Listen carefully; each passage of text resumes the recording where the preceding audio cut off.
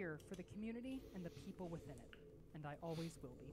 In the back of every content creator's Restream mind bit. is the desire to expand Welcome to and my grow channel. the brand and community across the internet, and I am no different.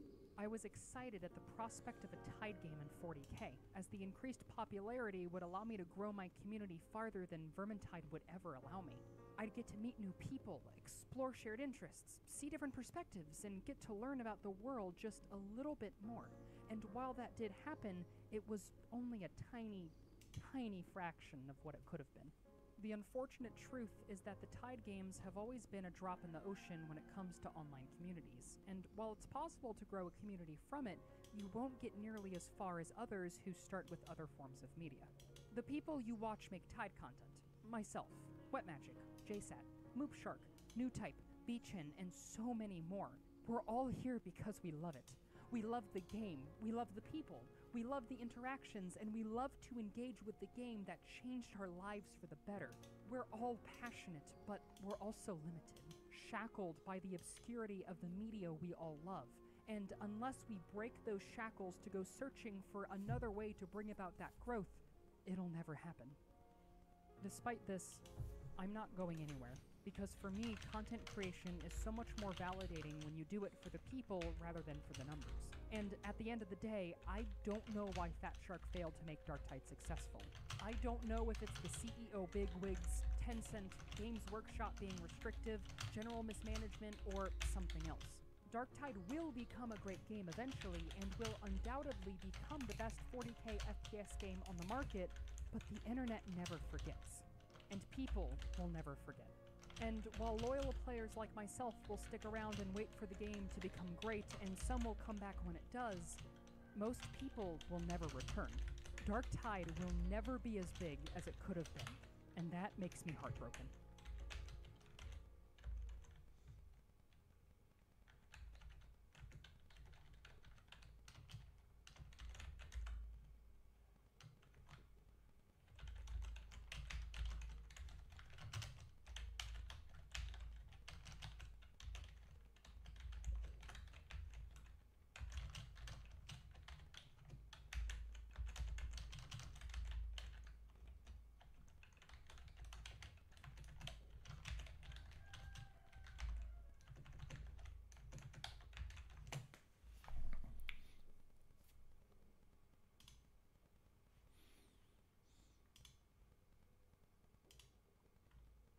S.W.Frost is now live streaming V Rising Tide no art offers please, and I totally forgot about D.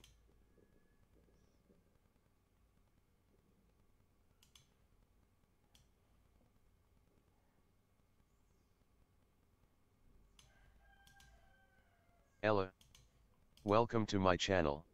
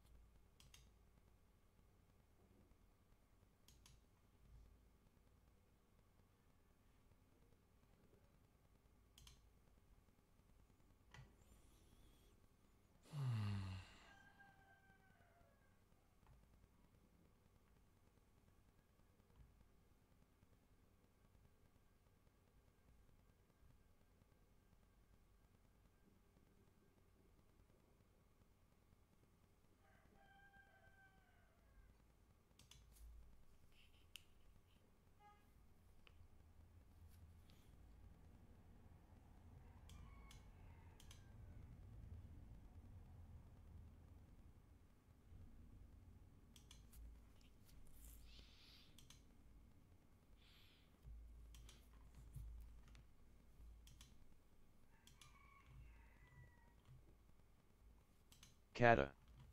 Welcome to my channel.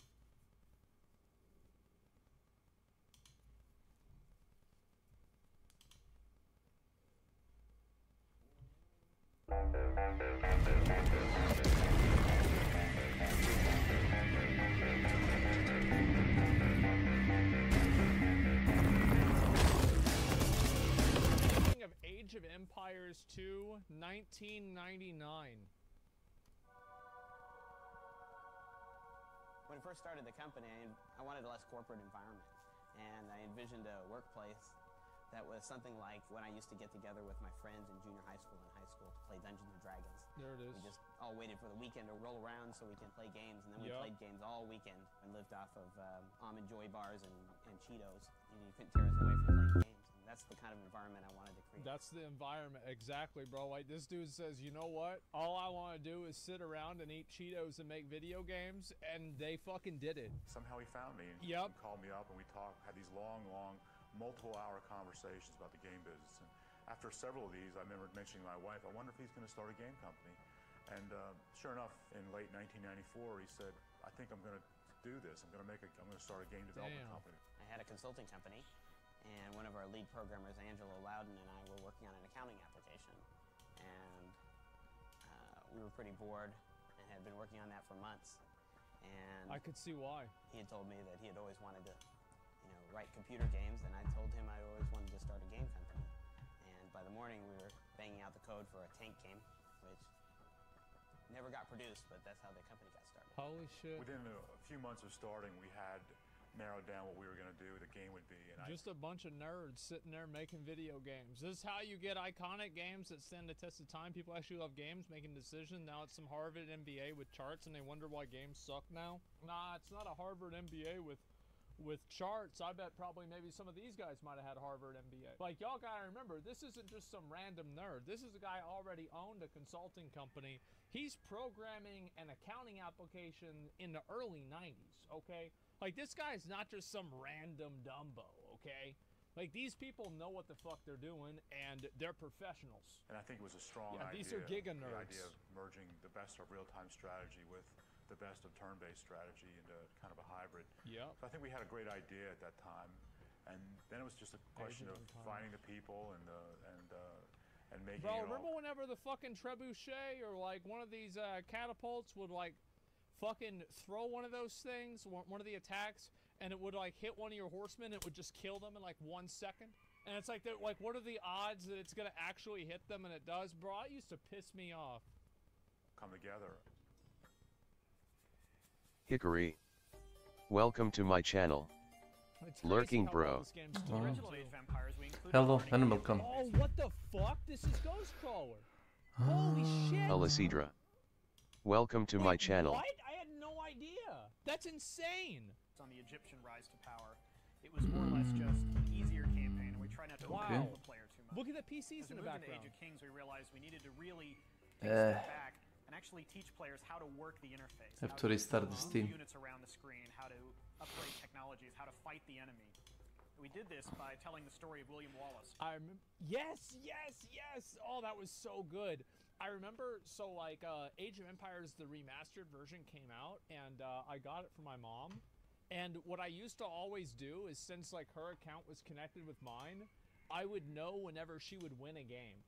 And whenever she would win a game, I would immediately go downstairs and be like, hey, because I know she'd be in a good mood. I'd be like, so, I was kind of hungry. Could you make me like a steak? And she's like, yeah, sure. Yeah, I actually just finished up a game. Yeah, so I'm like, oh, really? That's so convenient. Did you win? And she's like, yeah, I did. I'm like, wow, good job. Yeah, wow, you really got their ass, huh? Starting off the player with just a few military units trying to... Yeah, bro, like, she bought this game for me back in Like, I remember this game came out. I have the box, like, the cardboard box of Age of Empires 2, and, like, the expansion set for it downstairs. And I got this game whenever it came out in 1999. Break free of the English tyranny and gradually get more and more soldiers to build castles. And I learned more about William history Wallace from himself this to than help I you did from move school. on to victory. Our goal was never to let the player think that he was being taught, but to have a fun experience and learn how to play the game while they were doing it. Yeah. When we do the artificial intelligence for the maps, for the computer player to play against the humans, we have two things we need to balance. First is obviously the game must be challenging for even the best players. The second aspect is it has to be fun for even the newest players, so that if someone's mother or their 4-year-old kid are trying to play the game, they have to get an enjoyable experience. The computer player has to seem to put up a fight, but it still has to lose. Yeah. When the game player is more adept and really wants a challenge, we have to have the AI be as powerful as possible to take him out. Bro, the AI was so fucking aggro in this game too. Like, if you played it on like Omega hard mode, it was actually kind of hard. Because, like, they would rush you in, like, minute 3 or 4. Formations is a good example of one of the things that we came across when we were trying to make the game more accessible to casual players. Formations in most games are fairly intimidating. They have a lot of things that you have to do to be able to get your units into formations, and it's a pretty abstract concept. You really can't intuitively figure out what series of buttons you have to click on someone's user interface to get. Somebody said Robin Hood, cheesesteak Jimmy's, how do you turn this thing on, Marco Polo, all the OG cheat codes. Well, we've replaced cheat codes with microtransactions. Those are the new cheat codes. Instead of your cheat code being all your base R belong to us, now it's $14.99. Your units into a formation. So the approach that we took with formations was more making it entirely intuitive. Marco Polo was it unlocked the map, I think. Formations in our game, you select your units and tell them to go do something, they automatically go into the formation they're supposed to be in. It's much easier for people to understand, and it serves the purpose of the formation. Ensemble Studios is very different from other game companies I've worked at for a number of reasons that are not very subtle. One is the way that it's managed and organized.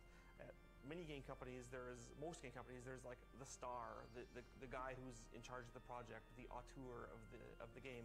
There's no stars here at Ensemble. The individual people here would be stars at other companies, but here we work as a team. We're all moved together on a project. Well, looks like their server isn't online. Able to make suggestions, improvements, be So look at me, I'm gonna be a host. Financial officers to the front desk personnel, we're all work together very closely as a team. Wow.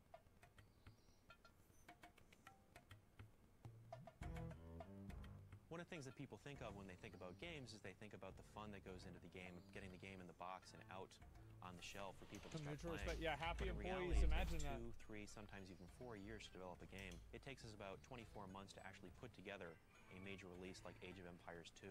Holy shit, they're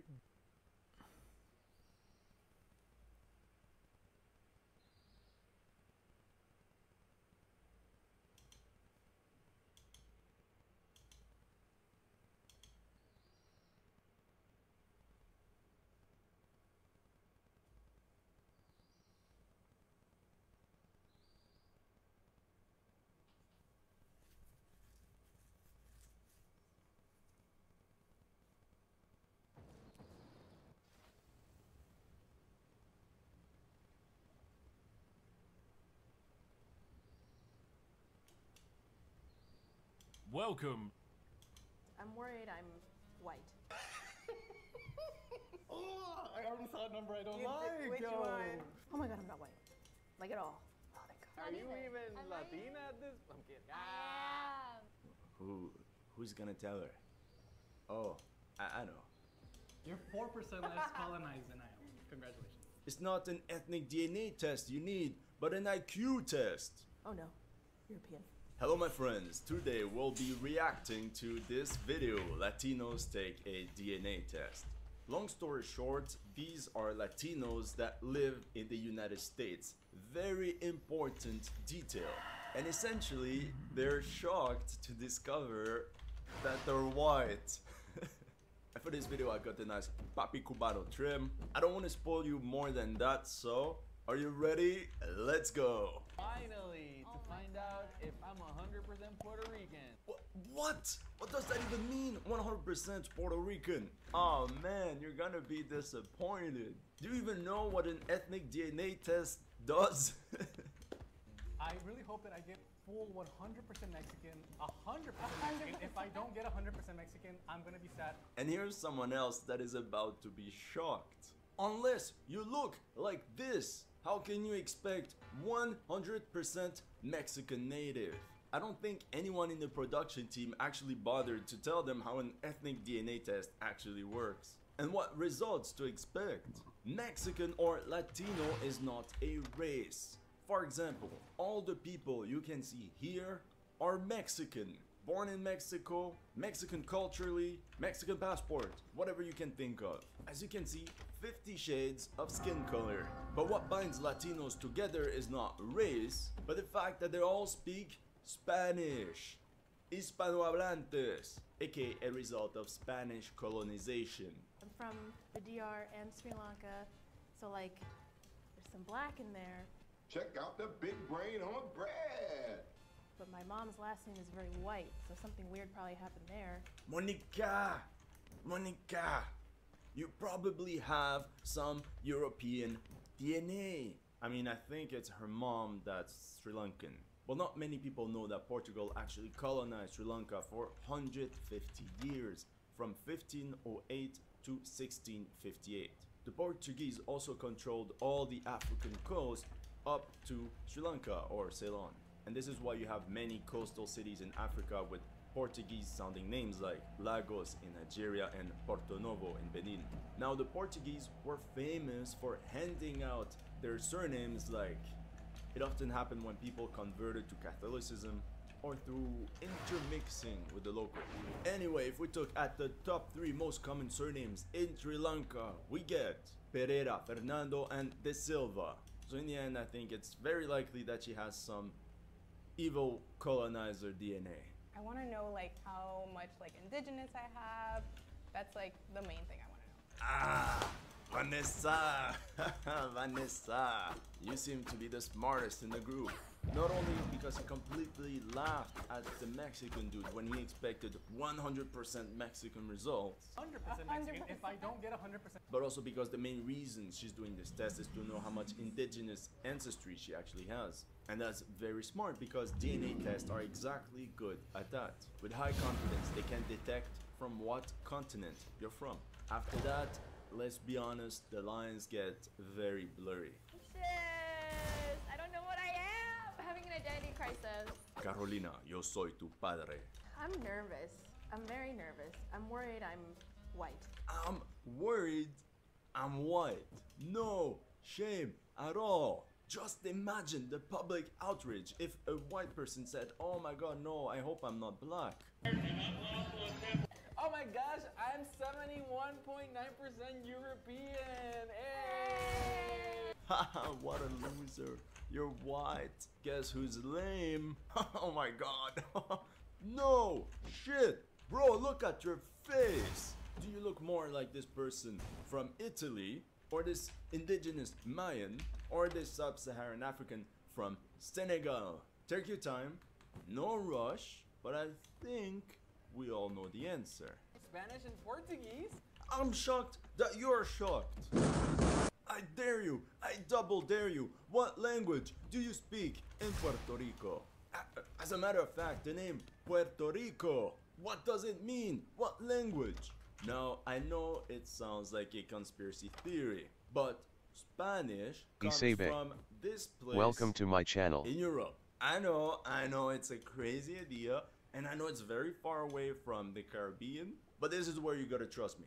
People from this place called Spain actually sailed all the way to Puerto Rico. Now, more seriously, you can see that the test combines Spanish and Portuguese together, Iberian Peninsula. And this shows the limitations of these DNA tests. For them, the two groups are so close to one another that they can't differentiate it. 0.3% Italian. No wonder I like pasta so much. Bro, everybody likes pasta. Any result with 0 point something percent is not to be taken seriously. It's more like a misread of the data. Some genealogists even go as far as to discredit any result below 2%. I'm very white DNA test. Excuse me, you say that this is a very white DNA test. I want to see your result. 3.2% Congolese and Southern East African. Let's go to the Congos. We're going to the Congos. Hey, come on. Goodbye for now. Oh no. Absolution is the Steven Seagal mega blockbuster hit movie where he showed the world that he still got it. I do. And by it, I mean a complete lack of self-awareness. Fuck you, bitch. It starts off with Seagal telling us a bunch of shit we already know. I've been a very bad man most of my life. Then proves it by making these two women watch one of his movies. This young lady, who looks terrified, brings Seagal in to meet with her boss at some agency that the movie can't be bothered to tell us. We have a situation. He needs Seagal to kill this male model who's gone rogue. He's very smart, and I think he can do it. It's murder, so of course he's in. I'll make him disappear. But just so we're all on the same page, no matter what happens. I'll come back and kill you. I just want you to know that. He's in a Seagal movie. Death would be a major upgrade. While checking out more glorious headshots, Seagal gets the good news that not only does he get to kill that guy, but also Ryu's movie career. Hey, Dalo. Together, they fly out to Seagal's homeland, and Seagal gets to work by blending in perfectly and not looking suspicious at all, using these tiny binoculars while wearing sunglasses at night. Even though that totally works great, he asks Ryu what's going on. How many? 2 cars, windows blacked out. Just to make sure that he knows. Then Ryu tells him former heavyweight champion Josh Barnett just went inside with a lady struggling to remember her lines. He's sick of Kamal. Like all of us, Kamal is becoming a real risk. While that sounds really stupid, it also sounds exactly like a Seagal movie, so fuck it, who cares? They're gonna kill everyone anyways. Barnett goes to warn the model that Seagal's outside and doesn't think they can see his giant van behind this little tree, even though he's directly in front of where they park their cars. He even waved to Seagal and is pretty sure he waved back. But he already knows because Seagal had asked to use the bathroom earlier when he first started casing the place. He tells him to get the f*** out. I'm not talking about that now. Because this isn't his first rodeo. It looks like CIA to me. And he knows the sooner he's killed, the sooner he's no longer in a Seagal movie.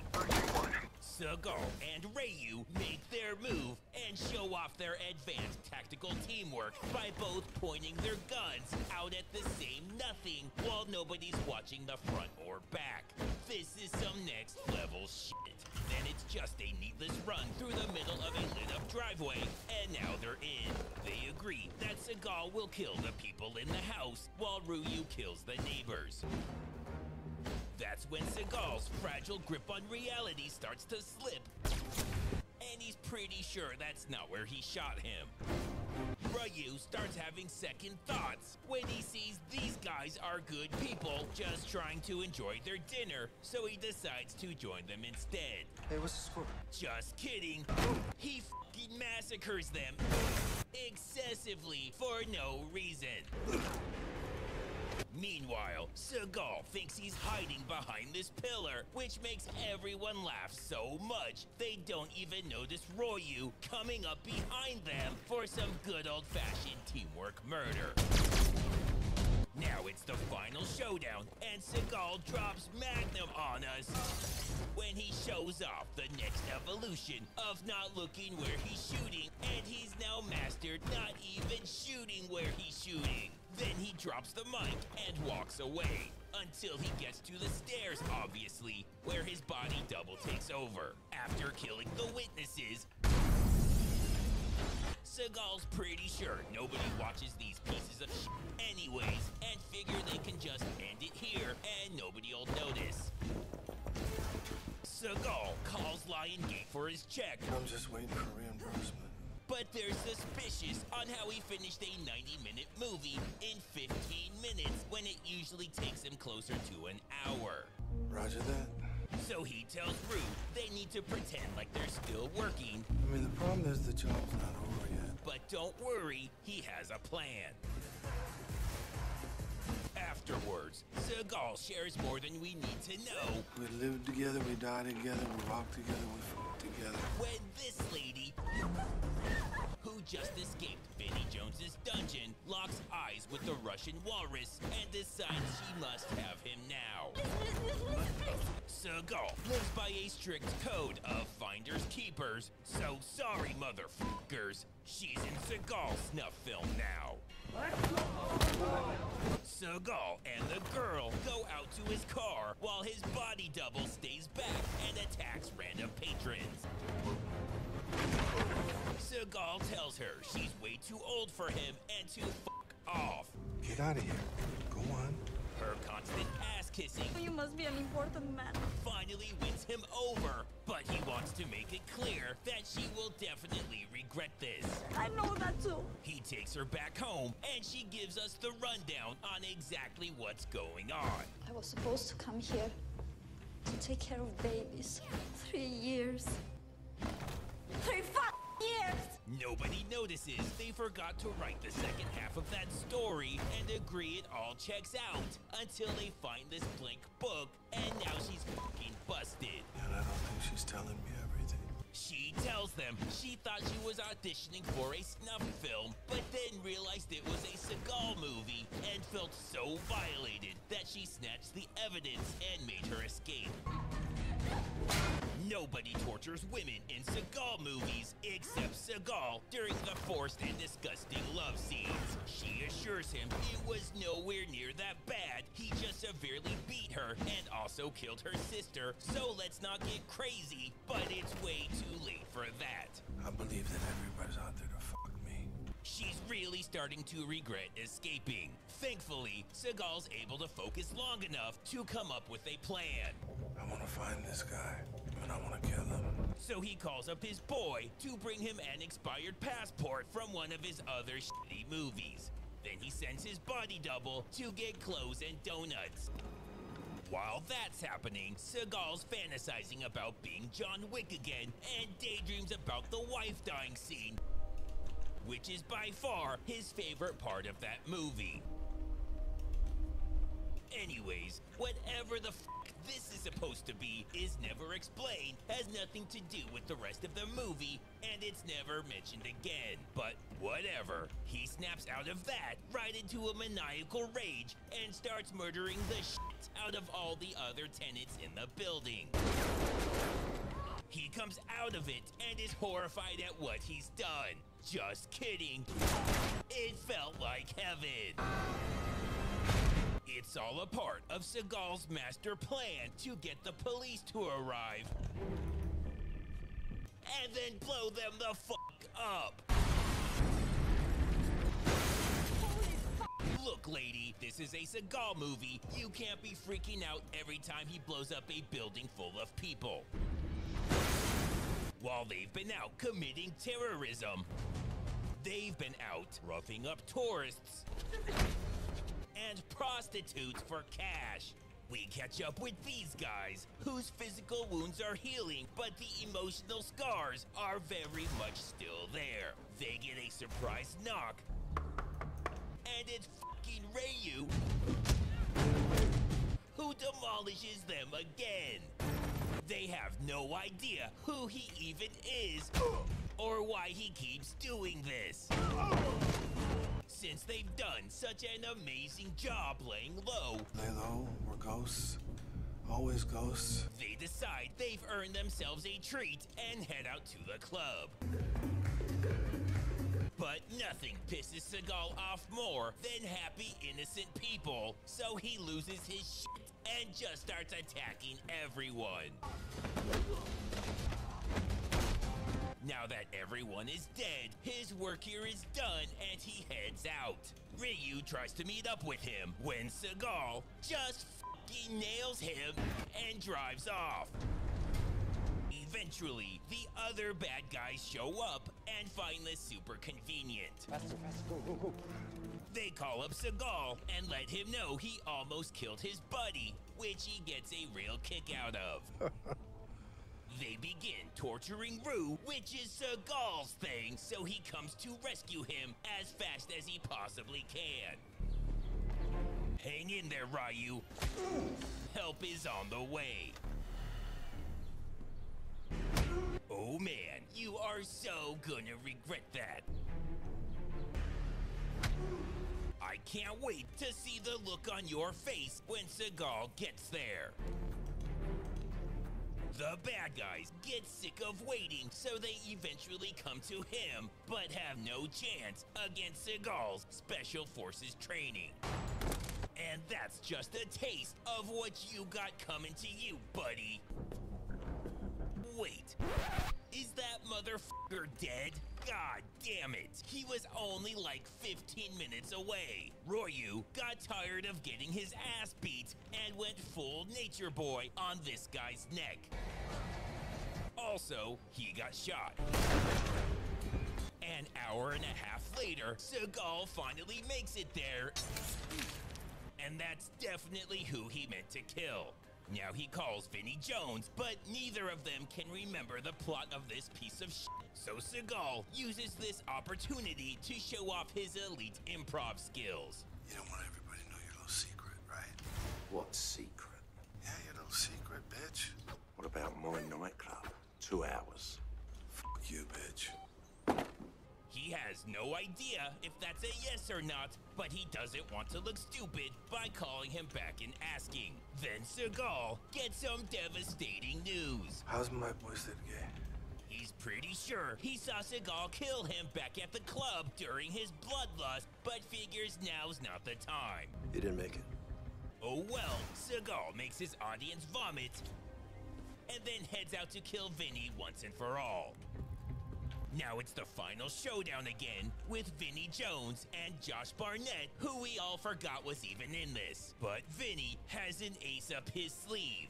This guy we've never seen before. Protected. Seagal says he'll fight the little 5'5" out of shape guy. And Ryu can fight the former UFC heavyweight champion. While Seagal expertly takes out this childlike man, Ryu is being a total bitch. After brutally killing whoever that was, now it's just Seagal and Vinny. What about up close and personal? But Seagal has an ace up his sleeve. More improv. Get up. Get up and fight, bitch. Vinny begs for him to stop. No more. Before throwing himself onto a spike, and he has never looked happier. Now it's over, and Seagal's pretty sure we'll be fine. Either way, who fucking cares? He has to get home to bang this poor sexual abuse survivor.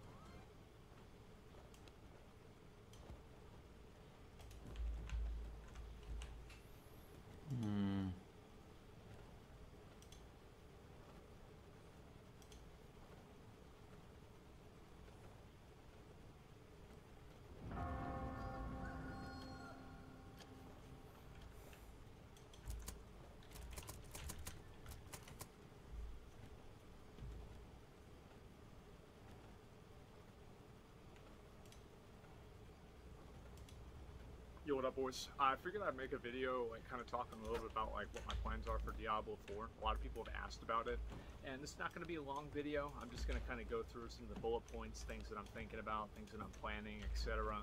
I think first thing is that, like, I don't really want to go, like, that hard on the game, and what I mean by that is, like, I don't want to play 18 hours a day. I only want to play 12. I think I want to really enjoy it and just take my time with it, and, you know, it's just... At the end of the day, it's just a game, and I'm trying to play it and have fun and enjoy myself, and that's really what my primary goal is going to be. I've watched, you know, now that the embargo is over, man, I've been watching some of these fucking videos with these Whirlwind Barbarians. Oh my god, it's going to be amazing. And by the way, it goes without saying, but yeah, I'm going to be playing a Barbarian on release. So, we're going to be doing that. I have very, very good faith that it's going to be one of the best classes in the game at max level. And I think, honestly, it's just something that's going to be fun. Now, how long am I going to play it? Am I going to try to go for, like, top 1,000 on the Lilith statue? You know, get my name written on Lilith's boobs? Probably not going to happen.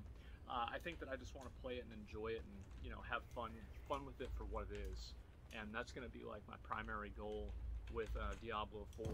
Now, I think that, like, I mean, really, this is something I've been doing for a while.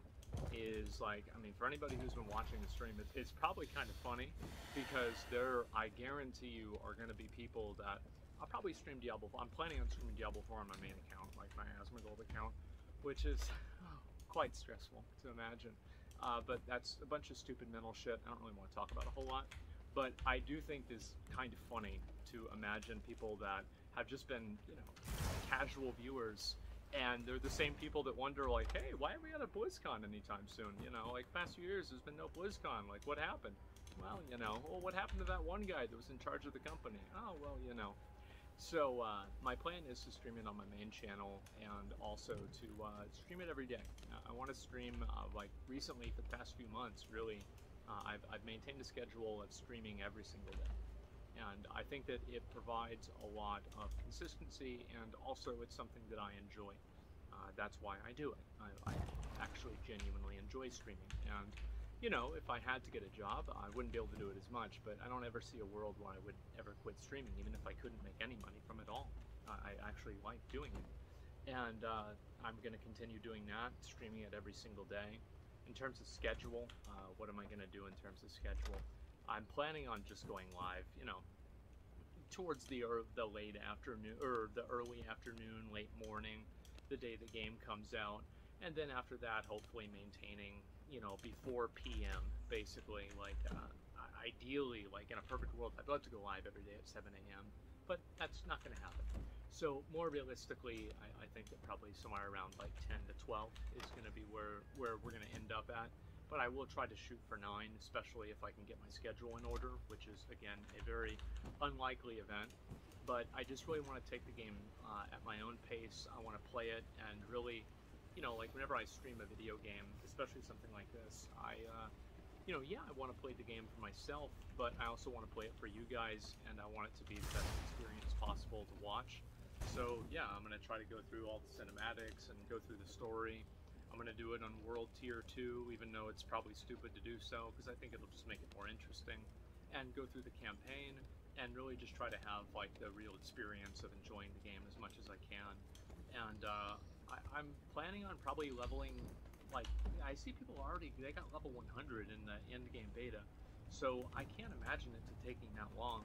So, you know, assuming nothing, like, overpowered was being used and it got nerfed, and, you know, level 100 probably takes 3 weeks or so, I think I'm going to get my Barbarian to probably like 95, somewhere around there, because, you know, usually it's an exponential growth curve. And I'm planning after that to maybe make like a Sorcerer or a Necromancer. I think Necromancer will be really fun and really cool, just because there'll probably be, like, I mean, I play Peely, right? Like, every class that has, like, pets and shit somehow is just completely broken in one way or another, and it'll be exciting to figure out how broken it really is. And I think Blizzard has all but confirmed that a lot of the classes are going to be broken on release, considering the fact that they're not even going to have leaderboards. So I think the reason for that is because they know they're going to be fucked, and they're going to wait for players to beta test the game until they actually get their shit together in probably Season 3 or 4. So I'm really excited for it. The beginning of a new game is definitely like one of the most exciting times of a game. I'm going to make my own clan in the game, and all that kind of stuff. I'm just really excited, honestly. I really am. I played Diablo 3. You know, it was so long ago, right? It was over 10 years ago now. But I played Diablo 3 religiously. I played it every single day. I made money off of Diablo 3. I remember, like, I sold multiple things on a real money auction house for $100. It was awesome. And, you know, it was a great time for me. And this is before I was a streamer or YouTuber or anything like that, right? I was just an idiot. And, you know, I really enjoyed that. I had a lot of fun, and so I'm really hoping the game's going to be fun and good. Is this going to be the new game that I never play any other game besides Diablo 4? No, I don't really think so. I think I'm going to enjoy it. It's going to be fun for a while. And then I have a lot of other games that I want to play too. You know, I promised Devil May Cry 5. I mean, what was it? Final Fantasy 16 comes out in June as well. It's like the 22nd or something. So, like, I'm going to play that whenever it comes out, absolutely. And Metal Gear Rising, Revengeance, and, you know, doing Vampire Survivors with, like, Twitch chat, etc. And you guys have sent me a lot of stuff from the P.O. Box, and about half of my house is filled up with it now. And so we're looking at a Lord of the Rings extended edition, a trilogy of unboxing for the P.O. Box. We're probably doing one every weekend for probably a month. Going through everything you guys have all sent me. Thank you, by the way, ahead of time. And I'll be opening all of that stuff live on stream too. And going back, you know, if I can not be a pussy-ass bitch and stay streaming on my main channel. I really just want to enjoy myself and do what I want to do, and pretty much do the same stuff I'm doing on my second channel now. But it does amuse me, the idea of people that had no idea I had a second channel and actually just thought I pieced the fuck out, and now I only make YouTube videos.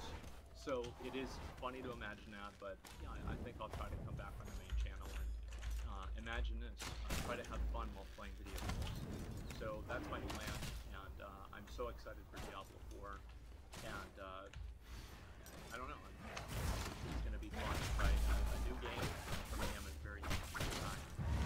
So because of that, sometimes the game is stressful, and it is a little bit, right? Especially if I'm planning on just playing all day, every day, constantly. But, you know, I'm going to really try to enjoy it as much as I can. So, I just wanted to make a video, give you guys an update. Barbarian, fucking whirlwind barbarian. I don't care how hard it is, it's going to happen, and it's going to work. And I am so fucking excited. It's going to be awesome, man. And going all the way to 95, maybe 100. I'm said enough about it. And then I'll hit 100, clear all the content, like me in 12 hours a day. And then we can fun watch videos like, you know, will Season 1 save Diablo 4? Is Diablo 4 a dead game? Is PoE 2 going to kill Diablo 4? I can't wait for it, guys. I'm super excited. So yeah, just want to make a video, give everybody an update. I haven't talked about it a lot the past couple of weeks, so I just want to go ahead and let you guys know what my plans are, and I'm really excited. See you guys later.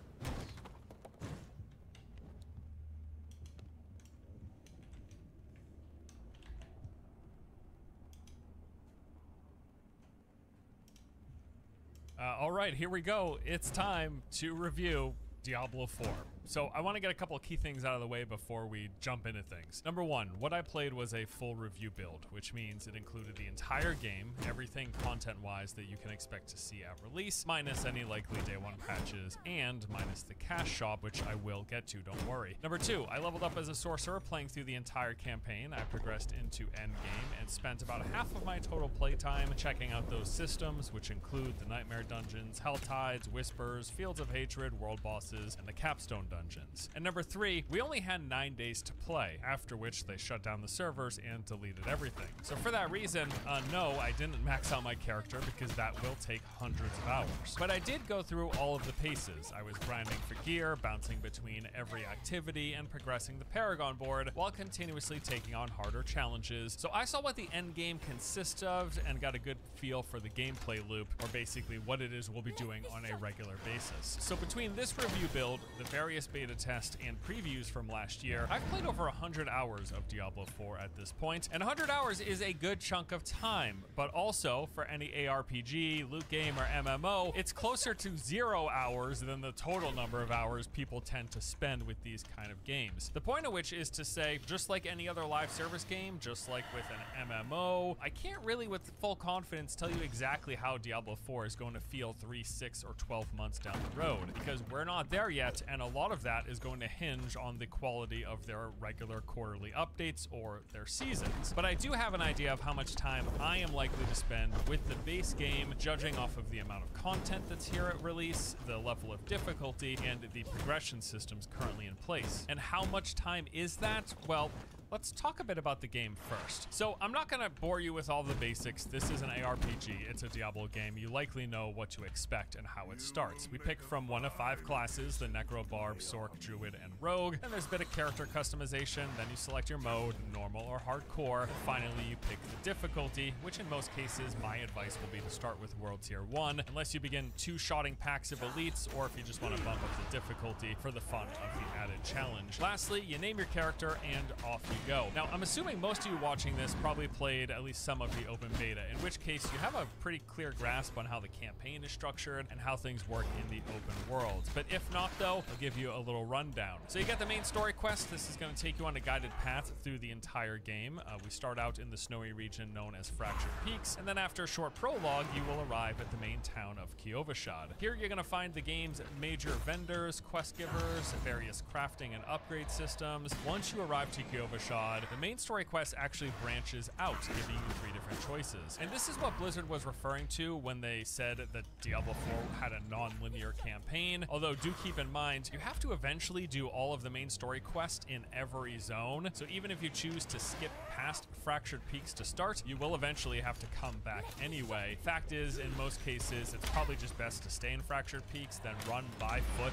all the way to the other zones. Really, the only reason I would see to leave Fractured Peaks after the prologue, if A, you have class mechanic quests that are over there, and you want to go get those because yes, they provide a pretty big boost to power, or B, if there's some like dungeon legendary aspects that you really want for your build early on and you can't wait. Otherwise, yes, it's probably best to just stick to Fractured Peaks, play through those campaign missions, and then move on once you finish them. So as you're doing the main story quest, which will have you following through the narrative of the game from one beat to the next, you're also just moving through the open world. And this, hands down, is one of my favorite aspects of Diablo 4. It's got a massive open world map with 0 loading screens as you move between zones, and you'll explore various biomes, checking out different points of interest with a bunch of different things to do. There are 5 distinct regions in the game, each of which have their own theming based off of some real world locations with unique monsters and activities. And this is actually something that I don't want to spoil to you. Like, I'm not going to give you a lot of the specifics of the interesting stuff I see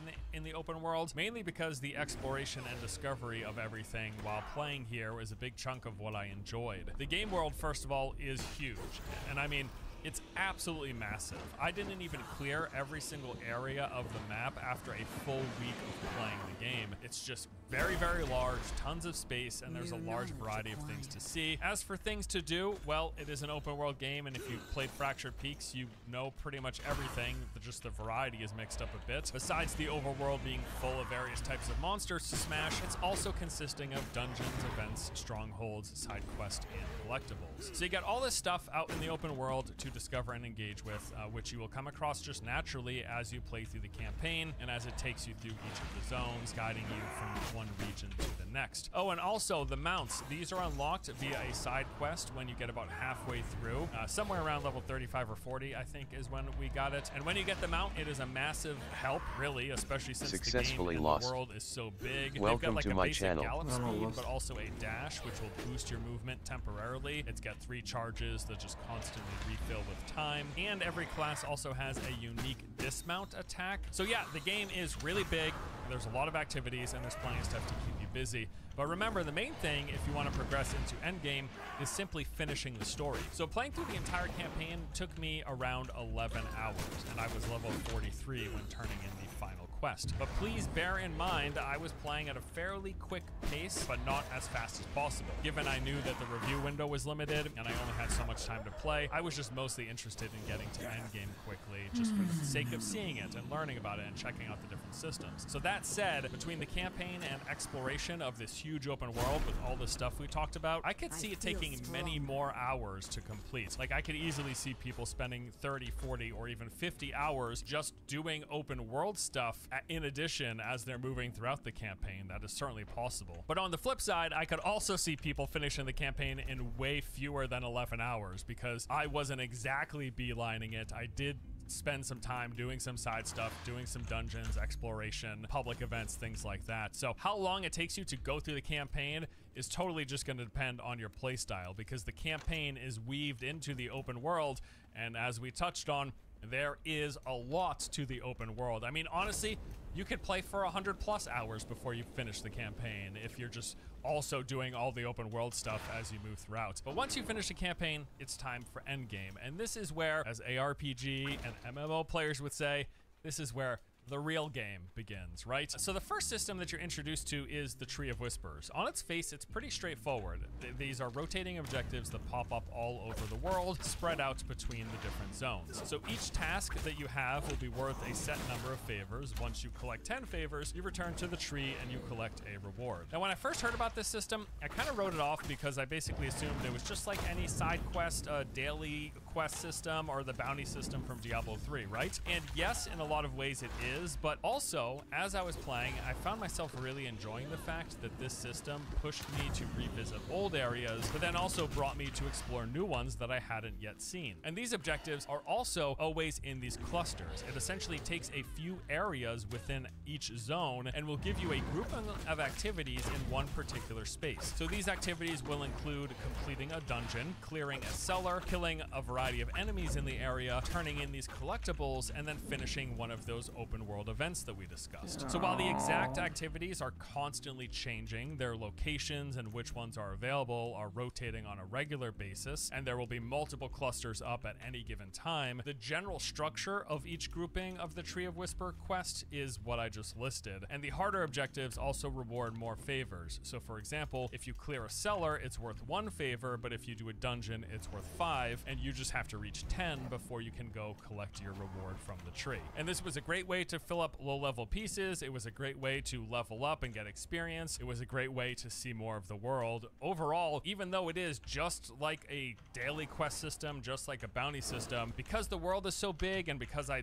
hadn't ever seen all of it, and because it was a good source of experience and a good source of filling up low-level loot pieces, I really liked engaging with it and constantly going out into the world, doing this cluster of activities, going back to the tree, getting experience, getting loot, then going out to another spot and just continuously doing this over and over again. So the Tree of Whispers is the first and only endgame activity that you can do immediately after clearing the campaign. The rest of it is actually locked behind World Tier 3, which in order to progress to, you have to clear the Capstone Dungeon. So the Capstone Dungeon is this set level activity that basically acts as a barrier to you progressing world tiers. Enemies inside have a hard locked level, which if you are too far below is going to be really difficult. So when I finished the campaign, as mentioned, I was level 43. The Capstone Dungeon to go from World Tier 2 to 3 is set to level 50. Now I tried immediately going in, but I just wasn't doing enough damage and enemies would kill me too quickly. So I spent a few hours doing those Tree of Whisper quests, leveling up, gearing up, and then once I got to level 50, I jumped back into the Capstone. And I'm gonna be honest with you,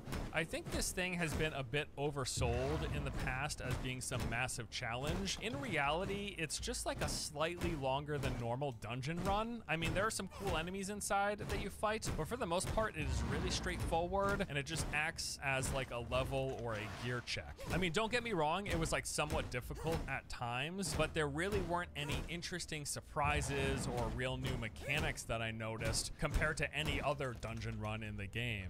Just kind of some like tough grouping of enemies at times. Although the boss fight was really cool, like a lot of the other boss fights in Diablo 4. I really enjoyed it. I'll definitely give them that. Speaking of which, I know I haven't really discussed boss fights thus far. For one, we're not going to be revealing them for spoiler's sake, like the names of the campaign bosses. But I will tell you this much, the big ones that are in the campaign, as well as the boss in the Capstone Dungeon, I thought they were pretty good, really interesting, both in the boss design and mechanic design departments. I just thought many of these were interesting, cool encounters that I really liked. Okay, so once you finish the World Tier 2 Capstone Dungeon, you then unlock access to World Tier 3, and with that, you gain access to the rest of the end game. And that is including the Nightmare Dungeons and Hell Tides, as well as when you're introduced to the Champion monsters, which add an extra level of challenge with their new affixes and resistances. And this is when you're going to start seeing sacred and unique items dropping. So sacred items are just like higher item level versions of everything below legendary, whereas the unique items are altogether different.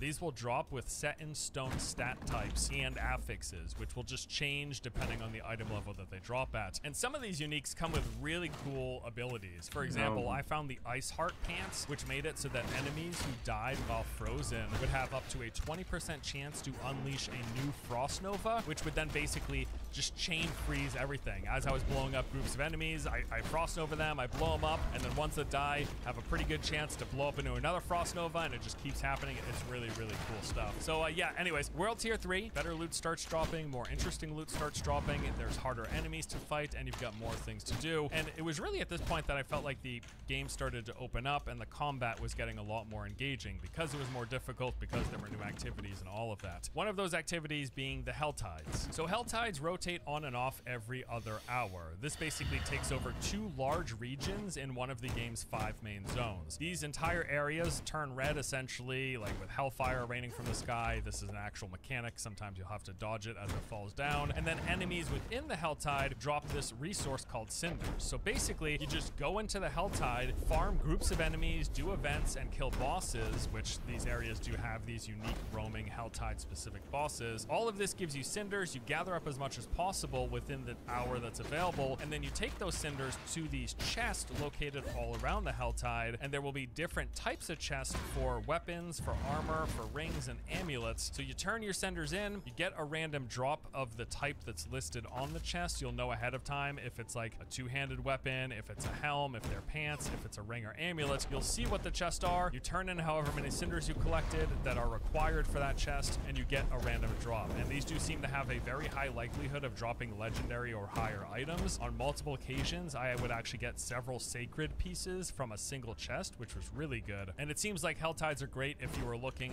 for specific legendary or sacred aspects for your particular build, as it lets you turn in exactly for the type of gear that you're looking for. You just have to find the right chest within the Helltide. And sometimes if you are really lucky, an area can be both within a Helltide and also have Tree of Whisper quests located in there at the same time, in which case you're just getting like a ton of value from farming in that particular area. Great opportunity when those things sync up to farm a bunch of gear. It's really cool, really cool. And next up are the Nightmare Dungeons, and this is really like the bread and butter of Diablo 4's endgame. It is the one main activity that has an ever-increasing difficulty as you continuously unlock higher and higher sigils, which are basically like keys that open up the Nightmare Dungeons. And these higher levels push enemy monster levels higher and higher above the max character level of 100. This is the progressive difficulty thing that you'll be working on as you continue leveling, gearing up, and powering up. You're just trying to push higher level Nightmare Dungeons. That's like the main goal, basically. So how does it work? Well, it's pretty simple. You will start off getting random low-level sigils. You'll just get them as you play after you progress into World Tier 3, and this will grant you access to a Nightmare version of one particular dungeon in the game. So the Nightmare variants will add a bunch of modifiers, changing things up a bit. There's going to be some sort of buff for your character, like sometimes it'll increase a certain type of damage or increase your attack speed. It'll increase your resistances, making you more tanky. But then also, there are going to be more enhancements for the enemies, making them tougher, making them deal more damage, even in a lot of cases, making them explode when they die or leave pools of damage on the ground. But the most interesting thing is that these will also sometimes add an additional dungeon mechanic. So this includes something like the Drifting Shade, where you'll get this little shade that chases the player, exploding when it reaches them. This will deal damage, but then also create a field on the ground that dazes if you walk into it. Or there's this rock pillar that will follow closely behind you the entire time, pulsating damage whenever it gets close. Sometimes there are ones that will have lightning strikes periodically come down, and you have to get under this floating artifact in order to prevent the damage. Or there are ones that will have portals open up and constantly streaming in new monsters. The main point of doing these Nightmare Dungeons is to, beyond dropping loot at the end of them, to upgrade the glyphs for your Paragon board, which brings us to the Paragon board. Upon reaching level 50, you stop gaining new skill points and start progressing the Paragon board. So for every level, you unlock 4 new Paragon points to spend on your board. This board is basically an additional layer of character power progression outside of gear. So you begin with your class's starter board. This is set, locked in place, and you start at the bottom and work your way up. There will be a bunch of normal nodes that will add minimal increases to things like strength, intelligence, willpower, or dexterity. Then also magic nodes that provide stronger boosts to various different stat types. There are then rare nodes that provide even more powerful boost, and legendary nodes, and these basically act like additional pieces of gear as they reward what amounts to something equivalent to a legendary aspect. And then also dotted all throughout these boards are these empty glyph slots. You're gonna play, glyphs are gonna drop, and these things provide pretty big modifiers and enhancements basically to any of the nodes within the range of the glyph. So depending on the glyphs that you have, you'll have different glyphs that do different things, and if you find ones that are good for your build, you'll slot them into one of the empty glyph nodes on the Paragon board, and they're going to provide a really good boost to all of the nodes that surround them. And these are really strong enhancements. As mentioned, they can be further powered up by running those Nightmare Dungeons. So once you get a glyph that you really like and that's good for your build, odds are you're going to want to spend some time farming the Nightmare Dungeons specifically to level up the glyph. In a lot of ways, it's pretty similar to what running Rifts was in Diablo 3, which you were doing to level up gems. You're running Nightmare Dungeons in Diablo 4 to level up Paragon glyphs. All right, so a couple more endgame things we're gonna touch on. First up, the world bosses. If you fought the world boss in Diablo 4's open beta, you know exactly what to expect with these. The boss will periodically spawn into the game. You're gonna get a 30-minute warning before they show up. You go to the area, fight the boss, and collect the loot. So in the open beta, we fought Ashava the Pestilent. In the review build, I fought Ashava the Pestilent, and that was it. In all my time playing, I actually saw the world boss spawn 3 times, and every time, because I was unlucky, it was Ashava. Now, at the very least, there was some variety here for me because Ashava was located in other spawn locations. There will be set essentially boss arenas located around the map. So I fought Ashava, not in the Fractured Peaks at least, but I just kept fighting Ashava. I didn't see anyone else. Fortunately, Liam was playing as well and fought the other bosses, so we know what they do. First up, there's Avarice the Gold Cursed. He's got various melee attacks, slams, and AoEs. He would stomp on the ground and puke, which you would have to dodge. Occasionally, then he would teleport away and slam in when he teleports back into the arena. And then also he would form up these statues that occasionally would burst into these golden AoE pools. This boss was actually pretty straightforward and seems to be the least interesting of the world bosses in the game. And then there was Wandering Death. When he shows up, he's got this sound wave attack in which he would push it out and then summon it back towards him, damaging anything in this path. Would also summon up these large tornadoes that would spin around the arena. He had this charge up beam attack, which he would shoot out of both hands while spinning around. This was really cool looking, honestly. All of this just got progressively more intense to the point where eventually the boss was shooting out 3 of those beam attacks, which I thought was really cool looking. And that is actually it. Ashava, Avarice, and Wandering Death, as far as we know, are the only 3 world bosses that are in the game at release. So this is a bit of a disappointment here. One of the handful of disappointments I have with Diablo 4. I'll also say I was hoping that the other world bosses would have some more interesting mechanics, but everything seems pretty straightforward. Liam was able to solo the 2 additional bosses. None of these bosses seemed particularly challenging. It seems like the hardest part about these world boss fights will just be you dealing with the other players in your instance, scaling up the health of the boss, and if they don't carry their weight, that's going to be a bit of a pain. All right, and the final big endgame activity are the Fields of Hatred, or basically the PvP zones in Diablo 4. There are 2 of them in the game, and I'm going to be honest with you, I'm a little disappointed because they are relatively small. The basic mechanic is really straightforward. There are these 2 Fields of Hatred. You go there, killing enemies or bosses or doing events in the region will drop these shards. You collect the shards, and then there are basically these extraction points. There's like 3 or 4 of them in each one of the PvP zones. They're located on the corners of the map. You go to the extraction point, dump your shards, and then after some 45-second timer, the shards turn into red dust, and then you're able to use that red dust as a currency for vendors that sell cosmetics and gear. There's like a gambling vendor version of the PvP currency. So that's the basic system. And then of course PvP happens within here. Unfortunately, during the review build, there wasn't a lot of PvP that took place, so I am reserving final judgment. I mean, obviously the fact that I didn't actually get to experience PvP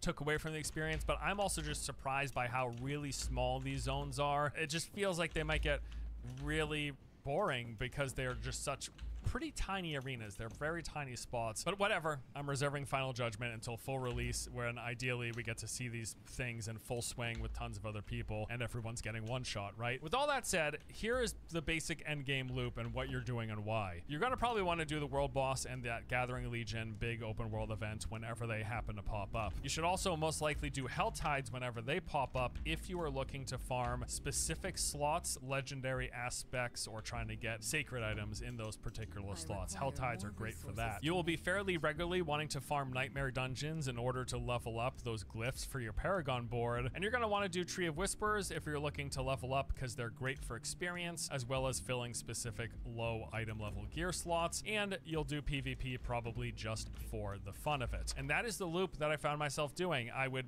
when I felt like leveling up, I would do Tree of Whispers, or if I just wanted to explore and fill up empty low level gear slots, I would do Tree of Whispers. Whenever I saw the world boss or Gathering Legion, I would go do that. When Helltide was up, I would go do that, and I would just then, when Helltide or the World Boss / Legion event wasn't up, I would rotate between Tree of Whisper farming, Nightmare Dungeon farming, and going into the PvP zone, and as I just said, seeing nobody, unfortunately. So one big omission from the review build was the shop. They didn't have the shop in the game, but they did send us press kits that had screenshots as well as some B-roll of what the shop will look like with what they are saying is the exact prices they plan to launch the shop with. So how does it look? Well, the premium paid currency that you can buy ranges from costing up to $2 to up to $100. From $2 to $10, every $1 equals 100 currency. And then once you reach that $25 bundle, that's when they start adding those bonus free currencies in addition to the 2,500 that you would have got otherwise. And the point of this, of course, is to try to incentivize you to pony up to spend for that $100 bundle, as that is the one that gives the greatest amount of free currency, or the best value, as it is often called in these cash shops. So the cosmetics that we saw ranged in price from $13 for this Dress to Kill Rogue set, all the way up to $28 for the Wraith Lord Necro set, and $28 appears to be the highest, most expensive cosmetic set that I saw in at least what they showed us. And there's everything in between, a mix of variety of combinations with different cosmetic slots. Some of them will even include things like emotes and markings for your character. And then there was also this thing called an add-on that you could purchase.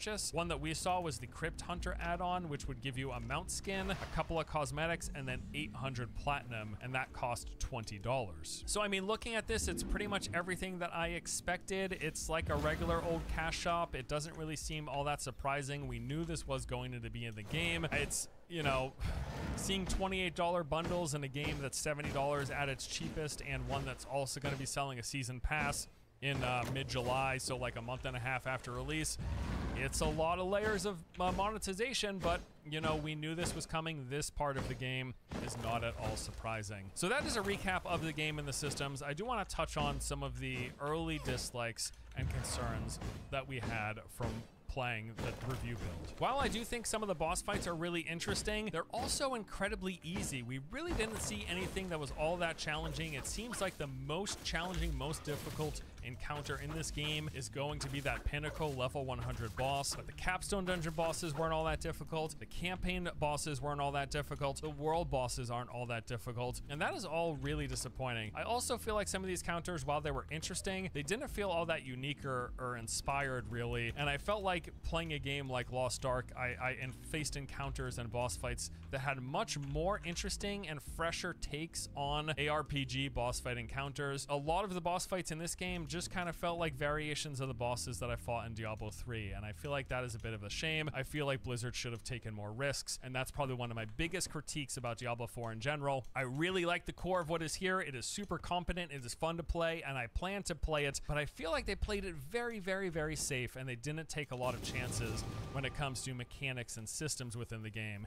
They just built a good feeling ARPG. They made it open world and MMO light, shared world, which I love both of those things, but it doesn't feel like it's really pushing the boundaries outside of that structure that they've built here. Some of the content in the game with things like the strongholds and the campaign bosses, they don't have ways to replay them really, like they don't reset, making them repeatable, which is a shame because they are some of the cooler things in the game. I would love an opportunity to replay strongholds and fight campaign bosses again, because both of those things are enjoyable to engage with, but we only get to do them one time around. Feels like the scaling is a bit wonky. A lot of people kind of complained about this a bit in the betas, but it's true for release as well. You'll basically fluctuate between things being incredibly hard but way too easy, all depending on the gear that drops. Maybe that's just working as intended because this is a loot game, but the scaling and the difficulty of things does not feel consistent and smooth.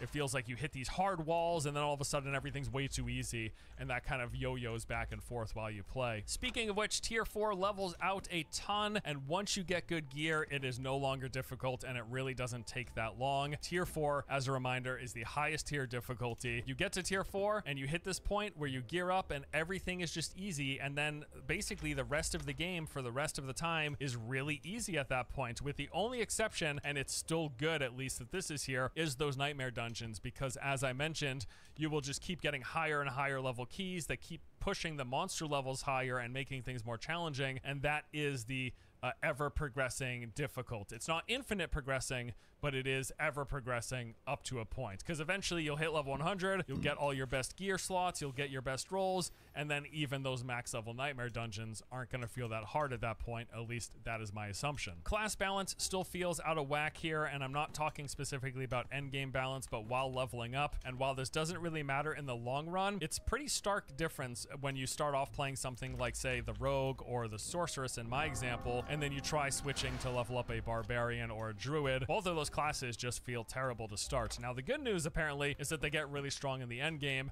but it would be nice if they didn't feel so underpowered in the leveling process. So now, after going over everything, talking about Diablo 4 content, talking about my experience in the review build, what I liked, what I didn't like, how long do I think I will be playing Diablo 4? Well, my guess is it's probably gonna take about 2 to 3 weeks before I am geared and leveled up enough to clear the hardest content in the game, which is moving through those nightmare dungeons that will scale up, right? And then eventually taking on that level 100 boss itself, which is what Blizzard has said is basically the pinnacle PvE challenge in the game at the moment. Now, there is, of course, a never-ending amount of loot that we can grind for as you search for perfect rolls and the highest end range values for various attributes and affixes on every piece of gear. But for me, typically, once I am geared to the point where I can clear the hardest or close to hardest content in these games, I'm pretty much satisfied with what I've seen. So yeah, my guess is that's going to be in the vicinity of 2 to 3 weeks, maybe up to 4, depending on my daily playtime. After which, you know, we could extend the amount of playtime if I'm screwing around with friends in PvP, or if I decide to level up a new character, which then would add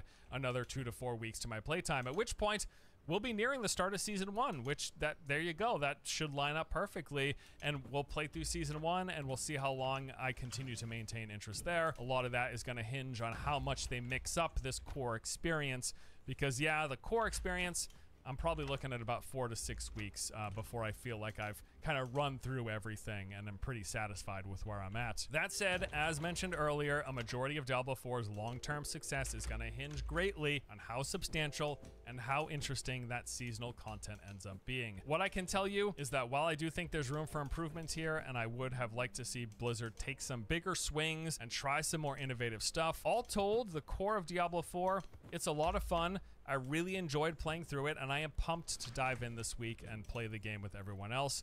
I do have some critiques, but ultimately, the worst part about playing the review build last week is when the servers went offline, because I just wanted to keep on playing, and for me, that is a telltale sign that I enjoy a game. That's gonna do it for me today. Thank you all for watching. Hope you enjoyed the vid. I'll see you next time.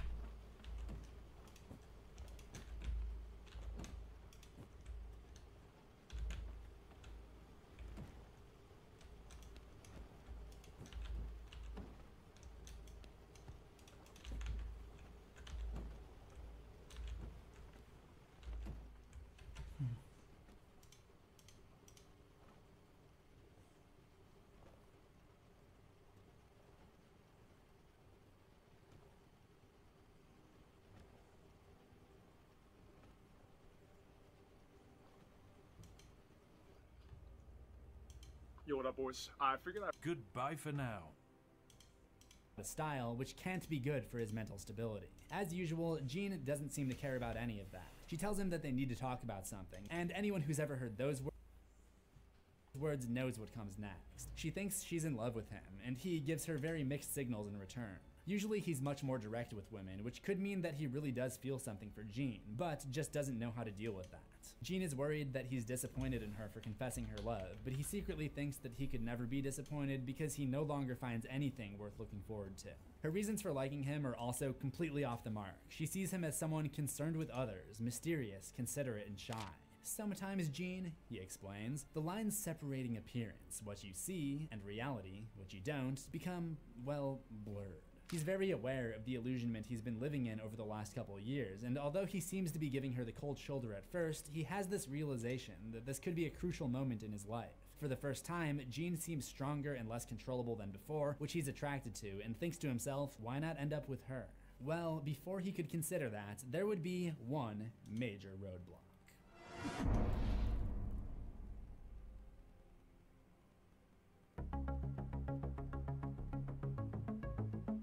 Sometime after he turns 29 in October, Patrick Bateman gets some news from Jeanette. She's pregnant, something that's kind of surprising because he's been very particular about contraception in the past. On December 20th, they argue about if they should carry forward with the pregnancy, which results in Jeanette getting a black eye. The next day, he gets his way, and Jeanette is sobbing the entire car ride to the abortion clinic.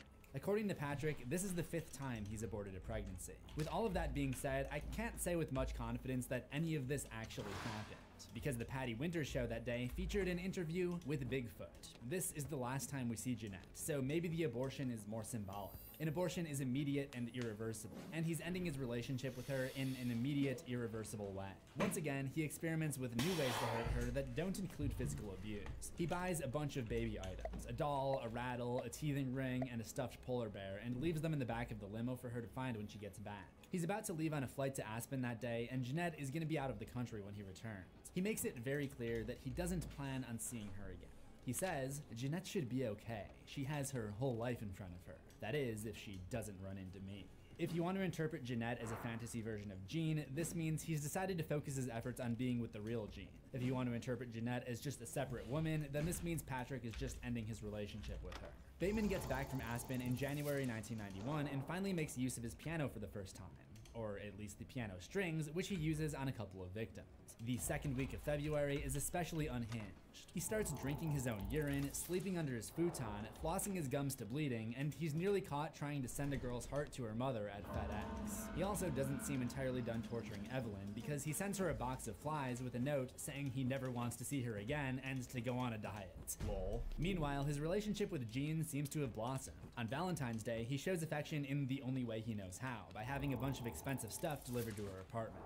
The shipment also includes hundreds of white roses.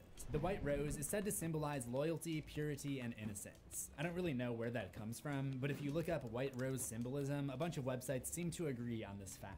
Of course, none of these characteristics apply to Bateman whatsoever. Is he attracted to these qualities in Jean, or does he have a desire to clean up his act? Time will tell. That morning, he also has his maid come in and clean up a bloody mess in his apartment. I'm guessing this is not real. Or maybe this maid is just incredibly subservient.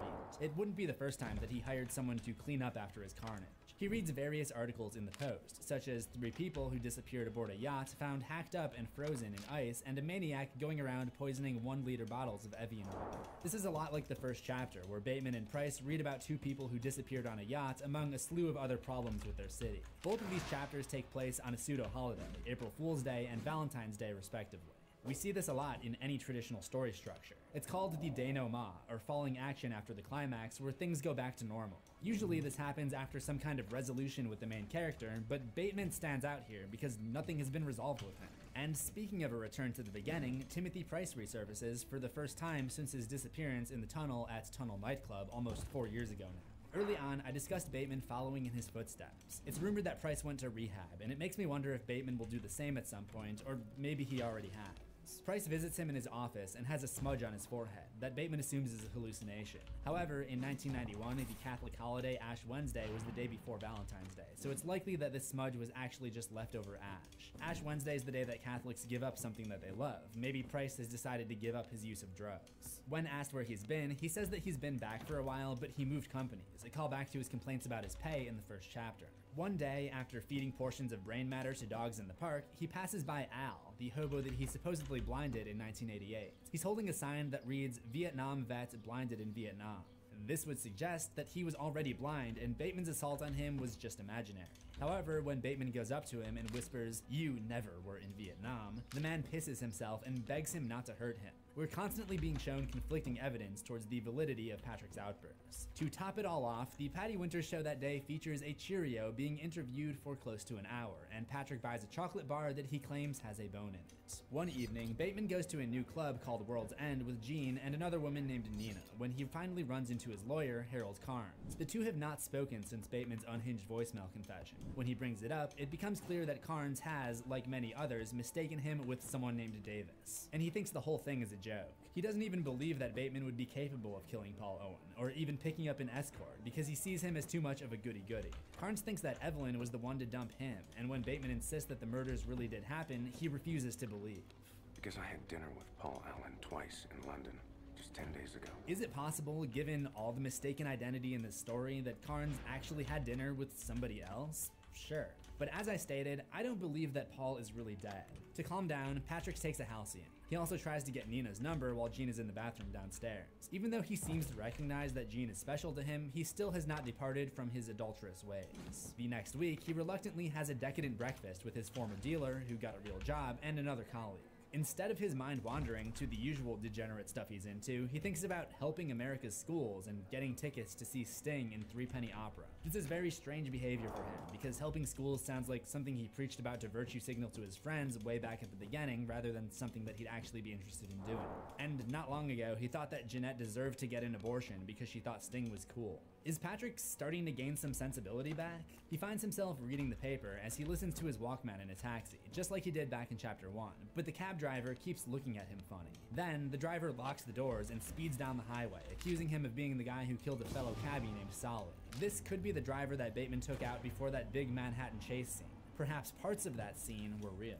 Ironically, he's finally been correctly identified, and it's by a nobody. The cab driver is holding a gun and robs him of his Rolex watch, his wallet, and his expensive sunglasses, knowing that he can't go to the police, otherwise the driver will just rat him out. There is no reward for turning in Bateman, so he's able to steal his stuff without repercussion. This is the first consequence that Patrick has ever paid for his actions, and it isn't much. However, he does lose his expensive material possessions, which are part of what makes him feel powerful. Before speeding off, the cab driver calls him a yuppie scumbag, which makes Bateman choke up a sob. He's supposed to have power over blue-collar people like a cab driver. All in all, the emotional damage to Bateman's ego probably ends up being the worst part of this ordeal for him. His insurance pays for a new gold Rolex, but his mind continues to deteriorate. He believes his ATM machine is speaking to him with weird messages, and a park bench followed him home for 6 blocks and spoke to him. He spends the morning making a necklace out of a girl's vertebrae and wearing it to watch adult tapes, but he still returns to his usual debauchery. One Friday, a group of guys including Price, McDermott, Goodrich, and Farrell go back to the first bar that we ever saw Bateman go to, Harry's, and American Psycho comes to a close with the guys debating where to get dinner reservations as everyone bombards Bateman with questions of men's fashion and other useless topics that he's made himself an expert in. He wonders if he's become a fitness junkie, certainly an ironic thing for an actual junkie to be worried about. His favorite group is now the Talking Heads. It's a relatively normal topic on the Patty Winter Show. Does economic success equal happiness? The answer from the guys is a resounding definitely, even though there's been no shortage of scenes lately with Bateman crying and depressed. We see him lose track of the calendar once more when scenes from President George H.W. Bush's inauguration come on screen, which Bateman thinks was earlier in the year. The inauguration took place in January 1989, and it is now early 1991. He also says he's 27 years old, even though he's 29 now. I think I'm gonna say the same thing. I got scammed out of 2 years during COVID. They debate the pros and cons of President Bush, and conversation eventually shifts to work. The Fisher account is no longer the hot commodity, now the guys are more interested in the Shepard account. He sees someone who looks like Marcus Halberstam paying a check. Above one of the doors, there's a sign that reads, "This is not an exit," which references the Jean-Paul Sartre play, No Exit, in which the characters are trapped in a room that represents hell. Bateman may go on going through the motions of his life, and probably will never face time for his crimes, but he'll always be crushed under the weight of his vices. However, the end of American Psycho is not the end of the Patrick Bateman timeline, so to speak. And no, I'm not talking about the atrocity known as American Psycho 2 All-American Girl, where a little girl kills him with an ice pick and all of his crimes are exposed. No, if we're going by the canon, there were a few details about Bateman's life and all of his crimes are exposed. Psycho 2 All-American Girl, where a little girl kills him with an ice pick and all of his crimes are exposed. No, if we're going by the canon, there were a few details about Bateman's life documented in the American Psycho 2000 emails, a viral marketing campaign used to promote the release of the movie adaptation of American Psycho. In our world, these emails were written by the movie marketing team, not Bret Easton Ellis. However, they were approved by Ellis, so some fans consider them canon. However, it is possible that these emails are more of a sequel to the movie than the novel, because they use movie variations of the character names, like Paul Allen instead of Paul Owen. But it's easy to chalk that up to the fact that these emails are supposed to promote the movie. And other than that minor detail, the emails do better fit the timeline of the novel because despite being set in the spring of 2000, they fill in details about what happened to Bateman right after the events of the book in 1991. Plus, they do make references to details that are only in the book, like Bateman's grandfather owning a property in Connecticut and Courtney moving to Arizona. So it's understood that this is supposed to be a follow-up to the book. The emails describe Jean being there for Patrick at his lowest point, and by fall of 1991, she is pregnant with their first child. Even if it wasn't her initial intention to date Patrick for his money, she does grow accustomed to being rich pretty early on. At some point, they do get married, and in early to mid 1992, at the age of 30, Patrick Bateman would become a father.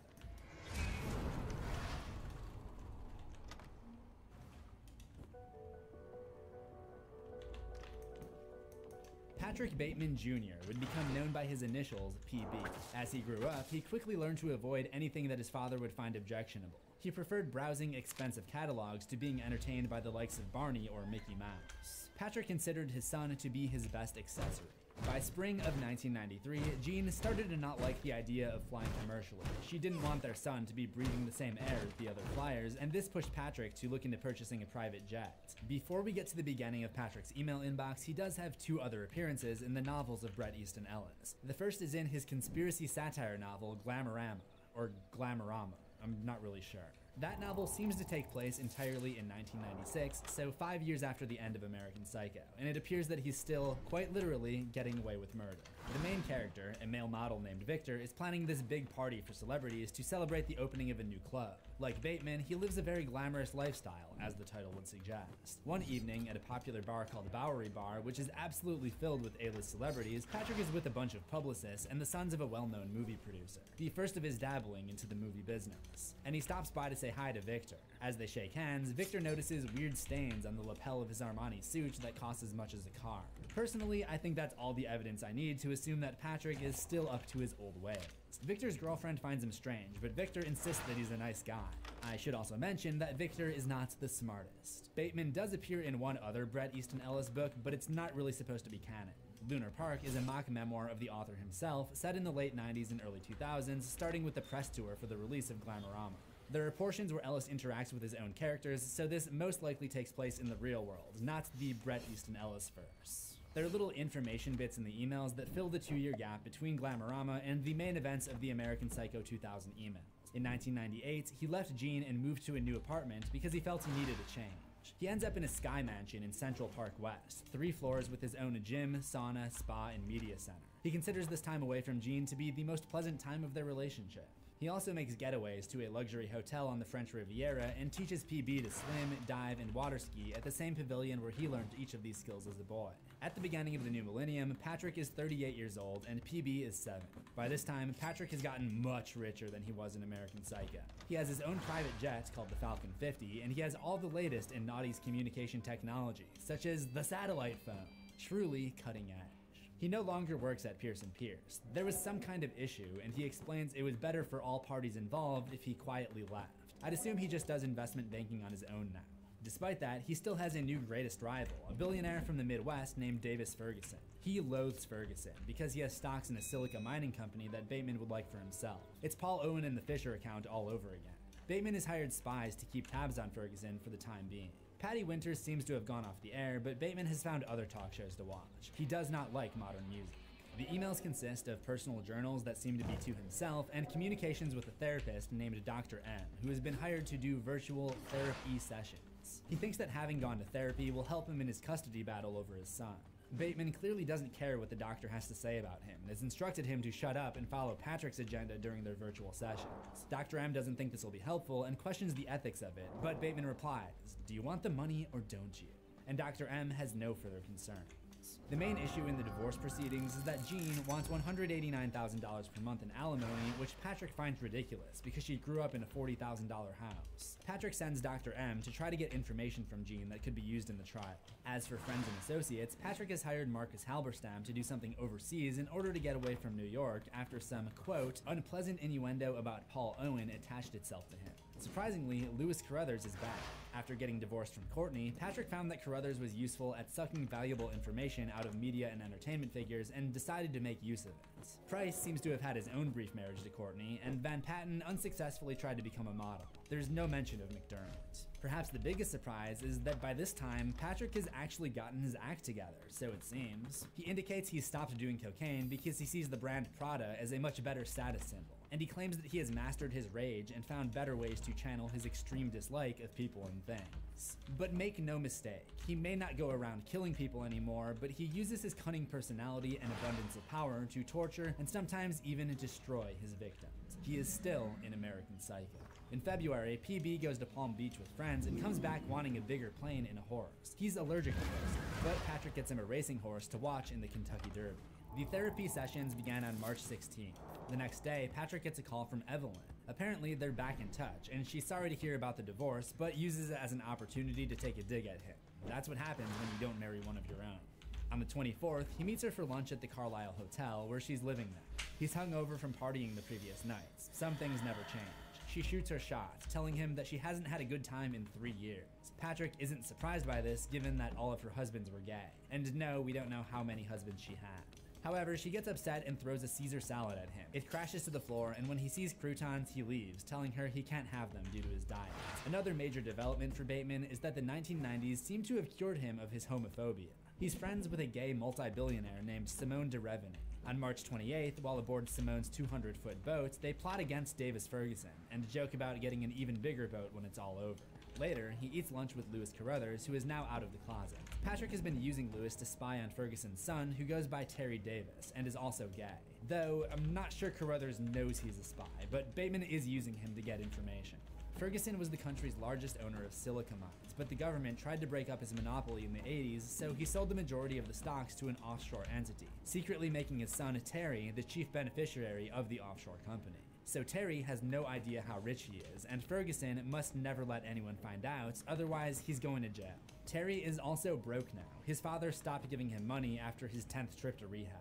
Because of this, when he received a lunch invite from the multi-billionaire Simone de Revenue on March 31st, he accepted, and Bateman watched the entire encounter from a nearby table. Simone handed him an envelope proving that Terry is the legal owner of the Trey Corporation, which is worth $2 billion.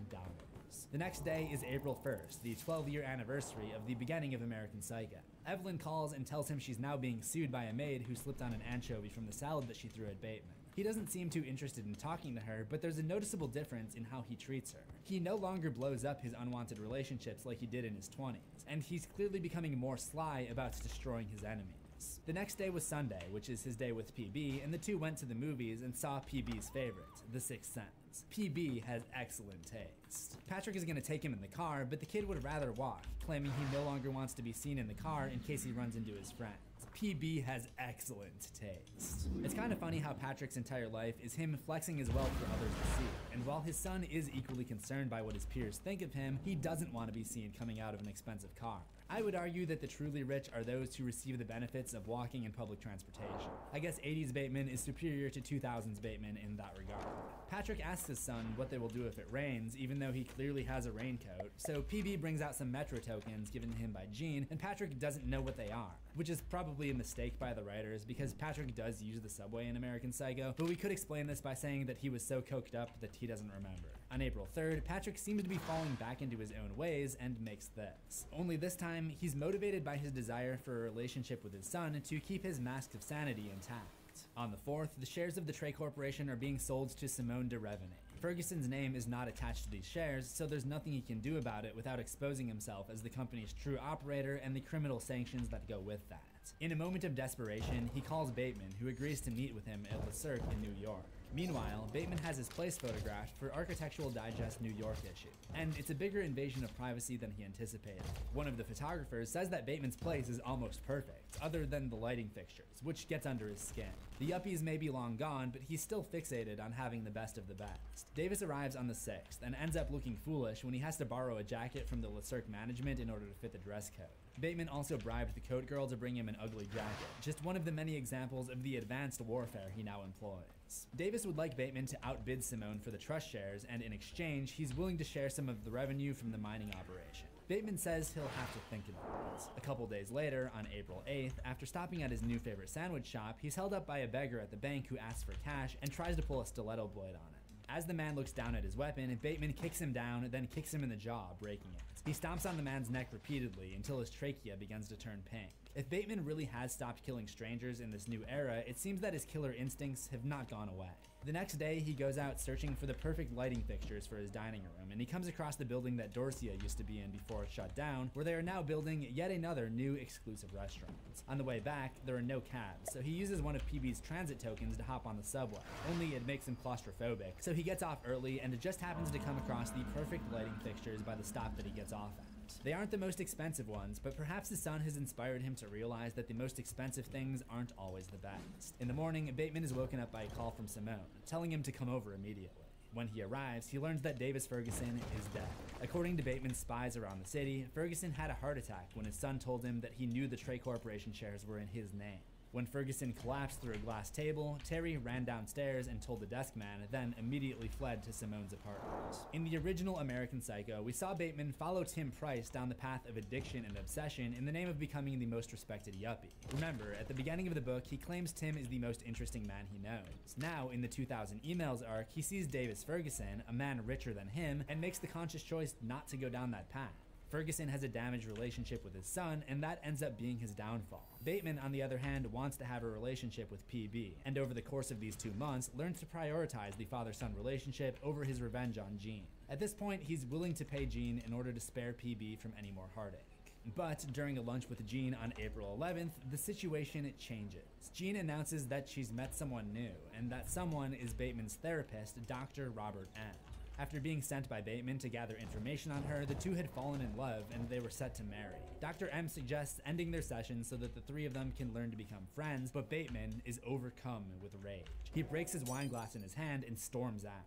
This is the closest we've seen him to losing his temper in the 2000 Emails arc.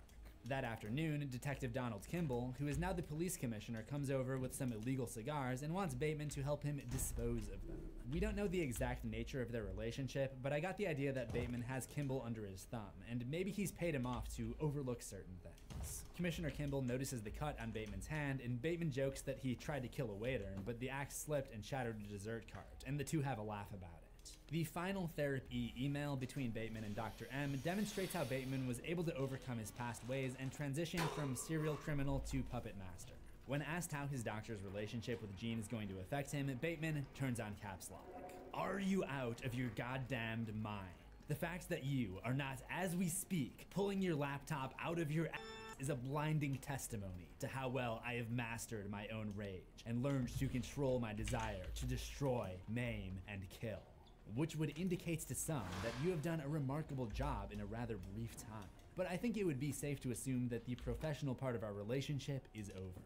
Ironically, Bateman kind of gets what he wanted, because it is Dr. M who convinces Jean that she should not be dependent on Bateman's alimony money in order to be happy, and with that resolved, they're able to finalize the divorce, with Jean receiving enough money to live comfortably, but not in splendor. He ends the communication with a final warning. Don't ever ask him to call you Dad. That name's been taken.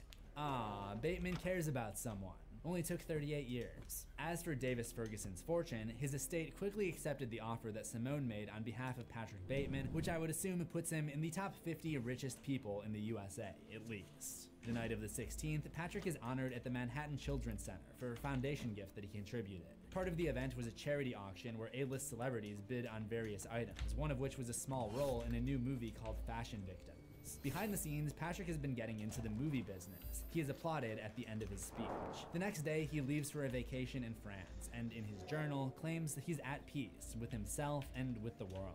He goes to the hotel on the French Riviera, the one that he went to as a kid and brought PB to on several occasions. It is the one place on Earth where I can stand to be alone, and in fact, welcome the opportunity to recharge, rethink, regroup, or just stare up into the sun until everything becomes white and peaceful, like in heaven.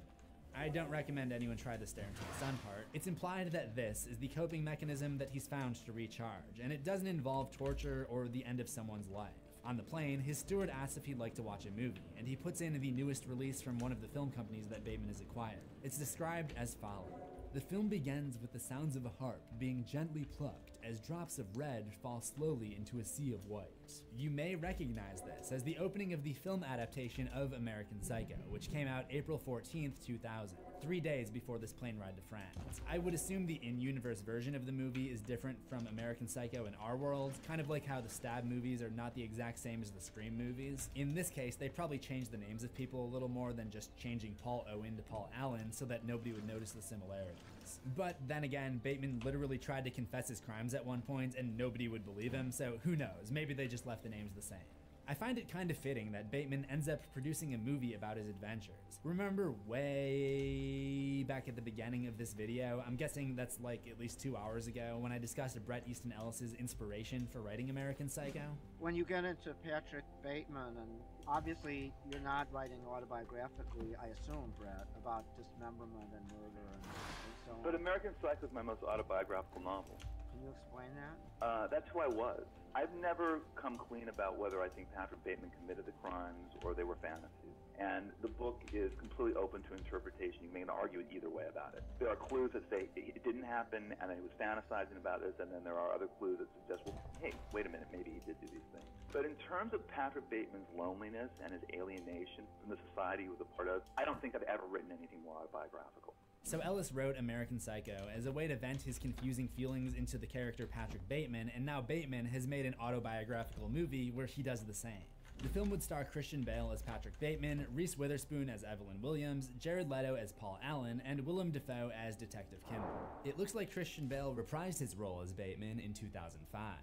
Oh wait, no, that's Batman, not Bateman. If he ever writes a memoir, he should definitely title it From Bateman to Batman. Patrick Bateman is the ultimate example of what happens when a consumer gamifies materialism.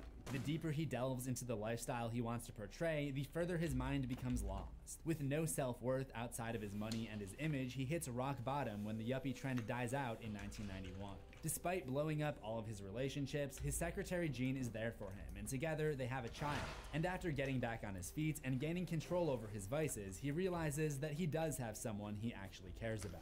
As I stated, I do think that some of Bateman's crimes were real, so it's not exactly a perfect happy ending because the killer gets away, but as the author stated, it's really up to you to decide where you stand on the issue. Let me know your thoughts on that, the whole Jean versus Jeanette thing, the canonicity of the emails, and any other theories that you have in the comments. And with that, we've reached the end of this tape, but there are many other horror villain timelines like John Kramer, Michael Myers, and Valak that I have analyzed. Just check out that playlist on the left. Remember to subscribe to CZ's World for new horrors every week, ring the death bell and select all notifications, and I will see you in the next one. The first time we see the witch in Robert Eggers' The Vivitch, she's running through the New England forest in the 1630s wearing a red cloak and carrying a stolen baby in her arms. She pants and wheezes as she runs and eventually makes it back to her hovel. There, a now unclothed witch grinds the unbaptized baby into a thick grease that she smears all over her body and her broom. She straddles the broom and lies on her side, and slowly but surely she begins to levitate and fly towards the moon. An old nasty woman who steals babies and flies around in a broom, that's some pretty classic witch stuff, but there's a lot more to this particular witch. She takes on many forms and torments the Puritan family at the center of this New England folktale in a lot of different ways, with the objective of forcing one of them to resign themselves to Satan and join her ever-growing coven. Robert Eggers is a director known for his painstaking attention to detail, and as the final title card suggests, this film was inspired by many folktales, fairy tales, and written accounts of historical witchcraft, including journals, diaries, and court records. There are layers to this witch. So if you want to learn about everything the witch does, how it connects to European and New England folklore, and how first-hand accounts of witches and witchcraft from the 1600s tie directly into the activity seen in The Vivitch, then stick around to the end of this video.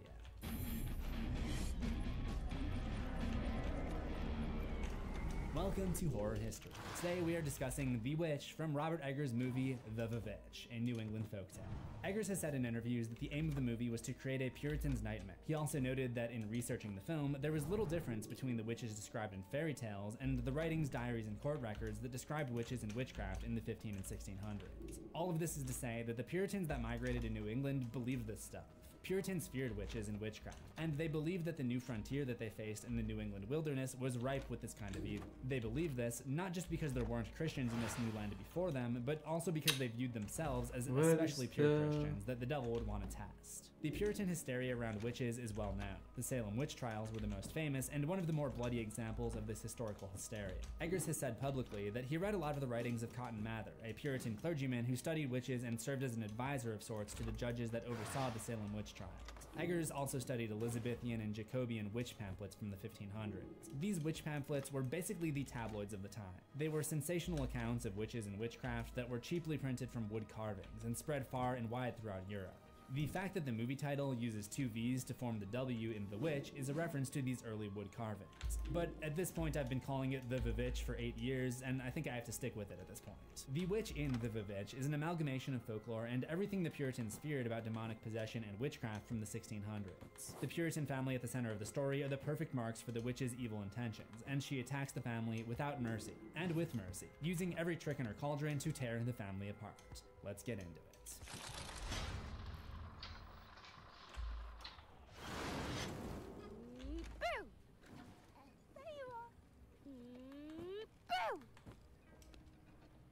We don't see a lot of the actual witch after the incident with the baby and the broom. In fact, we only get one other glimpse at her near the end. So, No, I said we're not doing that meme. There's a lot more to talk about here. We don't see the witch much in her human form, but her presence, and more specifically, her curse, is felt throughout the entire movie. The wood and wilderness surrounding it is the witch's domain. Soon after the disappearance of the baby Samuel, the father, William, or should I say Vivilliam, must turn his attention to the family's survival. Life on the farm is not going well for them. They don't have food to eat or anything of value to trade. Their corn is rotten, and even the eggs that the hens are laying are cursed. William's oldest daughter, Thomasine, collects an egg from the chicken coop, Welcome to my channel. and inside is a bloody chicken fetus. It's open to interpretation whether or not the witch cursed this land or if it was just a difficult winter on the farm. Eggers said in an interview with Slate that the corn was rotten from ergots. Ergot poisoning could cause crawling sensations in the skin, hallucinations, and convulsions. It's suspected that some of the women accused of bewitchment in the Salem witch trials were simply experiencing these symptoms of ergot poisoning. Eggers mentions this as a possible reason for some of the family's madness at the end of the movie. For the purposes of this analysis, I'm going to assume that the witch really does use magic to torment the family, and I think it's pretty clear by the end that this is the case, but there are moments early on where the film is intentionally vague to potentially mislead the viewer. William realizes that their harvest won't last them through the winter, so he sets off with his son Caleb to the wood to hunt and trap animals. The cursed land drives the family directly into the witch's domain. William takes this battle with the land, and unbeknownst to him, the witch personally. We will conquer this wilderness. It will not consume us. Spoiler alert, it does consume them. Later in the wood, William and Caleb check their traps, which of course are empty. William confesses that he acquired these traps by trading in his wife's precious silver cup. This desperate trade is yet another consequence of living on their cursed land, and it comes back to make the family angry and suspicious of one another later on. Finally, William and Caleb encounter the witch head on, although they don't know it because the witch appears to them in the form of a rabbit, or more specifically, a hare. In European folklore, the connection between witches and hares has to do with the spring equinox. The spring equinox happens around March 21st, where the sun rises exactly in the east and sets exactly in the west. Pagan fertility festivals happened around this time because it was believed that when day and night were of equal length, male and female energies were also in balance. The fertility goddess at the center of this festival was called Yoster, and she was often depicted alongside hares and eggs. The Germans of the 16th century had a little fun with this idea by telling their children that if they were good, a bunny known as the Osterhaus would bring them gifts of chocolate and eggs. This, of course, is the origin of the Easter Bunny, which is technically the Easter hen. Be sure to bring this up next Easter to annoy everyone in your general vicinity. It is this strong connection between hares and pagan traditions that led to the association between witches and rabbits. Specifically, the hare's tendency to stand on its hind legs and cry out like a human aroused suspicion that witches could turn into hares. People believed that in this form, witches could steal food and destroy crops. William puts the hare in the sights of his rifle, but when he tries to shoot it, the rifle literally backfires and blinds him. Back at the farm, things continue to fall apart. The twins, Mercy and Jonas, sing a very elaborate and creepy song about their favorite goat, Black Phillip. The mother, Catherine, is too busy mourning and working to pay this much mind. I have to say, if you have a set of creepy twins in your family and they start singing about the pet goat ruling the sand and the sea, yeah, maybe get to the bottom of that. The witch has the ability to manipulate animals and at some point uses Black Phillip to speak to the young twins and plant seeds of suspicion towards Thomasine being responsible for the chaos that would follow. Down by the brook, we get the first hints that there may be more than one witch in this story. Caleb collects water and sneaks a glance at Thomasine's cleavage. Shortly thereafter, Mercy is the first to address the witch situation head on. She claims that she saw a witch in the woods and that it was her who took Samuel. Sensing an opportunity to scare the rowdy Mercy into obedience, Thomasine claims that she was the witch that took Samuel, and that she'll vanish Mercy too if she displeases her. She gets oddly specific. I am that very witch. When I sleep, my spirit slips away from my body and dances naked with the devil. Later on, after a fight at the dinner table over the missing silver cup, Thomasine goes to put the farm animals to bed, and she sees the same hare, in the barn with the goats. Knowing what we know now about the link between witches and hares, this suggests that the witch is in their presence for everything that would follow. Later that night, the children overhear their parents planning to send Thomasine to work for another family so they can survive. Caleb doesn't want Thomasine to leave, so he takes matters into his own hands by sneaking off to hunt for food in the woods that night.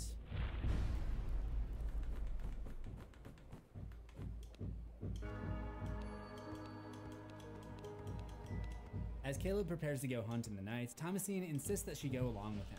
That morning, they encounter the witch again in the form of the hare. The dog goes bananas and chases the hare deeper into the woods. Caleb runs after them, and Thomasine gets thrown off her horse, which also makes a break for it. The witch lures Caleb deeper into the wood, where he discovers his dog torn apart on the ground. The hare leads him into the thick forest, and finally he comes across the witch's hovel. He sees the witch as a beautiful woman in a red cloak. Against his better judgment, he moves forward. She's probably too old for him, but when you live on an isolated farm with your family, you gotta take the shots that you're given. The witch touches his face, seducing Caleb to go in for a kiss. As soon as their lips touch, the decrepit hand of the witch grabs the back of his head. But as far as first kisses go, at least it wasn't as awkward as it could have been. The screen goes black for over 10 seconds. This happens almost every time we see the witch strike, which leaves a lot to the audience's imagination. The witch isn't on screen that much, and when she is, she's often obscured or in some other form. We're not supposed to fully understand the witch or what she's doing, and we're left in the dark and forced to use our imagination, just like the Puritans, which is how these folktales developed in the first place. That uncertainty and paranoia is part of the witch's spell, so to speak. It's a weapon that the witch uses to create chaos and to manipulate those she's after. Back at the farm, Welcome to my channel. Home and the family's in shambles. They fight, they shout, and there's even a slap throw. Thomasine once again volunteers to put the goats to bed, and in doing so, she finds Caleb naked in the rain. Again, we don't see the witch, but we feel her presence. The family doesn't know what's wrong with Caleb, but for the first time, an adult in the family, Catherine, throws out the theory that Caleb has been bewitched. Meanwhile, Thomasine goes into the barn to milk the goats and catches the twins talking to Black Phillip again. Now convinced that Thomasine is a witch, Mercy accuses her of bewitching Caleb, which Thomasine denies. As she goes to milk another goat, she's horrified to find that the animal produces blood. This is another characteristic of a witch. According to Eggers, they steal milk from farm animals, dry it, curdle it, turn it into blood, and drink it. A little later on, Mercy is once again singing a very specific and frightening song about Black Phillip. Sing Baba keep it, the black man lock feet on my back. Enough! They hear a scream coming from inside and go to tend to Caleb. She's above me! She kneels! My balls! My stomach! She bitches! Scratchy!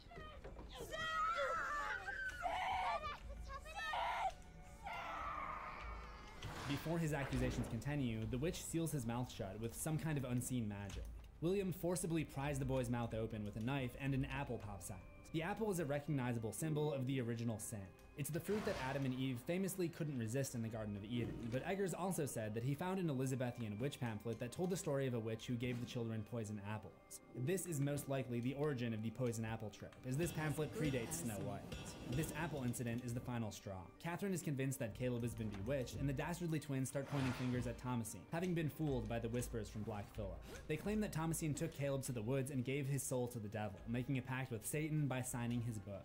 The idea of signing the devil's book comes up multiple times in the story. The myth goes that in order to become a witch and gain the powers of the devil, one had to sign a covenant with him. During the Salem witch trials, if one person testified against another that they had signed the devil's book, or if somebody was accused of trying to get another to sign it, that was considered hard, damning evidence of bewitchment. William isn't so quick to believe that Thomasine is a witch, so he does the only logical thing. He forces her to say the Lord's Prayer at Caleb's side. This was also a common practice in the days of the Salem witch trials. It was believed that anyone bewitched or possessed by the devil would be simply unable to recite the Lord's Prayer. This was one of the more common ways that the clergy would test a witch's innocence. Although, there was a famous instance of a man named George Burroughs who was suspected to be a wizard and the ringleader of the group of witches in the late 1600s. He was sentenced to death by hanging, and the proceedings were supervised by Cotton Mather himself. George Burroughs shocked the crowd by reciting the Lord's Prayer perfectly with a noose tied around his neck. Some people in the crowd were convinced that Burroughs was innocent and that his life should be spared. Cotton Mather called it an anomaly and hung him anyways. Back to Caleb, the family begins to recite the Lord's Prayer, and to the surprise of everyone, except for Thomasine, only the twins seem unable to recite the prayer. They claim that they've forgotten it and that it's making them ill. This is pretty solid evidence that the twins are possessed, but Catherine doesn't want to believe this, so all hell breaks loose. Caleb interrupts the chaos again, claiming that the witch is back. Roll it. No, not that clip. Come on, this clip.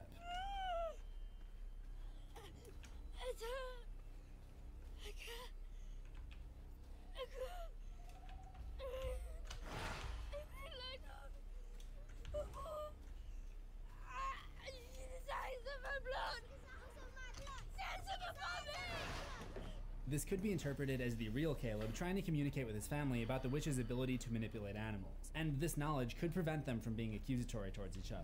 The family prays around Caleb, and Caleb prays for himself. This culminates in a last resort prayer that he screams out, and it almost resembles the peak of an adult act. If you look at the script, it also makes this comparison. This is fitting because the witch initially drew him in by taking advantage of the prepubescent boy's blossoming lust. During this prayer, he accepts the Lord's salvation and dies. Die. Due to her existing suspicions, Catherine screams at Thomasine, unable to see past the idea that she is a witch. This is probably a good time to add a little more context around Puritans and how their specific, hysterical brand of faith blurred the lines between folklore and reality, eventually leading to paranoia, hysteria, and the death of innocent people. The Puritans left Europe not because they were persecuted, but because they thought that they were too pure to live in Europe. If anything, they felt persecuted because they were surrounded by people that weren't as holy as they were. When they came to New England, they brought that same attitude with them. They felt that the new frontier and the wilderness surrounding them was untouched by people as faithful as that. It was a land where the devil and evil thrived, and the proof of their theory was that it was very hard to live there. They weren't suited for it. When it was too cold to go outside, grow crops, or even go to church, it was because the devil was testing them, not because they made a stupid choice by moving to a cold, unfamiliar wilderness. They felt that they were constantly being tried and tested, which we see at the beginning of the movie in William and Caleb's dialogue. They repeatedly stepped on metaphorical rakes and blamed Satan when the handle hit their heads. The family at the center of this movie considered themselves to be too pure for the Puritan plantation that they had been living on in England. The very first scene of the movie shows them excommunicating themselves from their original home. This is relevant to my analysis of the witch because her actions and manipulation have shaken the faith of this family. Catherine is distraught and feels that she may never experience the love she knew before Samuel died.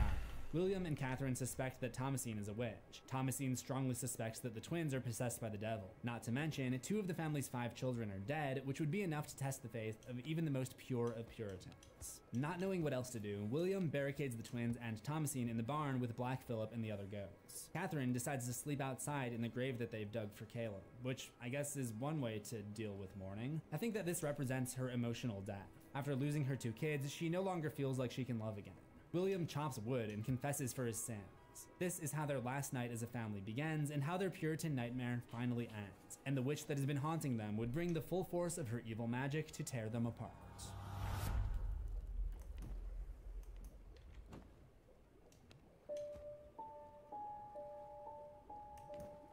Who knows what happened to Catherine as she slept out in the grave, but when we next see her, she's entering the house through a window. She sees Caleb holding baby Samuel in his arms, both alive and well. She hugs him, and he whispers to her in a voice that some might find alarming.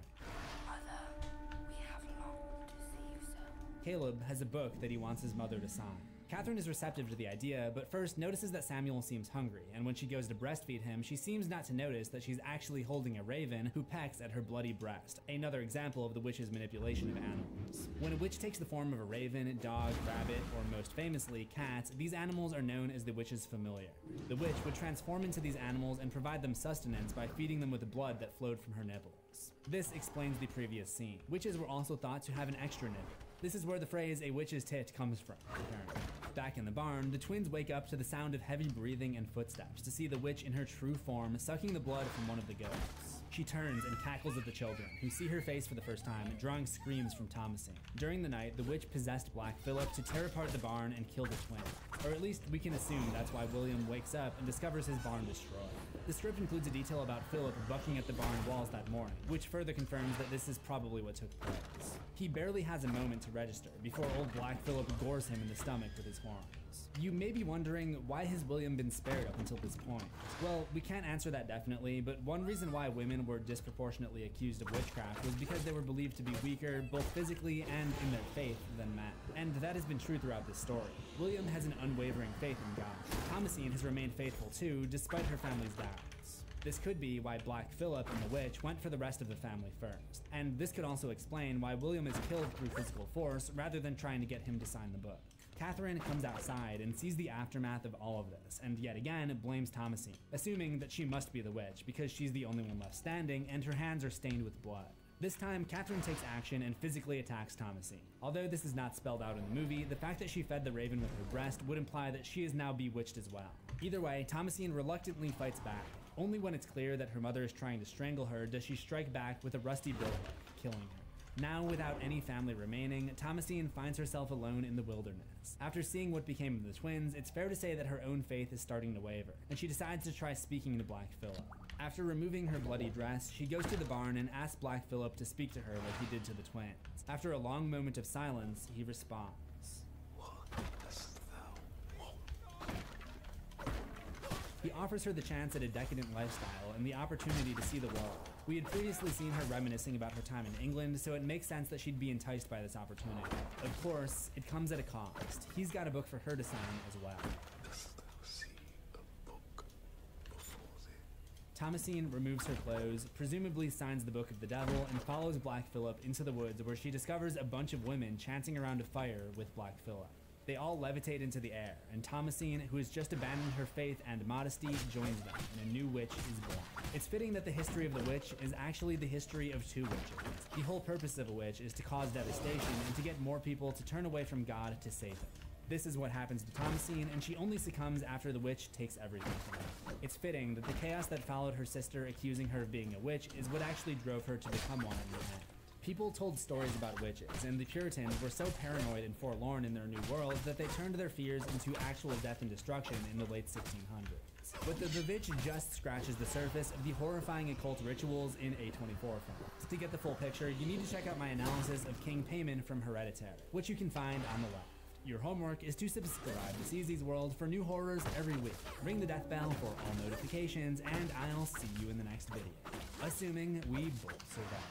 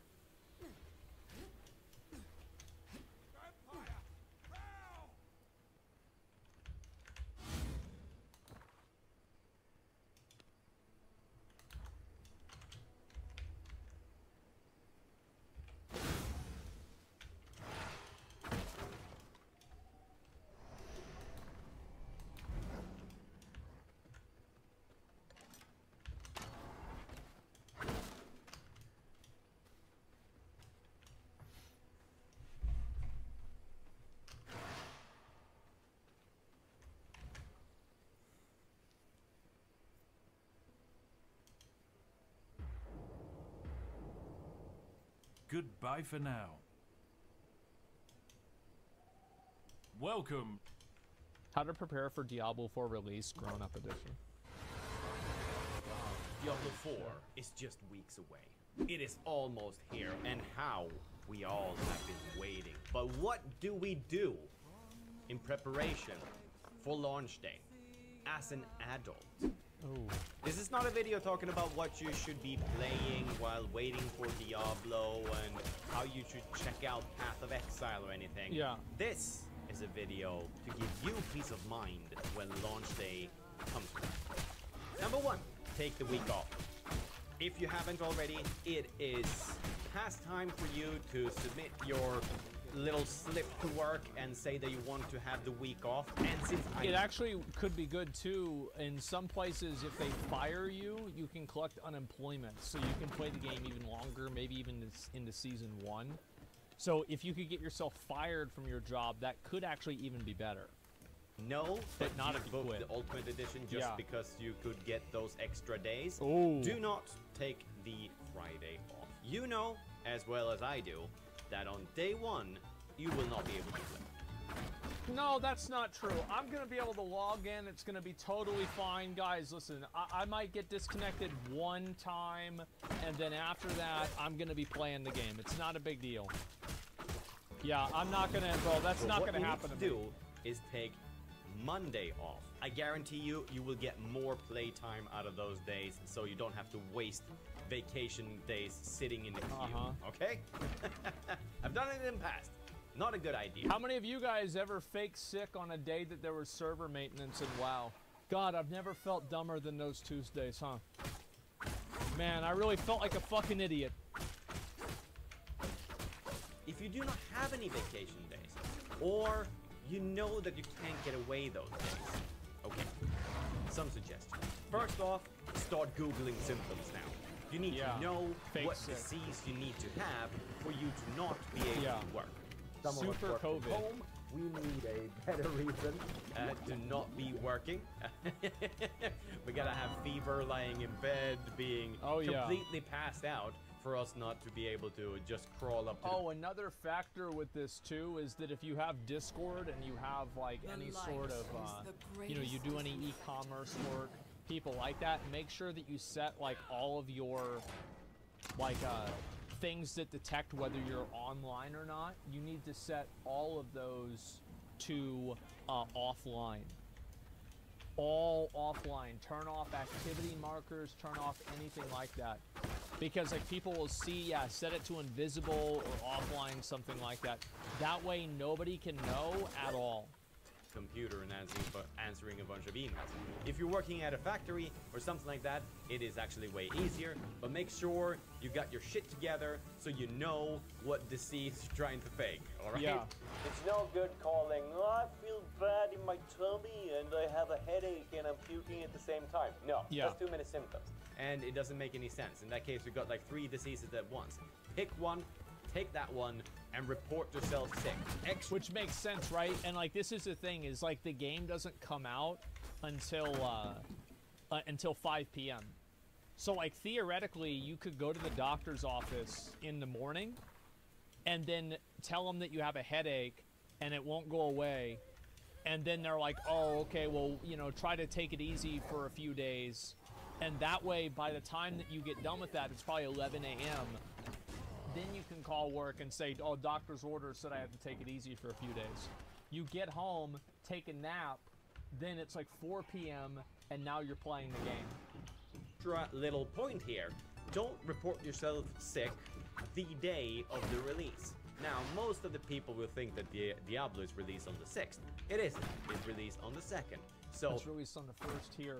And again, like with this, I don't even think this is a big problem.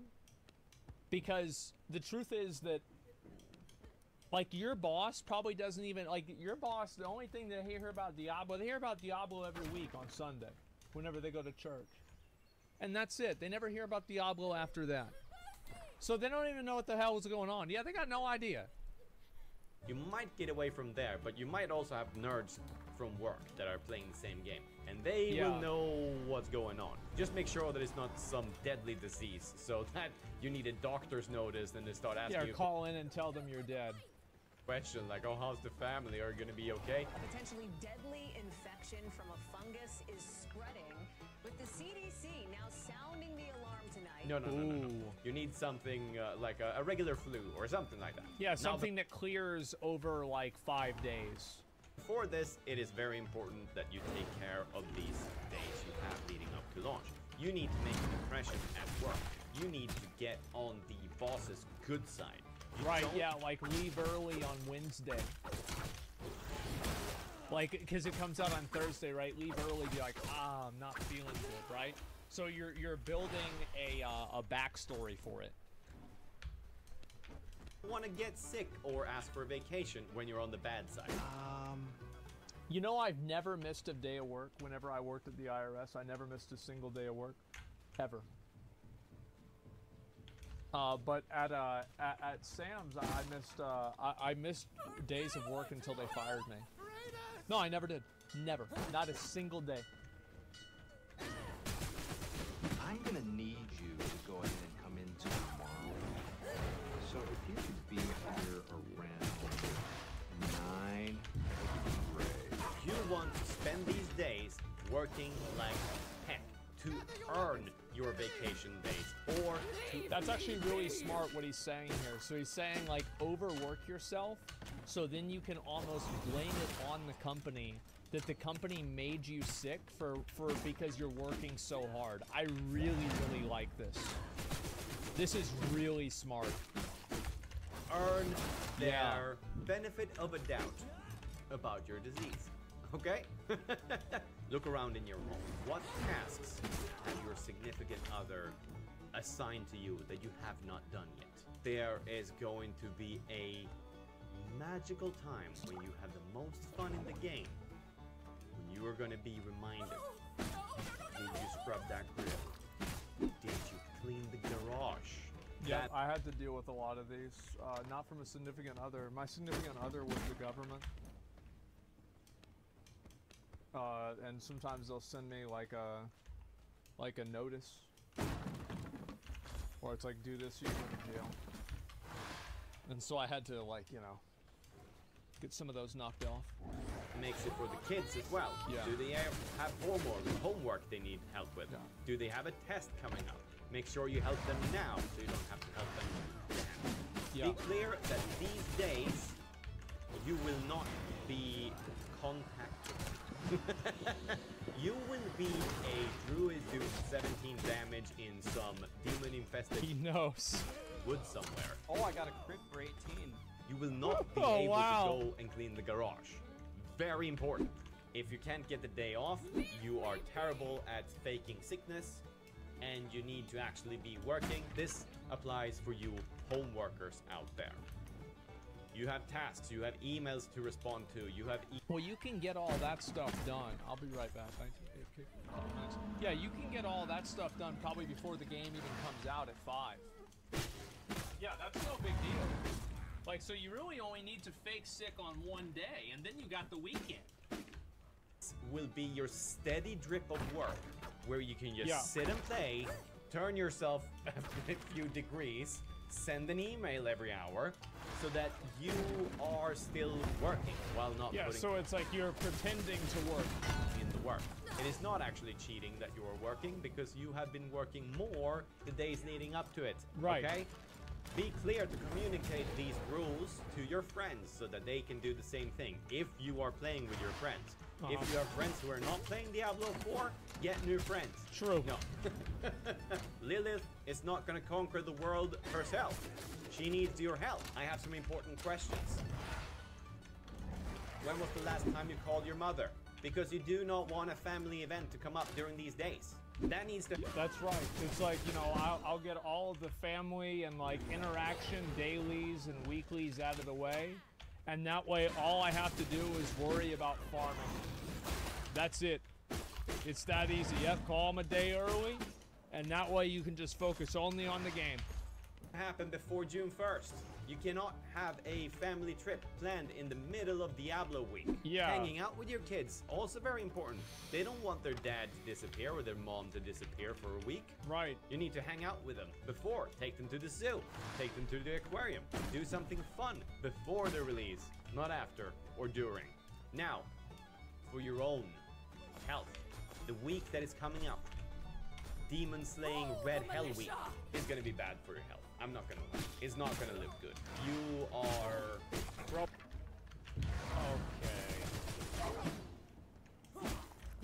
Okay, are you fucking kidding me? Are you fucking kidding me? What percentage Morgan of audiences apply to? Welcome to my channel. Probably Rogue 99%. RL. Welcome to my channel. Probably not in shape to be able to take one of these weeks where you can just play and eat snacks and not care about your health. Yeah, imagine that. So, it is time to take care of it now. Burn off the excess calories that you will have to have saved for that week. Get into a routine. Make sure you start now, because you ain't gonna start when Diablo releases, that's for sure. True. If you're lucky, the routines will still be there, and you will still do them during Diablo week. If not, at least you saved up the calories to actually consume all the snacks you're going to consume. And I'm also gonna say, like, you don't have to play the game, like, 14 hours a day. Just play the game and have fun, man. And if you're done, like, you don't have to, like, burn yourself out playing the game. Like, that's a real thing. Like, I'm probably only gonna play, like, 12 hours a day. Like, I'm not gonna go super hard. I'm not gonna try to do like a 24-hour stream, 18-hour days. I'll do 12 hours a day, and then I'll just chill out, right? And that way I can enjoy it and take it slowly. And I just, yeah, I'll be casual, yeah. You'll end up at a ±0 at the end of the week. As a bonus, if you do take care of it, you will feel way better about sitting down and playing video games. You will be able to play guilt-free. How about that? Doesn't that sound good? Yeah, done. Now, yeah, I did. Oh, good. Now we got another one. Great. And I actually did all my shopping. I went to the store and I bought everything I need for the Diablo 4 launch. I bought steaks. I got a bag of beef jerky. I'm actually going to eat the whole thing before Diablo even comes out, probably. I got cookies. Yeah, that's about it, actually. Oh, I got a shirt. Got covered? No, I have it behind me. Be honest, we're not 14 anymore. We cannot sit in front of a screen for 12 hours a day. Just freaking grind it out. I know probably Asmon's Gold can. But in my eyes, he's a young man. So, I'm not surprised. During the time... I appreciate that. Thank you so much. Yeah, see? See, guys? When you are in Diablo. Yeah, when see, you I'm are not old. Slaying those skeletons, stomping those zombie skulls. You need to take care of yourself then too. You need to take breaks. After each dungeon, you need to stand up, walk around in the room a little bit, stretch a little bit. You don't want freaking scoliosis to come in during the... What is scoliosis? Because I remember they used to always check us for that in like middle school. My bag. Your spine? What the hell? A crooked spine? Why the hell would you have that? Damn. These we've been waiting for it? since 2000. Come to think of it, all of these changes might actually put you in a really good position. There are some things I would say that you can do to prepare for the game as well. First off, the game is coming. You haven't decided what class you're gonna play. Look at some videos. I have. What class speaks to you? Decide on the name of your character. Check the character creator. You don't want to be stuck in the character creator screen for an hour when you should be out there helping Lilith. I don't think Lilith is the good guy, but you know. I think they're gonna make her the good guy. Way cooler than Inarius. Okay? I feel like Inarius is an asshole. Either you are on the console or you're on the PC. Doesn't matter. What is it that you haven't gotten yet that you're sitting there and thinking every day like, oh, I should get that monitor. For me, I should really get that new chair. Can't sit comfortable on this. Start looking for deals. Check out all of the local grocery markets. What do they have deals on? Could I stock up now? I'm a beer/whiskey drinker when I play, so I will go out. Yeah, you want to get, here are some things you need to get, right? Potato chips. Trix yogurt with like the picture of like that penguin from Frozen on it that has blue raspberry. Cookies. Microwavable Denny Moore stew packets. Beef jerky. $2 steaks. There are these like Nature's Valley oat things that I get. You never get energy drinks. You don't want to go, don't go buy a fucking Red Bull or whatever. You can get something that gives you a little bit of caffeine, but like, you don't want to go too hard. You want to keep things, because you got to go for a long, long time. You want to go Monster Energy. Chill out, man. Calm down. You want me to buy energy drinks? And do for it. Do whatever you want to do. I'm just saying for me. Let's see. Besides that, what else do you want to buy? Ice cream sandwiches. Because you can just unwrap them and eat them immediately. You don't have to put the ice cream into a bowl. Why not frozen pizzas? Because then, like, so the thing with frozen pizzas is that it takes like 20-30 minutes for a frozen pizza to be ready. And sometimes you forget about it because you're playing the game. But like the thing is, if you get something that you can just microwave, then it's like 5 minutes and like you're done. Just set an alarm? Yeah, but then you have to get up 2 times. Fap 20 times a day before, no distractions. That actually is, I have like a whole thing on this, but I used to judge how good a WoW expansion was based off of how long it would be from the release of the game to the first time I jerk off. And like the longer the time period is, the better the game is. There and get some beer and whiskey, so I don't have to do that later. Serious. You don't want to leave your room. You don't want to leave your office. You want to be playing. Okay, yeah. As a bonus, I would just drop this one in here. I know a lot of you will still be playing a bunch of video games and PC games up until the release. Yeah.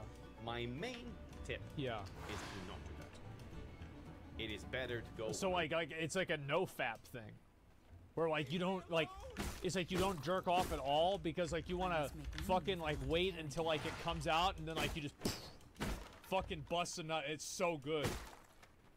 Yeah, it's like fasting. A little bit of video game detox, so Yeah. that you can fully enjoy it once it comes out. But this might be your only hobby. If you start playing, what are you gonna do? Like start playing hockey? No, you're not going to. You're gonna keep playing.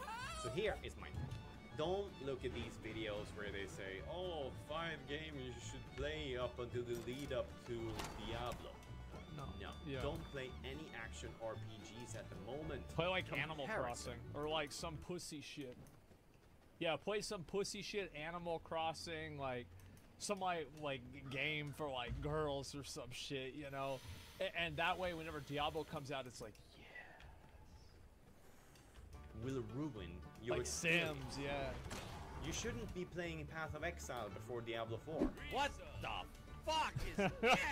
You'll be sitting with Diablo 4 thinking, oh, why didn't do this? Oh, this is not as advanced Yeah. as this. No. You'll be playing Lost Ark and you'll be going, oh, there's not enough big anime swords. As soon as you There start will be enough of comparing that. Diablo 4 to other games while you're playing, you will have less fun. You are not a video game reviewer. This game is Diablo. It's good at its particular set of things, which is usually mass appeal, which is why I'm here. There it is. The masses. Okay? Play different genres. Oh, also don't play Diablo 1 or Diablo 2. No. That will also get you burnt out on the action RPG before you're gonna play your action RPG, there, friend. He's about to die, isn't he? No! Yep, there it is. Hit up on YouTube. Story summary of Diablo 1, Diablo 2. Look at the story so you're caught up to date in Diablo 3. I always forget that one. And I think that takes care of it. If you follow all these tips, you'll come out on the other side of the Diablo release week better man. Well, you also have to remember, like, after the Diablo 4 release, you have Final Fantasy 16 release. And after Final Fantasy 16 release, you're going to have the release of the Diablo 4 Season 1. And then after that, there's going to be another one that comes out. So, like, all you do is play video games all of the time, and you don't have a job, and you live at your mom's house, and you collect welfare and eat Cheetos. And, oh no, you eat KFC because you get the special item from Diablo. Right. You get the special item from Diablo at KFC. Enjoy You the have to go game there. more, and I'll be very happy that you did. Yeah. And if you want to jump in and see me playing it, I'll probably be streaming some hardcore character because I only play hardcore. So it'll probably take me a year to finish the game. Yeah, Thank that's probably you for about stopping by. My name is Karaoke. I'll be releasing a bunch of new Diablo 4 stuff as time goes on. Oh, I'm so excited, man. Bro, I just hope that the, I hope the story for the game is good, you know? Ski resorts What's this? at the moment are very cheap because it's not that time of the season. It's May, it's summer. Maybe in some parts of the country there is. But here in Sweden, at least if you have the opportunity, rent a cabin. They all have great Wi-Fi and you'll be alone. Rent a cabin. Get away from everything. That's actually smart. Yeah, you rent a place and then people know that you're gone. Because how many of you guys have like friends or like family members that just simply do not respect that you want to be left alone to play a video game? Like they just don't get it. Like you say, leave me alone so I can play a video game, and they're like, yeah, you can play it after you spend time with me. It's like, no, you don't understand. This game is more important than you are. Stop talking to me. I don't hate you, I just hate you right now. You know, that's it. My girlfriend? Yeah, exactly. You know how it is. Yeah, you aren't busy, it's not important. Yeah, it is important. And so that's how I see it, man. Oh, man. And what's this, your girlfriend as well? Teacher in high school, didn't understand that? Yep, there it is. I never had the balls to tell him. Yeah, I know how it is, man. I do. You're related to your girlfriend? No, I live in Texas, not Alabama, okay? Yeah, this is a good video. I thought this was funny. And actually some decent advice with taking time off of work and everything. I never really had to worry about that because I would just always show up, and I literally never missed a single day of work ever for any reason. But at the same time, I also, like, whenever I did miss days of work at Sam's Club, it's because I just quit the job. Yeah, just quit the job. Fuck them. I didn't tell them that. That was a surprise. But they figured it out over time. Dude, man, just tell your family they don't have valid points of view, and they get mad, and then they leave you alone. Yeah, I know. It's just like, it's so annoying that people don't respect the fact that people, like, that you want to play video games all day, and you just want to enjoy your hobby by yourself. Like, growing up, and especially, I think it's probably less of an issue for younger people because, like, they grew up on the internet. But, like, for me, like, I'm 32. And so, like, whenever I grew up, I still have, like, a lot of my friends that aren't, you know, terminally online, addicted to dopamine from Instagram. So, like, they don't understand that, like, I have to play this game, like, 12 hours a day. I have to do this. It's just how it is. It's just how it is.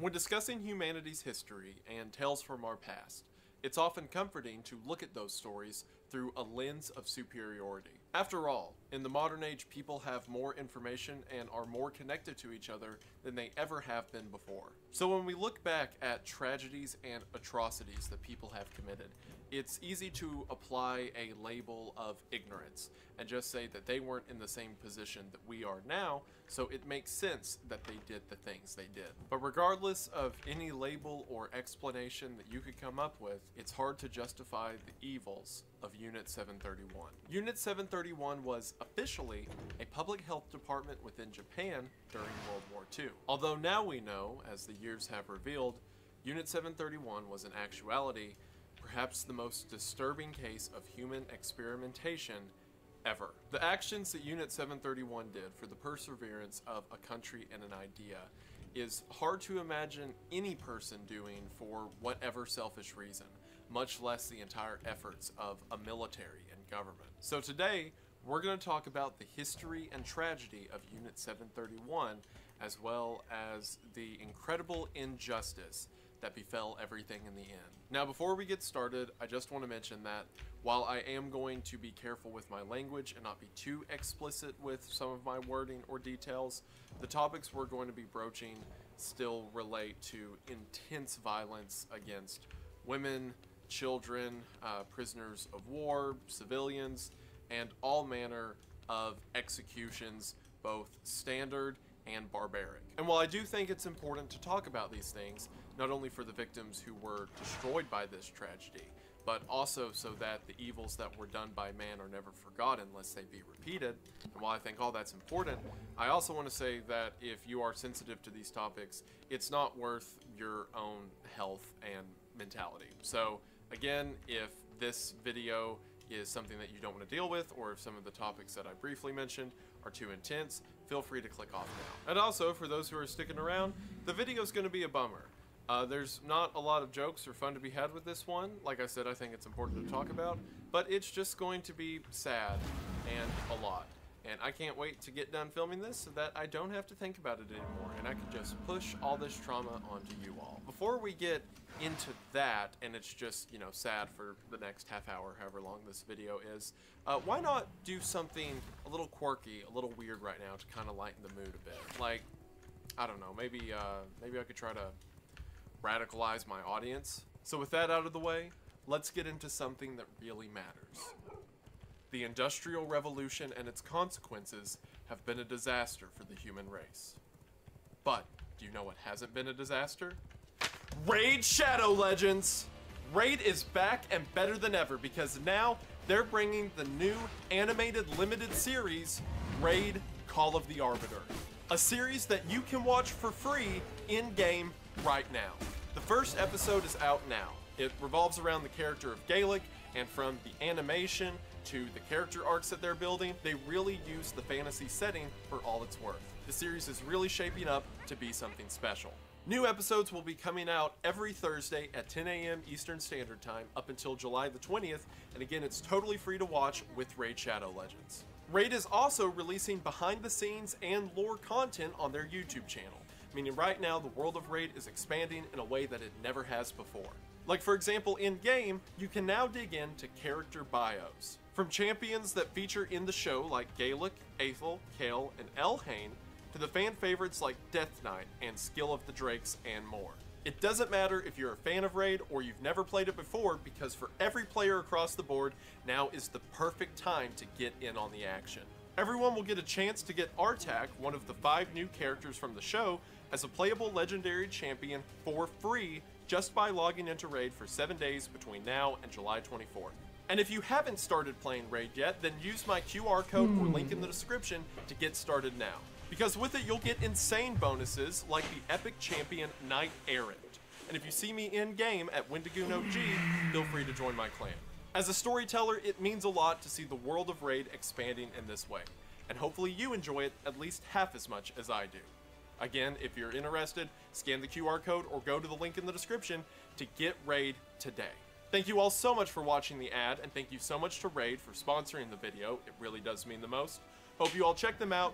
QR code and link in the description, and we are back to the video. We are going to go ahead and get into it, but as always, thank you for watching. So the history of Japanese warfare and the Japanese government that led up to the creation of Unit 731 is pretty extensive, but I want to keep it to what's relevant to the events of World War II. To set the stage, in 1925, the Geneva Convention banned the use of biological and chemical weapons. This was done because during World War I, one of the most brutal parts of trench warfare was the use of chemical weapons. And while this treaty deterred several nations from using it altogether, not every nation was in agreement with the Geneva Convention, one of these being Imperial Japan. Now, as you're going to see in a moment, Imperial Japan was not one to shy away from brutality. And as it related to chemical and biological weapons, them being banned didn't mean they weren't going to use them, it just meant they were going to be very careful about how they used them. And during the 1930s, Japanese researchers began to dig into the possibilities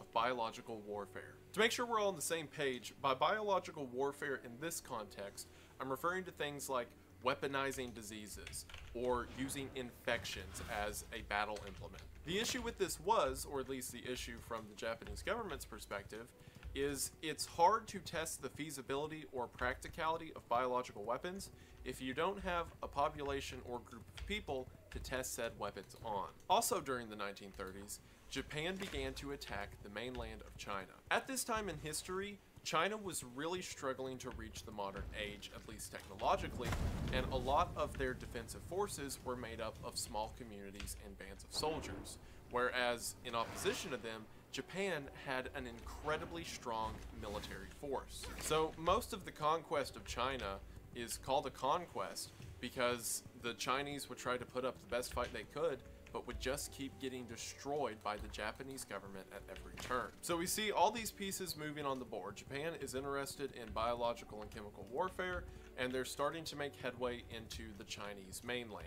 And again, this is all like a decade before World War II would even begin. Around this time, the Japanese Surgeon General named Shiro Ishii came forward and said that Japan needs to make headway into biological warfare because everyone could tell a war was on the horizon, and if Japan doesn't get to it first, then one of the other powers, like the United States, might beat them to it. The Japanese government, being in agreement at this concept of a biological arms race, in 1932 appointed Ishii as the head of the Army Epidemic Prevention Research Laboratory. Publicly, the purpose of this laboratory was to investigate cures for illnesses and diseases that could befall a military force, when in actuality, they were trying to find new ways to make illness befall a military force. This group also had a division within part of the Japanese-controlled area of China. The unit there in China was known as the Togo Unit and was a part of this biological warfare initiative. Something else to keep in mind whenever we talk about this.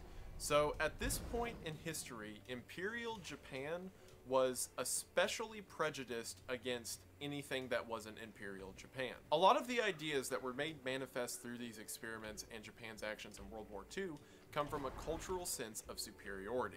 As a matter of fact, a superiority that's so strong, it justifies taking over and controlling everyone else. Because of that, several members of the Japanese government and military saw anyone who opposed them as less than human, or at least less than Japanese. And if you'll remember what I mentioned earlier, it's hard to test biological weapons without test subjects. So the Togo unit decided early on that the perfect way to test these new weapons and ideas was with residents of mainland China. Initially, this research was carried out at a location known as the Zongma Fortress. The fortress was an old castle-like structure that was built in Manchuria, China, and was repurposed for the Togo unit's needs. The early experiments at the Zongma Fortress typically consisted of bringing in civilians from mainland China and throwing them in the various rooms of the fortress that were converted into prison cells. Inside of these cells, initially, the subjects would be fed well and kept up to good health, and then at that point,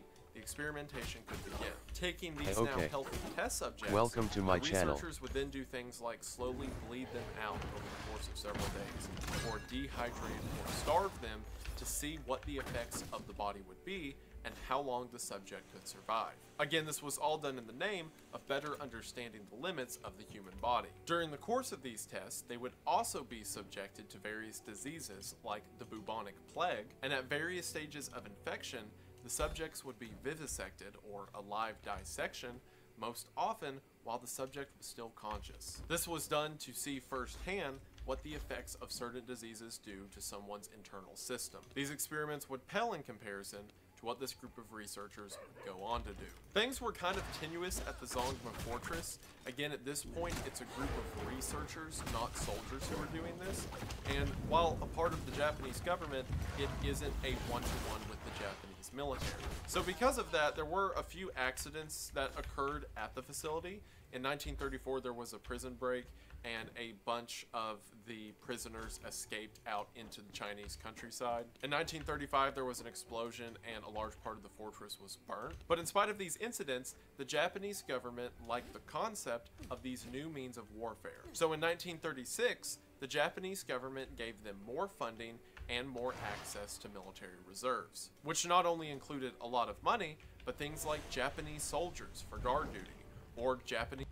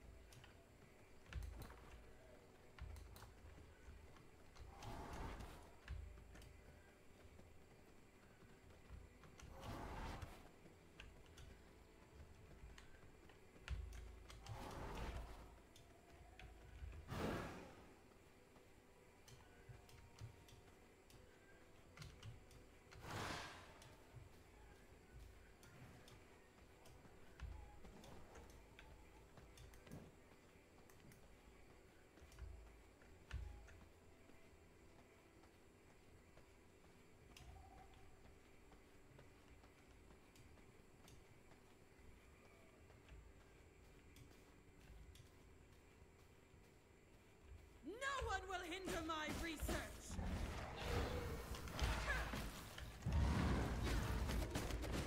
Here is some mandatory reading!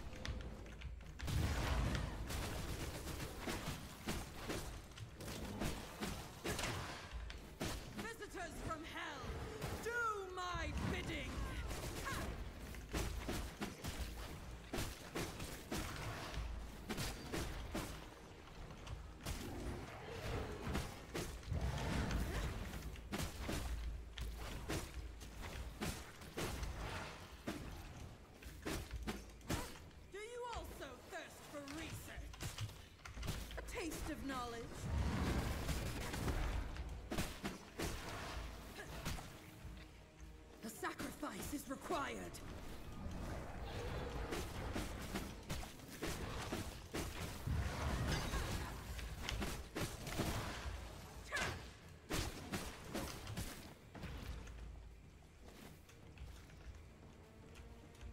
Death by 1,000 paper cuts.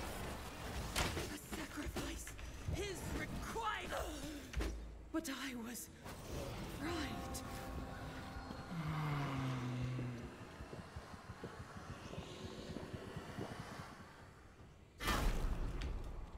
I feel stronger.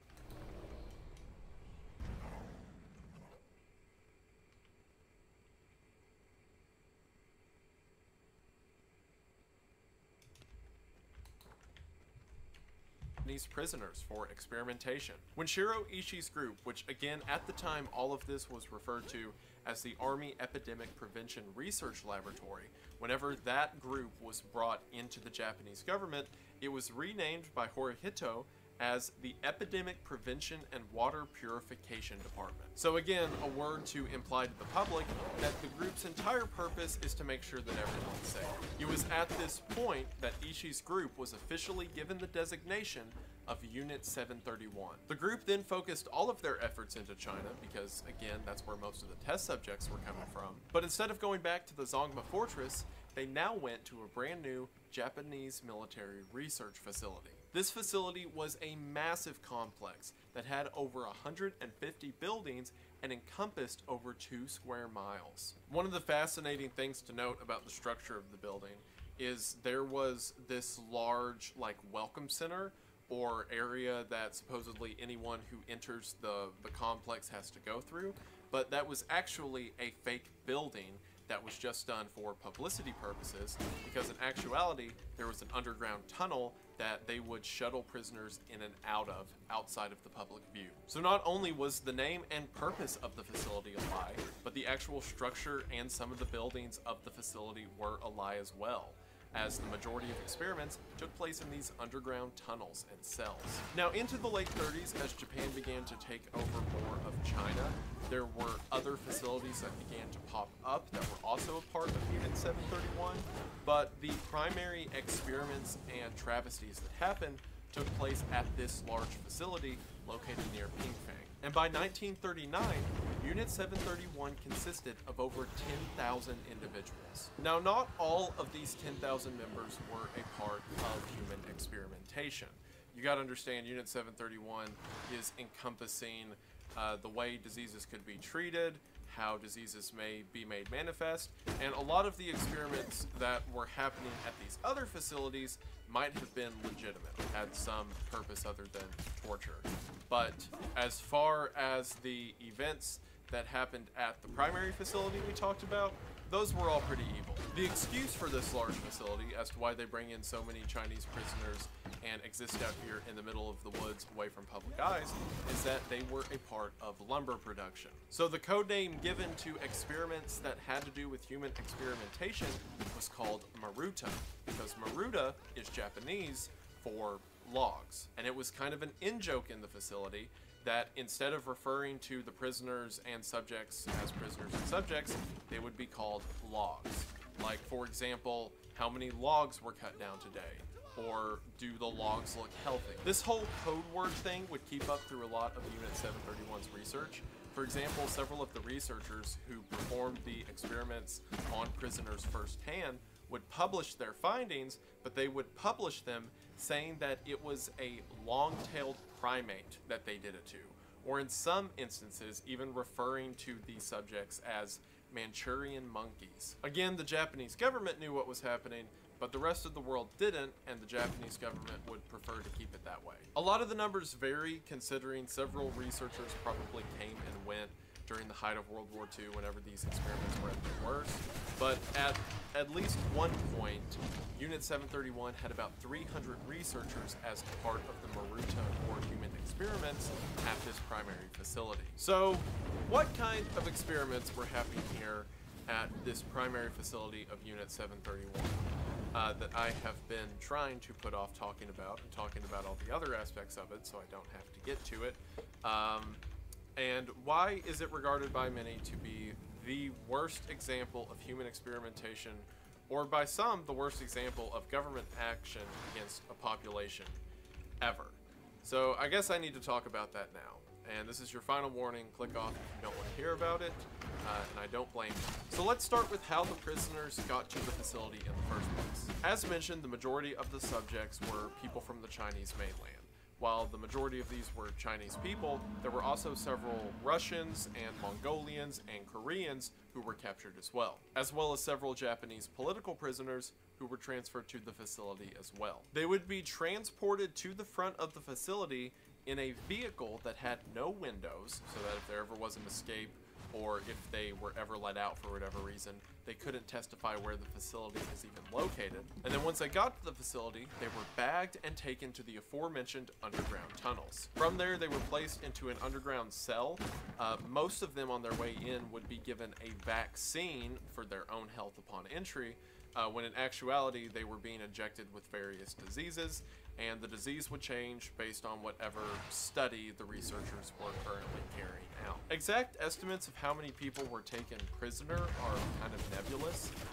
On the most conservative end of the spectrum, it's about 3,000, but that number could be as high as 30 or 40,000 people who were actually taken to the facility. However many the true number might be, no one ever survived the Unit 731 experiments. The reason no one's sure how many died in the first place, and it took so long for this information to come out, is because no one that ever walked into that building ever walked back out. So what happened to these prisoners? Well, the thing I mentioned that happened at the Togo facility, the stuff about them being made healthy just so they could be bled out and dehydrated, that was still happening, but that was the least of the prisoners' worries. The average lifespan of a prisoner at Unit 731 was about 2 months. If you were lucky, then you were killed quickly in one of the conventional weapon experiments. These experiments were exactly what they sound like.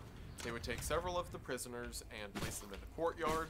One of the things they would do is they would place people in rings at various distances from each other and throw a hand grenade in the middle to see what lethality the grenade had out to these different rings of people. They would set people on fire with flamethrowers and see how long it took them to burn up. They would line up people in a straight row and then shoot them with rifles and pistols to see the penetration capability. They would sharpen bladed weapons to various degrees to see how sharp a knife needed to be to fully cut through somebody. And of course, as mentioned, this was all done to participants who were fully awake and conscious of the death they experienced. And again, that's if you were lucky. If you were unlucky, then you were a part of the disease trials. So the disease trials were similar to the things mentioned in the Togo unit, where they would infect people with things like the plague and then dissect them while they're alive to see the various stages of infection within the body. But they had been doing the bubonic plague research for years at this point. Again, the time period we're talking about now is generally like 1940, 1941. So the plague research has moved on to much larger demographics. Again, a lot of the records of Unit 731 were destroyed at the end of the war, but from what we know, there was at least 12 field tests of things like the bubonic plague, and 11 of them took place in Chinese cities. So Unit 731 researchers would deposit plague-infected fleas into the middle of a Chinese populace or infect their wells and homes with things like typhoid. And then these researchers would watch from a distance and then walk through these decayed cities in their sterile garbs, recording the number of casualties. At the very least, tens of thousands of people died immediately from these large-scale weapon tests. Entire countrysides of people were destroyed by infected fleas that were simply thrown out in a clay pot. Back at the facility, the feasibility of chemical and biological weapons was being tested as well. They would have prisoners stand out in fields wearing different layers of protection, from completely naked to normal clothes to gas masks and what have you, and then they would just bombard them with things like mustard gas or sulfur gas and see how long it takes them to die at whatever stage of protection they're in. Another thing that the researchers were interested in was weaponizing venereal diseases. So to do this, they purposefully infected a bunch of people with STDs. However, the injections of the STDs tended to not take properly. So as an alternative, male and female prisoners were led into cells and then at gunpoint forced to transfer the diseases. And as mentioned previously, at various stages of the disease's progression, the individual would be vivisected to see what it's doing to the body. And even all of that is within the realm of feasibility. As evil, as depraved, as monstrous as it is, you can wrap your head around the concept of, okay, well, if someone really, really believed that the people they were torturing aren't really people, and that this is all for the greater good, you can see a purpose, to them at least, they can see a purpose at the end of the tunnel as to why they're doing this, right? Well, that's before we get into what I can only describe as Machiavellian torture methods. Because sure, they're wanting to use new diseases in the war, so they gotta test those, right? But some of the other stuff they did was simply no other explanation than depravity, or at least none other than I can think of. So to just read off a few of the things that happened at Unit 731, and again, these are things that records were not destroyed of, and people would later confess to. So if it's possible, it is very likely that worse stuff than this happened as well. People were cut open while alive and had various organs removed before they were stitched back up to just see what would happen. So, for example, cutting out someone's lower GI tract to see how long it takes them to die from that, taking out someone's stomach and attaching their gut to their throat to see what that does. People had their limbs cut off, in some cases to visualize how long it took for someone to bleed out, but in other cases, they would saw off both arms and then switch the shoulder that the arm was attached to just to see if the body could reattach it. People were placed inside of low pressure chambers and the pressure cranked up to see how long it took for things like their eyes to fly out or their chest to implode. People were hung upside down by ropes tied to their ankles to see how long it took them to die from blood pressure to the head. People had very large and heavy objects like crates and rocks dropped on them to see how much force it took to kill someone from being crushed. People were placed inside of centrifuges and the speed ramped up until they were dead to see how much G-force it took to kill someone. And as depressing as it is, I should also mention the fact that they determined that children had a lower tolerance to it than adults. People were given intravenous injections of things like horse blood and seawater, again, just to see what would happen. People had their limbs placed in very cold buckets of water until their limbs were removed, and according to researchers, it felt and sounded as if it was wood, and then the limb would either be crushed to see what the damage of a frozen limb that becomes injured might be. They were set on fire to see if anything could be recovered from that. They tested various ways to warm someone back up after they were frozen to that degree. According to Ishii himself, again the lead researcher, they did various experiments where they took babies that were under a month old and placed them in freezing water and freezing elements just to see how long it took them to die of hypothermia. I'm going to read this next one from an excerpt from Hal Gold.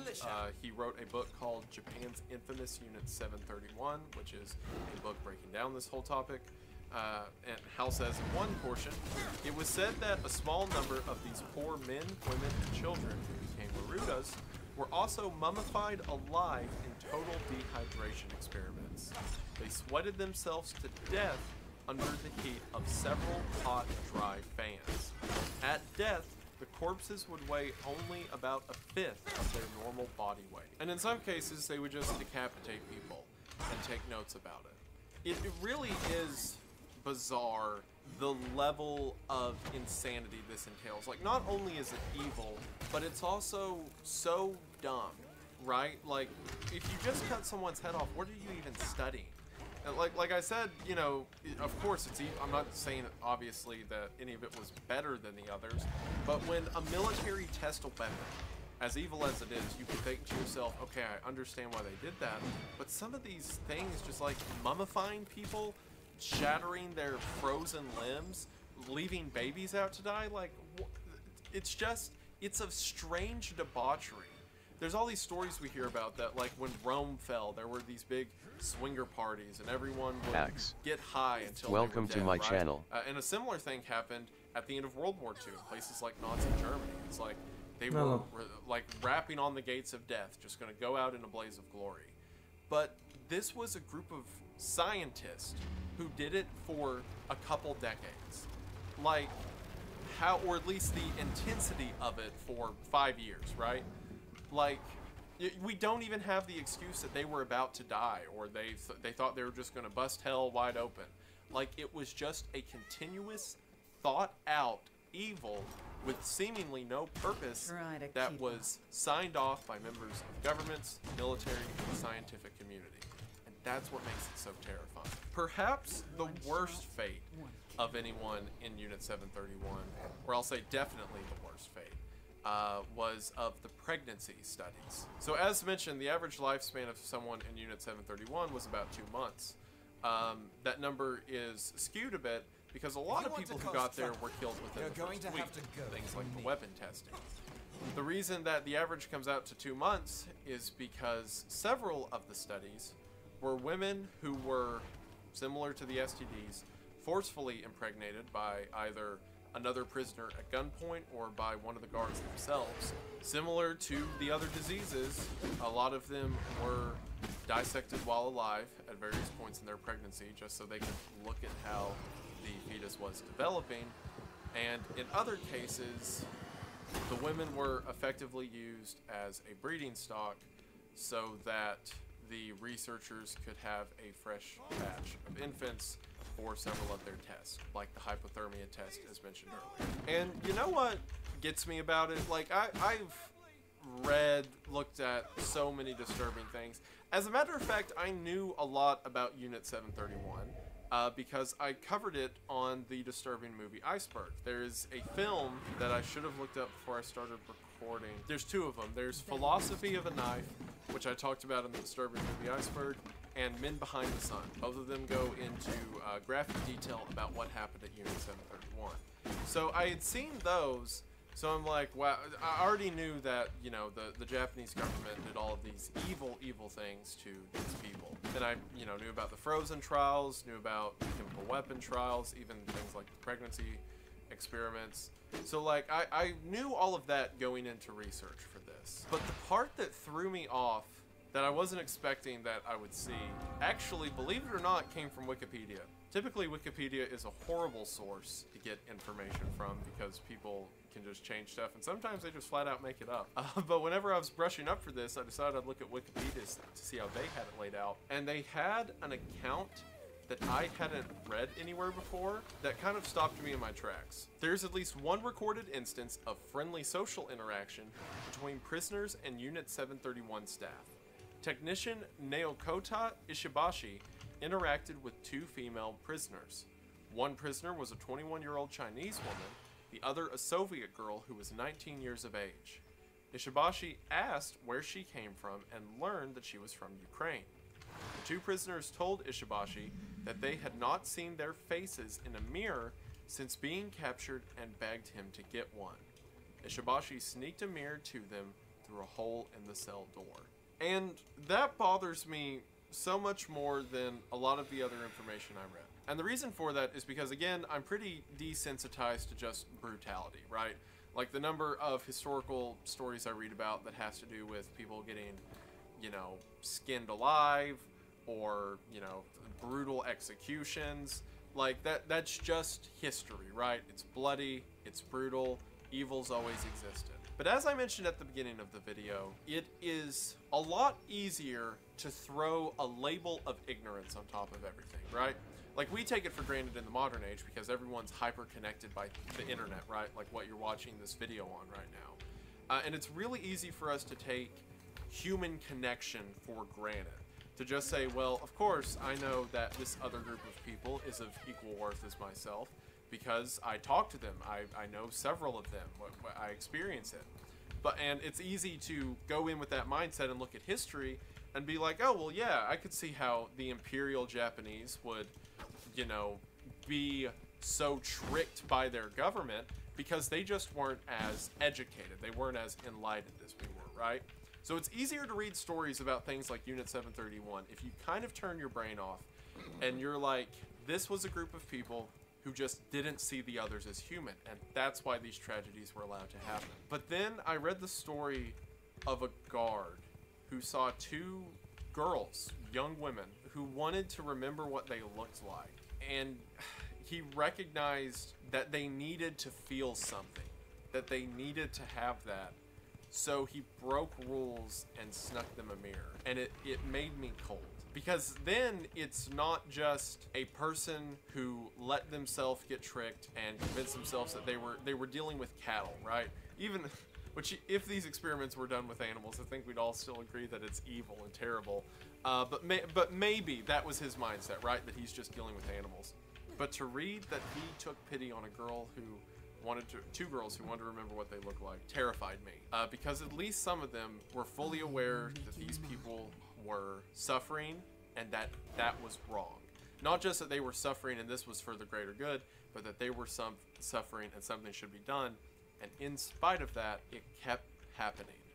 It was such a powerful force of government and people and the greater good that these tragedies kept going on, and the people who participated were well aware of the pain they were inflicting and didn't stop it.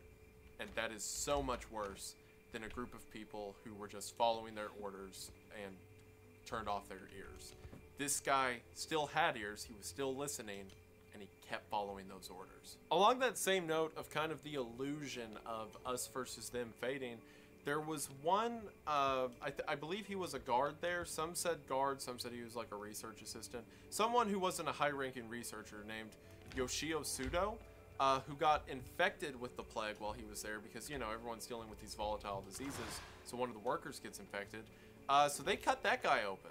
Like, I guess they figured, well, he's a test subject now, we're not going to let him go to waste. Who cares if he's Japanese? And they sliced him open too. It's interesting, while kind of the Japanese government's idea was, well, we're more important than they are, so they can suffer. But we see these glimpses of the Japanese who are infected being treated the same as everyone else who's infected, and also the Japanese recognizing that these people have emotions and feelings, and it makes the situation so much more scary in the end. And I think one of the reasons it is so scary is because, again, we read a lot of stories like this, and it's comforting to think, oh, well, if they just knew better, right? Like, oh, well, maybe if they didn't have to struggle for resources as much, or maybe if they were allowed to experience humanity from this other side that they seem to hate so much, maybe then, you know, they wouldn't have had to do the awful things they did, right? It's easier to read a lot of history that way. But you see instances like that, and it kind of, it's dreadful, the idea that, sure, they had all that, it didn't change anything. Near the end of World War II, the Japanese government got desperate and decided to rely on Unit 731 for some kind of drastic measure against the United States. So, using the bubonic plague research that the Japanese had figured out, again by testing it on residents of China, the Japanese government put together a plan called Operation Cherry Blossoms at Night. The plan for this was to release the bubonic plague on San Francisco, and the attack was scheduled to take place on September the 22nd of 1945. But this plan never came to fruition, because just over a month before September 22nd, America dropped the atomic bombs on Japan and ended the war. In these final days of the war, the members of Unit 731 realized that the war courts would not err in their favor and decided to destroy whatever evidence they could. And of course, this evidence began with the prisoners, who were forced to either ingest poison or be shot before the facility itself was set on fire and most of the documents and research destroyed. And as mentioned, no one who ever entered Unit 731 as a prisoner ever walked out. When Douglas MacArthur came to Japan after the war was over, he immediately heard whispers of things like human experimentation. After tracking down Ishii and the other leaders of Unit 731, they confessed that some degree of human experimentation took place, but wouldn't give MacArthur specific details. MacArthur threatened that if the remnants of 731 don't comply with the United States, then the United States would allow the Russians to judge the members of Unit 731. Now, I don't know if you know this, but especially right after World War II, you much wanted to be in a United States tribunal than a Russian tribunal, because Americans typically ended with prison sentences and Russians ended with rope. So a deal was struck between MacArthur and the head researchers of Unit 731 that said if the researchers of 731 turned over all of their data to the United States, then they would be given full immunity. And of course, both sides agreed to that deal. Now, a couple things. The reason this deal was done is because, one, and most importantly, America was afraid of what might happen if the Russians, who shortly after World War II began the Cold War and all of that, or the Cold War began between the United States and Russia, I should say. America was afraid of what would happen if the Russians got their hand on all of that information. So it was more so done not so America could have biological weapons. I mean, we're not dropping plagues on populated cities, at least. That's what they want you to think. But really, it wasn't so much that we could have the information as much as we didn't want the Russians to have the information. And the other reason that the deal was taken is because, not really that I think it would have changed anything, but most of the details of what happened weren't known until decades after World War II ended. Like most of the stuff I read about came out in confessions in the 70s and 80s. And while MacArthur knew that there was some level of human experimentation, I mean, the data he was handed talked about how long it took for the researchers to witness someone dying of hypothermia, right? Like, he couldn't have been totally dumb to it, but at least the brutality and methods of it, they probably weren't aware of at the time. Not that I think that would have stopped them from it, but maybe they wouldn't have given full immunity. Maybe I just like to think they wouldn't have given them full immunity if they knew the full extent, but whatever, it still happened. Now keep in mind, to the public at that time, none of this had ever happened.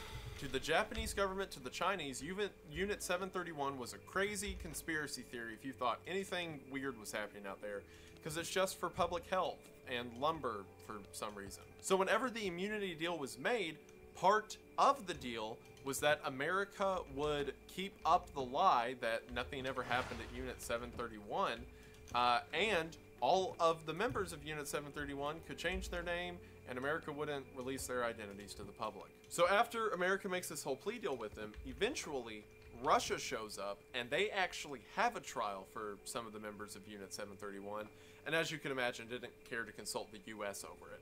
So Russia holds a trial, and they end up getting 12 people who they can confirm were in Unit 731, and the sentences for those 12 who were found guilty were 2 to 25 years in a labor camp, of which the most any of them served was 7 years. Now, if you know anything about Russian history with war crimes, the idea that these men weren't shot or hanged is absurd.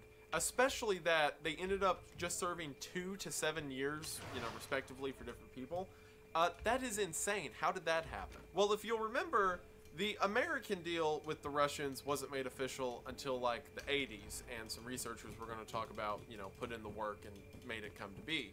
So the fact that the Russians show up, they talk to the Japanese for a while, and only a few of the 731 researchers get like 5 years in prison, it is pretty much guaranteed that the Russians made a deal with the Japanese, very similar to the deal America made with them. So at the end of the day, this group of people who were monstrous, demons even, committed a massive amount of bloodshed and misery, and then when the going got tough, they sold that bloodshed and misery to the highest bidder and got off scot-free. So ain't that a kick in the pants? Now again, none of this was public information, and it would have stayed that way if it wasn't for the work of various Japanese historians. See, again, Unit 731 for years was like a boogeyman. There would be a researcher come out in like the 60s or 70s talking about how the project was real, or they were a part of it and they can attest to it. And they would get laughed off by the media, saying that they were just some crazy conspiracy theorist. Historians pulled various records in Japan that supported the government's sanctioning of Unit 731. And in 1983, a historian published his findings and was told by the Japanese Board of Education that he should take those findings out of textbooks because it's not backed historically. So these historians went to the United States, and now, because everything's declassified, went through various records and found MacArthur's immunity deals and the records that he got directly from the Unit 731 experiments, and were able to bring those records back to Japan, show them to the Board of Education, and say, it's real, it's all right here. And from then on, the Japanese government slowly began to admit fault in the Unit 731 experiments. Through the 1990s, the Japanese government finally acknowledged that it was a real thing, but not the specifics of what the researchers actually did. The most recent development of Unit 731 was in 2018, when the Japanese government named the 3,607 researchers who were a part of the unit. And as you can imagine, between all 3,607 of those names, they're all either dead or have disappeared. Shiro Ishii, if you'll remember, the leader of all of Unit 731, died on October the 9th of 1959 from laryngeal cancer, never experiencing judgment on this side of eternity for his role in the Japanese war crimes. And Unit 731, like I said at the beginning of this video, is depressing. There's no two ways about it. There's no happy ending. There's no good side to it. It was a group of people committed atrocities, and they got away with it, effectively. And there's no polish I can give that. But what I can give polish is that this story was almost entirely lost for history. If you were, from World War II, from these events happening up until like 1984, when it finally became official, the people who died never died, at least publicly. Their names were just lost, as some of the many names lost in World War II. And they were just a statistical anomaly, because governments didn't want to acknowledge the atrocities that they had once condoned, or that the forerunners before them had condoned. And of course, obviously, I don't mean any of my critiques of the Japanese government during World War II to apply to now. But again, that was less than a century ago. It's hard to think about that humanity is capable of that kind of evil, and that kind of justification for that kind of evil. But the point I want to bring out, the one light in all of it, I could say, is the people who would not be quiet. The people who kept learning, who kept digging, and now we have names of the perpetrators, and we have death of the victims. We have cause of the victims. And while it doesn't make it right, and the suffering still happened, it gives some meaning to it. Their names are not simply lost, they were taken. And hopefully by understanding why they were taken and what great evil led to it, we can prevent tragedies like that from ever happening again. And like I said, Unit 731 is a heavy story, but it's one that I think should be told. Not one I enjoy telling. I didn't have a good time recording this, I'll be honest. But it's one that needs to be. And I'm just a lowly YouTuber. I'm no one important. I'm no one special. But hopefully you got something out of this. Or at least you have more depressing knowledge to terrorize your friends with, which in that case, win-win. But either way, if you got something out of this, or you just like to be miserable like I do, I guess, that's cool. And I just want to say thank you for watching. Thank you all so much for sticking around and watching the video. I know I promised that the Ted Kaczynski video would be next, but that video is becoming a much larger project with a lot of really cool things that I've never done before, and it's taking more time. So hopefully whenever it does come out, you all will be excited and it will be worth the wait. I hope you like that teaser in the ad, and hopefully that made the rest of this video not as depressing. But if you made it this far, I appreciate it, and I hope it wasn't that much of a bummer. And I want to emphasize, while I talk about a lot of the disturbing and worst parts of humanity, I am talking about the outliers. I am talking about the strange parts. Humanity, just as capable as it is for infinite evil, is capable of infinite good. And don't let yourself get, you know, in a headspace about how terrible the world can be, but get in a space about how great it can be as well. I recently, I'll brag a little bit, my fiance Kayla just graduated with her doctoral, so she's a doctor now, and that's incredible, and I'm proud of her. And it helps seeing people like her, people who strive, people who have power and diligence and strength.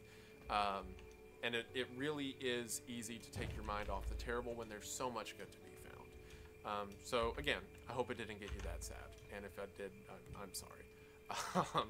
But I hope that you enjoyed. Shorter video for now, but like I said, TED on the way. There will probably be another video in between this one and the TED one, because like I said, that's becoming a big one, but expect the TED video in June, and hopefully you enjoyed that. But until then, I just want to say thank you for watching. I hope that you enjoyed, and I will see you in the next one. Bye!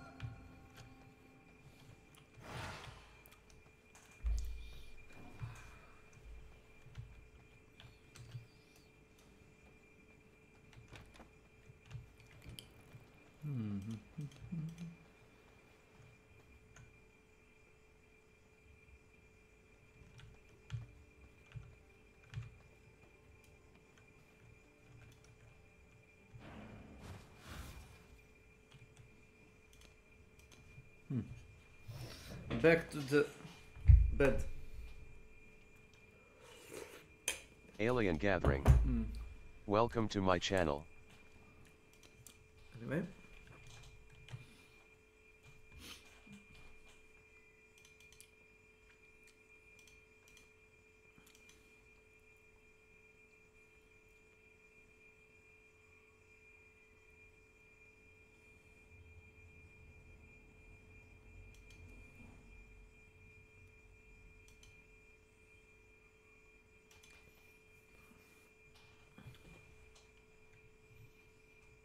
Evo.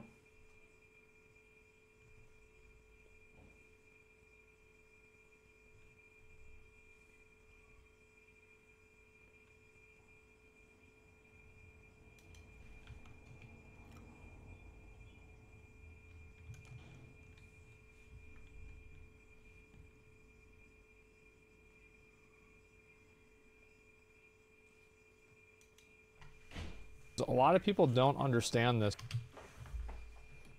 A samo ti jedi. Ne, ja sam kupio za tebe. Ne, ja sam uzeo sebi da doručak. A dobro, ja sam stavi na ladno. Ja sam to za tebe da Hvala, ja sam sad uzeo. A ja sam to uzeo za tebe. A pa hvala. Da ne bude kakve koristi imam ja od toga što stina, evo imaš. Mogu te ponuditi doručkom, ali... Ništa, sve, ja sam se namirio. Koji sam sebi napravio. Ne, samo malo, ja sam se namirio. Kako se to narodski kaže, jel? Eto, mogu za to jes. Pa, kaži ga to što ti imaš staru opremu, to nije do mene. Staru opremu? Pa, jebi ga. Znaš kako sam pošao ko majstor da se pogleda? Nisi ti to rekao? Okay, today we're... Ja otišao kod majstora za kola da pređem tehnički pregled, znaš. Bilo je dobro dok smo bili posvađeni, dok je umislio u glavi da ja njega mrzim, da ću ja njega da ubijem, da ja ću njega dlati zagrati to. Jesi ti lučaj? Ne ti, nego bilo ko učinio bi uslugu da me ubije. Bilo je dobro dok je tripova kao znaš da nije poželjen, a sad ga ne možeš ćerati. No. Ja, brate, pođem kod majstora za kola. Sljedeći put me bar nazovi da me pitaš sam kući. Hvala što si donio slatko i to, ali... Nema, da te nazovem, pa gdje ti možeš biti bez kuće na posao? Ja ne znam treće mjesto. U crkvu ne ideš. A što to mene stalo što si ti naša 50 evra? Ne bi to je kao bači 50 evra na gomilu, da se primeti, da se gomila pomerila. Što to mene briga? Šta si sad mi podeliš? Zaprižite, brate, tako da je. Ja ovdje kod majstora za kola. Da ne preko očica prezim tehnički pregled.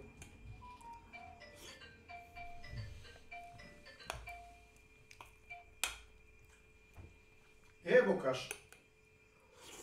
Alo? La la la la. I on meni kaže ono što ja znam.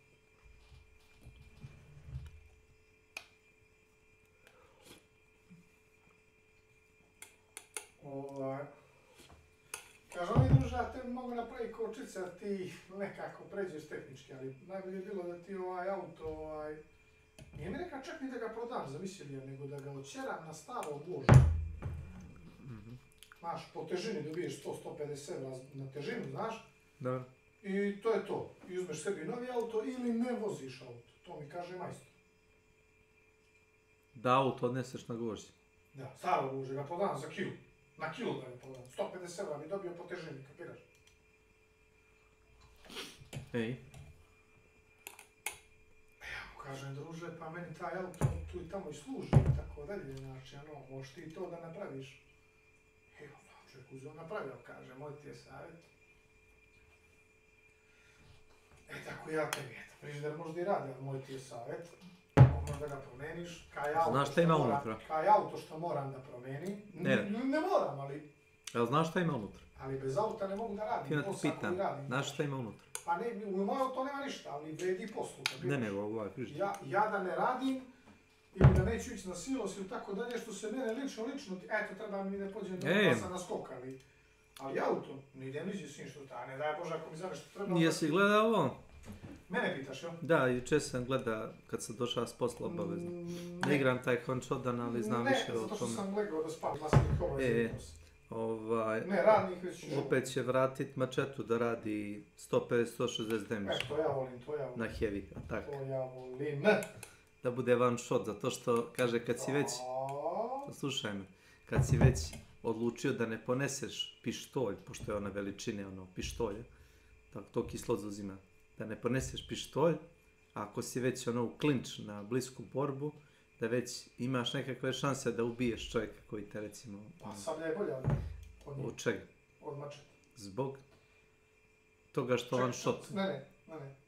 I da daju 150-160 damage. Moram li tebi da objašnjavam zašto je bolja ili... Zato što ti i gospodin Hayes imate... Da dobijemo na vremenu. Ne, ja ću to objasniti. Zato što vi imate neku fiks ideju, vas dvojica. Ko je dvojica? Ja i Hayes. Ko? Hayes. Nema pojma ko je to. Imate Ja znam čovjeka koji je HZ, NZ. Ne znam. Ti mene zoveš Šileš, ja ste rekao da si retardiran i tako. Na kvicima. HZ, on za mene. Jest. Imate neku trip ideju... Ali on uopšte ne koristi ni mačetu ni sablju. Imate neku trip ideju da kao brže se krećeš sa sabljom. Nije to tačno. Ne krećeš se... To je poluinformacija. Ne krećeš se brže sa sabljom. To je poluinformacija. On je rekao da se brže krećeš sa nategnutom sabljom. Nema to veze. Ne krećeš se ti brže, ti se krećeš normalno. A to što Hunt ima tendenciju da te vraća nazad kad hodaš regularno... A, ti misliš da ga ja zbog toga kao stižem? Ja se... Dešalo mi 6 puta, to će ti Nenad reći, ljudi koji igraju druge igre, a nije Hunt. Da kad držim staricu pravo, bez da trči, da se dešava da me igra vraća na 3 metra, vrati me pola metra nazad. Takav ima osjećaj uvijek. A dobro, to je subjektivno sad. Subjektivno, to je vrlo objektivno. Ona druga stvar, ja cijelo vrijeme imam staminu. Ja ako jurim nekoga, to me može možda da fali stamina, pa Stamina nema veze sa latencijom. Ne, govorim za stizanje. Stamina nema veze sa... Ne, ja govorim za stizanje, kada ga jurim pa ga polako Gospodin stižem. Hayes nije pričao o stamina shotovima, on je pričao generalno. A ja isto to tvrdim. Ja tvrdim da niste upravo obojica. Isti ćeš efekat imati ako uzmeš običan nož i zadržiš onaj heavy attack i kreneš da kao juriš nekog. Isti efekt. Ne, to možda. Ali recimo ako on trči sa puškom u ruke ili pištoljem bježi od tebe, a ti ga juriš sa sabljom, ti si brži. Ne. Nešto jadno, ali si brži. Nisi nimalo brži. Da li zbog animacije ili zbog nečega, uglavnom malo si brži. Zbog načina na koji server tretira kretanje igrača. To je sad nešto, to nema veze sa mnom, ali uglavnom realno si brži. Gleda sam odreda par nekih ruskih streamera. Prusi oni narodni. Kad god se kreće, uzme, nategne kundak od pištolja i tako trčkara mapu. Tako u tome ima nešto, a ne treba ti sablja da bi se krećao brže. Mislim da igra ima generalno problem sa kretanjem. I šta sad ti hoćeš da kažeš? Da nema veze sa sabljom. Pojentiraj. Ali ima veze sa čalom. Animacijama, da. A čal možda radiš, kroz toga tiče možda uzmeš medkit i da ga nategneš i dok god držiš nategnut medkit na heavy attack. Da, ali recimo problem je kod igrač tu bude recimo negdje, onda je problem s medkitom. Ne pričamo o dometu sablje koji je metar. Ne, nego pa vidi, bolje ti da... Nismo pričali o tome da Bomblens ima domet metar i pol. Ne, da, šta kažeš? Ne, da. Bolje ti da trčiš za igračem sa nategnutom sabljom nego sa nategnutim medkitom. Ako ga već juriš da ga ubiješ. Mislim, junovarani. Ludi čovječe, ja sam ubio sam Ubio sam i ja, sad možemo da dovedemo u pitanje sve. Ja sam ubio neđe nekog, pa ja sam ubio neđe sve. Imam 11 Ovo je vrlo poučno. Čovjeka koji se zaletio u mene, bio full health. Ja sam ubio dvojicu s Bomblensom. On se zaletio u mene s Bomblensom i ja sam imao Tomahawk, onaj šekiru za bacanje. I natega sam heavy attack, izveknuo sam ga. Uglavu. Ništa bacio. Sam oko natega i dao bap. Pa čekaj, jesi vidio kad sam ubio dvojicu gore u Arden Perišu? Dvojici idu Bomblensom, na mene ja ubijem jednog, ubijem drugog. Doduše šotkom. To jest terminusom. To jest terminusom sa leveringom. To jest. Jer da nisi imao levering, onaj bi drugi stiga da me udari. Da me pouči. Jer ja bi dok bi Pum, ovaj mi udari, ali bilo je bam, bam! Gotovo, može. Ako potizi ovoga aligatora, šta? Da li ti ili ja znaš da sam ja potrošio bolje da pričam o Han Shodanu nego da pričam blizu o njegovom 2000, automobilu. čekaj, da li si svjestan da sam ja potrošio blizu, možda i preko 2000 Blood ne $100, nego Blood Bonda na menjanje perkova u startu za leveling. Misliš da respekuješ karakter u traitora? Tako je, ne traitor, je trait. Traitor. Ne, jedan trait. Šta ako trade košta kad kupiš lovca 1 poen ili 2? A teško to kad kupim lovca koji ima 3 traita, kad kupim lovca za 10. Teško da može da nemam jedan koji, da li je to možda Fenning, da li je, kako se zove, Ghoul, da li je, ne znam ja šta, to su poeni koji koštaju 4, 5, da ne kažem, ako dobiješ, ne znam, ovaj Quartermastera, Pitchera, ja sve to menjam. Kontaš me što ti pričam? Da, sve ti valja. A i ako se, kako? Sve ti valja. A i ako se desi slučajno da dobijem lovca koji nema takav perk, uzmem double barrel u prvu rundu, pa ako pretekne mi lovac, onda menjam, mislim, skidam double barrel, stavljam terminus i kačim levering. A u zadnje vrijeme se lijepo, ti kažem, počeo da koristim Iron Devastator na isti taj terminus. Znaš i zašto? Sad sam na kvizu, kao po običaju. Zato što u tom momentu onda uzmem slag na terminus. Da mogu u zoomu da pucam isto brzo, kao sa auto 5 od prilike. Nije baš u zoomu tako brz, ali skoro. If you know what I mean. Je li ili nije? Da.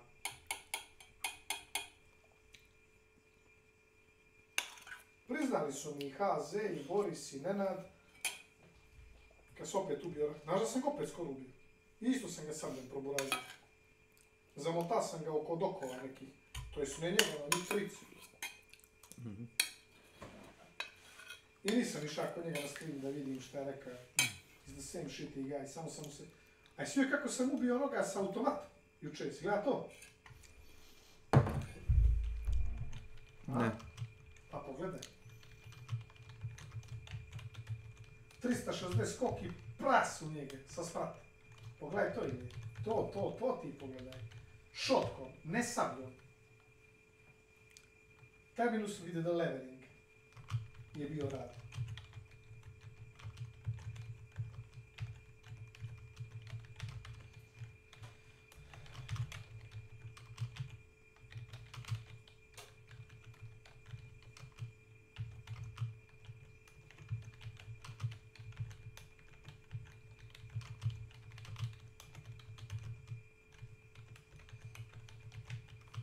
Ali jedan dan onda je mogu vas biti ti da kupiš ono da one kablove sve. Ja da kupim.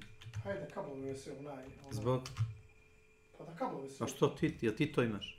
Je to dobra stvar? Jesi, imam. Ti imaš to, ne? Da. I namestio si? Pokupiš kablove, da. Da.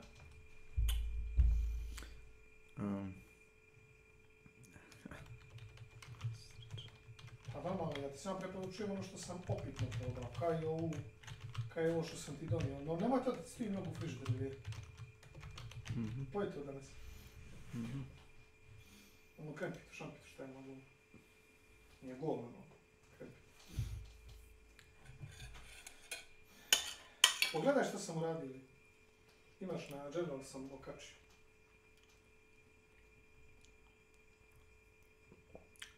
Halo? Yes. Pogledaj na General. Okačio sam svoj dostignući.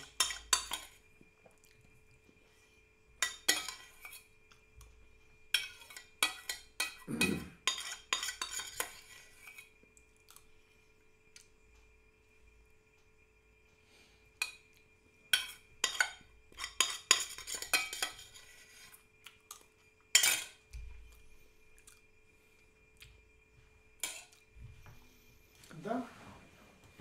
Ja se jutro su 6 od kuće. Možda si ti to Možda ću ići za Suboticu kasnije. Možda ćeš ići. Ne, skroz dolje, a ne tu, brat. Skroz dolje? Pa to su zadnje 2-3 stvari. A gdje bi bilo skroz dolje? Pa ne znam šta ste radili, da li nekog bilo jutro, ali... Da li je neko bilo jutro? Oprosti što postojim.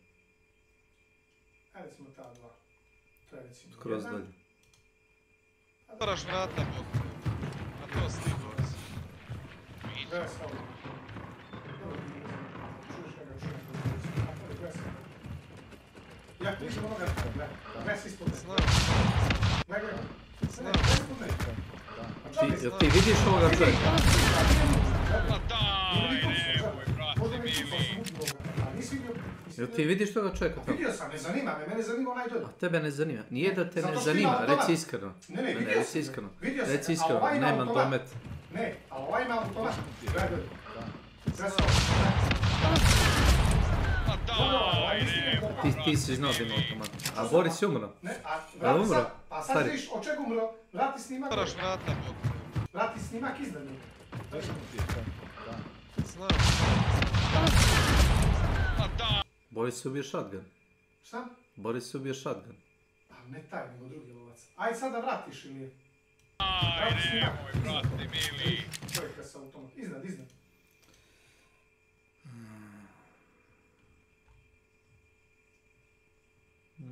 Ne, bili su jedan iznad drugog snimci. Daj. Diži, samo diži se. Imam sam HP-a, Ubio sam 8 cilja. Odbije to da skok šut, gledaj. Gledaj, po kucu njega ja čujem. Drugi. Halo?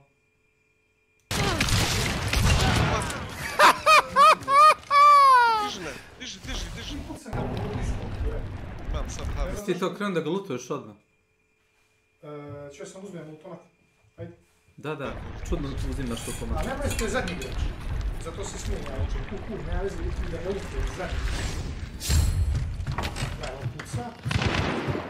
Gledaj.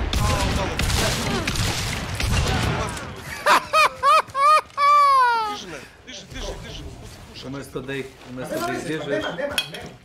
Nema nikoga. Taman se ovaj I to je bila šestica sa automata. Boris se je nagradio, ubio ga 3 puta.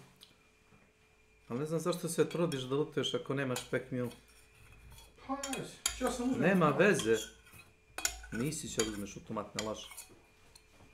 A onda su kapirali da on nema više metaka. Jer bi mu ubio već. Ali, never me mind. Kill level sam je. A onoga sam 360, to sam samo završio. Ne, to stvar, nisam više stavio, to je bilo najbitnije. True 360 ili ti 360. U stvari to je 180, ako ćemo reći. 360 da se okreneš oko sebe. 180 ispravio sam se, ili ja... Samo ti cepaj. Ispravio sam se, 180, ali to Dracula zove 360. Ne znam zašto to zovu 360 i kad igraju country i tako dalje. Ti si radio ovo, to je 180 stepeni, nije 360 se napravio krug i došao istu tačku, jel tako? 360 bi bilo, ovo. Što si ti sad obrćeš oko svoje ose? A, 180 je ovo. Nemoj da mi se vrtiš, pa ćeš me nespisati. Neću ja, treniranje, nemoj ti treniraš.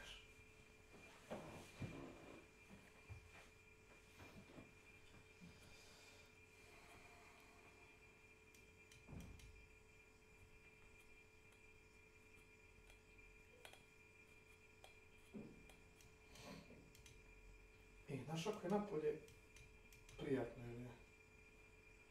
Niti je vruće, niti je ladno, imeno 17-18 stepeni i malo oblaci i malo sunce. Milina. Bio sam juče u Kulu u neki ruski market, pratiš li me? Slušam te. Znači, ima da se kupi... Zdravo, Đika. Jesi.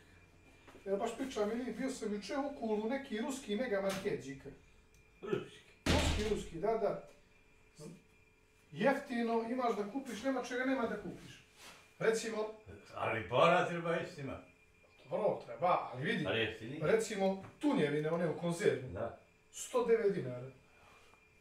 A je za 200. Slušaj, uzeo sam prašak 9 kila, 740 dinara. Prašak za pranje. A čiji? Ruski neki, je. Uzeo, znaš šta sam uzeo još? Je. Uzeo sam neki čokoladica, neki gluposti, recimo... Dobro čokolad imaju neko. Imaju hemiju za kuću, tipa ovo za... A mi ova donosila, ova Marina, iz Rusije, znaš. Sada će donese. Ima. Znaš kako su dobro. Jes. Možda ti kažem. A slatko ko slatko. Htio sam da te zovem. Džike govno ko govno. Debili. Što? Nema jutros, jutros nema teleteksa. I dođe. Nije bilo. Što to rade? A na ove ima na prvi i na pink. A nema soker i ovo. Znači ja igram Roma i ova, kada se vidja. A koliko igra Arsenal, sam skoro gleda 5-5 bilo prije, kaj je bilo? 4-4. A cijeli, može to, ko će to po...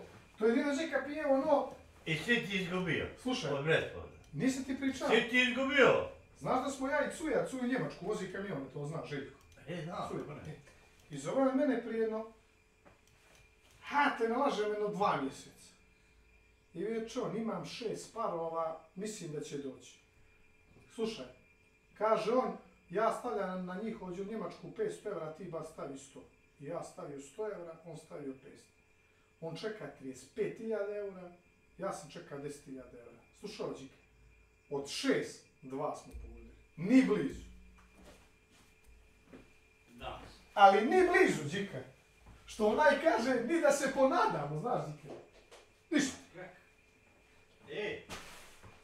On si koristio onaj tip. Ja sam jedno tip ono gleda. Od mogućih 10, nijedan nije došao, alo. A oni ga kao tipuju? A oni ga tipuju i stavljaju i kvota tu je od 1.25 do 1.60. Ajde, što ti ne treba da kad kažeš 20 parova. Ali ovo na golove vidi, ovo na golove to je sreća. A imaš ljudi od igra 3-4 para, kvota 6-7, razumiješ? I baci 100 evra i dođe, primjer radi. A da, ali nema, ali Đika, od 2 ne dođe, od 4 ne dođe 2. Đečuš, ja sam bačio 100 evra i naredne pol godine sam vidim s igrom. A Đeko... Si ti izgubio od ovoga Bradforda? Da, mislim malo sam... 0-0, 1-0. Pa onda trzi 1-1 Newcastle. To prvo, pa da. Ne možeš ih hvati ni za glavu ni za rep. Ja sam čeka, prije dan, u subotu sam čeka da zadnje gol u Jusani 16.000. Paris Saint-Germain prvo, 0-0, drugo odmah 0-1. Radomire, imam ja posao za nas, slušaj Đike. Ja bi za jedno 20 dana treba da krenem na ove silose, znaš, kad počinje šenica, tu će ona za jedno 20 dana. Da. Đika se već smije.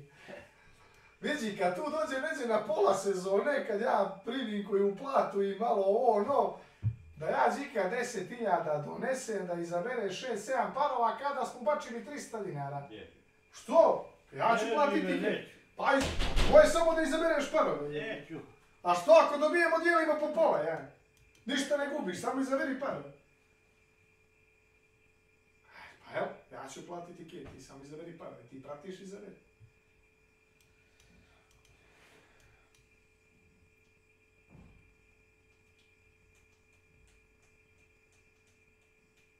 Maš ti vremena? Šta ti treba? Nemo ti meni za šta mi treba, nego imaš li vremena. Recimo za šta ti treba? Da, ajdemo da kopamo raku. Kao što recimo? Da kopamo raku na groblje, nemam porodičnu grobnicu, ali mi pomoći da iskopamo. Neću da kopamo grobu. Platit ćemo groba. Eno, i tako, imaš li vremena. Ako ti treba... Nemoj mi ti ja, moj komšija, počeo si mi... Neću da te upoređujem, s njime si bolji čovjek od njega. Neće. Kad me neko pita gdje si, kako si, šta radiš, ja rekao šta ti trebam da radim. Zašto tako? Da, tako. To smatraš stvar? Ne, da, tako. Možda ću... Ne. Možda ću da ti ugođaj napravim. Ne, nećeš. Ne, a opet ti znaš. Ja ti kažem, 99%. A dobro, 0,1% je možda nešto. To još nisam vidio. Kako nisi vidio? To još nisam vidio. Evo se ti napravio ugođaj, došao sam ništa radiš, donao ti lupa, ti nebitno, ajde. I sad me pitaš šta radiš? Ne, pita sam te kakav si s vremenom. A, vidiš? Niste pitaš šta radiš, nego kakav si s vremenom. To je skriveno pitanje, mogu ti ja donet... Ču skriveno pitanje, a nismo ođe na... A čekaj, Lija, a nismo, brate, Infobiro ođe, nismo KGB-ovci, jebo. Pitam te kakav si, ne šta radiš, nego kakav si sad. Možeš da me pitaš za 2 dana, da idemo, neđe, ali danas ne možemo. Za 2 dana? Dobro. Da, za 2 dana. Ako ja ne budim obaveza, pitajte za mlade.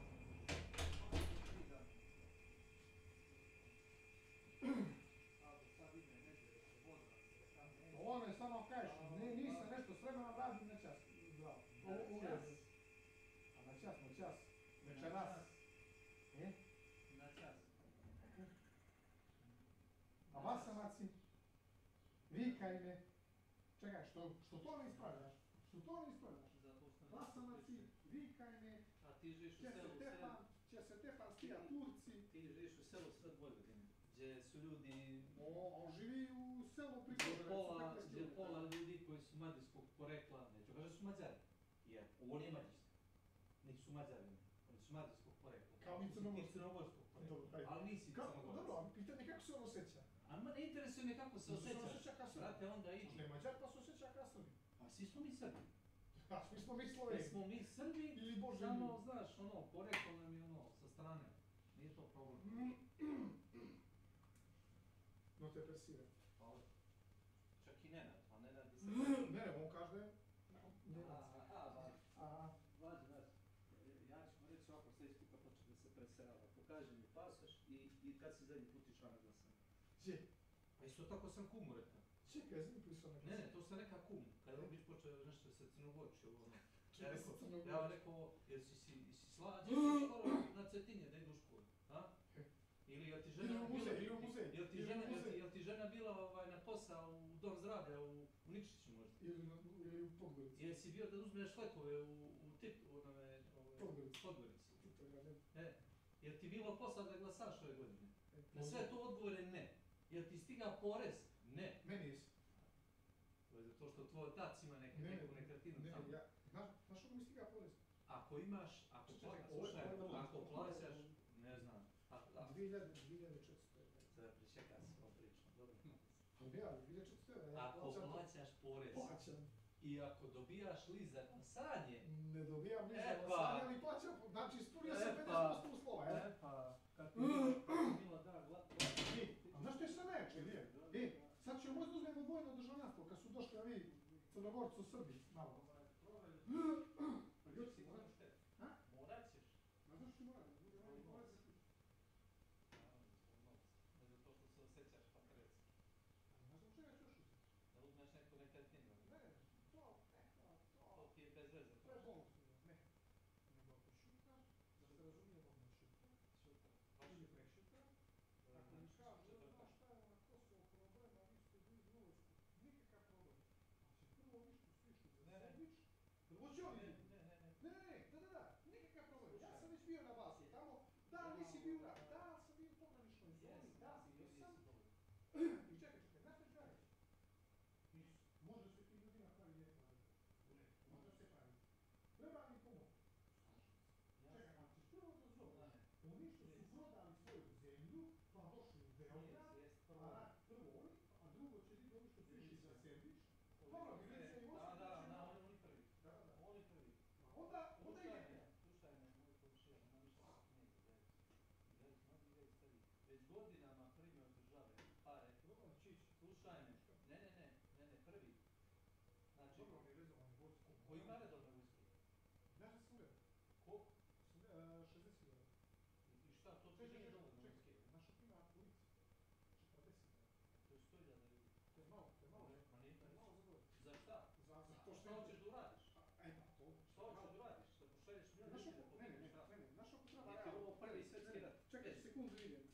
Znaš ako im treba? Nama, koliko treba. Za šta? Pa da dolje zavedu to što hoće. Šta hoće da zavedu? Jasno, šta?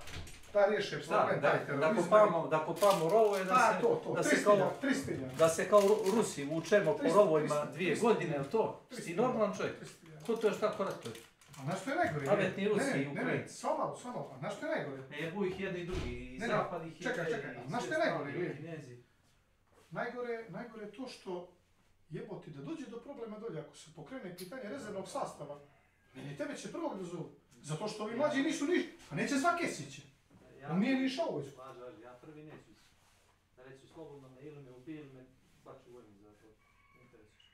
A ja ću da budem malo pametniji. Ma radi što ćeš. Znaš šta ću, uzet ću dvojno državljanstvo, ja ću samo uvijek. To ti radi pametnije, ja ću ili... Ne, slušaj, a znaš zašto? Ne, nije problem, otiću ja da ratujem, nije problem. Ali nemoj me prvog zvati. Pa ne, kako? Rekao sam ti ja, prvo ide vojsko i policija, pa... Dobro, oni će i svakako, ne.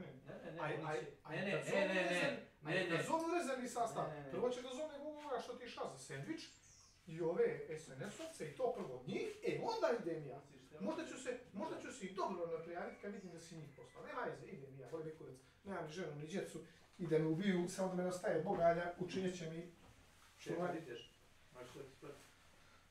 Ne, bravo. Si ja pričam što da? Ne, bravo, hajde. A ja nemam što da pričam, ali... A čekaj, složiš se sam.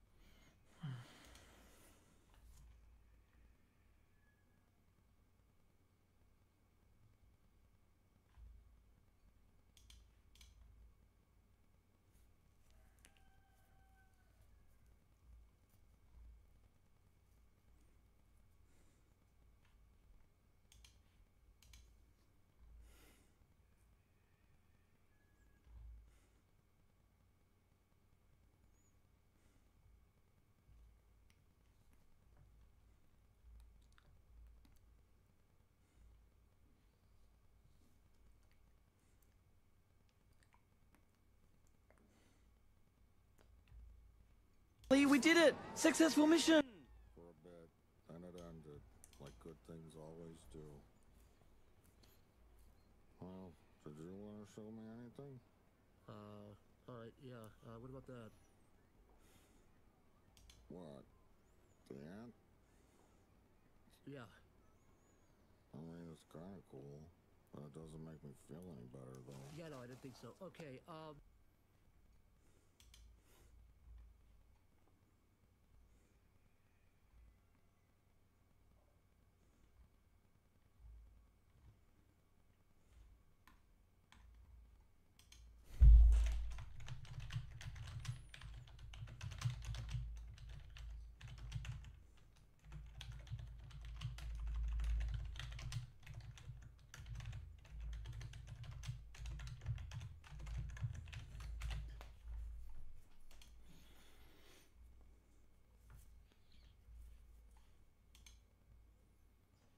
made a change to the Martini Henry Iron side, so what happened there?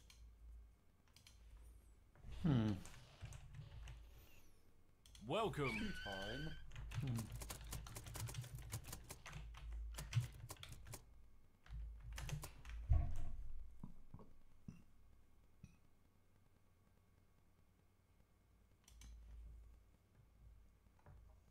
Goodbye for now.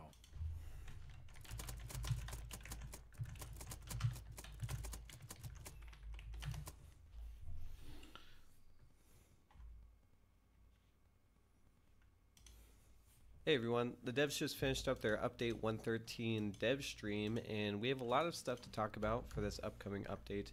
But first thing I want to let you know is that it will be coming to the test server soon, so if you're on PC, you can try out all this stuff. And also, this update looks a little light on content with this preview that I'm about to give you, but they did say that there's an event coming soon, and that's happened before. So it may look light on content, but that's just because most of that stuff will be saved for the event. And so the first big change that's coming in update 113 is the new shooting range, which also doubles as a testing range of sorts and a private PvP lobby that can hold up to a trio. And we'll talk about that more in just a second. But the shooting range has been added under a new tab in the lobby tab, so you can access it that way. And it takes place at Fort Carmick on Lawson Delta, but they've touched it up a bit. So now there's a short range shooting gallery, a medium range shooting gallery, a long range shooting gallery, a throwables testing space, and a projectile penetration testing space. And all of these areas are pretty self-explanatory. If you want to test short-range weapons, go to the short-range shooting gallery, and they're all accessible. You can just walk to them independently, whatever you want to test. And around those different areas, there are also their respective weapons. So like in the short-range gallery, there are shotguns around. In the consumables gallery, there are consumables around. And there's also different ammo types that you can bring in, and of course traits as well that should apply to the weapons that they're nearby. So one of the best parts about the shooting range is these new dummies, which we've seen in the tutorial if you've played through that, but now there's more of them, and they're scattered all around Fort Carmick for you to try out all your different weapons. And also with these new dummies, you can actually see the damage dealt to them with some damage numbers that hover over the dummies, and those damage numbers are color coded by the status effect. So if you light a dummy on fire, those numbers appear yellow, etc., etc. Another cool thing about the shooting range is the ping distance indicator. So in the shooting range specifically, this only applies to the shooting range, not on live. You can ping and it will tell you the distance to the ping, and that looks like this. So as I said before, the shooting range doubles as a multiplayer private match type thing. And so with your buddies, you can have a trio and you can go in as a team, and those rules apply where the team damage is reduced and you can revive your buddies. Or you can go in as opposing players, or this PvP mode, so a 1v1v1, if you will, and you will be able to do full damage to each other, and weapon looting and no party revives apply to that as well. So you can either go in as a team or you can go in as enemies, and anything that happens in the shooting range stays in the shooting range. So you can't boost your KD, you can't gain a bunch of experience. It's just a fun private area to test things or you know, settle a dispute, whatever you need to do. Another cool thing about the shooting range is when you are down, you have 2 revive options. You can revive in place with full health, so it won't consume a bar, you just revive in place. Or you can respawn at a nearby location, and again you'll have full health, but it will also refill your entire inventory, whatever guns you're carrying, consumables, all of that. So one thing to keep in mind about the shooting range is it is limited to 25 minutes. So if you are bringing your buddies in there, you'll have that time limit, and then you can always re-queue into it. It's just to make sure people aren't idle in there taking up server space for hours and hours on end. So that's about it for the shooting range. There are a lot more details, and we can get more specific about it when it comes on test server. I'm sure I'll have a video about that.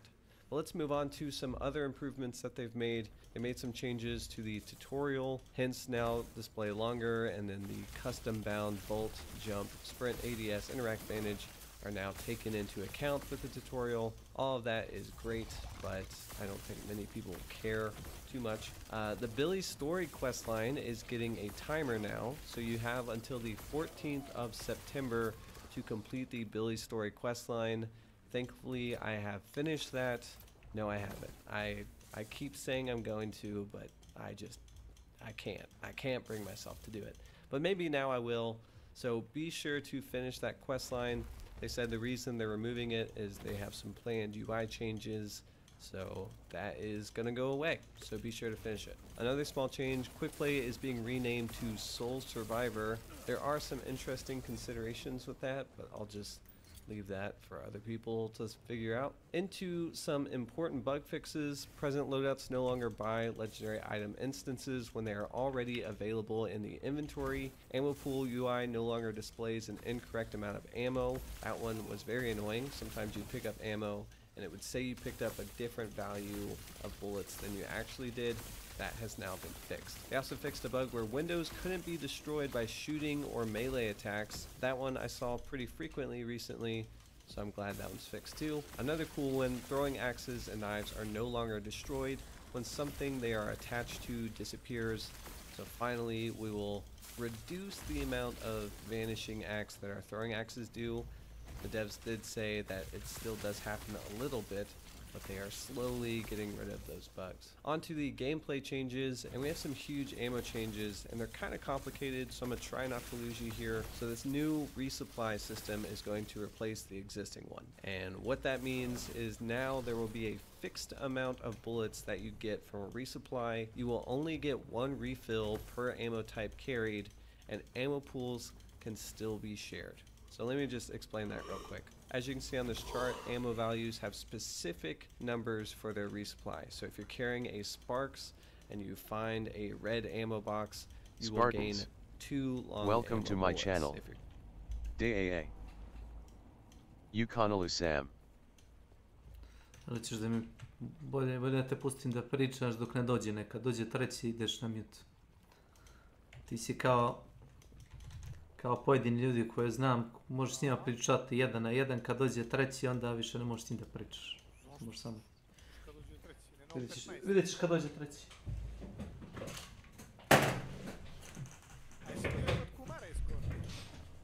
Što sad spominješ kuma? Što jesi ti bio kod njega? Ne, ja nemam vremena. A ti nemaš, pa dobro, nema nija vremena, A ti živiš od njega 30 metara niz ulice. Pa ne možeš ti imati sad vremena, sad moja žena kuću, ćeš da odeš kod Ivanovića u posjetu sa ženom da mu piješ kafu. Pa to kažem, pa ne. Nemaš vremena kad on ima vremena, on nema vremena zato što dođe uveče u 5-6, nekad ne radi, ali to se njemu ne zna kad ne radi. Takav mu je posao.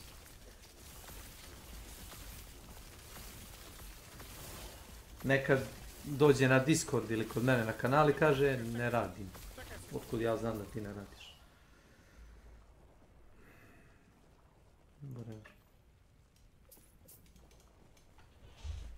Carrying a Vetterli with FMJ and you find a purple ammo box, you will gain 4 FMJ bullets. And back to those bullet points, you only get 1 refill per ammo type carried. So if you're carrying let's say a Sparks and a Sparks pistol, you will still only get 2 long ammo bullets from the red box. You won't get a resupply for both weapons, you get 1 long ammo resupply.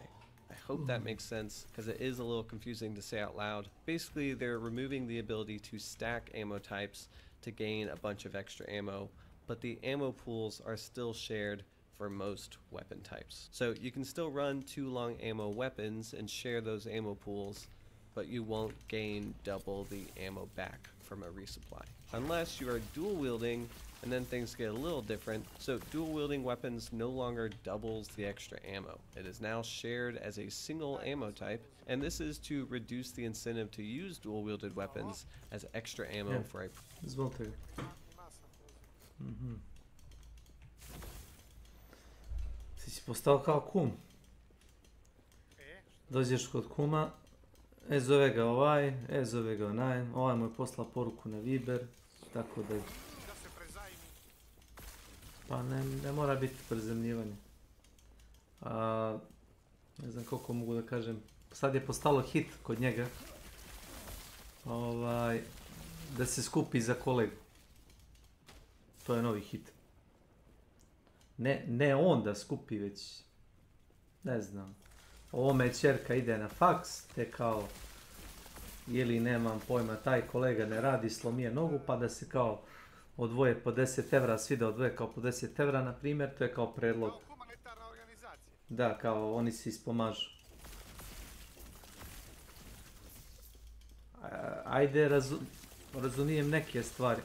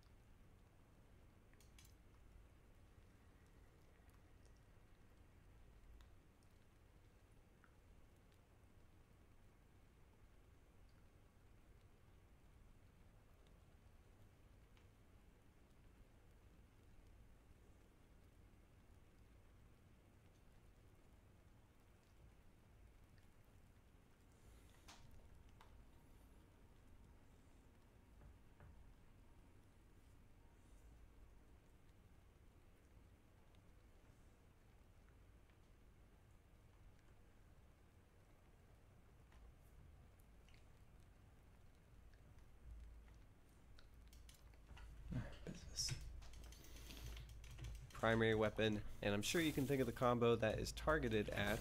That is for the Opto and the Dual Sparks combo. I'm sure you've seen that pop up recently. But that's to reduce how much ammo you get back and how much ammo that specific one can carry. Okay, so hopefully all that ammo made sense, but on to some other ammo changes. Incendiary ammo can now set players on fire with 1 hit until its damage drop-off starts. So what that means is within, let's say, 45 meters for long ammo rifles, if you are using incendiary ammo, 1 hit will light a player on fire. Then, in the ranges where your damage drop-off is in effect, so beyond 45 meters with a long ammo rifle, then it will take more incendiary hits to do it. I forgot to mention here, salve skin will also save you from being set on fire on the first hit. That's a hard counter to incendiary ammo. Onto some other ammo changes. The ammo box now unlocks at rank 1. Dum Dum ammo on medium bullet rifles now applies intense bleeding, which is a buff to Dum Dum ammo on the Springfield.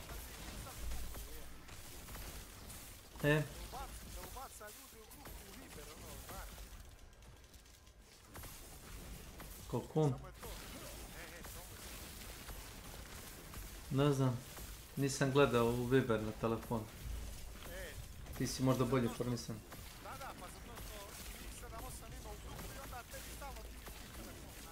Pa ne piši ti mi, meni je Wi-Fi isključen kad ne koristim telefon.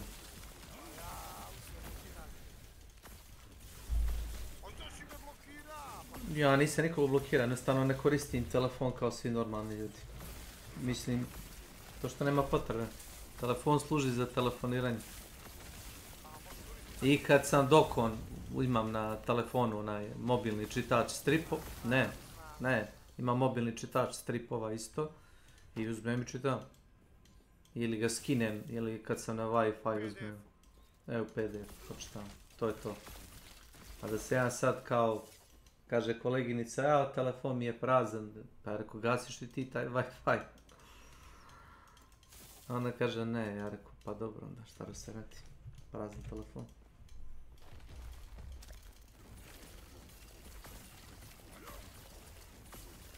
Kao što rekao, ne znam zato što ne koristim Viber aktivno. Mani Facebook što se toga tiče. A žene Ilija koriste Facebook za kurvanje ili polukurvanje, a i mi muški. Polukurvanje? Šta je polukurvanje? Flirt.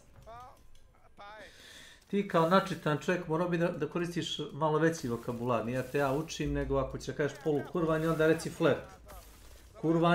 Kurvanje kad ti je otvoreno, kad ti... Ne, pa ja nisam uličar, ja ne koristim žargon. Ja hoću.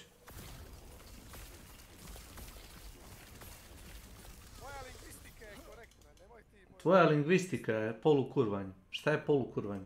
Flirt. Ako je žena udata, ako se kao polukurva, to nije polukurvanje, to je i dalje kurvanje. Znaš, ako je žena udata ili u vezi sa nekim, ili ona tvrdi da je u vezi sa nekim, a flertuje sa drugim, to je već kurvanje, baš. Samo fali čin. Nema... Pa onda nek ide u open relationship sa tim koji isto misli da open relationship postoji. I srećno im bilo u životu. Nemoj mene da pitaš, ja ne znam, ja nisam modern. Ti si bacio taj izraz. Što očekuješ da ti ja? Daj mi definiciju. Ti si ga bacio.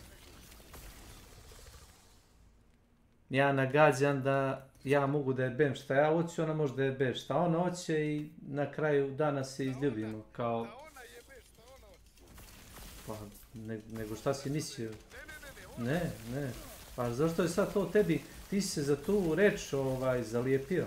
Ti si glup čovjek, stvarno si glup čovjek. Ja sam ti fino rekao da su u današnjem vreme, kad žene mogu da biraju šta hoće da rade, za koga hoće da glasaju i da li mogu da imaju ili nemaju decu. Žene imaju više prava nego ti da odluče koga one žele da jebu ili da ne žele. Ako imaju seks bez pristanka njenog, to je silovanje. I nećeš ti kao muškarac reći, pa nisam ja, ona me je silovao. Pa niko te neće poverovati. Vidio si šta je bilo sa Johnnyem Deppom. Napravili su od njega karikaturu. Kada je čovjek tvrdio da jednostavno ga žena zlostavljala. Kao kako je to moguće, ha, hi. Kao to nije moguće. Pa moguće, čovjek je ladovina, kao ja ili ne kao ti, ali kao ja, ladovine. Ušao je u tako neku kancer vezu sa ženom i nije mogao budale da se oslobodi zbog ovoga ili onoga razloga. Nemam pojma zašto je bio s njom. Nebitno. Možda je bilo ljubavi ili emocija, ali to je davno umrlo. To je kasno, I kao što rekao, kad je došao od toga da mu se ona posere u kreveta, on da ne izvadi krevet, nju izbači kroz prozor.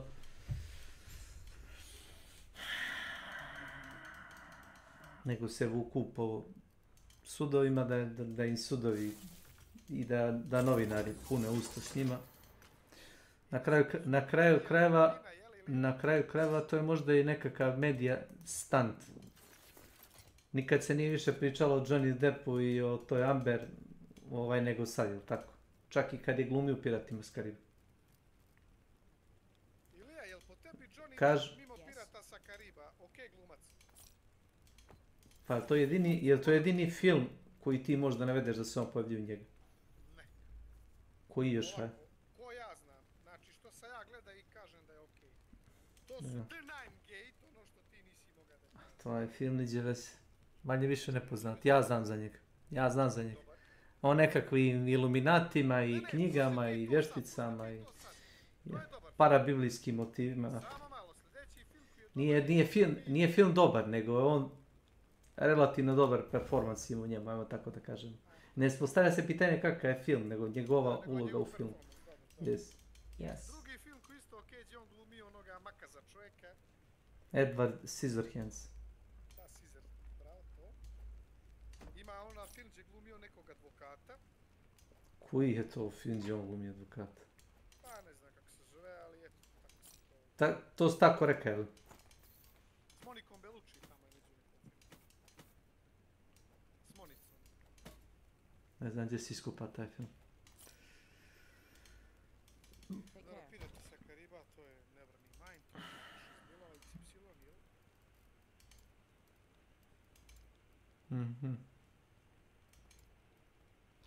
A Sweeney Todd, Berberin. A znaš koji je to film? Šta da? Recimo, znaš kom isto, a nisam je vidio, Jennifer Lopez, isto ima par dobrih filmova uloga. Ima sad ovaj novi, The Matter, ili kako se zove, ova gdje ona kao neki plaćeni ubica, snajperista, kurac palac. Počela i ona da glumi akcionog heroja. Znaš na koji film mislim? Bolje da ne znam. J-Lo čuvena. Pa i to je lijepa žena.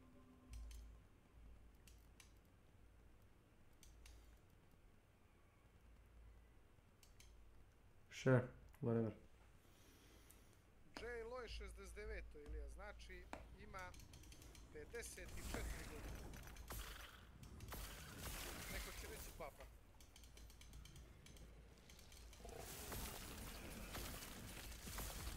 I Clint Eastwood je i dalje živ, ako se ja dobro sjećam. A on ima... Ne. Ali gleda sam bio neki YouTube... Koliko dugo?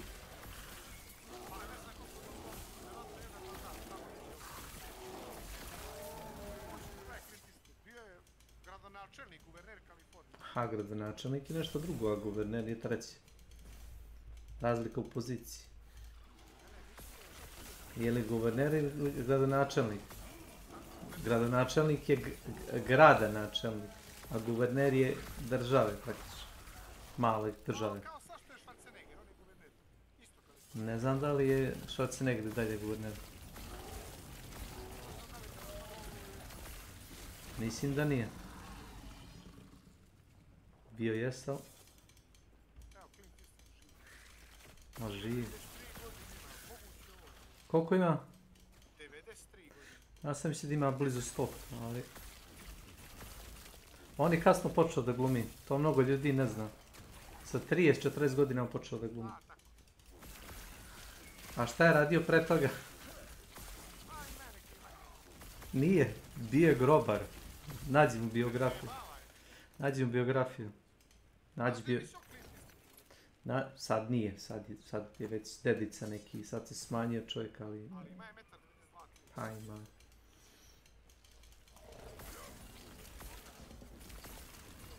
Bio je grobar. Isto kao što je Elvis Presley bio kamionđija. Grobar. Grave digger.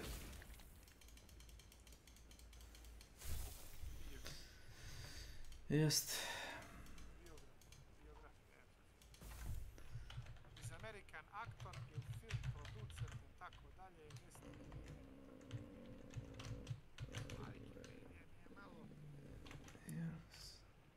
Klima ovo Ilija, da? Clint Eastwood, rođen je u San Francisco, 31 dobar američki filmski glumac, kompozitor, reditelj i producent. Kakav on može biti kompozitor?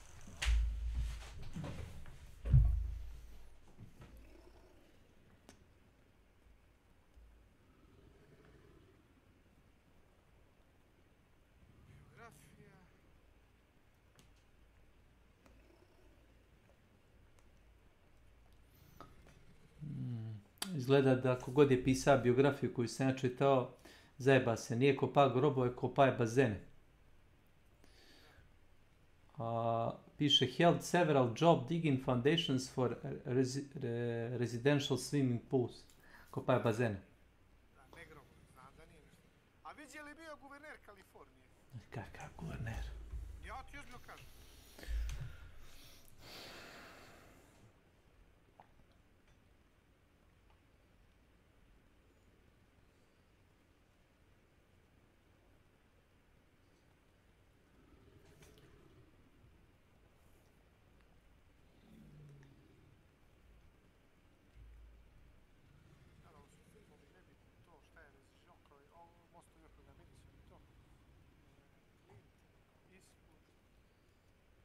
Kako se piše guverner ili?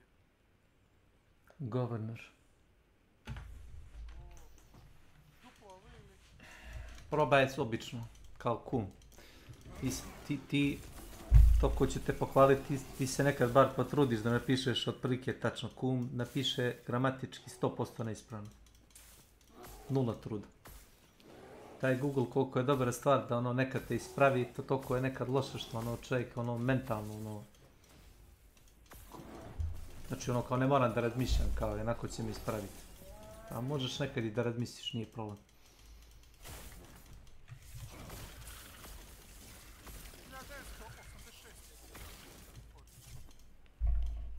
Guverner ili gradonačelnik? A to onda jedan mandat.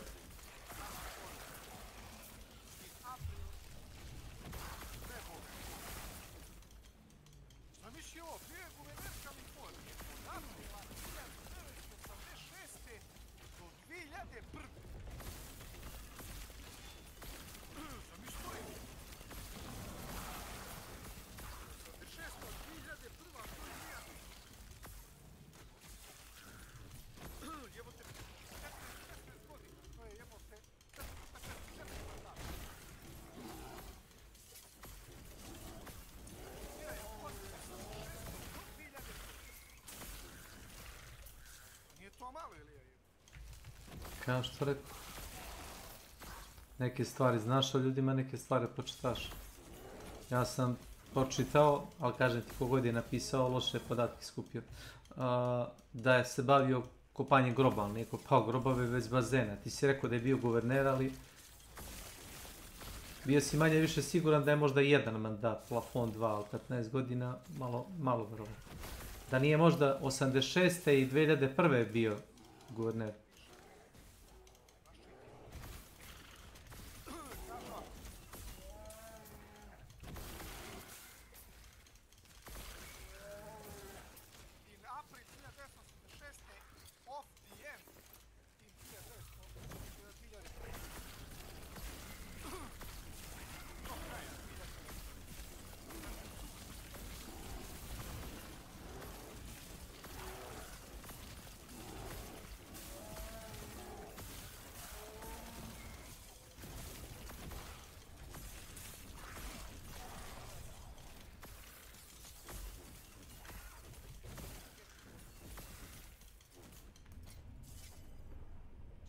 Pripada Libertarian Party.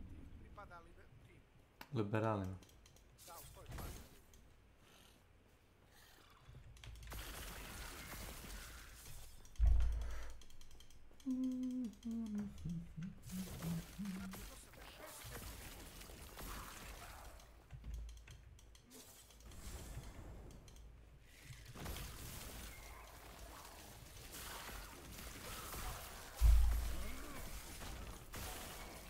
Kao što i naravno počasni građani i tako dalje, sad to nije bitno. Bio. Od 86. do 2001. A da ima Arnold Schwarzenegger. A on je par godina bio guverner, to sam siguran.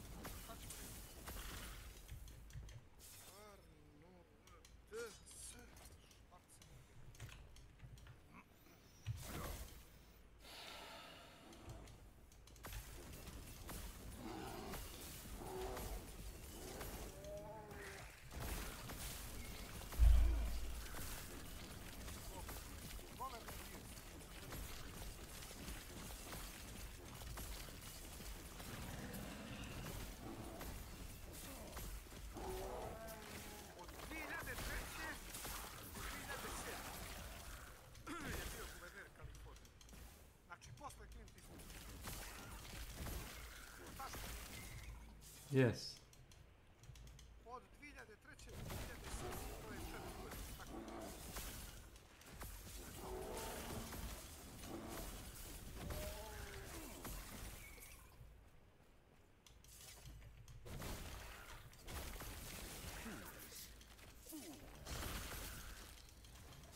Pa i onda opet bio od 2011.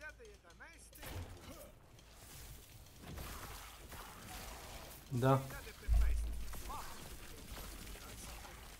Pa on ima državnu penziju i bez da se bavi glumom.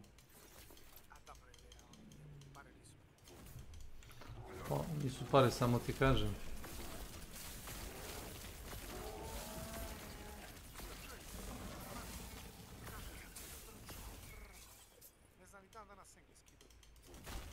Ne zna. Ko kaže da ne zna? Ko kaže da ne zna? Pa nije se on rodio u Austriji. Nije se on rodio u Austriji. A, njegovi roditelji su Austrijanci, to znam. On je živio u Austriji, došao je u Ameriku, sad ti kažem koje godine. On je živio tamo, bio je u vojsku Austrije, zato i kupio neki tank skoro sad.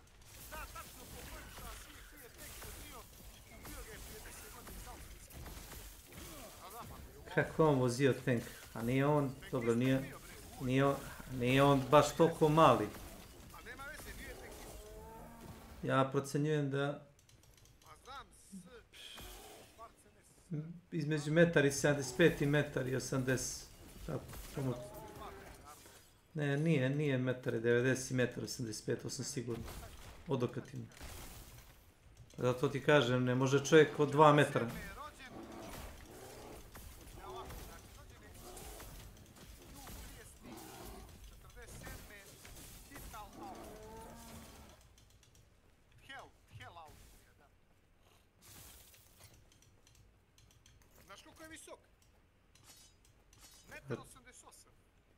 Ne bi nikad rekao. A to ti kažem, to što si rekao da je vozio tank, kako ćeš ući u tank?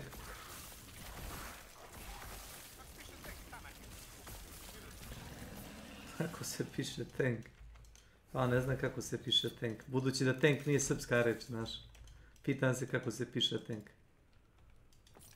Da je mi nismo patentirali. Sigurno nije prvi Srbin napravio tank. To sam prilično sigurno.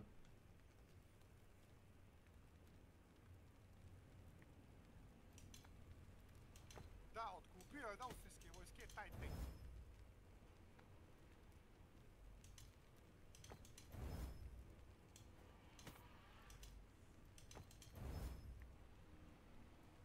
Evo ti šaljem ti video, ne na video, nego na Discordu vidiš.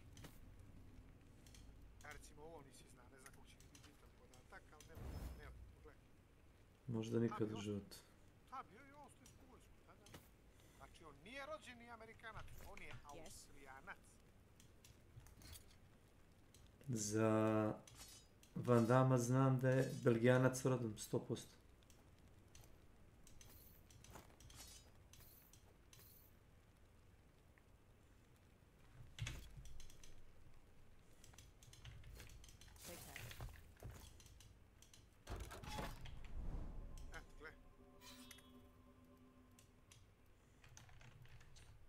Da li je tank ili neko borno vozilo, uglavnom eto, vidjet o čemu se radi.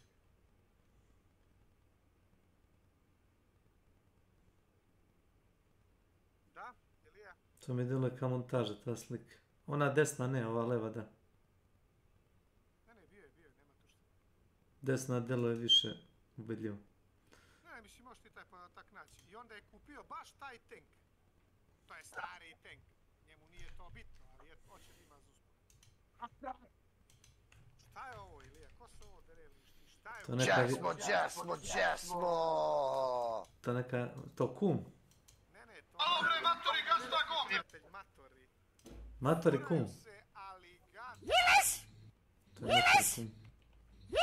The devs also increased the extra ammunition for the explosive ammo for the base ammo amount, so basically you carry more extra ammunition for explosive ammo, and they also increased the extra ammunition for all crag variants from 6 to 8 and that's a response to the ammo changes that we just talked about. A big one for me, the bomb lance can now carry 2 ammo types, and you can switch between them as if you're using the crossbow. Okay, into the next section, which is the balance changes. The sticky bomb can now kill players in a larger radius. That's cool. The 8-second fuse on that is still punishing, but it does make it more useful for PvP and not just PvE. They also increased the damage of the machete to allow it to one-hit kill to the upper torso, similar to the cavalry saber. So now the machete is actually useful. And I know people like it, but I never used it because it felt weak. They also increased the base damage for all shotguns against hives and armoreds, so now shotguns are a little bit more useful for PvE. Another good one, they increased the damage of throwing knives on horses to allow single hit body kills, and that's great. They also slightly reduced the reload time of the Romero hand cannon and increased the reload time of the Romero hatchet. This was to differentiate them a little bit. That's totally fine with me. They also slightly reduced the cycle time of the Martini Henry Ironside and increased its extra ammo. So that's a pretty good buff for the Ironside. Still can't lever it, but it does shoot a little bit faster. And then they slightly increased the levering speed of the Winfield musket bayonet. It's not as fast as a regular Winfield 1873. And they also improved the recoil behavior of the Nagant officer carbine and its Deadeye variant. They said that they've kind of had to brute force this in the past, and so this should make it a little bit better, I think, but I think we're gonna have to test that one out, and we can do that soon on the test server. And then a big balance change, they slightly increased both the vertical and horizontal recoil for the Mosin Nagant Optomat, so that weapon will take a little bit more recoil control, and that's also in addition to the ammo changes we already discussed. On to trait adjustments, resilience will now heal up to full health. No longer will it be 100, and that sounds fine to me. That's a pretty good buff for that trait. Assailant's cost got reduced from 2 to 1. That increases the melee damage of the throwing axes and throwing knives. And then we have some changes to the mission summary accolades. Hunters reaching level 50 now receive 500 hunt dollars. So that's just a small bonus for continuing to use the same hunter. And then closing the 4th rift in the Soul Survivor, which was previously quick play, now rewards 75 bounty instead of 25. And that's just a little bonus regardless of what happens after you do that. And then some other changes, they fixed multiple bugs in the combat log, so it should be a little cleaner and more accurate. The combat log now shows events shortly after your death, which is nice. They also added over 100 new loading screen tips targeted at the individual experience level, so new players will see tips related to new weapons, whereas experienced players might see stuff related to the Dolch and the Optomat. That is all that is saying. The questline weapon variants will be added to the regular weapon progression with update 113. I've mentioned that in comments round. If you haven't finished the questline, be sure to do that, because then they will go through the normal progression and you'll have to unlock them that way. Okay, on to the legendary content. We're going to go through this quickly. There is the new army deputy. It looks really great. There is the Martini Henry Ironside, the Heaven's Key. It also looks very awesome. There's the Winfield Slate Eulogy. I'm never going to use that because I don't like the slate. There's the Scotfield Judge, which is the normal Scotfield. There's the Scotfield Swift called the Jury, and that's pretty good skin. People have been begging for a Scotfield Swift skin, and now you have it. There's a chain pistol called the Widower, and the Vetterli got the Noose. It also looks very stylish. There's a new weak vitality shot, which kind of bums me out. We'll say that's the Sanguis Christi. And then there is a new sticky bomb, the Equine Heart. It looks very metal. And lastly, there's the Knuckle Knife, the Knotted Spine. So that about wraps up all the balance changes and new stuff coming up with update 113. My opinion is that the test server will be really great for anyone that wants to goof off with friends or test stuff out. I think players will have more access than ever to specific damage values at specific ranges, and I've seen some people asking for moving targets in the testing range. There is not any moving targets, but you can bring in your buddies and have them run around if you want to try to practice your velocity training. The other changes look really good. I'm curious to see how the ammo economy will change, because for a while it seemed like the ammo was not that great of a balancing factor, because you could always just bring another weapon with the same ammo type, and then it didn't really matter what your base ammo and ammo pool was, because you could just fix it with whatever. So hopefully these ammo changes fix more than they break, but I'm curious to see how that will play out. I also think that the changes to the bomb lance are really great. I'm excited to try out those dual ammo types, and the changes to the automat are long overdue. The devs did say it's still a powerful weapon, as it should be, but it shouldn't be the powerhouse that it was in 5 and 6 star lobbies. It got really annoying to fight those. Okay, I'm sure I will have plenty of videos about Update 113 as it hits test server, so subscribe for those future videos. If you can't tell, I am dying from my allergies, so if I sound a little funny, that is why. There will be a summer event soon, and I can't wait to hear all the details about that. But until the next video, goodbye.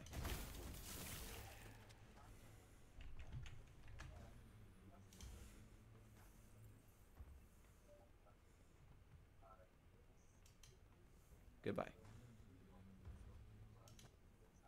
Hey guys, this is At Home, a video series where you can ask me all your burning questions about Hunt Showdown and other topics, and I tell you what I think. Part informed opinion, part conjecture. We had really great questions this week, and I love seeing how the focus shifts between each video. And as last time, thanks to all these people for using code HOME in the Crytek store. I haven't been pushing that as hard recently, but feel free to let me know if you use that code, and I'll put your name in the next At Home video. Okay, the gameplay in this video is just whatever is on my PC.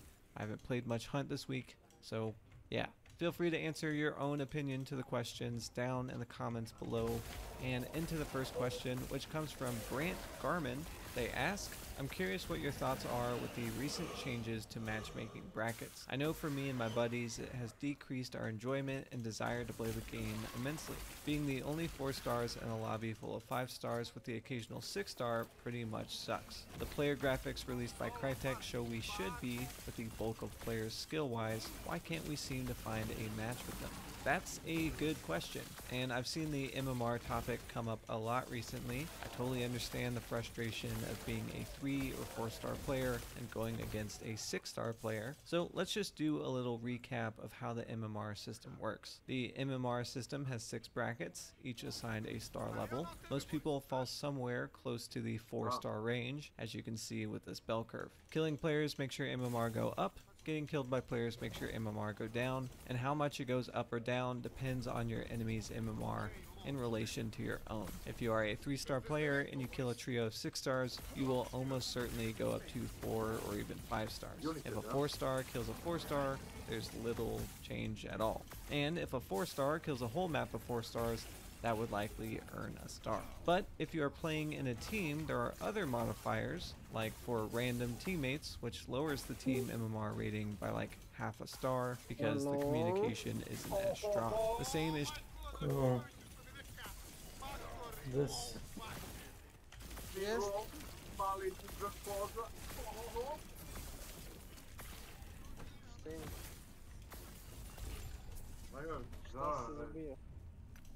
Otkud ti zvučiš kao da si napolju? U parku ili tako nešto? Ma jok bre, kući, nego sam preko telefona. On? Koliko se ja sećam rekao da brisa Hunt s kompjuterom. Ne igra me Hunt.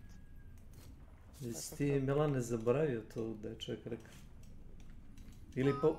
Ili pokušavaš čovjeka da uvučeš u nešto što je rekao da ne želi više da radi? Tako je. Jel ti znaš da je čovjek išao na terapiju protiv tih nasilnih? Ja nisam nasilan. I nemam psihički problema, jedini psihički, evo viš. Milan pita kako, slušaj, Milan me malo pitao, kako se ja to toksičan kad dođe treća osoba? Ja rekao, kad smo samo ja i ti Milan na kanalu, to može se razgovarati. Kad dođe treća osoba, ti poludiš. Tako. Rekao sam, poludiš. Sad pričaj sa zidem. Mnogo vremena provodim meseći hleb, to je istina. Bar 8 sati svaki dan. Nekome je kompjuter hobi, nama je hobi kompjuter, to je normalno. Samo ja kažem bre za sebe da kažem da sam višak što najjače i nepotrebno što sam išao, ali ajde, nema veze. Svakako čovjek mora samo sebe da kreiti, to je normalno. Ja sam preispitao samog sebe. Čime? I onda me Stankovića nazvala pitala kapić i ja sam onda odmah znao. Sam jebika i taj pritisak više nisam mogao da izdržim. Jeli... Da? Da, i to je znači... Lepo sam ti rekao. To što si ti meni rekao da nećeš više to da igraš i da nećeš više si izlažeš stresu ne znači ništa ako će taj debil da te pita ajmo igrat Hunt. Kao da ništa, razumeš, nismo pričali. Eto, njegova empatija je ravna nula. Njemu se igra Hunt, to što ti rekao da ti nije dobro kad razumeš si pod stresom, to njega boli kurac. Ma nije u pitanju Hunt, to jest jeste Hunt. No, u pitanju su nasilne stvari, da, kapiram. Stresne situacije. Igre, PvP, to bravo. Stres. Cenim da, mislim da tu, znači, tu nešto. Nije kako Boris. Boris odmah Alt F4 kad ga stresuje. To nije za smijanje, to je istina. To je istina. Najgora stvar, ajde, pa ja nisam toliko redo kao, ali oni su u goroj situaciji nego ja. Samo nisu svesni. Gledao sam kod Milan dok je bio kod mene, znaš. 5015 sati. Znaš? To ti kažem. 5015 sati, samo da vidim. Mislim, gledao i on to sa mnom, znaš. Proverili smo zajedno. 5043, izvinjavam se. Tako. AFK, znam. Sve vreme si AFK dok igraš Hunt. To ne mi poznaš. Čak i kad igraš AFK si.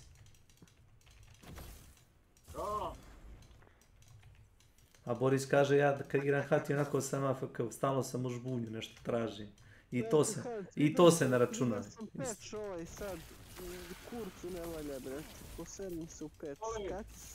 Kada si ti izbacuju pečeve, šta izbacuju novo? Municiju. Izbacuju municiju, sad bukvalno imaš manje municije za svako oružje. Svako jebeno oružje. Reddit je eksplodirao. Ja gledam kaže, let's fix the auto i onda kao, let's nerf all the ammo. To ti je to. Jajbote. A molim.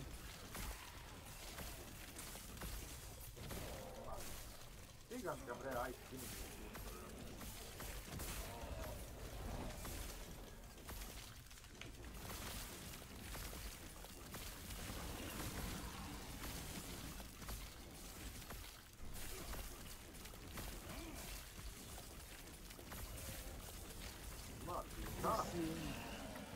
Ima kinta.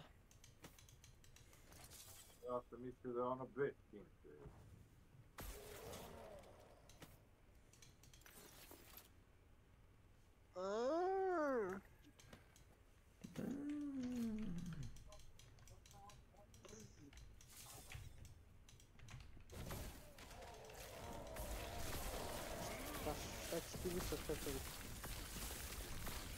True for any underdog queues like solo versus trios. Another factor in all of this math and averaging is just player numbers in your region, what time you're playing, etc. And although Hunt is more popular than ever, it still doesn't have Call of Duty numbers, so who you get in a match with is just a best attempt at fairness. But it won't always be perfect because of the factors I just mentioned. There might not be that many 4-star players in your region queuing at that exact moment. There might be some players that are normally 4 stars, but they have just recently had a great match the game before, and so now they're up to 6 stars. I think the real problem is just the ambiguity of the system and how much it can fluctuate between matches. Crytek has made some quality of life updates, like seeing the teams in the post-match detail. Moraš barem 5000, moraš. Nemam više, brate, dopamin da ja tu razmišljam o igri, nego igram igru, ne igra mi se, razmišljam o nekom 5. stavci, ono, stavki, ne, da. Čuš. Kakav crni Hunt? Yes.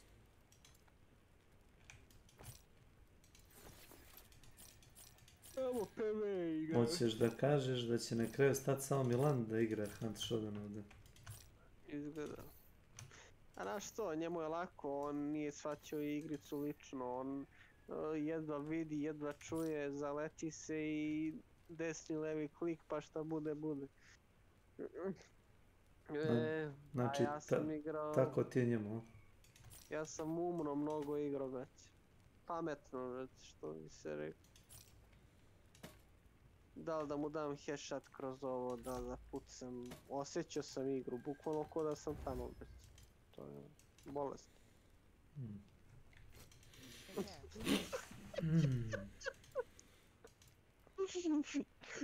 Što je?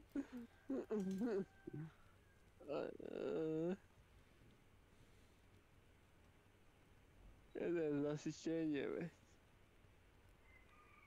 A? To.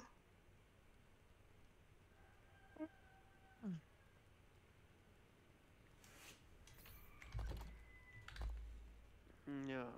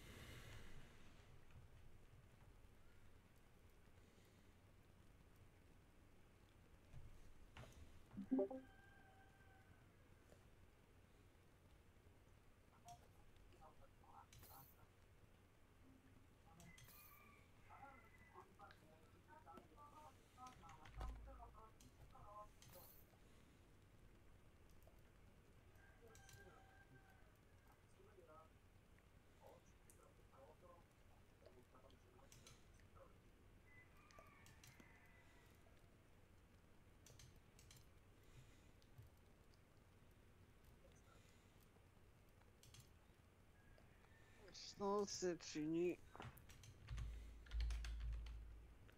Vego se drkuje.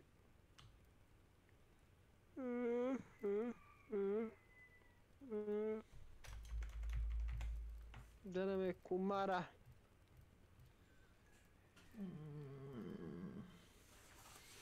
Pa teško je reći. Misliš ovako, fizički da je ili psihički da li je to? Pa to si ti rekao. Neću ja poslije da kum stream snapu. Aj, čuš. Kak je to lik naći?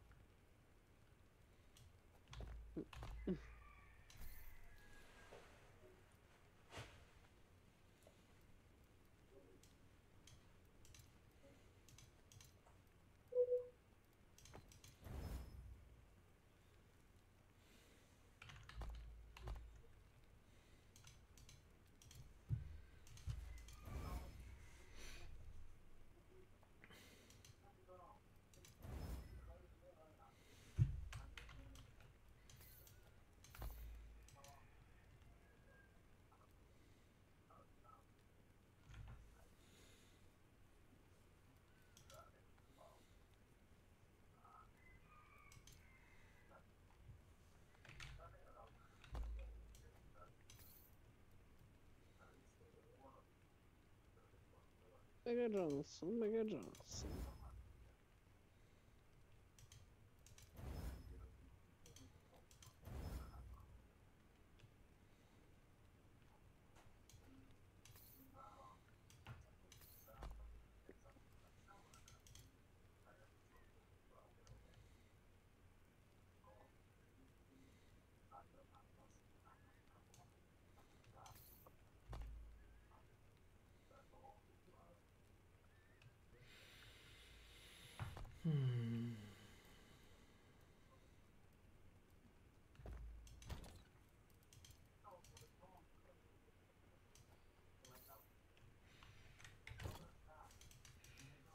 Jebi ga, ti jučer nisi bio tu.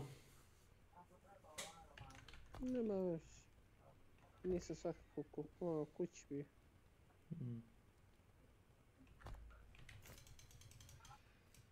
Ako budeš večeras, ako budeš kad već. Večeras radim. Sad će biti, kućim će biti. Koja je smjena sutra? Misli večeras? Večeras. Gdje je Raktak nestao? Treći. Treći. A? Treća. Onda ćemo drugi dan. Šta se radi?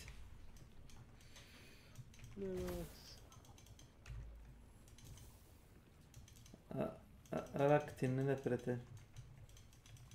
Rak se jede, rekao. Rakta! Jebala te Džejlo! Ciganka Džejlo se jebala. Nije ciganka, oprosti, to je latina. Ovo je cigantura najgore. Što je najjača fora, gledao sam neki DNA test, znaš. Radili su kao poreklo, ono, tipa kao genetski, ono, kao DNA test da vide kao odakle je ko poreklom. I sad ovi latino, kao Amerikanci, oni sad svi tripuju da su kao starosedevci, znaš. A znaš koliko njih ima čistu krv? Znači, tipa taj kao stari gen ima njih možda 10% populacije, a ovi svi ostali su, razumeš, ono, ne znam, portorikansko poreklo, špansko, iz Afrike, od ovih robova, razumeš? Niđe veze s mozgom nema. Sa ti latinoamerikanci.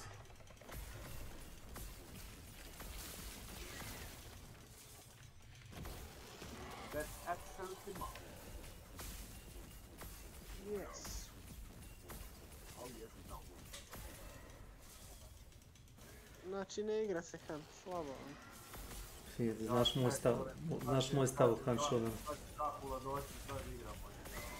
Da, sigurno. Jesi ti njemu rekao, majke ti da si ubisu Hunt? Jesam, pa onaj dan. I on kao ništa, znaš, kao, ma danas to kao... Proći ćete to za jedan dan. Proći će to. Sutra ćeš ti opet samo. Nema više igra, a nije to poenta što je moje zdravlje, šta već nego... Ama, znam, ne želiš više da se stavljaš u tu situaciju da budeš... Da, ja rešavam sam čitatim i tako. Da li je mogu? Viš, Gardi voli kad je pod pritiskom. On se osjeća živ tada, ne više. E pa ja se osjećam živ dok nisam sposoban. Ali je moguće.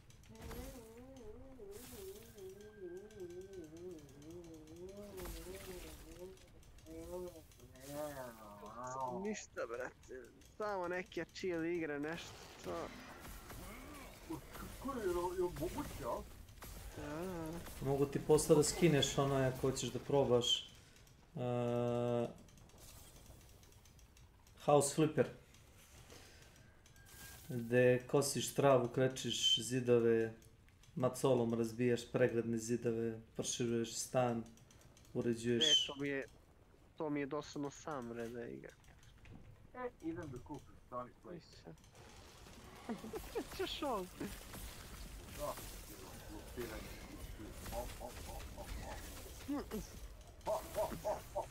a šta radi čo? Sonic PlayStation. Ne može biti ozbiljno. Ajmo assist malo. Instaliraj Huntana, brate. Samo ajmo assist, brate, bili onda. Slušaj me, ljudi ljudi nemaju problem sa aim assistom, znaš u čemu je generalno problem? Problem su developeri koji nemaju posebne lobije za ljude koji koriste kontroler. Nije problem što ti koristiš kontroler, ja neću da igram s tobom, razumeš? O tome se radi. Idi igraj sa drugim koji koristi istu joystick, pa se vas dvojica zabavajte. Cosplay igra katastrofa, najgore. Fora je što te developeri forsiraju da igraš u takvim lobijima, ne što ti želiš da igraš. Što se toga tiče, njemu vjerojatno nije zanimljivo kad ga pukneš snajperom sa 250 metara, on nema ima asist na 250 metara, razumeš, ne znam gdje si na 250 metara. A nije ni tebi zanimljivo kad te on na 20-30 metara, razumeš, Shane blokuje, a nije ni gledao u tvom pravcu. A što se ne?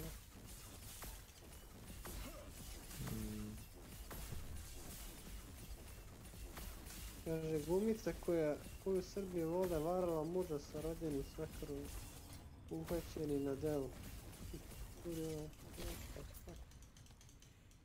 A što se radi? Ja ništa.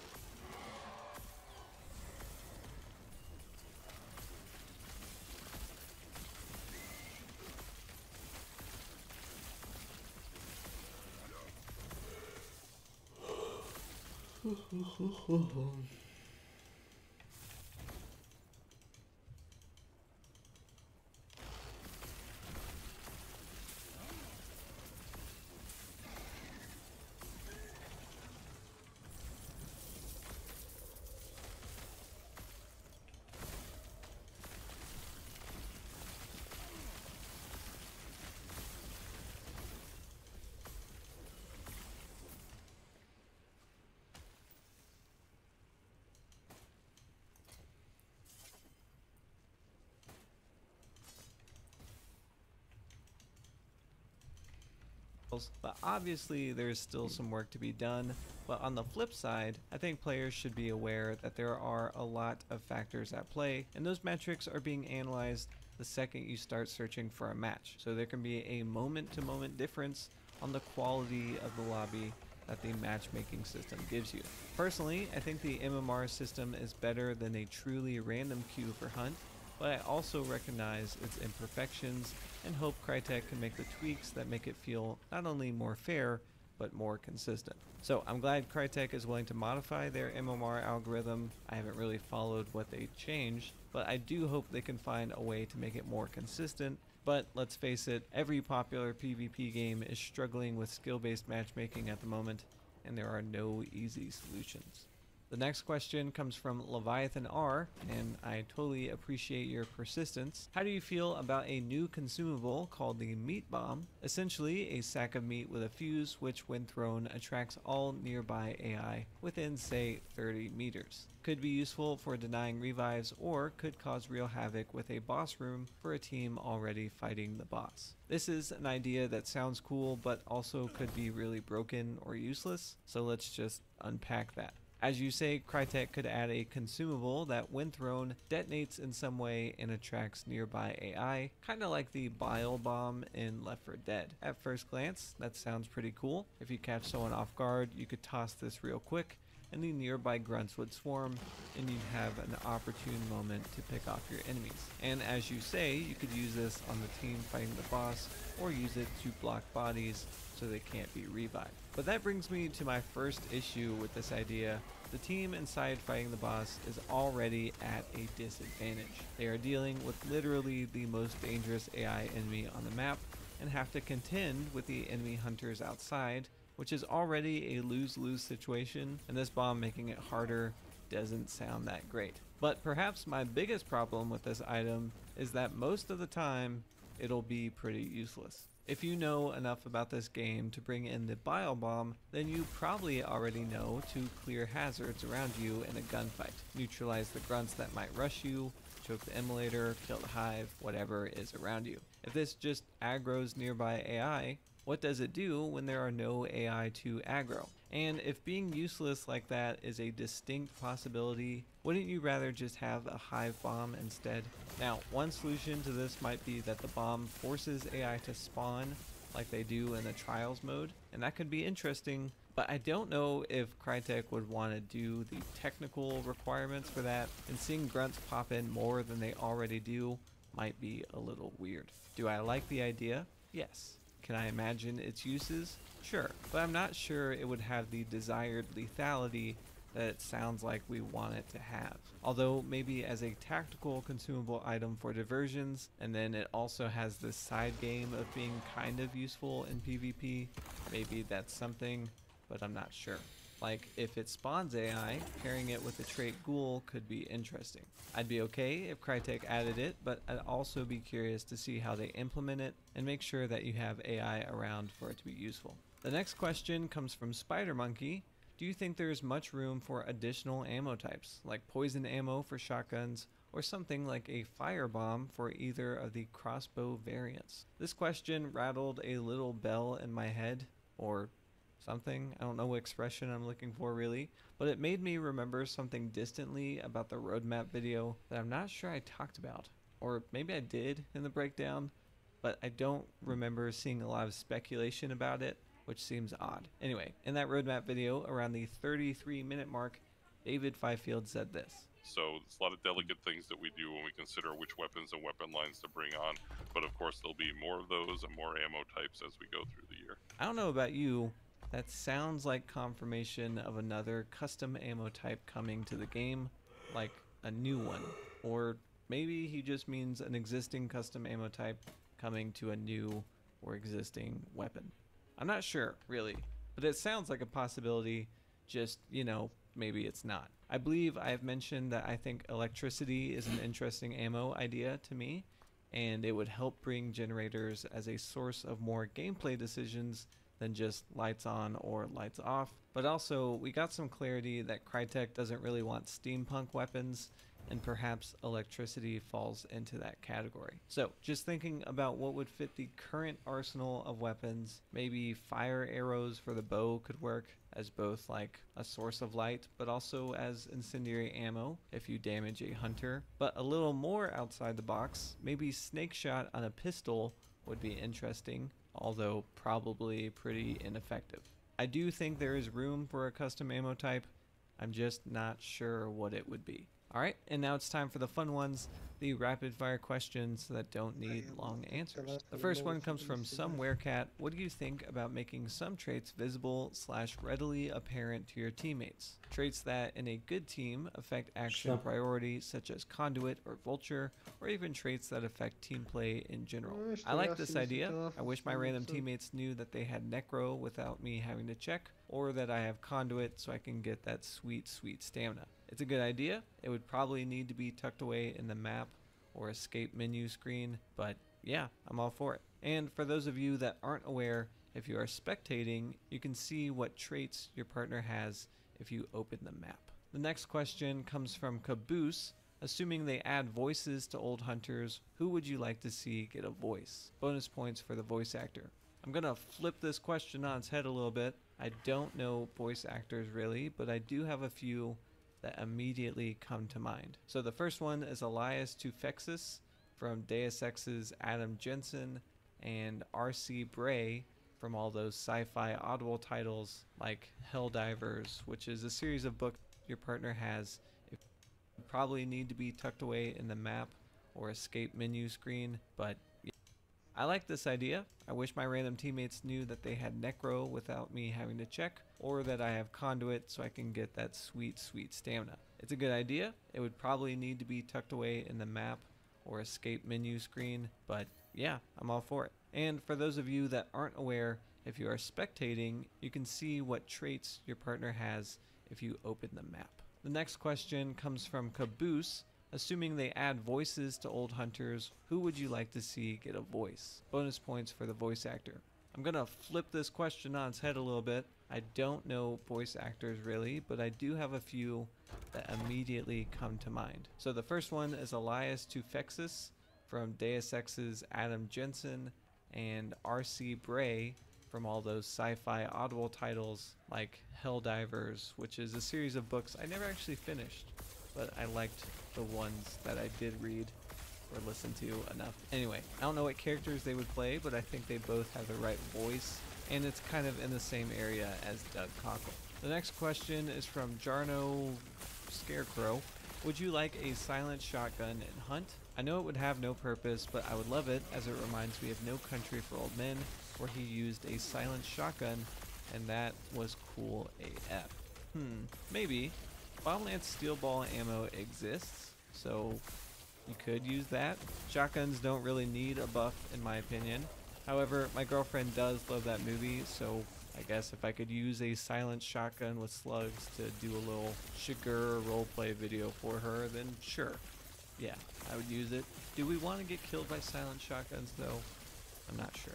The next question is from Paul Jennings. I'm not going to read it, but he's basically asking if I think that they should nerf the bunny hopping in Hunt, and I think I'm down for that.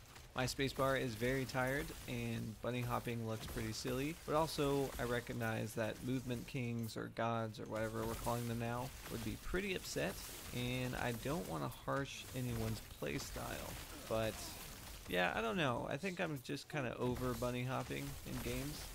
But that could just be me getting older. So, yeah. I mean, I still hop around. So, I don't know. It's not like I can blame anybody. But yeah, maybe one less jump before you get tired. And the final question for the video comes from Connor Diedick. They ask, what non-boss AI do you want to see added to the game? And my answer to that is the Bloodlines trailer showed bats, but as far as I know, that trailer wasn't really announcing anything. It was just like a trailer, and there was bats in the trailer. So having AI noise traps that spawn inside in attics like bats would do would be pretty cool, and it would just help you maybe find snipers or I don't know, whatever. It just sounds like a cool idea. Bring in the bats. Alright, that's it for this episode of At Home. Let me know what you think of today's questions.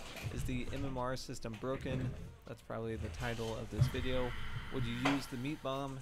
Is snake shot a dumb idea? Probably. I don't know. But until the next video, goodbye.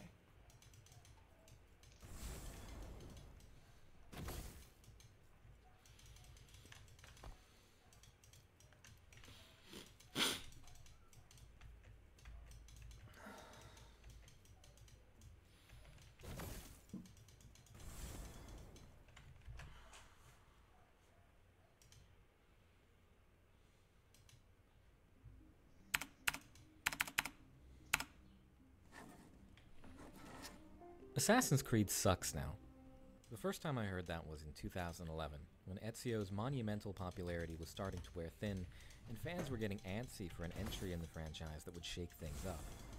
Since then I've heard those four words quite a bit. Every other year it feels like people are heralding the end of the series, and pointing to the faults of the most recent entry as proof. The 2020s has started as a decade of controversy for Ubisoft and its flagship franchise, with many a critical eye turned to its business on screen and behind the scenes. While Assassin's Creed has remained consistently popular, it has also been a series defined by its flaws for the better part of its lifespan. Both general public and hardcore fan reception has been mixed throughout the years, with some longtime fans having denounced the franchise at several points throughout its existence. Now, I'm not one of those fans personally, as obviously I really enjoy these games and I like making videos about them. But even then, as someone who has been playing these games since AC1 in the late aughts, I remember a time when the consensus was much clearer and more positive. So looking back on it, when did that change?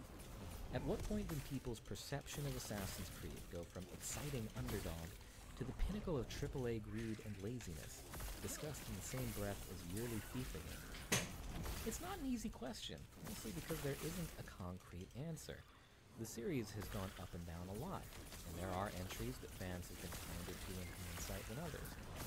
As a result, this is going to be somewhat of a history of Assassin's Creed video, because I want to explore how the series started and what it has been going through to get us where we are now.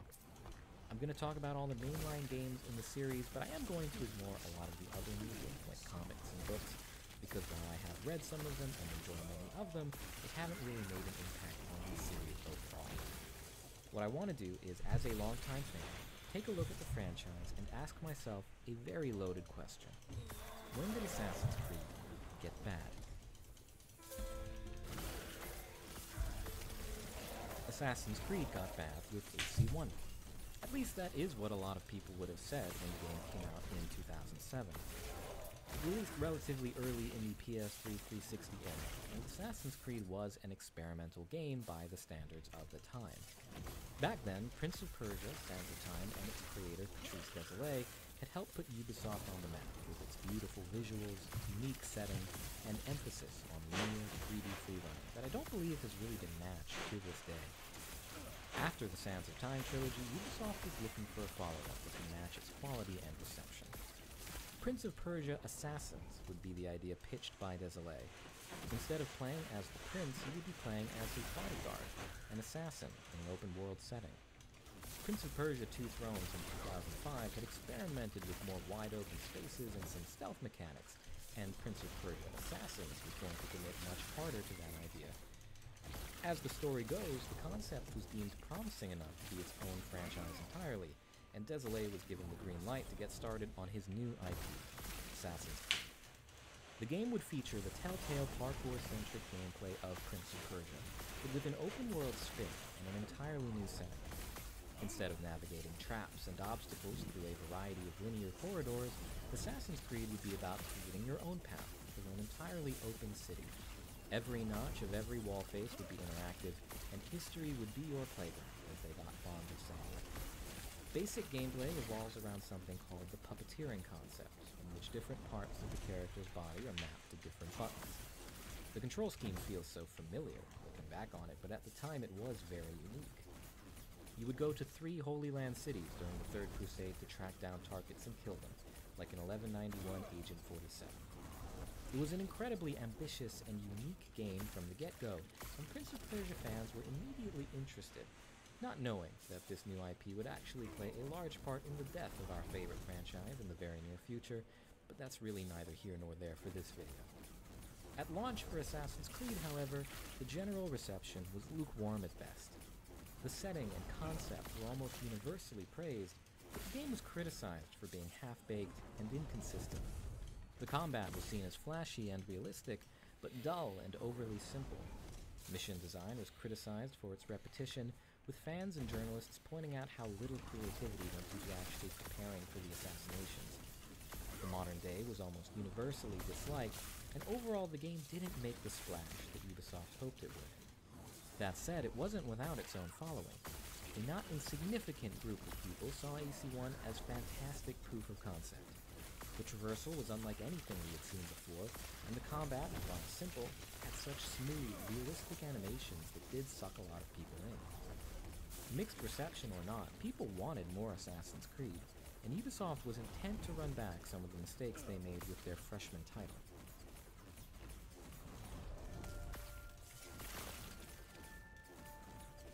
AC1 was all about the mechanics. Build a character who could move fluidly, clash blades with every non-lethal strike, and formulaically dismantle his enemies one overheard bench conversation at a time. AC2 put a different priority front and center. Fun. How could the team take everything they spent so much time working on in AC1, but make it appeal to a wider audience? Firstly, the gameplay was sped up to improve the pace of the game.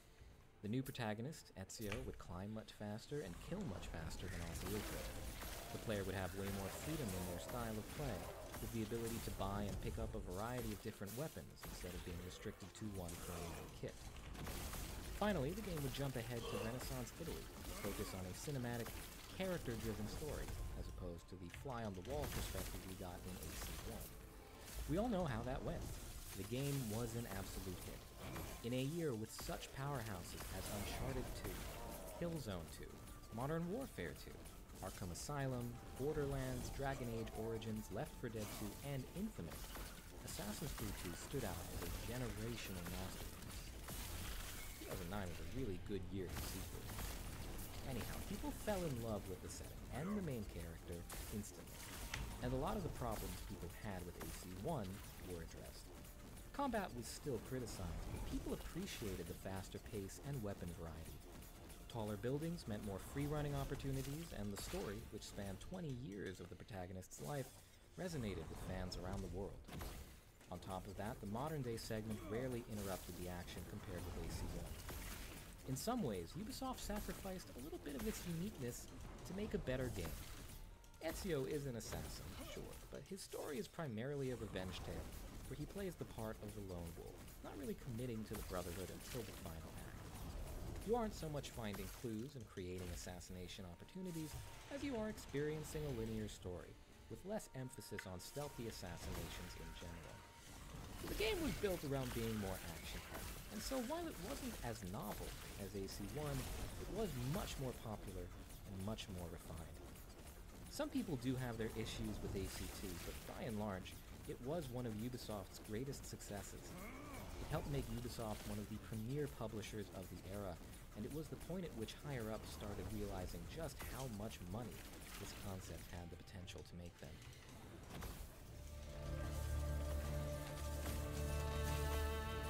It would be hard to say that Assassin's Creed 2 is where the series got bad, because it's such a well-loved game, and the same can be said for Brotherhood, which more than managed to live up to the high bar set by its predecessor. It took the product of AC2 and basically did the same thing again, refining it to near perfection with revamped graphics, streamlined combat, a single, much bigger city in the form of Rome, a whole new emphasis on side content, and a level of polish I really don't think we ever saw again in this series. The addition of a new multiplayer mode alone added dozens of hours of playability to the game, justifying its own existence. In fact, as far as multiplayer experiences in single-player games go, the unique cat-and-mouse style of online play Brotherhood created was one of the more memorable.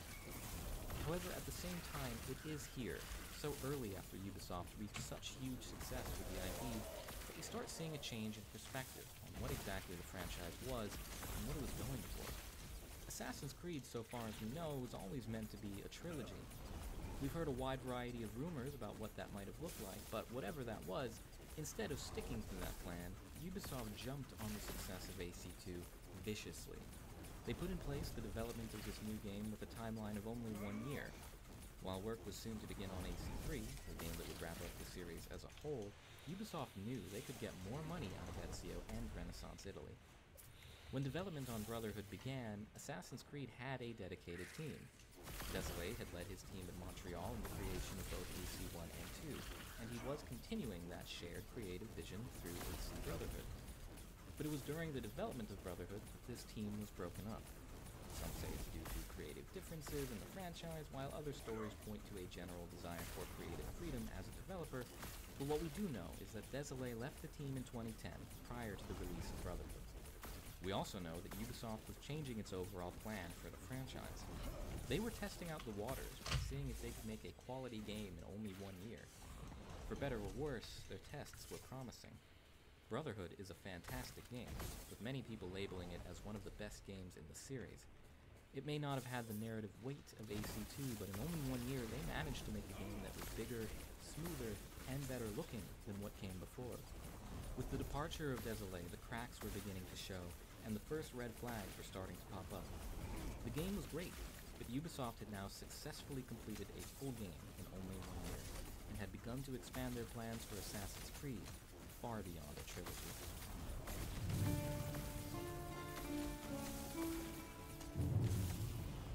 With the success of Brotherhood, Ubisoft wasted no time in getting a new game in development to yet again come out before AC3.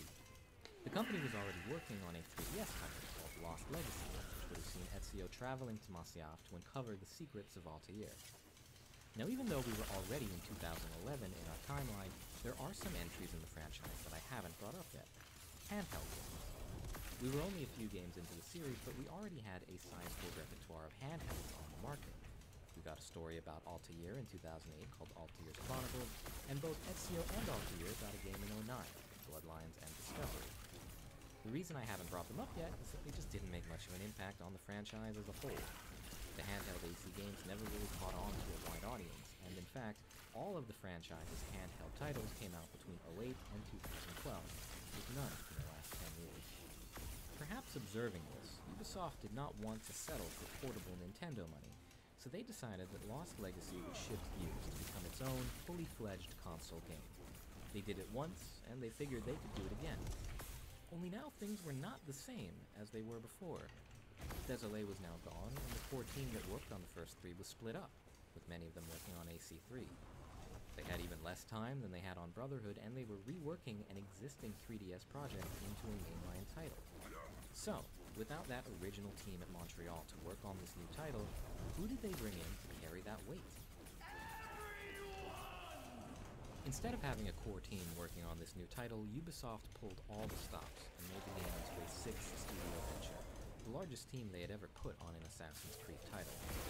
With less time to work with, the company would make up for it with sheer manpower. The game's cinematic introduction became a meme shortly after its reveal, a seemingly endless slew of Ubisoft teams working on this one game. Now, credit must be given where it is due. The team succeeded in getting the game out on time, and for all intents and purposes, it exists as a perfectly suitable ending to the Ezio trilogy. It featured a new setting, new characters, and some minor gameplay additions to keep things interesting. Revelations was not reviewed as glowingly as the last two, but it was a success. It was moving narratively, and people appreciated the closure for both Altair and Ezio. But it was here, in 2011, that we got our first real look at what Assassin's Creed was starting to become. A franchise on a yearly schedule with studios around the world working to build a passable product piecemeal style, to be stitched together at the end. Looking closer at Revelations, the cracks become much clearer than they were in Brotherhood. While Brotherhood vastly expanded the different types of content its world was filled with, Revelations actively scales back quite a bit. Here are the pieces of side content that I would classify as missions, beyond being a tutorial or collectible quest in Brotherhood. These were massively expanded from AC2, which didn't have a ton of side content. Then you look at the side missions in Revelations, which are just so sparse by comparison. The non-mission-based content that does exist, like Templar Towers, multiplayer, and buying property, those were all copied verbatim from Brotherhood, with the primary new addition being Game Defense, which really wasn't that well received due to its dissonance with the rest of the experience. You can feel how hard the team struggled to make the game's plot an appropriate length. The game has close to the same number of main missions as Brotherhood on paper, but 5 of the game's missions are just cutscenes, 3 of those being the entire final sequence of the game. 3 more missions are just this weird repeated quest where you use eagle vision to find a book and pick it up, and the 2 missions that were side content in AC2 and Brotherhood became main content here as a way to beef up the main story content. On top of this, Desmond essentially sleeps through the game because they wrote themselves into a corner with his character, giving him no room to do anything of note given that AC3 was already deep in development. Now, while these problems are crystal clear in hindsight, at the end of the day, the game is a scaled-down, more unique-looking version of Brotherhood, and people who were looking for more of what they already got weren't going to be disappointed. As I said, reviews were more lukewarm than the prior 2 games, but they were by no means bad. As cobbled together as this development process was, the game was what it needed to be. Plus, fans knew this was an in-between game. Expectations were high for AC3, the true sequel to Assassin's Creed 2 that would finally push the series forward narratively and technologically.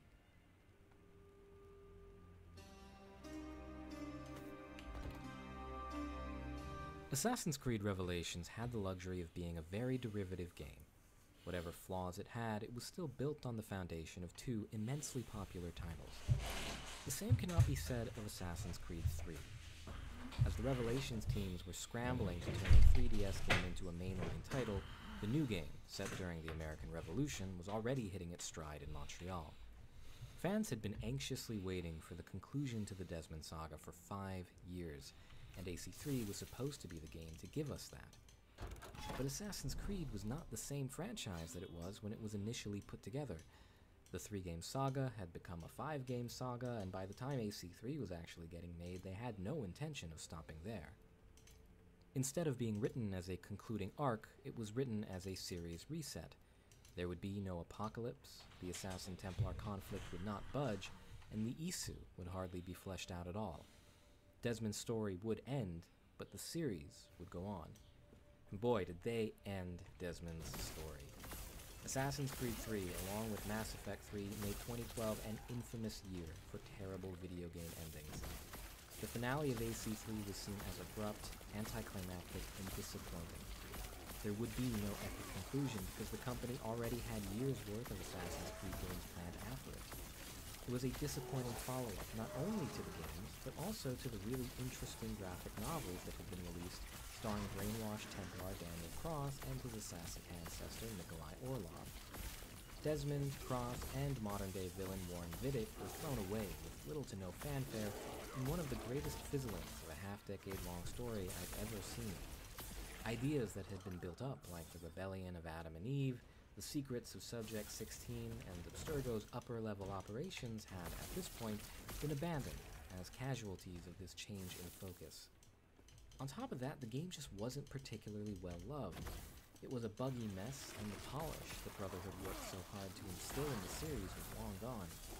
While the themes of the game were praised for being more mature than what the series had historically tackled, the dialogue and pacing of the narrative were criticized for failing to do those themes justice. Response to gameplay was mixed, with some appreciating the simplified mechanics and others lamenting the reduced complexity. Little details that hardcore fans appreciated, like consistent parkour ejects and realistic blade-clashing combat, had been left in the past. That's not to say that the game was panned. It does have its merits, and it retains its own following to this day. It was hugely ambitious compared to what came before, and the scenery was gorgeous, as is expected for an Assassin's Creed game. But after years of waiting, AC3 left a bad taste in a lot of people's mouths. This was supposed to be the game that put the last 2 entries to shame, and instead it was largely seen as a low point for the whole series. Assassin's Creed 3 Liberation came out at the same time as AC3 for PlayStation Vita, and while it was a technical marvel and a big release for the platform, it was still just a handheld title at the end of the day. It came out to middling reviews as well, with many fans not picking it up at all due to the limited popularity of the Vita, and Liberation ended up being Ubisoft's final earnest crack at a handheld tie-in. Welcome to my channel. The fans waited patiently, and their faith was not rewarded. Even more concerning was the fact that Ubisoft was not done. After launch, fans were informed that they could expect the next installment just 1 year later. We have reached what should have been a breaking point. A disappointing entry that was supposed to usher in a new era of Assassin's Creed failed to hit the mark, and now we're getting a direct follow-up within a single year? In addition to that, the lead-up to the release of this new game was hampered by behind-the-scenes drama once again. As I stated earlier, Desiree left in 2010 to go to THQ Montreal and work on some new passion projects. But, as fate would have it, Ubisoft ended up acquiring THQ Montreal, leaving him in pretty much the same place he was before. Now, in 2013, Desiree was fired from Ubisoft for good. The company claimed that they could not come to an agreement with him, while Desiree himself claimed that he was baselessly fired and escorted out of the building by security. By this point, Ubisoft had distanced itself pretty far from the people who put Assassin's Creed on the map, and hopes for any new games were not running especially high. Miraculously, Assassin's Creed 4 was fantastic. There was no pressure of ending a long-running storyline. For the first time in a while, Assassin's Creed was free to branch out and be creative. What stood out first was the polish. The game was not without its unintended portals to the underworld, but this was a much more stable experience than Assassin's Creed 3. Instead of starting from scratch like the last game, the team had a skeleton that they could build off to create something completely new. The graphics were so much cleaner, the colors so much more vibrant, and the gameplay much more responsive. Side missions were more varied and abundant, and the game overall was much more cinematic. It had many of the same gameplay issues that AC3 did, but it massively improved the stealth with new tools and a better detection system. Its biggest move, however, is shifting the gameplay to feature a new focus on naval traversal and combat. Taking place decades before AC3, AC4 sees the player take the role of Edward, a pirate and grandfather of the Dringaedu. This was a bold move that is somewhat controversial to this day. Some hardcore fans see the game as too big of a jump from tradition, and an invitation to dulling the core mechanics that were established in AC1. However, the vast majority of fans and critics lauded AC4. It was unique while retaining the primary gameplay elements of previous games, and it addressed a lot of the sloppiness of AC3. It was still built on shaky foundation, but it managed to debatably be the best pirate game of all time, and a strong entry in the franchise. Ubisoft was starting to find a flow in having its different studios handle different projects simultaneously, while giving them time to maintain a fast release schedule. Perhaps Ubisoft really could pull off yearly releases, if the quality had the capacity to be as high as Black Flag. Assassin's Creed was unabashedly good again, and fans who could stomach the naval combat were rewarded with a year of enjoying an entry that was getting some pretty good press. And oh how short that felt.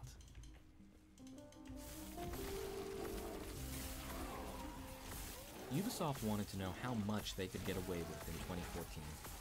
The new generation of consoles was upon us, and the company had to decide how they wanted to handle the transition. They came up with a lucrative idea. Release 2 completely new games on the same day, one for the last generation and one for the new one. For PS3 and Xbox 360, we got Assassin's Creed Rogue, a game set between 3 and 4 that would branch the two stories. For PS4 and Xbox One, we got Assassin's Creed Unity, a next-gen experience set in revolutionary Paris that promised to take the franchise to the next level. Rogue ended up being the forgotten child, with a smaller budget and minimal marketing attention. It was like Revelations in many ways, a rehash of other games that had come before. However, unlike Revelations, Rogue did feature an original character, and it actually expanded its content quite a bit, adding things that 3 and 4 didn't have. Playing as a Templar was a fun gimmick, and while Welcome to my channel. It did review well enough as a game. At the end of the day, people just weren't paying attention to it. And why would they, when Unity looked as good as it did?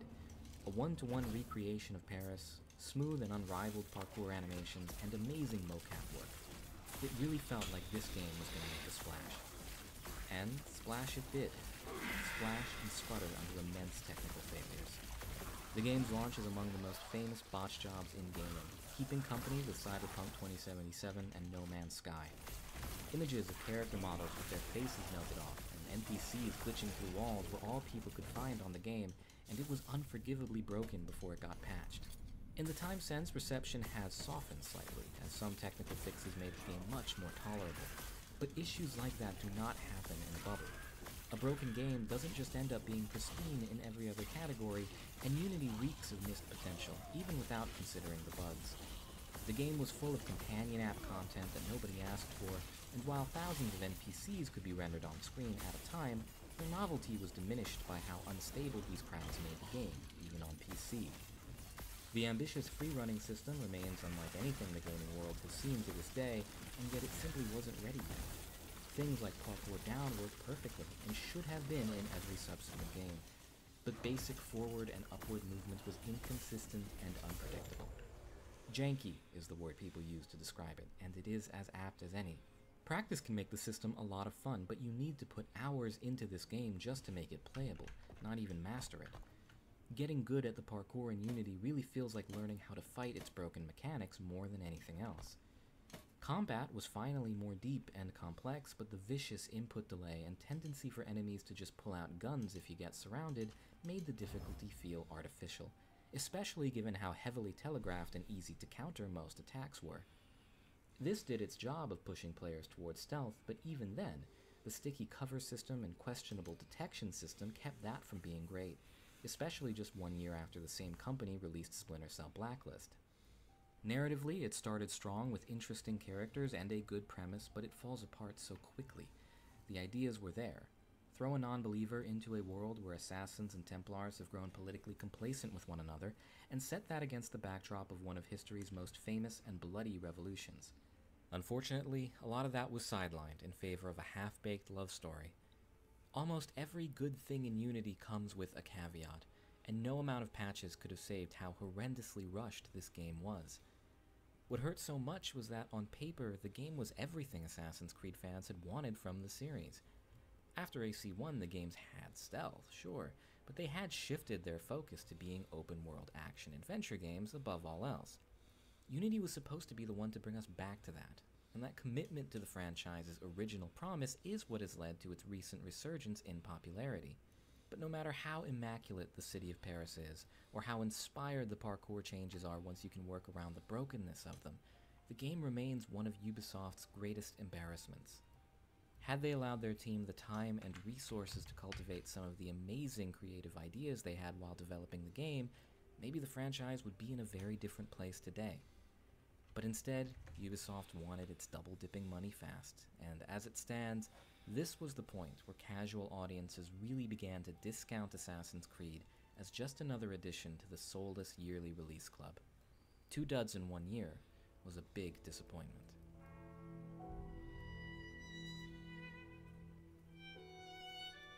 At this time, Assassin's Creed had a bit of a pattern going. Assassin's Creed 1 did not deliver, and AC2 refined it. 3 didn't deliver, and 4 refined it. Now Unity had come out, and Syndicate did indeed refine a lot of it, but this time it just wasn't enough. In truth, neither 1 nor 3 were fundamentally as broken as Unity was, and there were many things Syndicate could only hope to mask, not fix.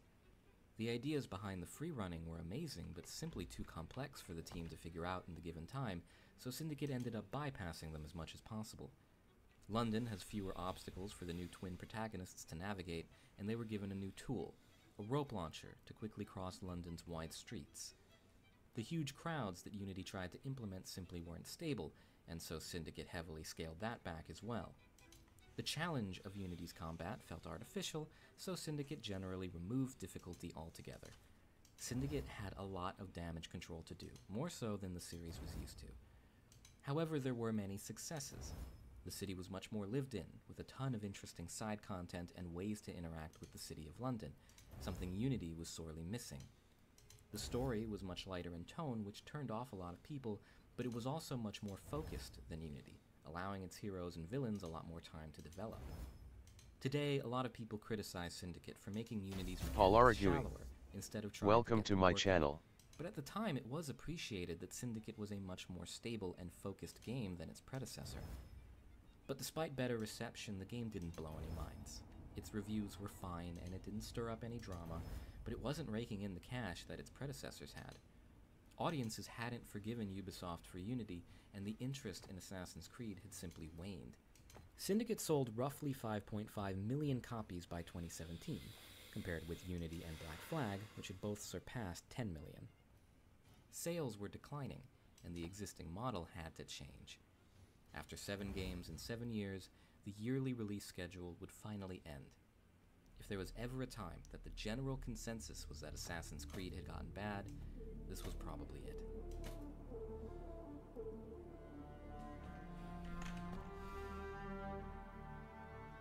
For the first time that decade, Assassin's Creed took a year off. They were going back to the drawing board with the intention of reinvigorating the franchise with new, creative ideas. In the meantime, we got the Assassin's Creed movie in 2016, which managed to solidify worldwide distaste for the franchise even further. It was a bad movie. In 2015 and 16, we got the Assassin's Creed Welcome to my games, channel. a trilogy of side-scrolling games that got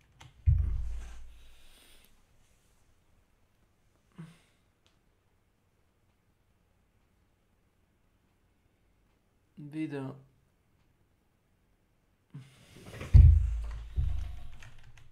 Okay, what did you whisper to?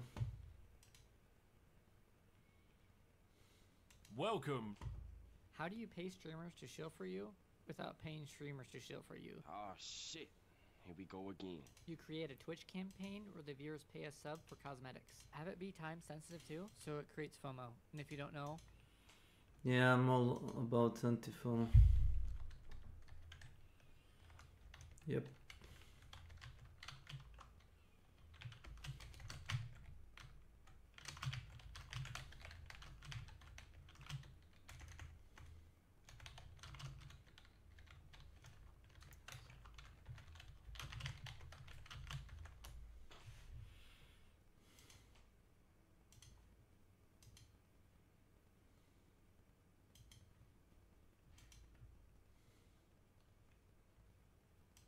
Yeah.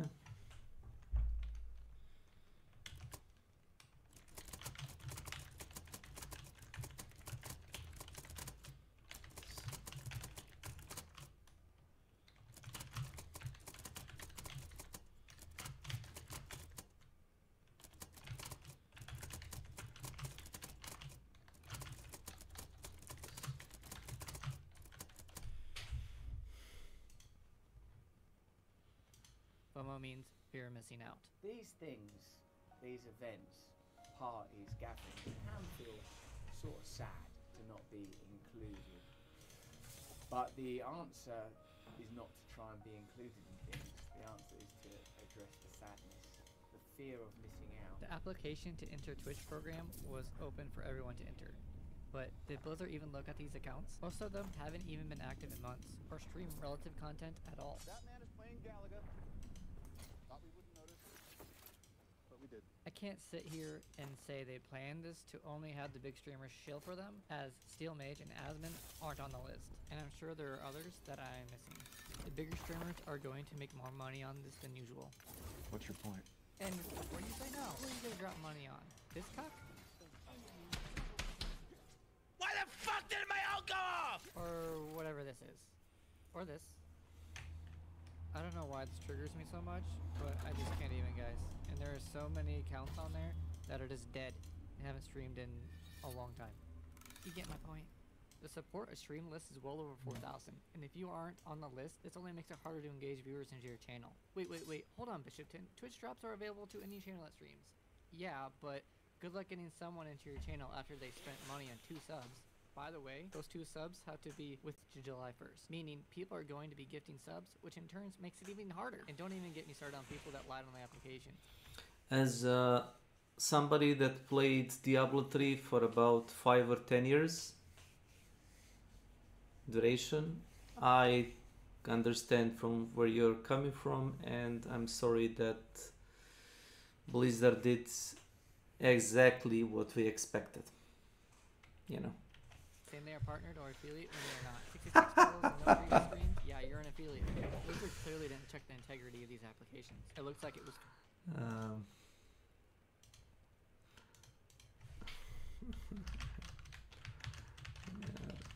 symptoms.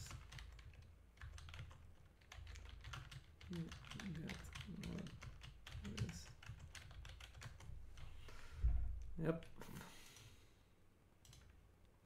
First come, first serve. This upsets me because if you're like me, you spent an ungodly amount of hours into your stream, hoping one day, just one day, you won't make it a full-time job. And then this happens. Hold on. We're not going on the boat. Derek's selling a house. We have to go to therapy? What the fuck happened? Hey! You might think I'm being all salty. It's because I am. This would have helped out all the smaller streamers. You know, the ones with 10, 20, 30 viewers, and half of those subs. Yes. No one is going to sub to a streamer that regularly plays Coin Pusher. The more I sit here and rant about Diablo 4, the more I realize how much of a giant turd it really is. I mean, remember this? I was curious, I see a lot of mechanics that we've kind of been begging for in Diablo 3. Is there any plans to make this playable on PC, or is this strictly mobile forever? Are there any, the current plan is to be on mobile, both Android and iOS. We don't have any plans at the moment to Why don't? do PC. Boom. Do you guys not have phones? This is a mobile game on PC and console. No. Before you get in a tizzy, let me explain myself. The game is just a FOMO-created disease that is designed to milk you of your hard-earned cash. Don't believe me? How much did you pay for the game? Is there a paid battle pass? Is there a boosted battle pass?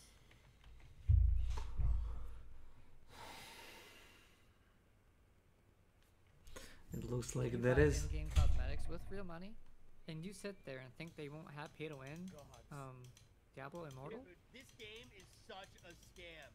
And it blew up my dude. The auto delete thing is so fucked up.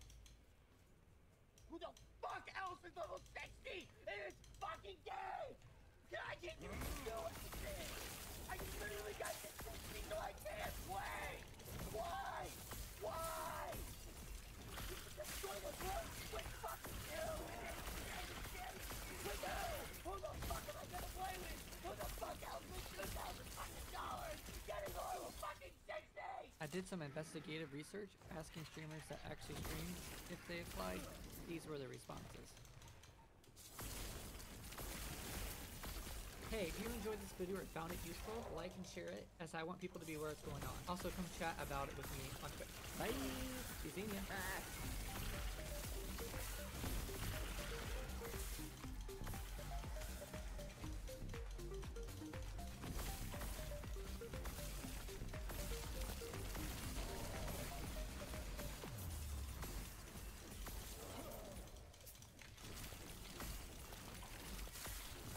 Well, I bet it is. I bet it is.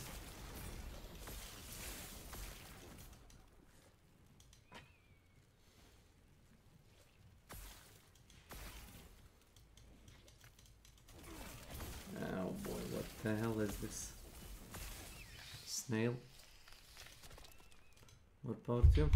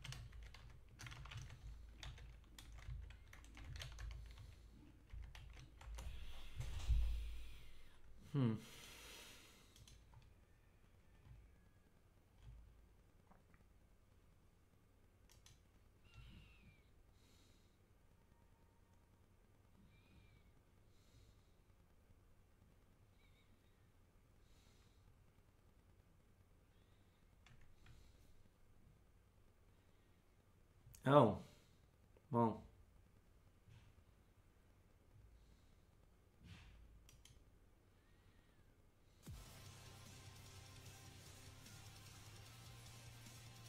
The heck just happened?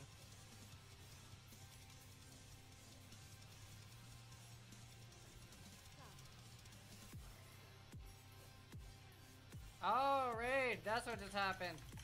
Go! I was like, what the fuck just happened? Go! Let's go! Let's go! What's up, everyone? What's up? Party, party, party!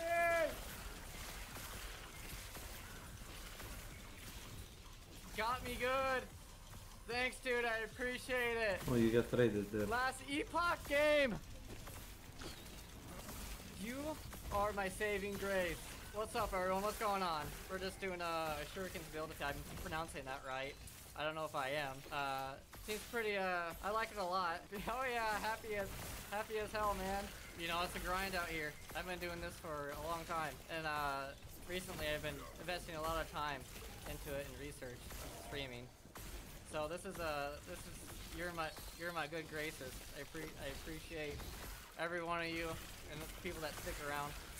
I am doing a giveaway starting on June 2nd. I'm giving away a 37 Ti. So all you have to do is just watch the stream. On June 2nd, the giveaway is gonna go live, and then you can buy tickets. It's really simple. That's how invested I am right now. So it's my old graphics card, FYI. It's not even a year old, but I got a 4080. So if anyone needs an upgrade, that's that. That's that. Going hard, going hard! Come on, guys, keep it going. Keep it going. Going hard!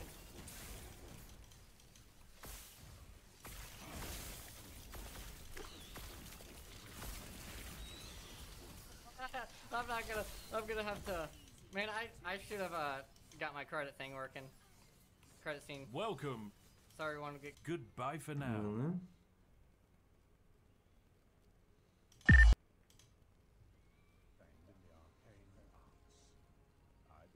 Goodbye for now. mediocre reviews. In other words, the saturation of Assassin's Creed remained high, but opinions were not rising. Then, at E3 2017, Assassin's Creed Origins was announced. Aside from a backwards jump of a few decades for AC4 back in 2013, the franchise had always gone forward in time. Now, we would be experiencing Ptolemaic Egypt to witness the birth of the Assassin Brotherhood as we know it. There were two very pervasive criticisms of the old games from their detractors: the stagnation of creative ideas and the shallowness of their mechanics. Therefore, Origins was built from the ground up from a design perspective. RPG mechanics and player choice would be emphasized from their inclusion in Unity and Syndicate. Instead of being set in a single city, Origin's singular map would span a vast majority of the country of Egypt. Combat would no longer be based around paired animations, instead opting for a traditional hitbox system. The animations would no longer mesh seamlessly, although we hadn't really gotten that since Ezio's days anyway, and visual flair would be sacrificed for mechanical depth, where range, dodging, and weapon type would matter more than ever. Get out of here, so for the first time, a 1v1 fight could actually pose a challenge in the series. Meanwhile, free running was further scaled back to fit the smaller cities of Egypt and to avoid the frustrations of Unity's free running. Social stealth was removed given the lack of large crowds, and a new emphasis on fort infiltration and scouting was provided. While the RPG mechanics were certainly light compared to some fully fledged RPGs, they were enough to make the game feel radically different to some people, even if the basic gameplay loop was relatively unchanged. Looking back at early reactions, fans were cautiously optimistic.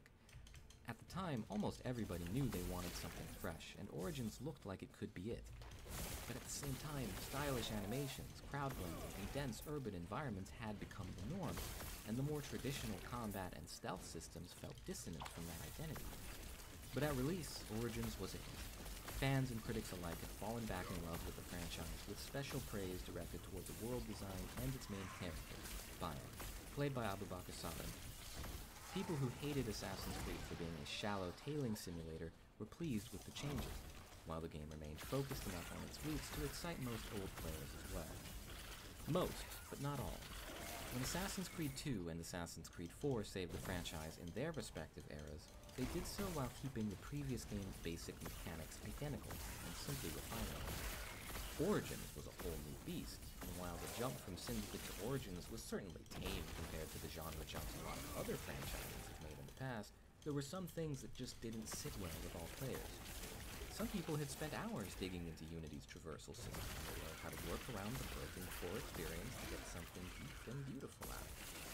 There was a lot less room for that kind of exploration in Origins, even if it was a much more functional game. People missed hiding in plain sight, even if the traditional stealth mechanics were solid. Origins was a very popular game, and it reignited interest in the franchise worldwide. But there was now a growing sect of the fanbase that was happy with the way things were, and distinctly upset at the direction Assassin's Creed was now going. Oh no. Whatever it was that Ubisoft thought caused Origin's success, they definitely didn't think it was the extra dev time. During the development of Origins, Ubisoft had already put in motion a plan for a 2018 installment that would go even further back in time, to classical Greece. The Origins experiment was a success, and the team was willing to go all in on the RPG mechanics that, in Origins, had remained relatively minimal. Players would now get gender choice, dialogue options, romance, a more fleshed out skill tree, and multiple endings for the first time in the series. It would be built on the skeleton of Origins, but this would be no copy-paste job like Revelations or Rogue. Odyssey would bring back naval combat in full force to explore the islands of Greece, and the overall gameplay loop was revamped from the previous game. To put it lightly, this caused a schism in the franchise. Odyssey was a very polarizing game. And when I say polarizing, I mean polarizing. A lot of people use the word to refer to things that are generally disliked, have a cult following of people who think it is misunderstood or underrated. That's not what Odyssey is. Odyssey was an absolute hit critically, with many critics and fans putting it at the top of their all-time Assassin's Creed lists. It created its own community to an extent that we had never really seen before or since, with a very active subreddit on its own, built just for people who had an interest in that game. And even with Valhalla's release, the game maintains a much more loyal player base. At the other end of the spectrum, many fans also put it at the bottom of their all-time lists. The changes to the established formula had shot off when Middle Origins did, and on top of that, there were basic gameplay issues that people didn't like. The dialogue and gender choices made the game feel less focused. The map and side missions expanded to the point of being overwhelming, and the combat and stealth had so many over-the-top powers that it was hard for some people to feel grounded. Plus, Quebec was back in control after having made Syndicate, and the relaxed, humorous tone just wasn't what some people were looking for. On top of that, some people felt alienated, and feared that the gameplay style they grew up with would be unceremoniously left in the trash. This was highlighted further by the release of Assassin's Creed Uprising, a run of comics that actually wrapped up the modern-day story told in AC4 and Road. People were upset that Juno and other modern-day plot points had been relegated to a comic that barely anyone even knew existed. It felt like there were aspects of Assassin's Creed that Ubisoft wanted to leave in the past. This was not Splinter Cell changing the formula only for the franchise's popularity to go down along with that divide. Assassin's Creed was more popular than ever, helping to push Ubisoft over $2.2 billion in returns for 2018. But the detractors were now no longer a small, vocal part of the fanbase, but instead a very loud and constant presence in any discussion about the franchise. Assassin's Creed had become loved and hated in almost equal measure.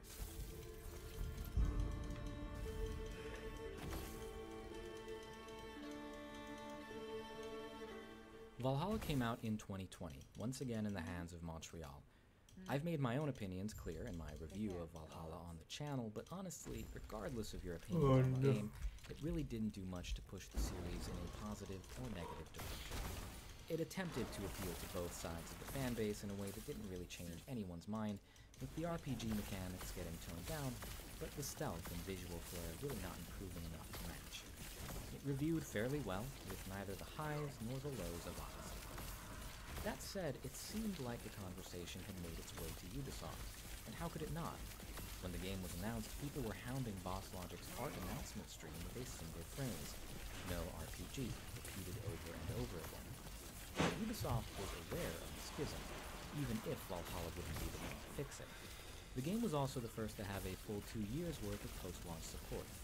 Ubisoft wanted to see how much money they could milk out of one game, and that came in the form of 8 content updates, including 3 major paid expansions. Ubisoft was continuing to zero in on which model would make them the most money. However, the real meaningful drama was happening behind the scenes. In July of 2020, Bloomberg released a huge report detailing allegations of sexism, harassment, and misconduct within Ubisoft. The creative director of Valhalla was let go prior to release, while a variety of firings led all the way up to the company's CCO. Ubisoft, like many other companies in the gaming world, was painted as toxic and sometimes a dangerous place to work.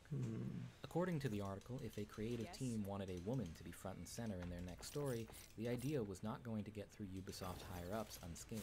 Take care. Women don't sell was allegedly the mantra thrown around by that aforementioned CCO, and apparently it was the lens through which Ubisoft viewed all of its projects.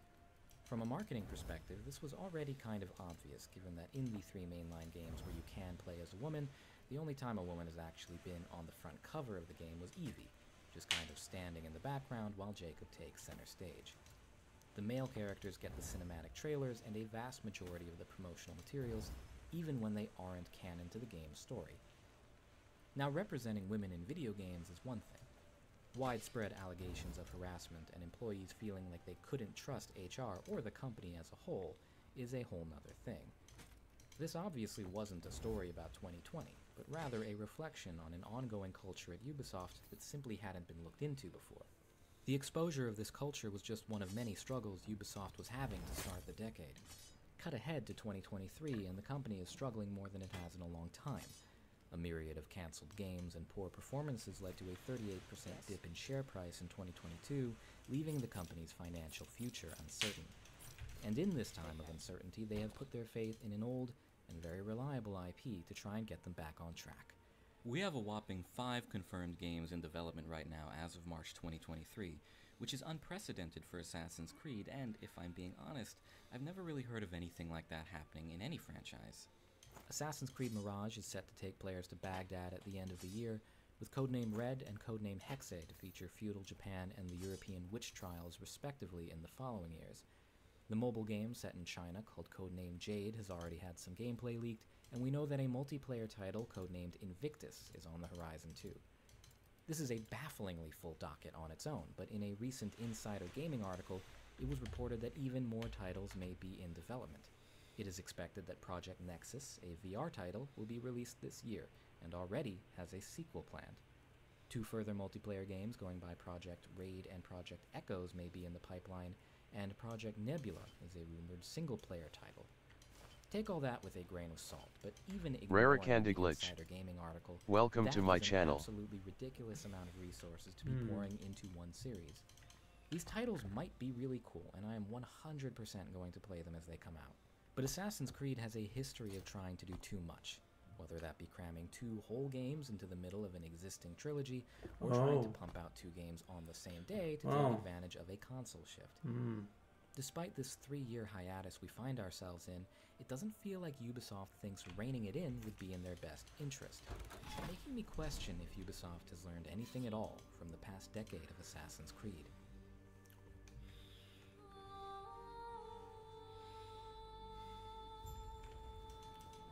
And that brings me back to my original question. When did Assassin's Creed get bad? As a fan of the series who still very much enjoys the games that have been coming out, I think it is healthy to be critical and identify when the existing problems started. Was it the breakdown of the original trilogy? Was it when Syndicate came out and no one cared? Was it when Odyssey came out and broke the fanbase in half? Obviously for some people it was one or all of those things. Anyone who no longer likes Assassin's Creed has a point at which it stopped doing the things that they liked in the series and started to feel Goodbye for now.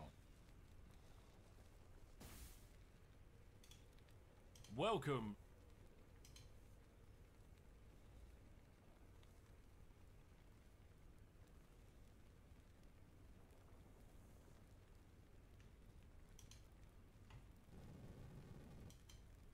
The shell, and inside is the creature itself.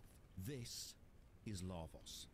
Now, also now on trial. The king is of 6 are better than what you now have. And with that, every single side quest is done. The only thing left Free to do Kaibob is N. kill Lavos. Welcome to my channel. Understands that her father didn't neglect the family as she was taught. They were all being fed lies from the Chancellor meant to disrupt the family. And as this happens, Melchior, the Guru of Life and Smith of the Masamune, appears again, saying he heard about the Rainbow Shell and believes he could fashion it into a powerful weapon. A little note here, you can return to the courtroom, pick up the key that Yakra the 13th dropped, and then free the current Chancellor from a chest, meaning we've now freed 2 Chancellors from 2 chests in 2 time periods. Melchior is in the basement and can indeed fashion the shell into a weapon, or he can make 3 helmets.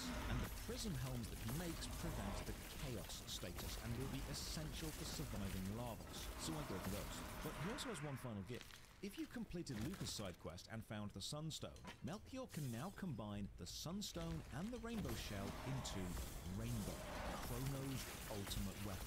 The only thing remaining if you really want to go completionist is to access the magical sealed Blue Pyramid in 1000 AD and use the power of the pendant to unlock it. You can choose either a helmet or a sword for Chrono, but neither are better than what you now have.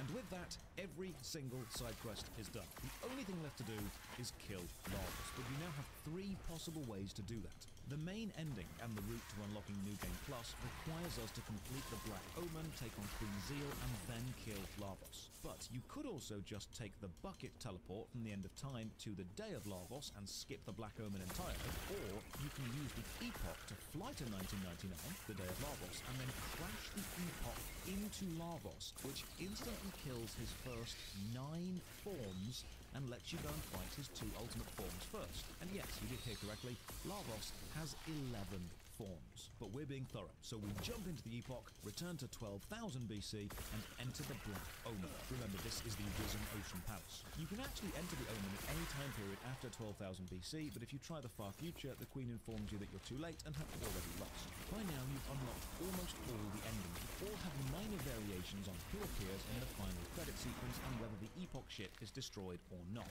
So let's take on the final dungeon, the Black Omen. This is an endurance test, a 2.5-hour gauntlet of 11 different bosses leading to a fight against 11 forms of Lavos. The Mega Mutant greets us and tries to cast chaos, but the prison helms from the Rainbow Shell Marl subquest protect us. The lift fight has us take on 2 advanced forms of Gatto, the training bot from earlier, and I love how these enemies, which look like a blob and an alien, are actually called Blob and Alien. The Black Omen is a beautiful, brutal place. The Giga Mutant is only vulnerable to magic, and its big brother, the Terror Mutant, has its top half drain HP from its bottom half, so only ever attack the top. Powered up Lavos spawn then gets teleported into the room to try and stop us, and then finally we reach the central core, cloning vats of us surrounding the room. It seems that Queen Zeal also understands that she can manipulate the events of the past through the use of clones, so she is preparing to erase us from history. Queen Zeal has survived the explosion because of the residual power of Lavos, and the fight against the Queen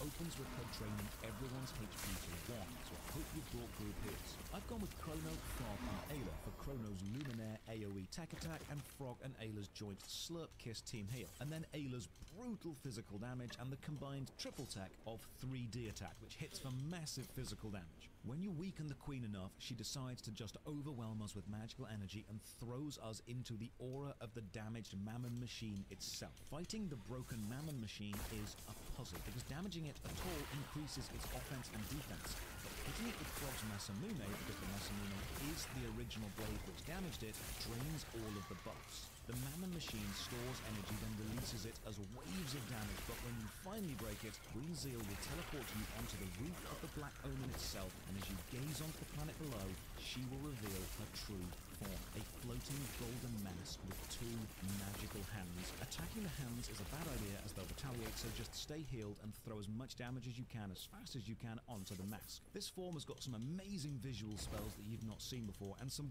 beautiful new animations. It's like they kept the trippy visuals to a gentle 7 out of 10 for the whole game, but then ramp it up to 10 for the final hour, making this whole section feel super intense. When you take the Queen down, she realizes she cannot win, so for a final act of cruelty, she uses the last of her power to forcefully throw us through time to 1999, the day of Lavos, leaving us no choice but to fight this alien thing. And so begins the final hour of constant battle. The Lavos mouth and shell will cycle through 9 forms, all matching the mechanics of bosses you fought previously. Thankfully, it does show you a gentle fade-in of what boss version you're about to fight. And if those bosses have multiple sections you can attack, small alien tentacles or growths will sprout from Lavos and act as those parts. So you need to take on the dragon tank from the bridge escape, and you have to remember to kill the head first. Then you've got the Guardian from food storage in 2300, Hekran from the cave systems, Zombor from the Demon Bridge, the Masamune combined from the cave top, Nizbel from the dinosaur caves, Magus from the original summoning attempt, Black Tyranno from the reptile lair, and then Gigadaya from the summit of the Mountain of Woe. And when the 9th form finally dies, you hear that trademark scream.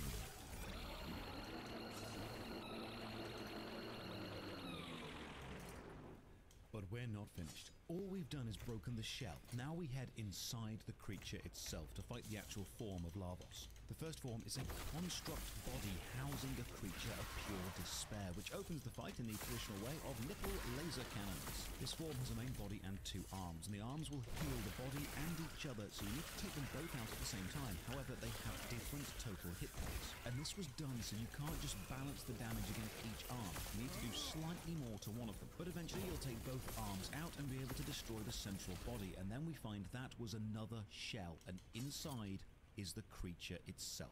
This is Lavos. No, not the middle thing. That thing on the right, that tiny floating organic blob, that is the creature.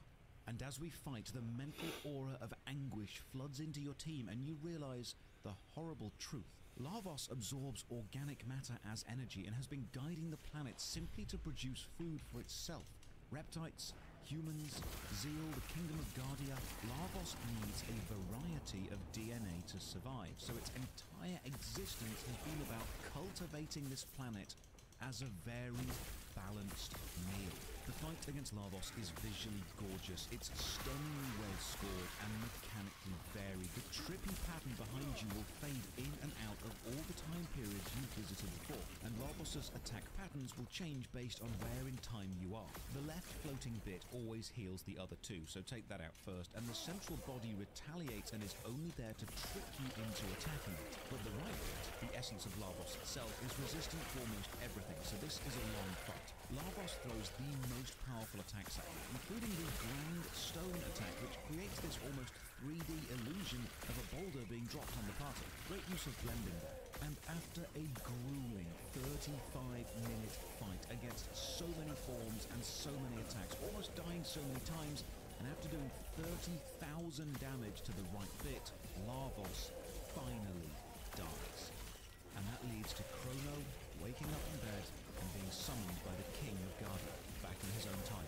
And then you discover that Luca has invited all the major players from every time period to come and celebrate the future being saved at the Millennial Fair. The Moonlight Parade is finally held in Lean Square, complete with dancing and peace between the humans and the mystics. And then we get a tearful farewell as everyone returns through the portal to their own time. The princess even kisses the frog. But just before the portal closes, Chrono's cat jumps in, followed by his mum.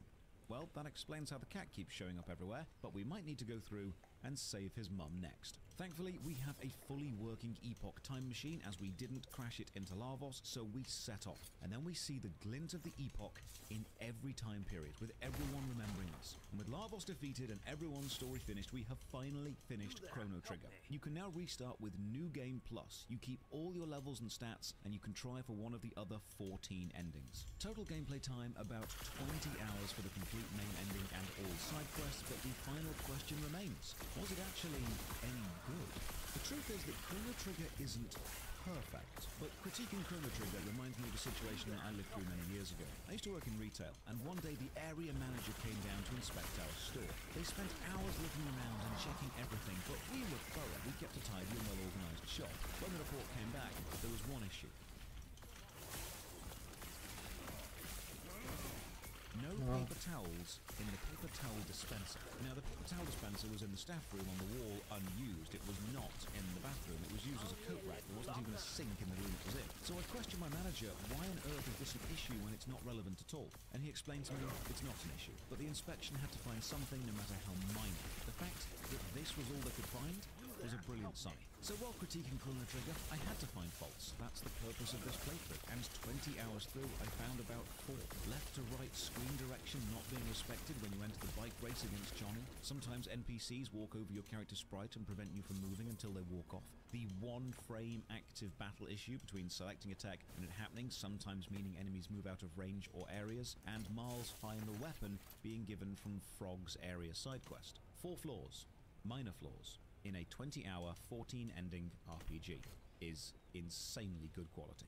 As for the strengths, Chrono Trigger is a time-traveling adventure from humble beginnings to epic conclusion, featuring a cast of characters with history and future, flaws and redemptions all. Every character's story is woven through the fabric of time, and completing their stories is a satisfying journey. The main characters are, without a doubt, Magus and the Frog, and the brilliance is while they're understandably enemies, they're both heroes in their own story. Every character is flawed, but the flaw itself is both born from how they have been brought up and what they've gone through, and then fixed by who that situation has made them become, giving every member of the team a distinct feel and a wonderfully satisfying conclusion. Graphically, it's aged like fine wine because sprites are timeless and style lasts longer than high-quality graphics. The strength of the writing shines, as while having genuinely emotional moments, the serious moments are balanced with enough humor to humanize both the characters and the world. There's storytelling in the text, the environment, the combat, and the music. The battle system is deep without being complex, and mob fights are frequent but quick, and each boss has a unique mechanic to keep it interesting. Longer fights are never too dull, as each move does matter and wrong choices are punished, but never to an unfair degree. The freedom to take on Lavos roughly 10% into the game is a brave decision which was way ahead of its time, and we're still praising games which do this today. And the fantastic pacing means the adventure is always moving forward and never hits a grind wall or an I don't know what to do moment. And all of this is set to a wonderful score which I've been listening to for days while writing this video, and I'm still not bored of. Chrono Trigger is an excellent example of a game being greater than World the of Chatters. while at the same time Welcome to my channel. parts is almost flawless. Chrono Trigger is a 20-hour slice of RPG brilliance. It set the bar for what RPGs could do in 20 hours, and still now, 28 years later, remains the measure of what a short to mid-length game can achieve. The few flaws I could find don't take away from the overall experience and shouldn't stop anyone from trying it. So yes, Chrono Trigger was good. It was great. It set the bar so high it is still up there as a game worth replaying and judging modern RPGs by. So to end the review, it's only fair to award Chrono Trigger the highest award possible. Frog. Out of 10. Cheers for watching. Another massive thank you to all the supporters on Patreon, Twitch and YouTube who keep the channel alive and allow me to make these long-form videos. You can support from only £1 a month. Check the video description for links to the Patreon, Twitch, Twitter and our Discord. As always, remember.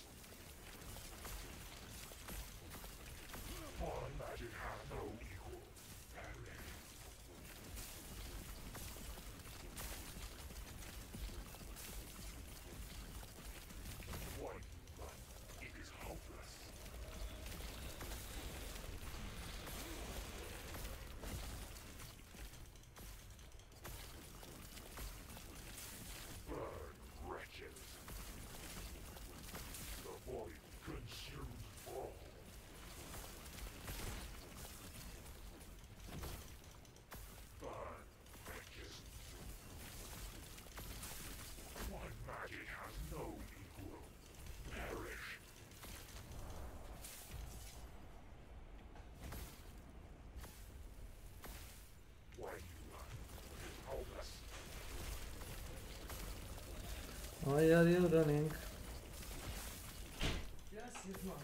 Ćao. Šta ima? Ja sam jučer tako bila umorna kao pse. Ja ti verujem. Popodne prskamo ove voćke, zolke, svašta sam imala. Što sam se vama kući nosila. To mogu da pojedi. Imaš ti samo jedne pantalone, imaš jedne pantalone od vas? Jedna ili dve. Da, dva. Da ne moram patiti. Koji ne moraš. Imam za večeras i sutra večer. Dobro.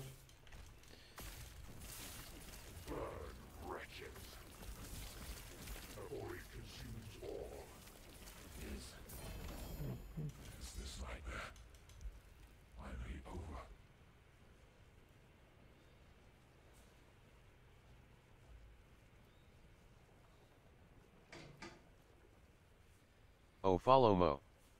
Welcome to my channel.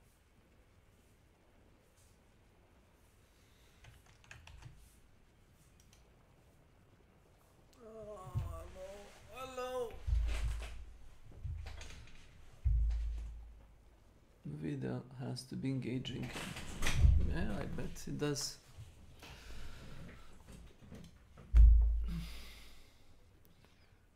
Increased suffix.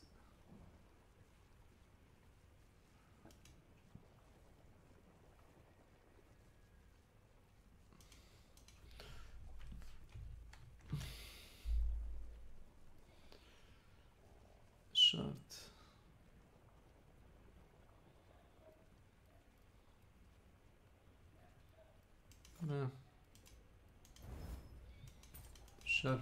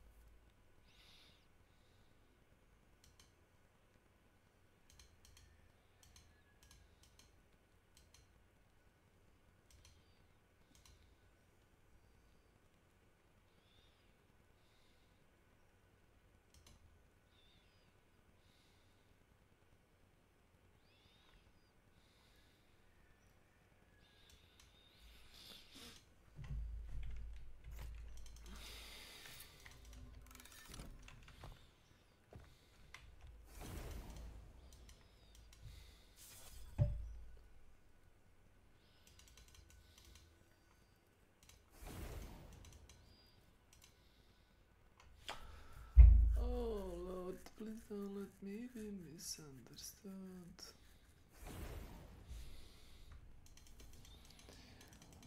Oh, sorry, I had to drink a bit of coffee. Oh, my Lord. Gaspar Bell.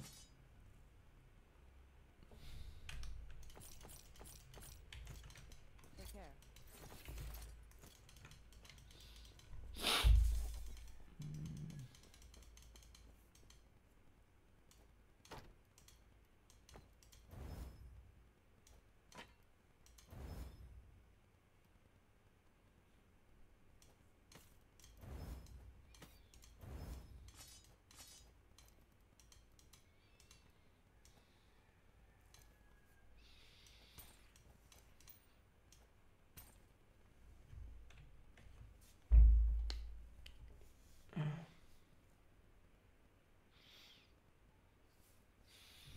Decimate. What's the fucking decimate?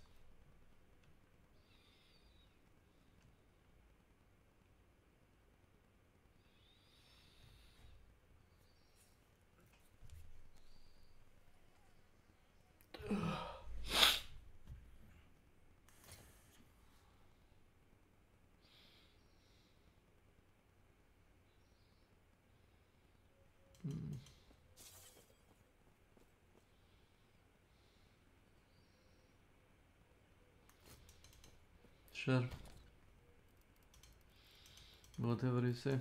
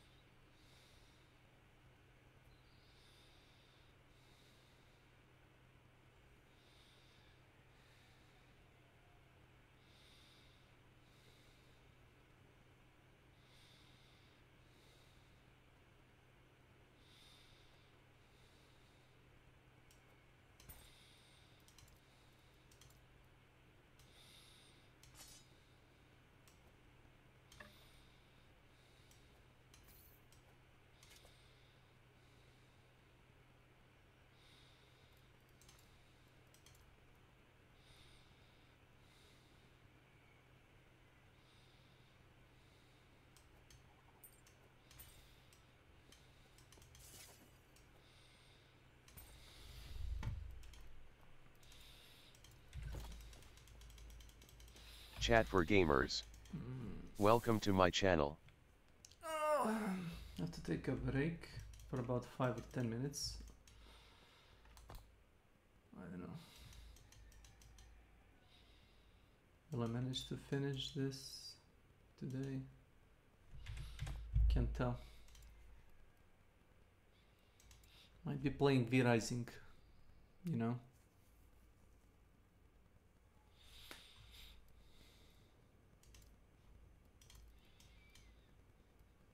Amen.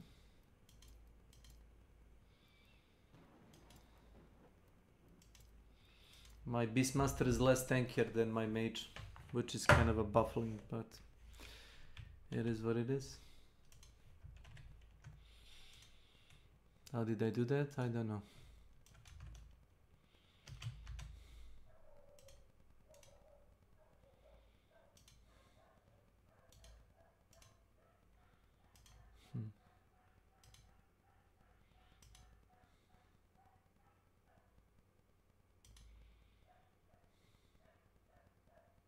Goodbye for now.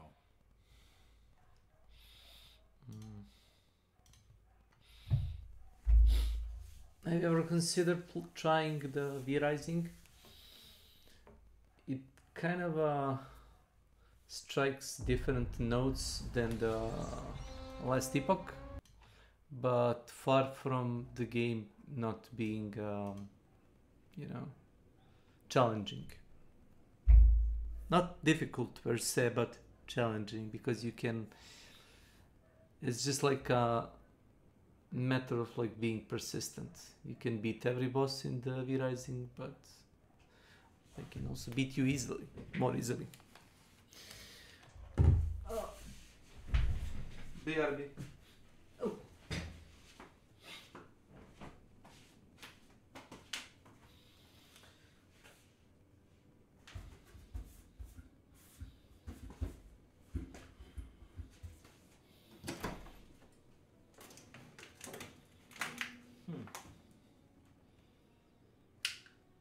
Oh. That's interesting. Oh.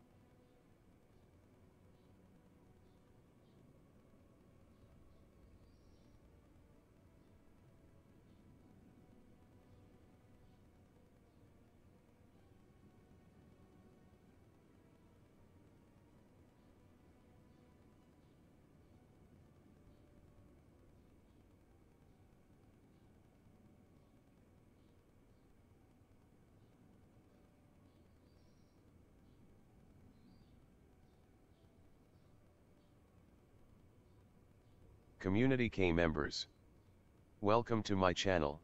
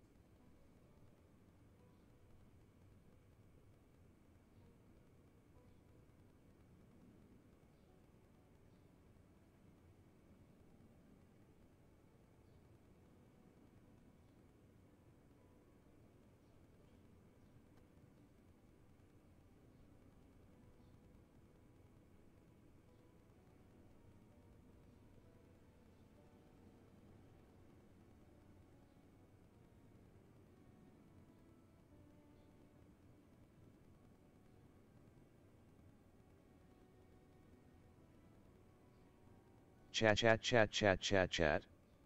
Welcome to my channel.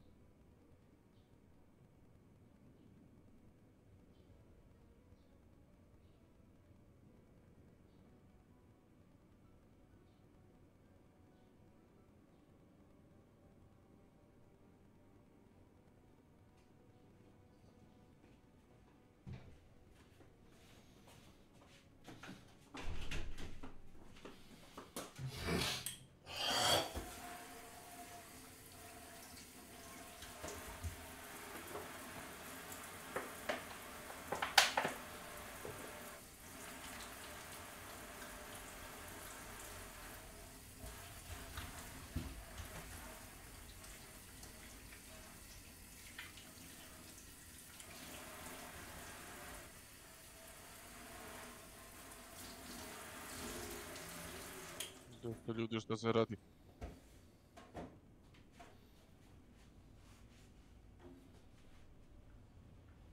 Gdje ste ljudi, šta se radi?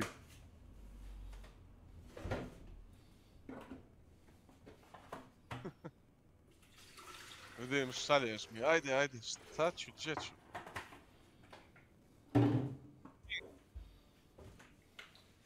Evo offline si, nešto te jebe s tim izgleda. Interesting. Oh!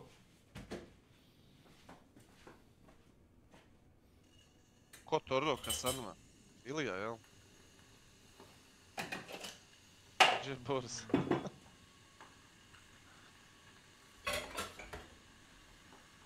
Ja.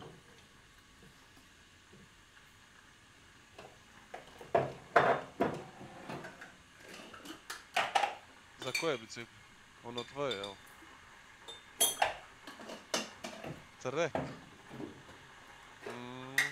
Mislio sam ti reći da je 150-200. Zato što je trek. Jer ne bude li duro, vrati ga. Traži pare nazad. Ko da traži? Pare nazad.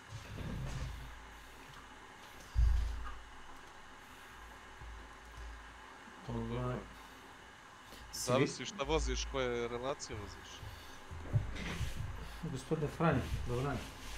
Milana sam već video, bio kod mene danas. Jesi video nerf za municiju svih vrsta? Pročitao sam jedan dobar fazon, kaže, ljudi su, tražili već duže vreme da nerfuju automat naš i 2 pištolja kad poneseš s automatom, pa imaš municije prilično dosta. I Kajtek je rekao, važi, dobit ćete nerf. Nerfali su vamo pick-up za sve. A vidi, što se mene tiče, nije problem. Ne, forsiraju igrače da igraju preciznije. Da. Eto je to. Izvoli.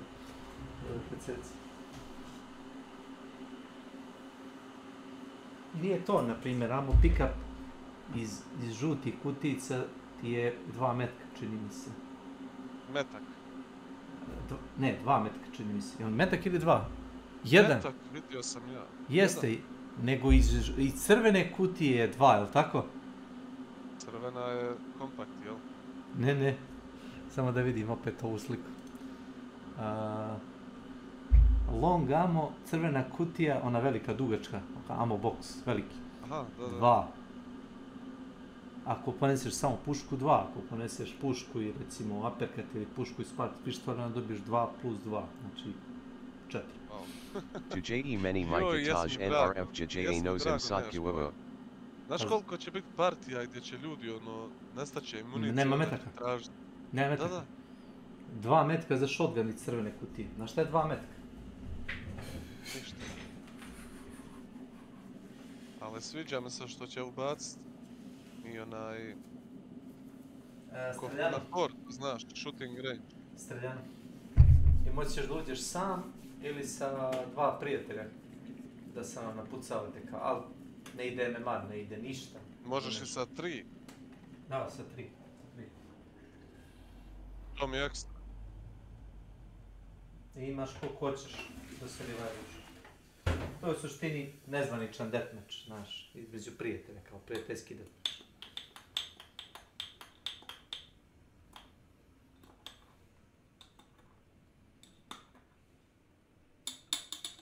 Ne znam što je bio ovo problem da se uradi ranije, ali nema veze. To je kritika.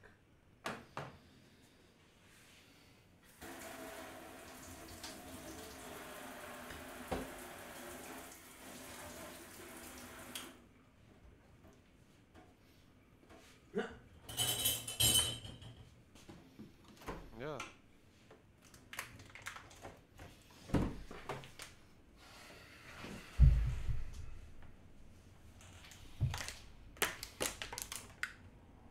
Ko? Zašto?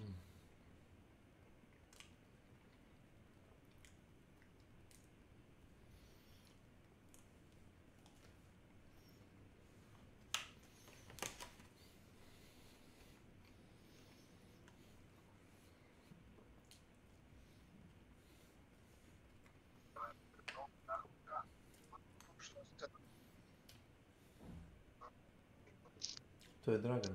Matori. Ima li igre Beka, ne zoveš jebote? Beka je sad organizator turnira u Huntu. Gospodin Franje, pošto je on nov, još uvijek ima entuzijazam.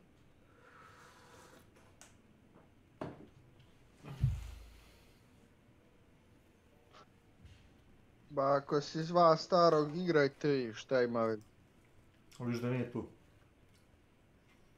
Maću kurat, nisam ni palio kompjuter. Ništa, ja sam otpiknuo. Pa šta ću, brate, taman sam mislio izaći. Da je on rekao, ajde, ja bi izašao. Pa bači i ti jedan quick play, šta? Šta se bojiš? Njega je strah kad nema 2 saigrača.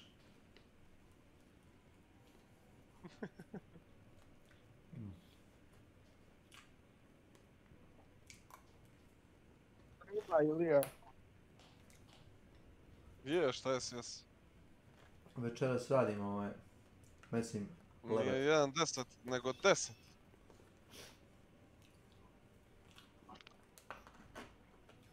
Jedan 10 da će poginut je bilo.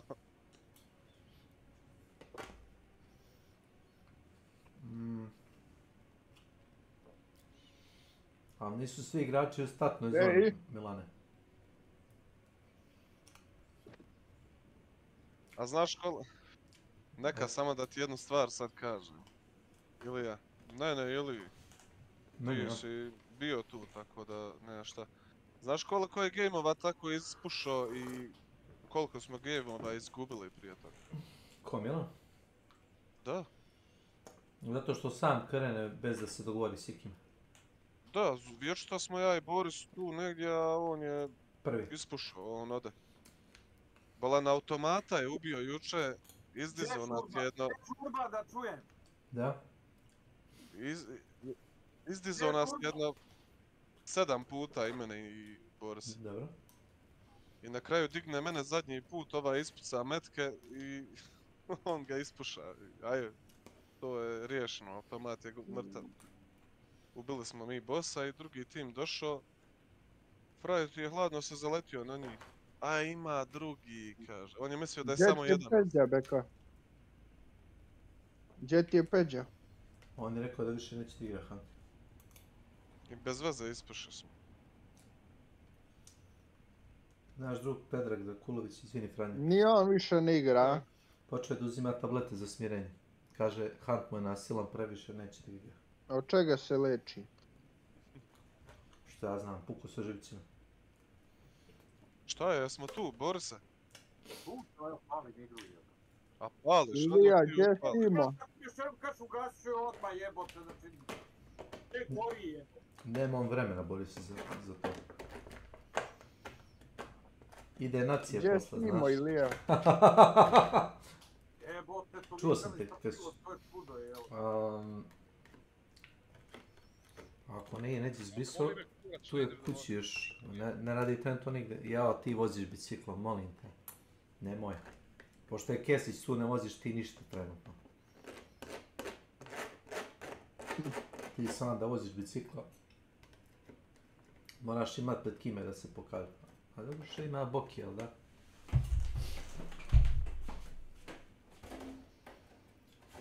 Hvala ti za krem.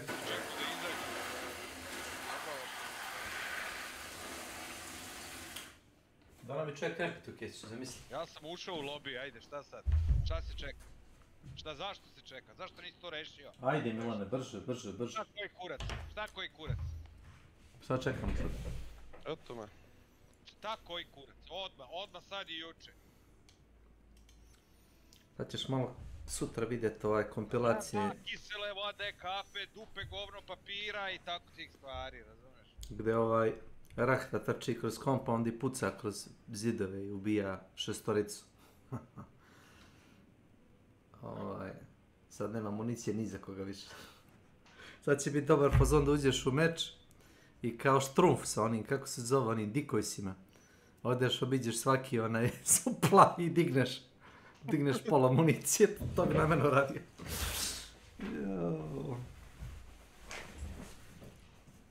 To sam znao pre da radi kad sam igrao solo event. Uzmem onaj supply decoy i iskoristim 3 puta, znači pored boss arene ako ima 2-3, zna da bude neka 2 supply pored boss arene. I nema municije posle. Pola nema. Znači ako imaš jedan supply imaš ono 3 kutije s mecima. Ja iskoristim onaj decoy supply, ne opalim ni metka, samo iskoristim onaj decoy se. I pokupim. Pa nema ništa za njih.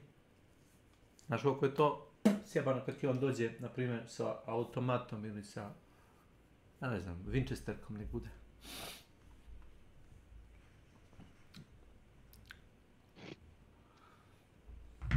Šta još? Ako poneseš 2 pištolja, nemaš više bonus municiju. Imaš normalno broj metaka. Vidim ja da od igre nema ništa, ajde ja. Gde je on? Ne znam, sad sam požurio ko lud, preznojio sam se, ja Halo? ne znam zašto si me požurivo, znači, ne znam. Može neki stream. Možemo nešto pratimo. Streamao neko, Boris, ti, Franja. Znam da je... A Milan streamuje? Boris, to što tebe Milan požuruje, ne znači da ti moraš mene požurivati. Ne, nego ti ne moraš da žuriš. Nego jedan govna malo tako. Mislim, ako on nema vremena, u redu je. Ako Boris jede govna, onda ne znam što ti radiš. Ne streamuje ništa. Nego ja eto tako malo, znaš, ono jem govna, eto da te kaže.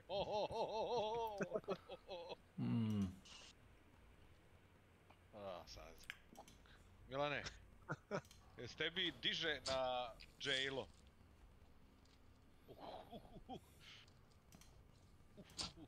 Diže ti se na jailo, a?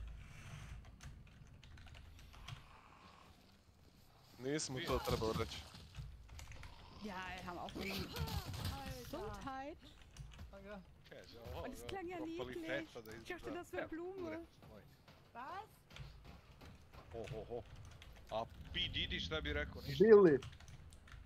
Voll der süße Lisa. Ili ti Puff Daddy šta bi on rekao? Das ist süß und Lisa? Kaže... Dobro, nego kaže dok se onaj crnački kurac uvaljivo u njenu latino pičku i ove crnačke afričke bakterije seo u Also so einen Sandwich-Maker haben wir auch. Kako bi ti to rekao, tebi se ne bi digao sljedećih 7 godina. Die sind zwar geil, aber wenn du die Dinger nicht rausnehmen kannst, die Platten sind echt scheiße zum Sauermachen. Ja, ich mache das mittlerweile so, dass ich, wenn ich Sandwiches mache, dann mache ich Backpapier dazwischen einfach. Majmunski kurac. Das funktioniert halt. Das geht, ja.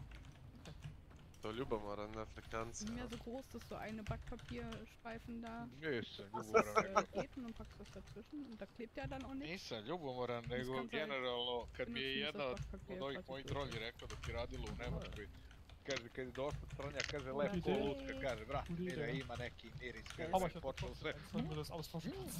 Kaže, da je došlo da me pitao to zbog mene. Versaust ja dann auch immer die Fläche da. Also die, du weißt, was ich meine. Du hast halt nicht so viel übertrieben Käse, nehmen sie dich immer. Ja. Znači, to smrdi. Isto koji cigani i sve to isto. Das mit dem Backpapier mache ich auch, ist mega. Siehst du? Ja. Das ist ja der Boss. Dobro ti je rekao kad si ko pička, jevi ga, bez stamine. Ajde da te vidimo sad, bez Stamenkovića. Ja znam da si ti srećne ruke da ćeš naći na prvom supply-u ćeš naći. Baba Stamena. Jesi rekao baba Stamena? Stamenković. Ljudi! Nisu ovdje. Nisu tu. Znaš koliko sam je trpao? Da bi? Nije od meni, izgubio sam 25 HP. To Milan pucao u Renci. Ma nije, nego ona je zombi bacio onu... Lanternu. Pa majko mu jebem imperialistično. Boli se banti. Trebalo bi da je. Mislim se dojem... Ja, bei mir hier. Seid ihr die Falle? Hab ich die Falle gemacht? Oh ja, eine Seite. Koji sad je ona prepička? Čekaj, kako se zove ona iz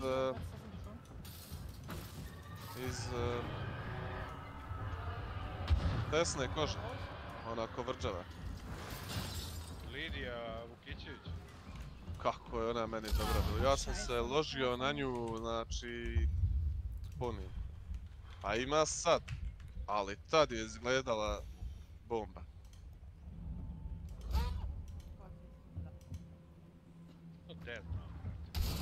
Ja pratim godište od Starleta, jebate.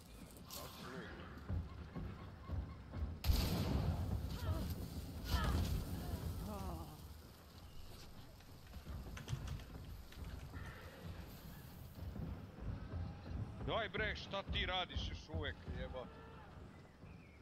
Welcome. Ko? Generator, ovaj. Ach nee, die hat doch vorbeigeschossen. Tot? Ja. Wird zuerst geschrien. Ma ovo ti je skaper. Goodbye for now. Šta će drugo biti, evo, Benišova će posle sad za 5 sekundi. Takav mi je svaki game. Thank you for the clip. The epic juke.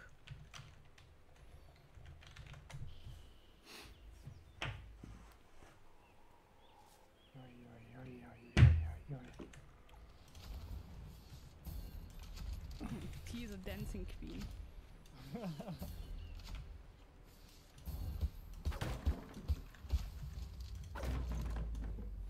Brauchst du noch Schaden mit der Vollmunition oder so? Gleda, ne brini. Hat gar nichts gezählt? Warum hat denn nichts gezählt? Ich möchte mir Rekao mi je baš da ne budu veruje kako ti je savršen stream, ništa, maksimizacije, ludilo. Evo gledam, oči mi spališ. Deca od streama je. Jeder nur einmal down, ja. Ach, wir haben 15 Uhr, keine Auswertung. Je moglo najbolje od streama da izađe, to se kod Milana pokazalo. Samo kod njega i nigde više. Ni na jednom drugom streamu to ne radite. Čak ni Francuz čupali. A dobro, i ovo je smeće. Znaš što ga Boris...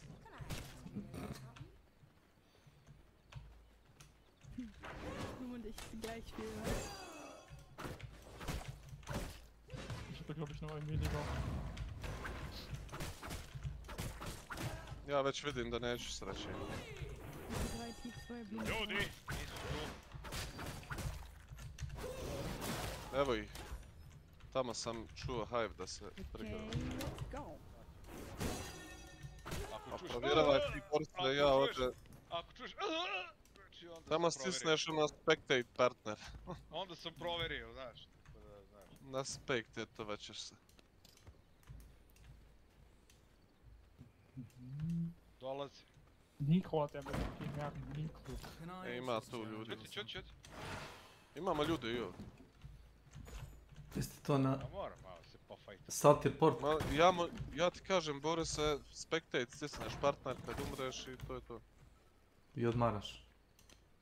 Slobodno odmoriš jedno 20-ak minuta. Gdje? Ma nije, sad su brane se čulo da. Nemam šta provjeravati.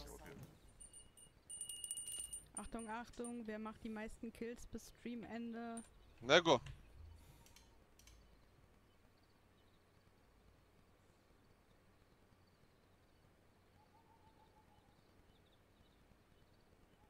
Der Stream wird niemals Sad ćemo preko ovog mosta kod mene će da pređe, vjerovatno. Samo nemoj pucat. Gledaj ih kako Ach, ich hab mir selbst den Balken weggebrannt. Okay. Nemoj tu biti. Ja, aber wieder. Ah, du hast dich, glaube ich, an ihm angezündet, oder? Ja, weil ich sie angeschossen hatte, hatte sie gebrannt und dann wollte ich sie ja... Evo ih dolaze ovdje. Hab irgendwie, immer zur Seite gelaufen, Schritt. Samo jedan. Aber die hatte die schöne, ist das eine Schrot? Can I interest you in a little something? Da samo jedan dolazi. Die. Seniorin? Ja. Fand ich nicht so schön. Ach, das ist so schön, das ist Ja, eine die war Schrot. nicht.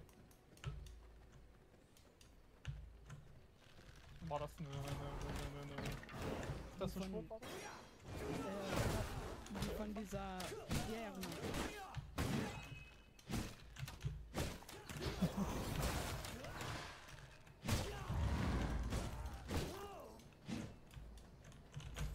Evo ga dolazi još jedan.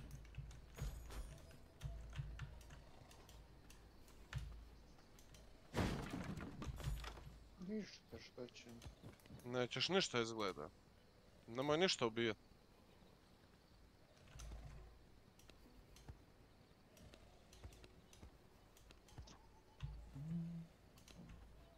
Jednog sam sjebo. Čuješ? Jednog sam sjebo. So was gibt's Neues? Vorhersage. Wer macht die meisten Kills bis zum Ende? Čujem, šta hoćeš? Da ih pušam, evo. Nicht mitwetten, wir dürften, würde ich glaube ich auf T wetten. A možemo ih pušat ubit, što? Koja sam štekara, znači najgore.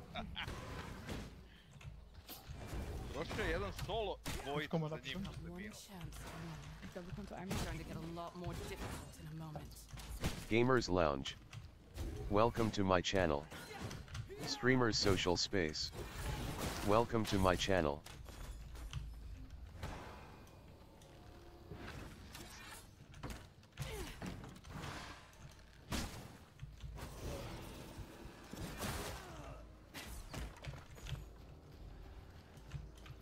Ach, das ist ja hier unser Lieblingsspot, ich merk schon. Ja?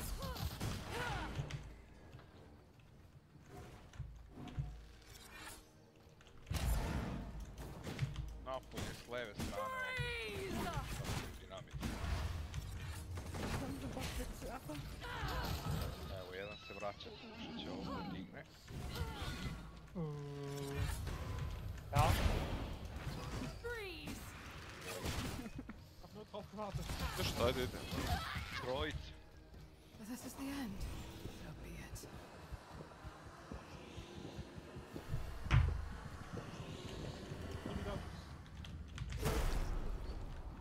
New knowledge acquired. Evo ga napolje. Ti si ušao. Digo ga je sa nekromangerom, ja. Ko što ga nisi ubio? A zašto sam se okrenuo i gledao na ovog drugog, evo te.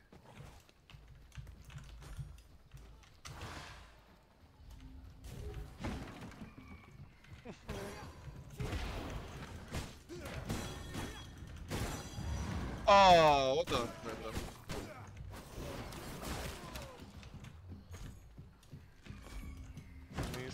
Nisam stigao. Scheibe gedämpft, geschossen.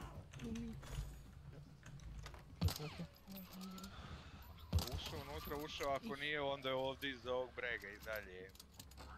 Samo ti polako.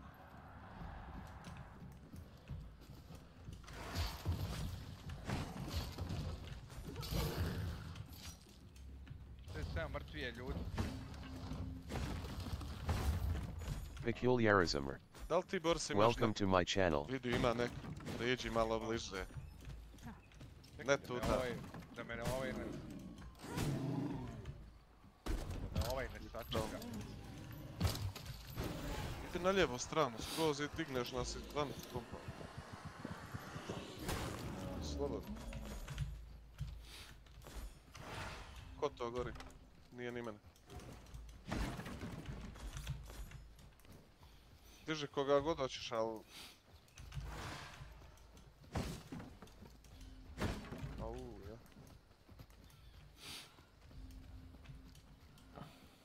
Otko će on znat gdje smo mi?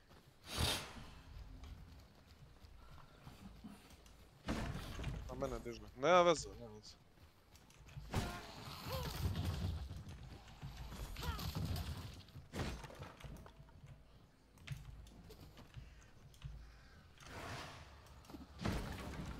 Ne, jebem li ti mater.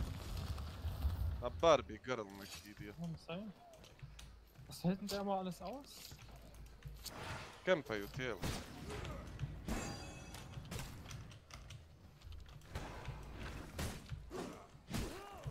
A tu je čovjek, tu me ubio.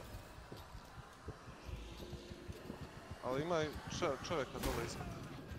Das ist noch eine Kasse, ist Nemoj to raditi. Eine Kasse im Hof vielleicht, oder? Ja, hier ist eine Kasse.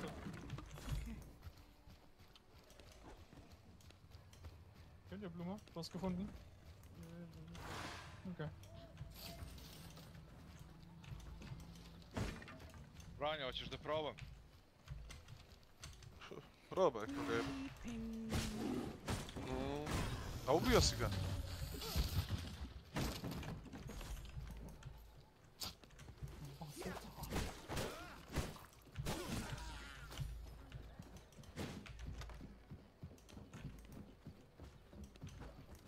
Kila ću te ja.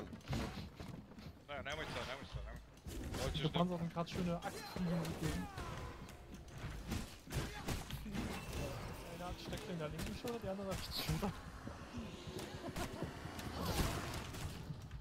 Dobro si to odradio. Und der hat noch den...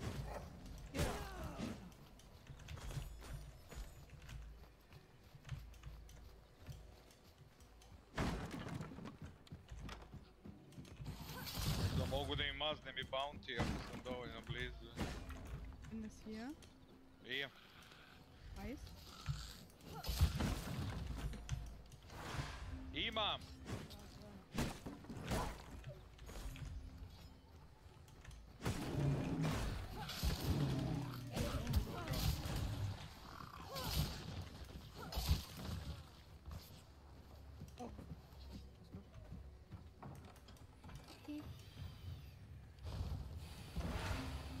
Ko je upalio ovo govno od generatora? No, Jebo ostavi ga. nek stoji. Poznan je to što ne čujete vi ništa. Ne čujem jedno. Tuše. Nochmal eine Kasse hier.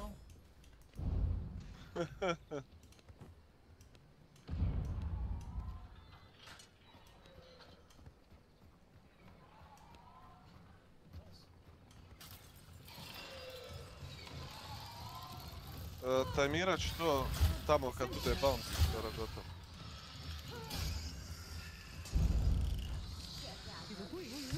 Ne znam da li mogu da dovacim ovdje, šta misliš? Ja ću, nemoj ti. Ne njega, Kann nego ich ein bisschen Blume bounty. reinschieben? Was? Pazi na merdevine, molim te, da mi neko ne... Guckt er hier einfach rein.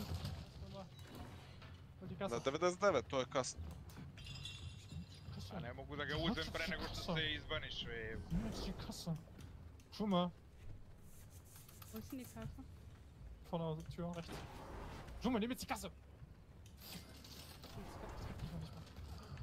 Hört jetzt auf! Nimm jetzt die Kasse! Das jetzt gibt's so einen. Hej jebem li majku, stavili koncertinu. Kasse! A, marš, jebem ti, mater. Nešto. Uzeli mi bantolzu. Idi. Ja, jes. Pazi ovo sad. Alles, was zwischen den Exen ist, muss jetzt eine Kasse nehmen. Los, und die Kasse jetzt. Nekog sam pogodio. Die Kasse, bitte geht nicht. Ja, da. Okay. A ima još shotguna, nema šta. Warum? Du möchtest die Kasse nicht nehmen? Wenigstens keiner sagen, dass ich ein Blutschwein bin. Sagt doch auch keiner.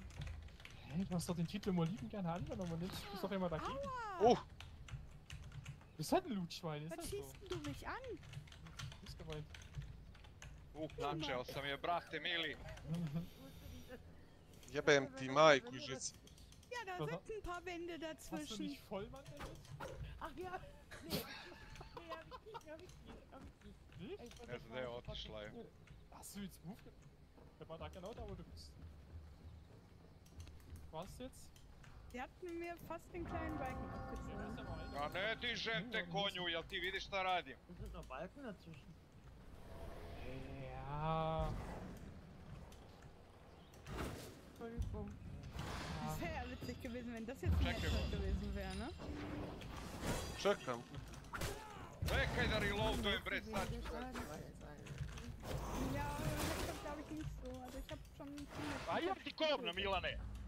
Jedi kovna! Jedi kovna! Evo, jedi kovna! Opusti se, Boris. Am besten, ne, oder? Bez veze u zamku se upetljavam, zašto je tebi frka? Pa nema na vremenu, moram ovo planski, brate mili, znači... I malo pre su mi ispedirao i ostala mi živa i pobegla, jebote. Sad, džabe u žicu, ne znam da mi niže... Pa trebao si reći u žicu, ne u zamku. Kažem upetljavam se u žicu, niste čuli. Nisi u zamku si rekao. Evo ti Ilija nekako. Jes, rekao si zamku. Šta ja znam ko ja znam? Nema veze. I rekao sam upetljavam se u žicu. Ma u zamci, ti si u žici baš. Ja bi te digao prije. Znaš sad drknuo sam onu koncentrinu i upetljao sam u žicu. A ne mogu da gledam, dan mi je... Na svakako ja ne pijem ništa, boli me kurac, evo idem i ja da poginem. Jebote, Bog više i priča. Pa mogu li išta uraditi? Einer bei 0 und zwei Mann nach Frau. Also 3,15. Ja, oben. Also erste Etage. Ja, 3,15, 3,30. Bježi nazad. Nicht im Haus. No. Šta ne? Okay. Mrdaj.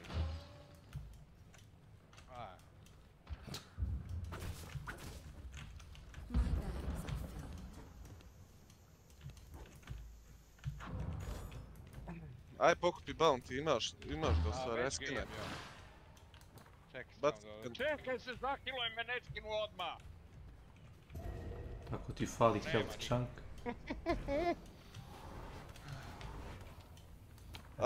Šta uradi s 50 HP-a moj Ilija, gledaš ti se streama? Jesi mi priznao? Milano da prizna nešto. Priznao mi je, nema šta ja to računam ko priznao. Dići tako ga jebe. Ali prvo lutuj svakog lovca. To ti je moj snad. To uppercut jebe.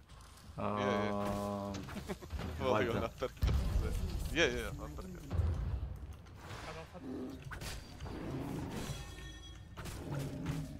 Veze poginuo 2 puta u pičku materiju.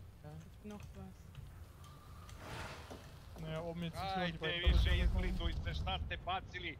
Sva govna ovog sveta ste bacili ovdje u kurac. Ali smo pobjedili. Jes mi drago, jebem ti sun. Hier unten. 2 Stück hab ich gesehen. Einen hast du gesehen? Okay, einer ist raus noch. Ma lutajte što hoćete, mene sve jedna sam. Svi su tu. Svi su tu, a tebe nema. Imam 3 puta naigran, gledaj klupke naše. A ja glumim tu pred svima, kao da te smuta ima. Einer oben.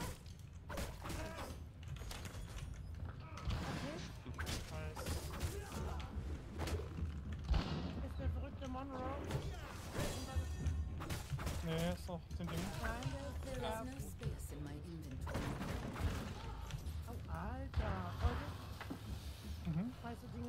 A ne mogu gledam vrišti, šurlaš, hitno, odmah sad, juče, prekjuče, brate mili.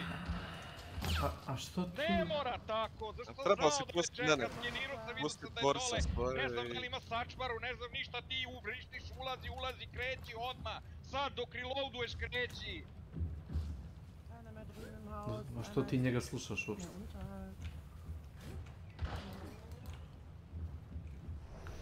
A poginuo sam 3 puta na najgluplji način.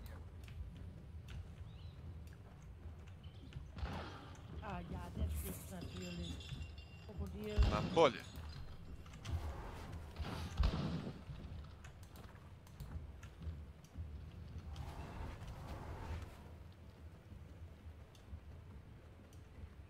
Beide noch in diesem Raum oder wie?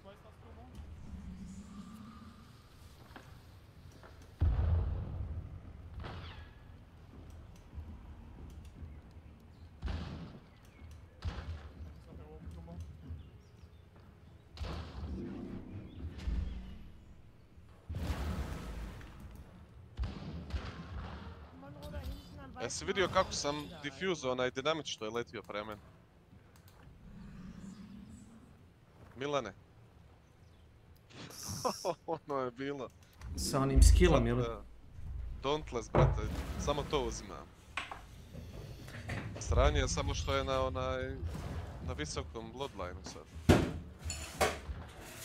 On beše njemu nije bio nešto posebno dobar pre, onda su mu povećali taj interact range, ne mora tačno da se pogodi, jel da? U pola metra može da pogasi. Mora, mogu ti reći, jednom mi je se desilo da nisam. A to ti je do servera. Krete ko. Pa može biti. To što ta granata nije bila tu, nego negdje u stranu.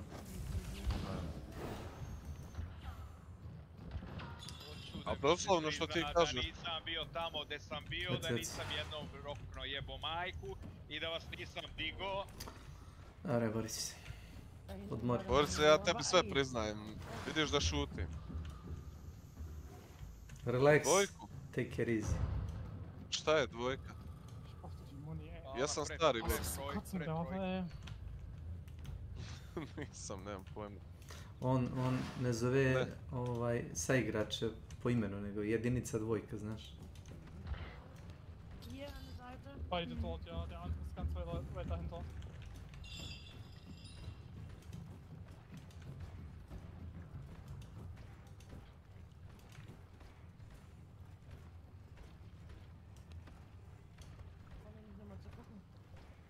Nee, macht er nicht nochmal. Šta dva pištolja rade, a?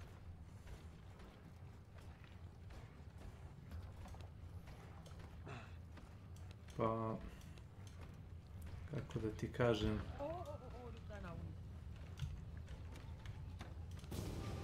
Uživaj s 2 pištolja, dok ne budu smanjili broj metaka. Poslije će postati jebeno.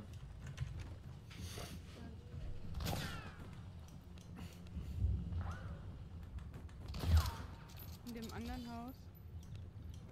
Aufpassen.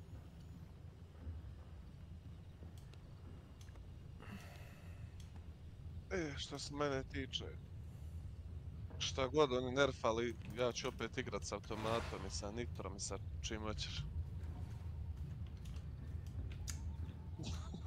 Pa nije cena problem.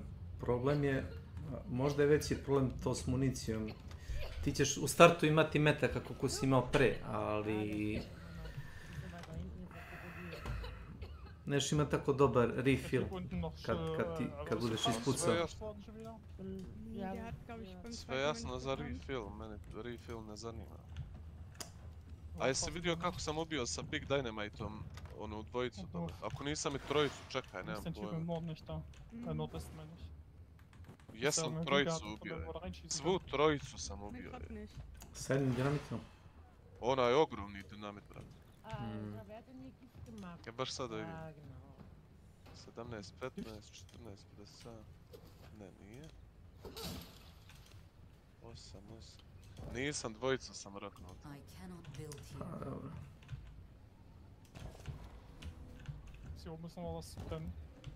Hoću sad vas da nosim ogroman dinamit bundle. Previše je šteta koju pravi taj dinamit ogromna, razumeš? 3000 damage-a, brate, na... Šta, 11 metara? Kroz zidove, kroz sve? Pa... Milana redovno dignu s tim u vozduh. Achtung, Blume, ich würde brennen wollen. To ti je kriptonit, a?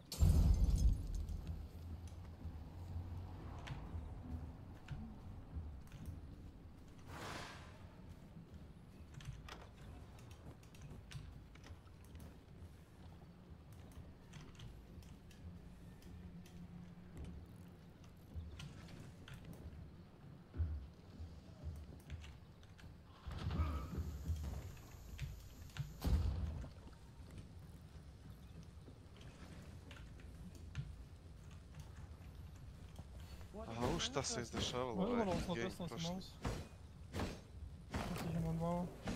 Nisam odavno bio na 50 HP i klaču ovako.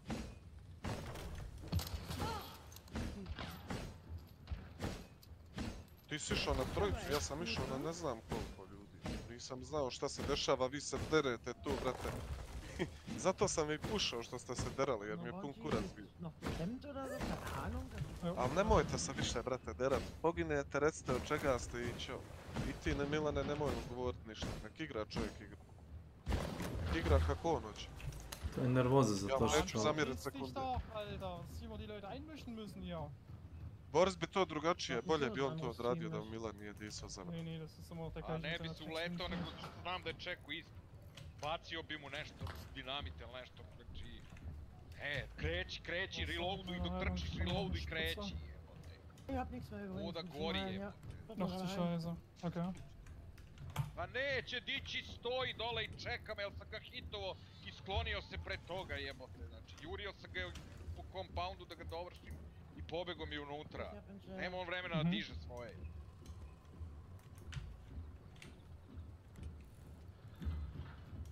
Jao, gdje je klub? Ja ću da pucam malo ljudi.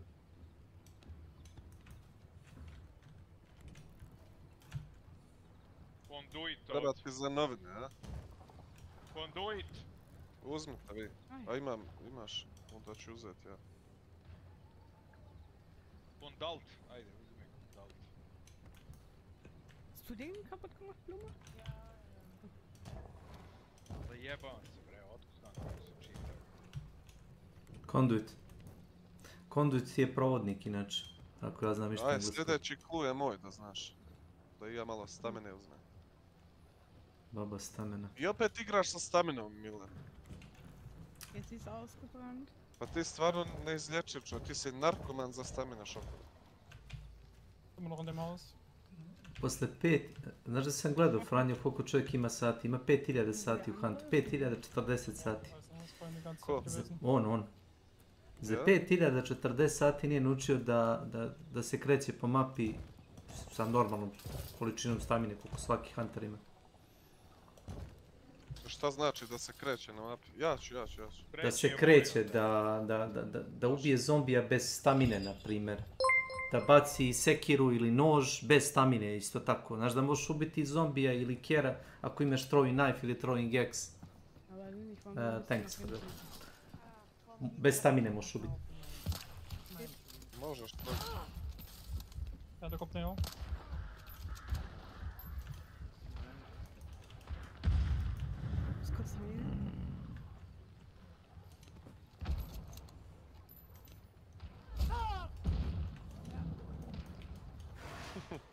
Dobro si to rekao. I Beništova će ga sad brzo.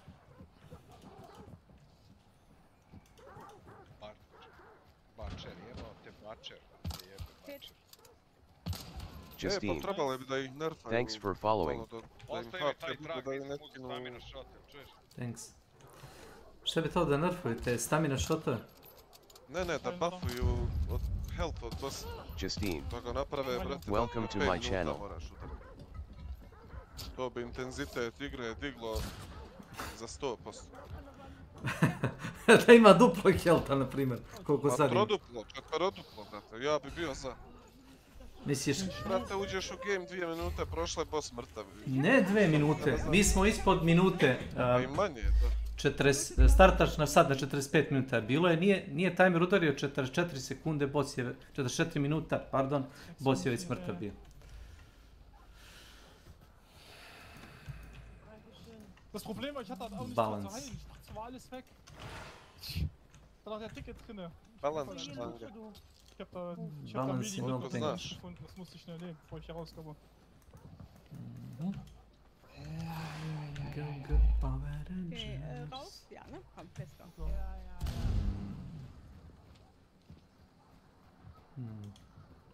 Ostavite što više zombija možete van.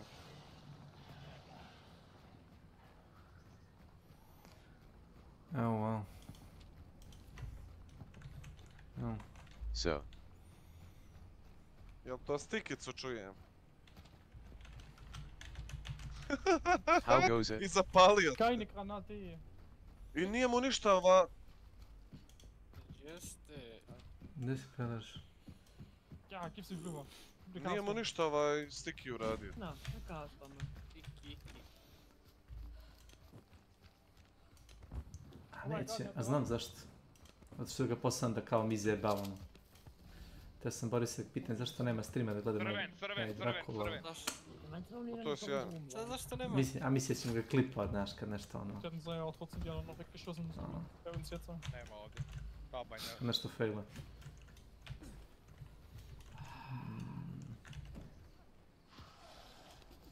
World of streamers. Welcome to my channel. Nemoj onda svoj. Artan. Nemojte sam prozore te razbijati. Artana zbi. Sad je beo. Što ne Milan Z? S one strane tamo. Milan Z. Pa ima liko stikicu. A, ode ga, evo.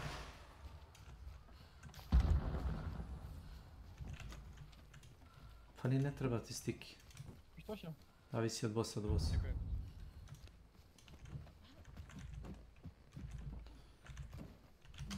Sve kako se bije boss, a?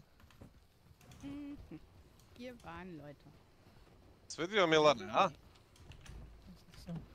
Nur noch verpackt mit dem Ništa mu se nije desilo. Nije HP-a ništa Hast izgubio. du nichts gehört? Ich glaub schon, ja. Ich bin auch nicht langsamer geworden. Hier waren Leute. Ruf hat alles leer gemacht, weißt du? Ja, zweimal reingegriffen bei allen. Okay. Bacio sam Bacio je je ovdje. već. Bacio sam pištolj, bacio sam pušku. Kako beš ono? Pass auf, Fässer fallen auf, ne? Das ist die hier. Gdje si ti veliko ovo bacio? Aha, ovdje. Bravo. Automat sam čuo. Ma to je... seks. Alter! Habt ihr noch eine Sekunde? Kann ich noch mal gucken? Ja, einen Moment. Ich muss erst rankommen. Ja. Ich bleib halt nicht stehen. Vajkulo Drakulović, u tili si? Yes. Šta radiš? Weil das Pferd da eben... Mogam ja da sam igrao Han, što dan ja bi postao depresijom pored vas. Pa i ti jesi bio depresijan. Makić je bacao fore kao, a što ne igraš s nama? Ja rekao, pa da poslije se posvađam s polovinom ovdje. Ne pada mi na pamet. I to ti isti. A što si to sad uradio? Raspirio si pola žice.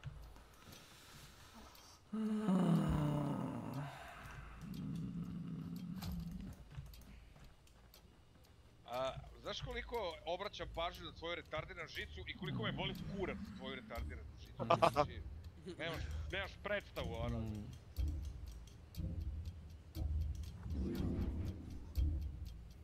Ja, izvini Milane, samo si ti bitan kad prolaziš, drugi ne treba da se sklone i da trče. Jest. Evo ti Ilija, nek ti potvrdi, znači 1 HP smo damage-a napravi. Ilija? Da. Jesi gledao ti Jesam, evo malo pre sam Ja sam se isto iznenadio, čuo sam da ga je zalijepio i sve.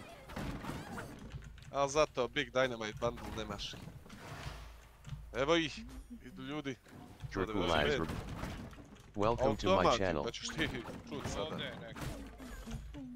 Nije to, bacaju oni bez bitne.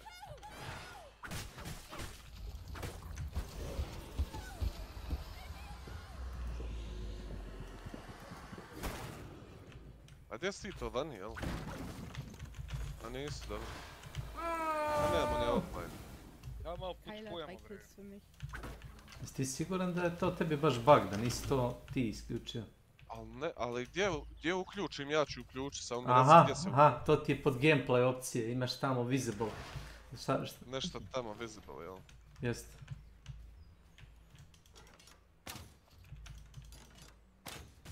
Da, ima to da se uključi. Tim na 300. Ajde, nađi mi točno gdje je, pa ću ja.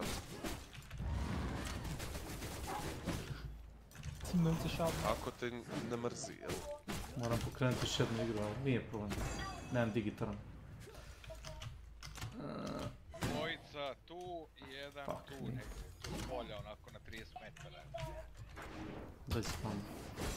Brauchst du hier? Ich habe mich sogar ein bisschen abgelenkt von Angie. Brauchst du noch? Basanac. Und hat aber auch zweimal Schuss getroffen. Oh, was ist das? Ist eingekauft. Hast du den? Ja, das habe ich gemacht. Komm mal, Freddy, bitte.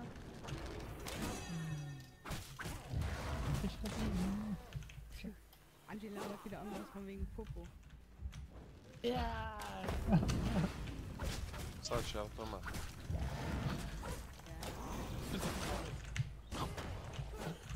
Jednog sam ubio. Dobro, ne pušat Milane. Sad puš. Samo me odvalio. Sad puš. Zadnji je na 15. Ovdje neko. Da ti kao poljopaku, znači možete se cepi.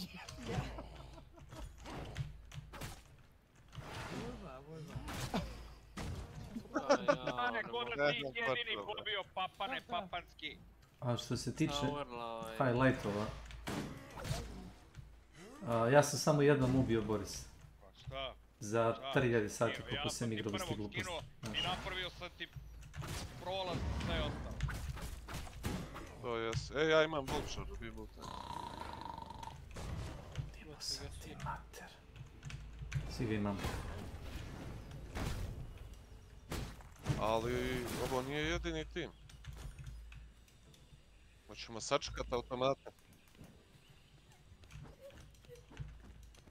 Ne fali nikom Ima negdje special ammo, odi meni vamo. Jesi ti... Ima čekaj ovi, ima. Evo ja, nema niko. Daj, bježiš, a? Bježiš? Kakva si pička, ne mogu vjerovati. Šta će ti novi game kad imaš ovdje game još jedan? Kakva pička jeba. Trebaju ti pare, a? Trebaju ti pare, a? Hoćeš da uzmeš bounty? Nemaš novca, ali? Si ga Whisper ovo Si ga Whisper smitovao, jel?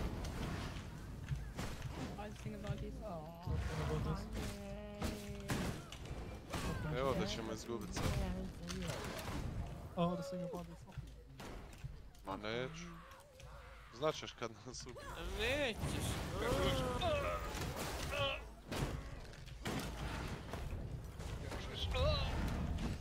Nek sutra vam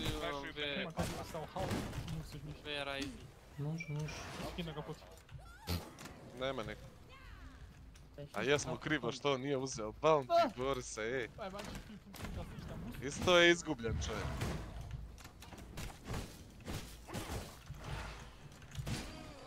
A levering, probavam. Levering. Nemojte 5 sekundi.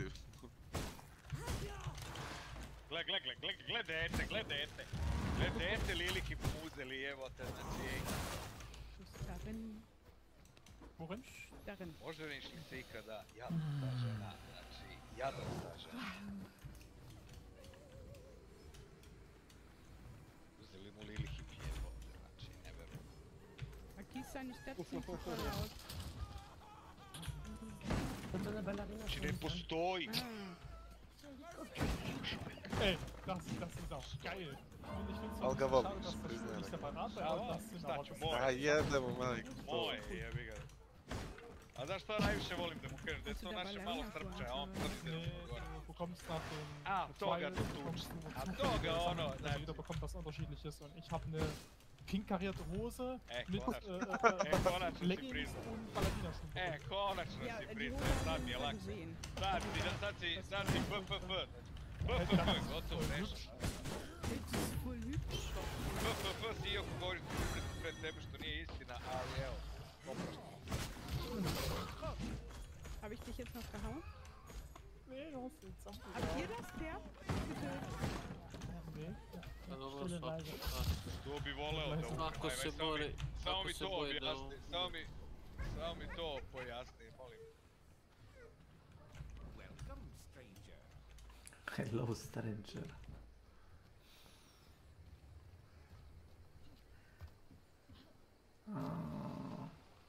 Pa ti gledaj da se ne desi.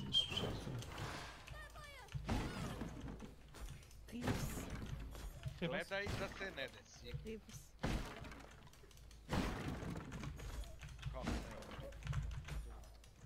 prosto... Malo, malo. Pa naravno da voli. Voli zato što čovjek privređuje, zarađuje. A ne ko ti, jebi ga. A ne ko ti, jebote. Misliš... Znači onaj glib. Onaj što je sedeo pa je ustao da legne, da se otvori, jebi ga, to ni tu slikavanje tebe je. Pa sam sjeo da legao da se odmorim. Čekajte ljudi, moram da se... Ne znam, Bajo, gdje ću prelot s posla, ne radi ništa. Traže posao, moli Boga da ga nađe. Njega ne mogu, znači on u onom silosu kao radi, znači ti radi, ovaj što snima. Pali kompresor i hladi se po majici. Dobro, posao je to. Ubiste čovjek od posla, jebem ti su. Ich hab cool mit, alles cool. Ali znaš koliko je pogan? Ja na plaži korinđam nešto, neku iz Paraćina da smuvam. I on me snima kao desi šta radiš, ja rekao snimi mu, rekao onako, snimi. Ne, bio si u krevetu si ležao. Nicht so cool. I ja mu snimim na Viberu video zapis, ja na ovom Tridente Mare i ove dve iz Paraćine pored. I on me nazove. Ja uključim speaker, šapa bila uključena. A što kaže Kuljanka na to? Što će gledati? Ja ti snimam, pitaš me šta radim, ja ti kažem korinđam ovdje, ne bi li se ohladio jebot. Korinđam jebote, znači... On je mislio na kerušu. O, vrtno Vlada kaže, šta ti kaže Kuljan? Kaže ova, Slađa kaže, a ko je Kuljanka? Ba rekao šapa, pas. Pa keruš. Stani da Milanu objasnim šta je korinđanje.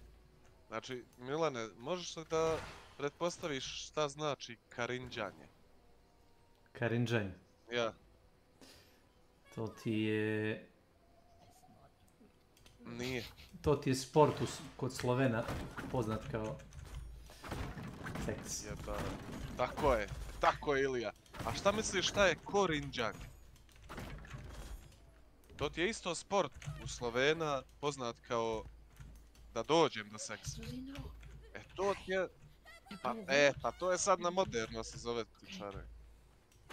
A mi matori sa 30 godina što nam je u guzici, mi to tako znamo. A trebalo se da postavlješ, ne smo zajedno. Našu veliku žalost, mlađi od vas su bojice zajedno, znaš, iako imam 53, da se razumijem. Drakula, molim te, potvrdi, molim te. Što? Jest. Da niste vas dvoje bili u nekoj... brate, duši je, brate, skemi. osjeća se, brate, mlađi. Znaš... Dok mi igramo... Objasni mu, Drakula. Objasni. Aper de sale, ljudi.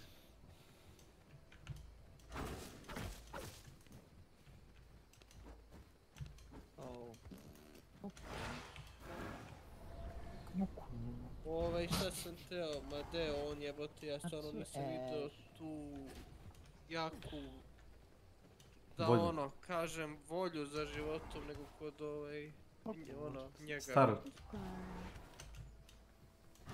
Ali dobro, ali treba biti i vrate sebičan. Kad koja kurva ostala uskraćena pored mene, ja se... Da je sebičan ne bi davao kurac nikom. Dođe, upali kola ako mu se ide sutra bre na vrate more ide. To ti je ona stara slovenska. To ti je ona stara slovenska taktika, neću hoću kurac. Znaš? Ide i na brate žurke. Kad smo mi bili bre na neku brate žurku? Ajde, nemoj ga samo ko bučara zalijepiti. Mogu bi na neku dobru žuraju da odem. Uzmamo bossa i bježimo vani, jel? A iću dole bre sad u Kotoru, u Maksimusku.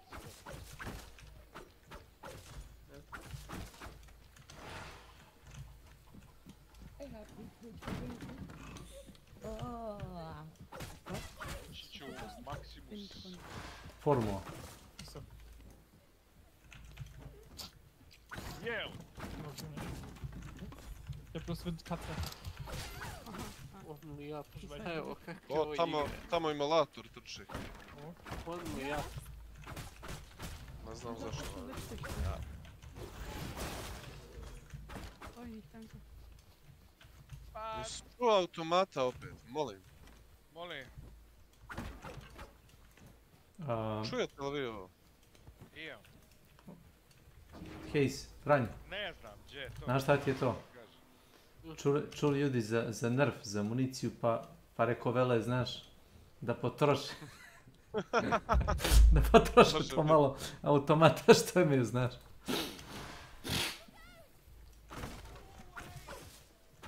Ja bih volio iz onog jednog boksa da bude jedan metar. Veliko. Nije. Dobiješ dosta municije iz one male kutije koju kupiš. To je stvarno u redu. Ako si već odlučio da jedan konzumable... Ali je free od onih, kako se zove... Crvenih. Šta? Od prvog ranka je otključana, to mi je pravo. Ok, kaži ti meni, Snake, oni od ovog peča nisu menjali ništa na ovoj mapi, ništa nisu... Ne, to ti je... Slušaj me. To ti je event. Treba sad ti... Ja sam fino rekao, sad treba da bude letnji event. Mamice, majto, Dobro, ako ubace aligatora... Misliš samo za taj jedan event? Da. Pa znam, pa to sam ja rekao. Ne, pa... Ako bude novi event... Ovako sad kad sam vidio šta su uradili... Sad kad si stigao do 100. prestiža, sad okej, sad mi treba shooting range, jel' to? Da naučim da igram, jel' to? Tako je. A nije da naučiš, nego da fino pokažeš ko je bolji. Ti ili Milan. Misliš da igramo PvP, šta? Ne može njega nikad. A da, jedan protiv drugog. A ti to mene pokušavaš da zavadiš sa mojim drugom Milanom, jel? E pa neće to moći. Jesi ti bio danas Milanu Kostić? Jeste, dono mi je baklavu, zamisli. Krempitu. Krempitu. Vrate, je li to krempita? Je li to krempita od onih 50 € što je našao? A može biti da je to. Pa našao je i krempicu bre na Da, možda i spala iz kamiona. Išao do kola je. A jel moguće? Pravo su stvari, to mi nije palo na pamet. Otišao sam ja malo da igramo ljudi. Verovatno ću Snake i da kupim danas ono, pa kad budeš... Da vam ja kažem da se svi na beepingu pucaju ovdje okolo. Ako vidite, možda niste primijetili da ja nisam sa vama u kompa. Primijetio sam, ali šta vredi da ti govorim kad ti igraš neku svoju igru, jebi ga, znaš. Isti u istoj mapi ko Milan, jebi ga, znaš. Ne mogu vas slušat. Oprosti ako ti ne metim koncentracije. A šta bi trebao da radim sa Martini Henryjem, a? Da budem u compoundu. Ne, pa kuda ćeš izaći? Ajmo Milane kod njega. njega. So, ich hab wohl keiner. Ajde, ovi su balan low HP, Ajde, ovdje svi Milane. ima. Milane! Nema nikoga, Milane. A jebala te žica, jebala te žlico. Da te jebalo žlico. Sad će oni ići na boss. Jebalo te slovensko žlico. Možda je ovdje čak boss. Ja, einfach ja. Jebalo. Ovdje na Vipingu nego. Gdje su? Kako misliš vama? Jesi to skenao pa nešto vidi? På Skype, ja. Evo, tu se ubijaju. Da nemaš ESP instaliran možda? Evo vam ga ovdje, gledam ga u guzicu. Franjo zvani shaderi, jebi ga. Vidi i pomagli, pazi vrane ispred, pazi vrane! Nee. Ja, so halb. Doch, oh, die haben noch oben auf. Raus aus dem Pompon. A gdje se trpaš, imam bokser jedan. Da, aber die Schüsse, das waren das Thema. Jel ga vidiš još uvijek? Pao jesam, prva. Pao? Jesi povredio? Pao jesam, nije, ali... Ja mislim da će da diže ovdje ovo.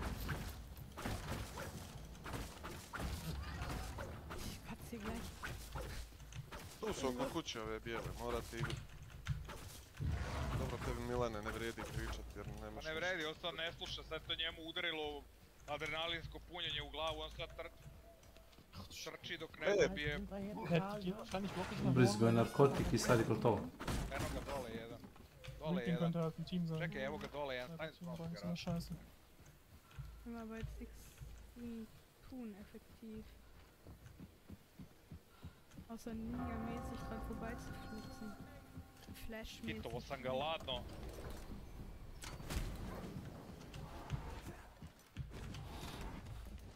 Ja, noch sind 10 Heritage.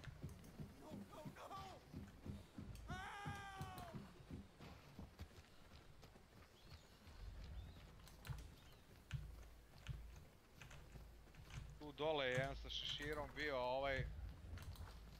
Evo ga gore, jedan na balkonu, Milane. Stani, Milane.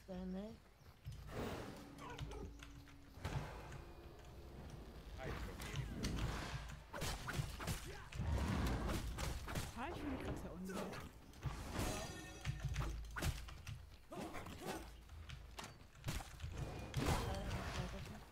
Umro je... Automat je umro.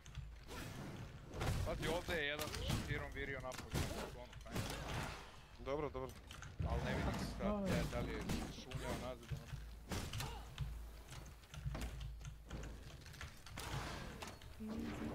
Imaš dole ispod mosta jedan. Dvojicu imaš. Franjo leđa pazi. Dobro, dobro.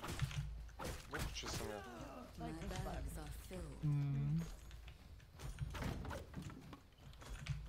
Zna sam je.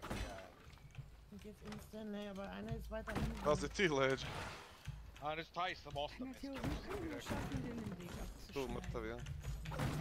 Probaj pričati. Schaffen wir, ja. Ich glaub, hier war gerade was gewesen. Passt südlich von euch auch. Okay, Stepsprung, sind ganz nah. Ovo je kod mene na mom lešu, Franjo, gledaj tamo. Na kakvom tvom lešu? Brate moj.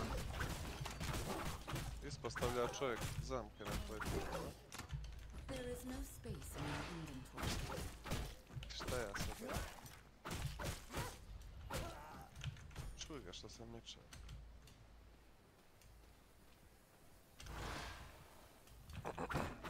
Čime te ubio? Bei den Waggons. 2 Stück gewesen.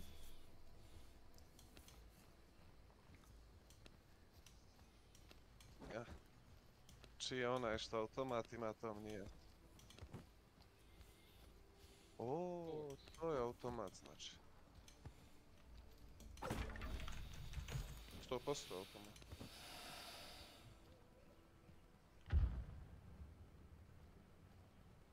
Immer noch.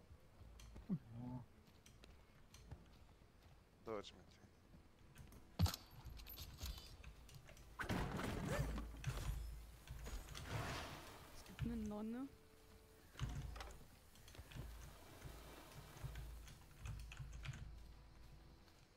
Ich hab halt noch ein bisschen Bange wegen hinter uns, ey.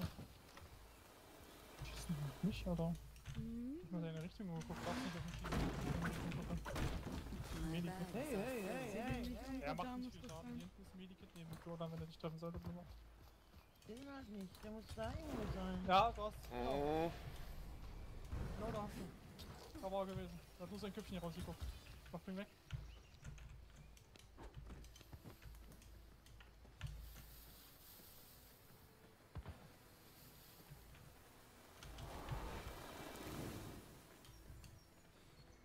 Jesi li normalan?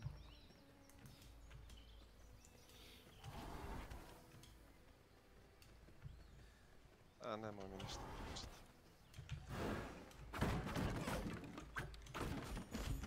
Da je ovo čovjek živio ovako, to mi nije jasno. Boris je zaginuo na otvorenom, ti si zaginuo u drugoj kući. Ja sam zaginuo u trećoj. Tako se igra. Tebe. Taj na koga sam te upozorio me je skinuo. Nisi primetio. Ma, primetio sam. There is no space in my inventory. I must make room if I want to carry it.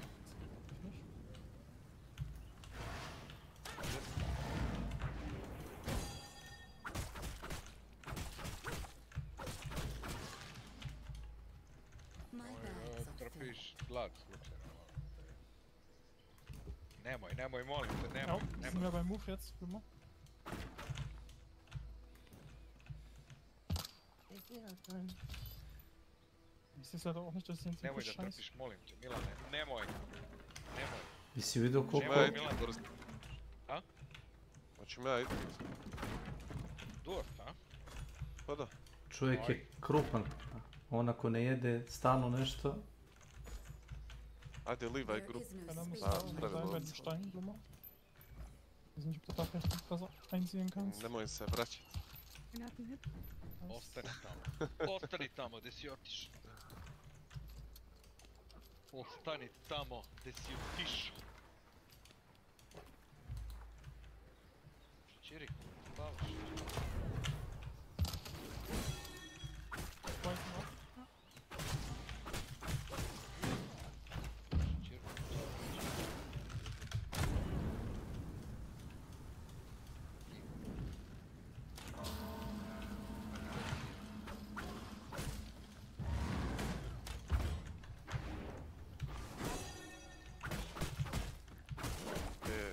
Ilija, jesi čuo da će staviti timer na Billy Story, onaj questline? Da. To su isto nešto. Mislim, ko nije završio. A mislim, ovo je free patch, tako da nemam ja kogod kaže nešto da nisu ništa stavili. To je priprema. I svaka im čast na ovako izbacivanju pečeva. Igrica stara 5 godina. Baš što se pečeva tiče, a to što sjebuju svaki put nešto, to će... Nema to veze da li je patch dobar ili loš. Pitanje se nešto menja. Ma da. Ali ne, pa dosta ljudi, evo koliko je igrica polu zaborav, ne znam. Zato što su developeri digli ruke, ništa se ne menja, ništa se ne oblikuje. Reci šta je? Završio sam Atomic Heart! Nemoj zajebat. I jel ti... Kako da ti kažem, jel ti kraj bio dobar ili loš? Ne znam šta smatrati, znaš da ima dva završetka i jedan uradio. A oba su isto. Nisu. Na prvom odustaješ do brzine. Dobro. Da ono traži da ideš da ubiješ Sečenova, kao punkt je kurac svih klasa svega. I da onu rukavicu i odlazi. A ovaj koji sam ja odebrao, otišao našao Sečenova, pobio sam one njegove bliznakinje čuvarke i njega, ali iz rukavice svo vreme pritajni Charles bio, negativac izašao i sjebo sve, projektovo se u nekoj kadi i izašao iz kompleksa. Ako sam ja dobro skontao priču, on je namjerno dopustio da ga kao apsorbuje u kao tu tečnu formu i onda je sve vreme, znaš ono kad tvoj karakter izgubi kontrolu, kad ono ne zna šta se dešava i to. On lebdi sad na kraju, lebdi u nekoj realnosti koja nije realnost, neko lik, to je kraj. I jel se sjećaš one scene kad neko pobije sve stražare, onoga... Sjećaš toga? Kad se zamrači slika i kad oni zvaničnici iz ruske vlade, kad samo nađeš ih mrtve. Pa to si bio ti, tvoj karakter.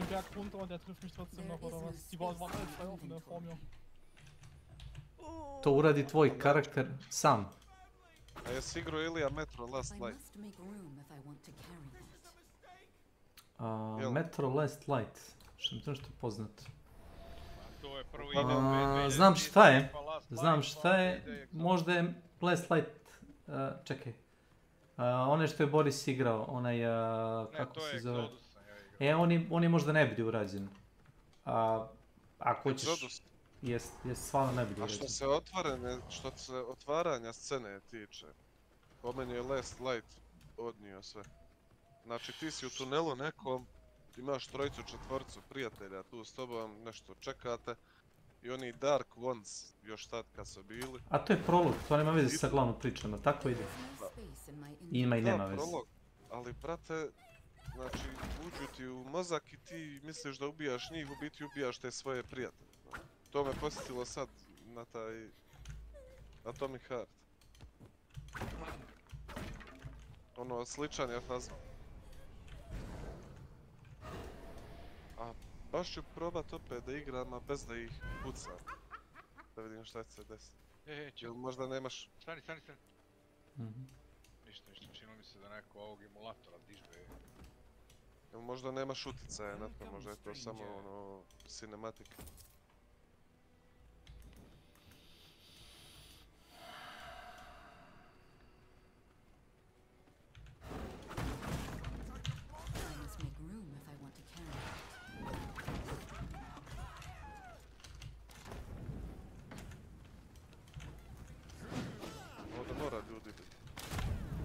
Crveni je.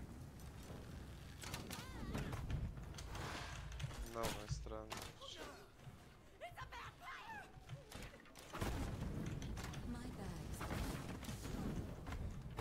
Nešto upada novo.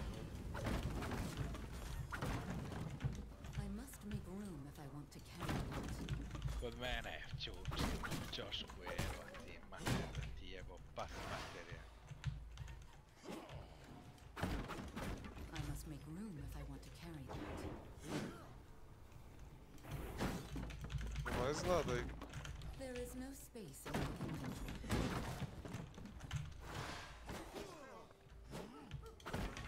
There is no space in my inventory.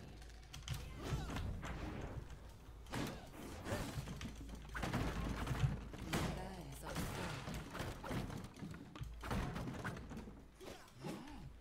Prof Amizi. Welcome to my channel.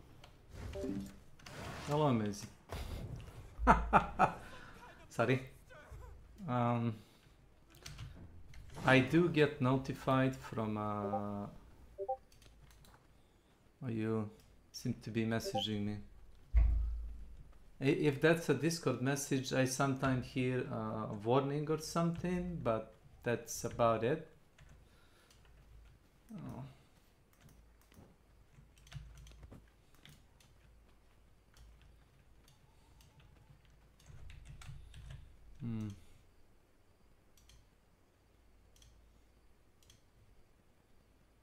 Yeah. Okay. Thank you. Don't you dare lay a finger on my people. Jesus Christ.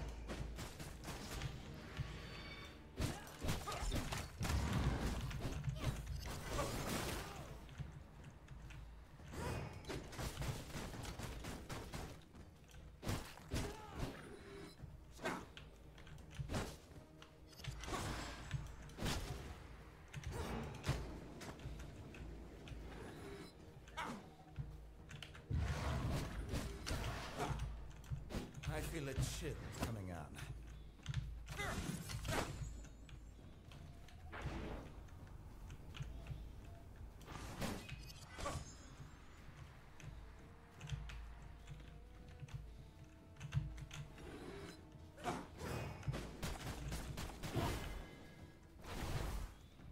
I feel a chill coming on.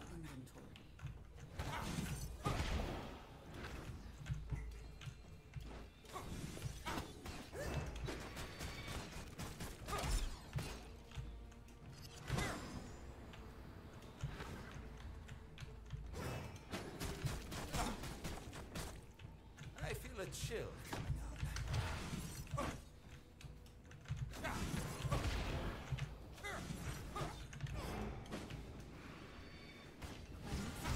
If I want to carry that.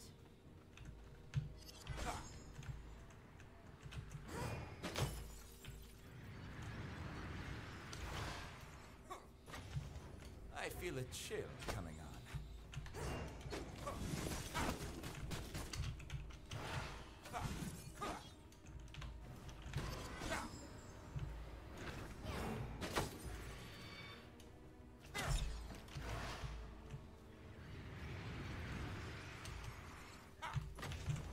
I feel a chill coming on.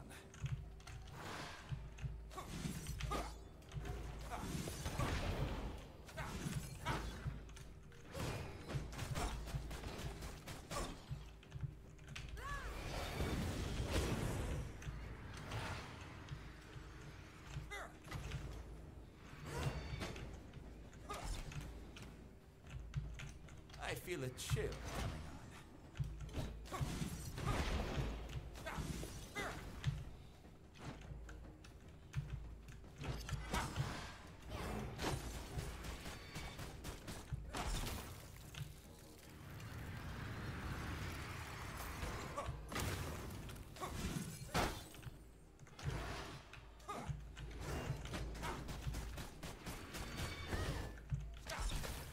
I feel a chill coming on.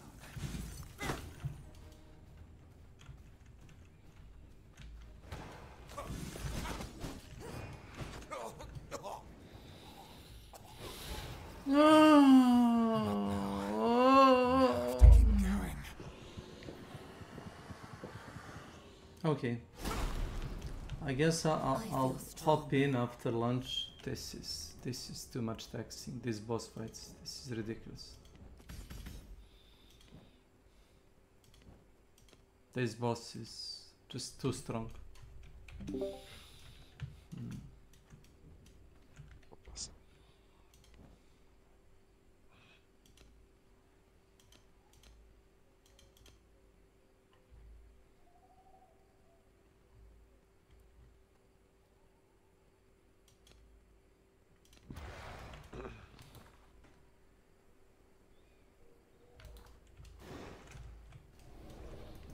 Do you know about this skin that I have for Romero?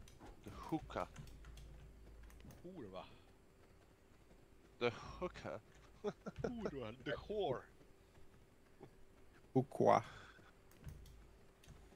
Is Hukwa. Hey, Rem, how you say the whore on Romanian? Kurva. Kurva. Kurva.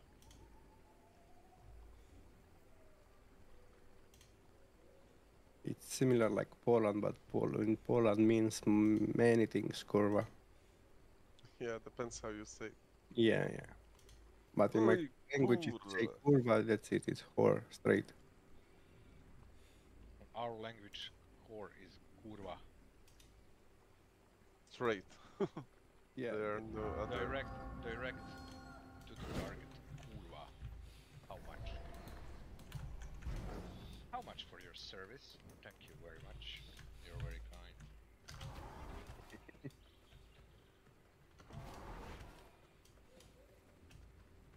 I saw a video on TikTok when you go to Chinese market to the hookers, you know, and you have like a girl manager, and start telling you, hey, lick your ass, lick your balls, lick everything, anal pussy. It was so funny to hear that. That's scary.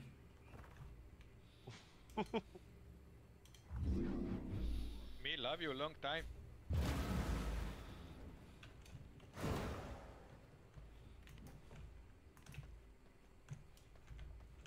You fuck my ass. $10. $10 и Fuck my ёбан. pussy. $20. My ringtone on my phone was 10 years ago was me love you a long time. You want me sucky sucky? $5. Saki saki saki, full metal jacket, huh? Saki saki. Of course, it's a fucking marathon.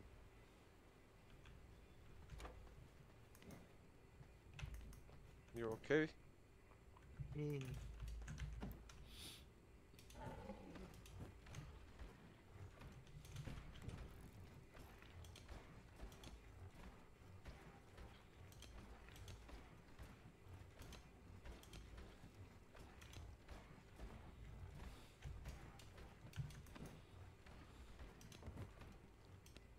Saki saki.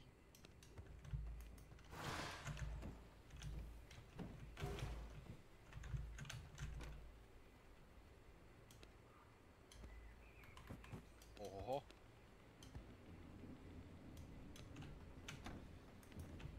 Sounds like port. Sounds like fight. The bullet even landed near me. It was funny to land in your head. Yeah. You get killed by 300 meters away, 400. It can happen.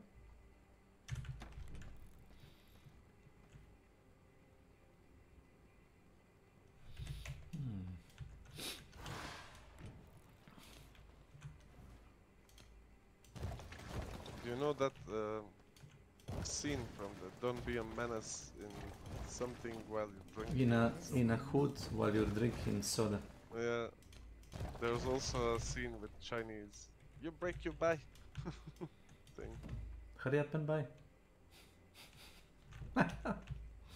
We go for the fight? Battle.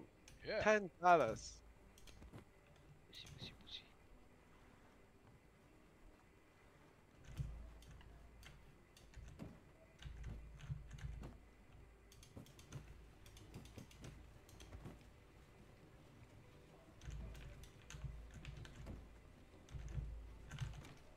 Nice. So what's the plan, guys? You're going there or what? Yeah. Sure.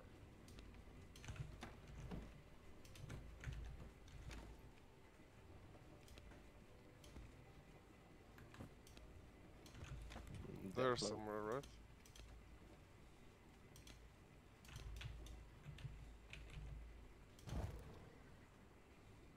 Someone is here. Yeah, I'm going for it.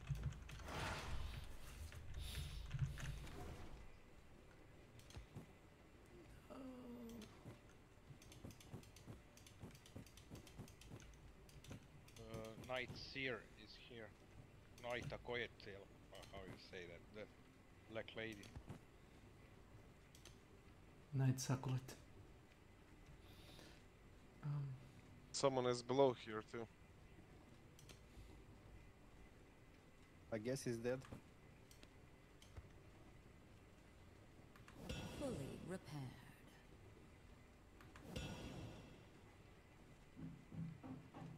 One more here. Dead. As good as And new. Olga is dead. Ah, dynamite bundle. That's what killed me. But I'm resible.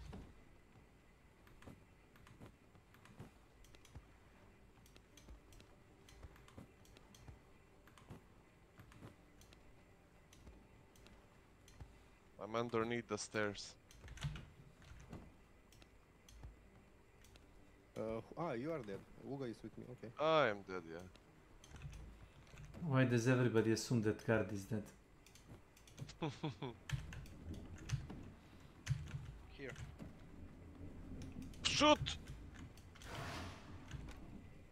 Well, Dobila je headshot i ostala je Nije živa. dobila, ti si spor u reakciji. Dobila je hit marker, bre, ne zajebavaj me. Je. This is me nodding. Boris, ne znači ništa. Dobila je, ali kasno si opisao. Hit marker Ali u ovoj samo igri. u glavu sam mogao da je dobijem. You forgot that you're playing Hand Showdown.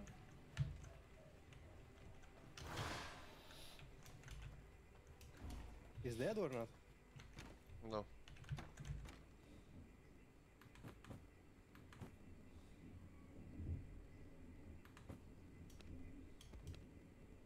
But she has a friend.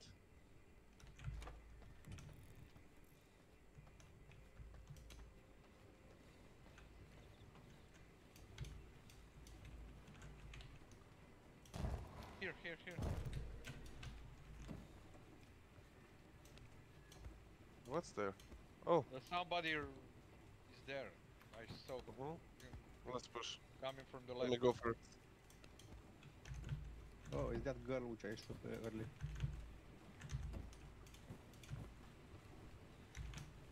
Oh, that's a good frag.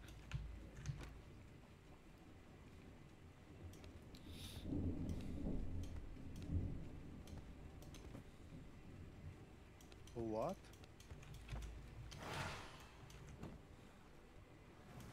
She have I think I traded. I traded, yeah.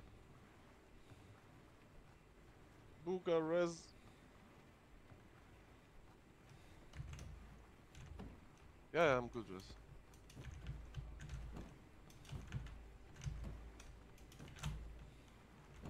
But I think there's someone in the...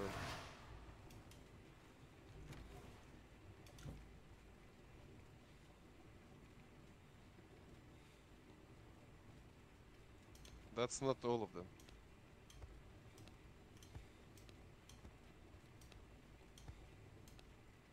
Found them from southeast. East.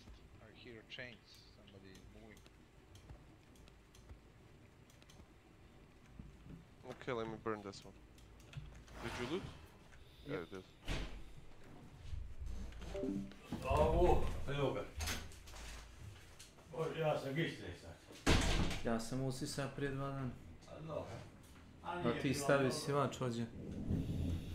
Nije bilo mnogo, ali sam istrisat. Da, prašim. Nešto smo napravili. Kupanje je zabranjeno. Izuzev u kadu i polako zeno.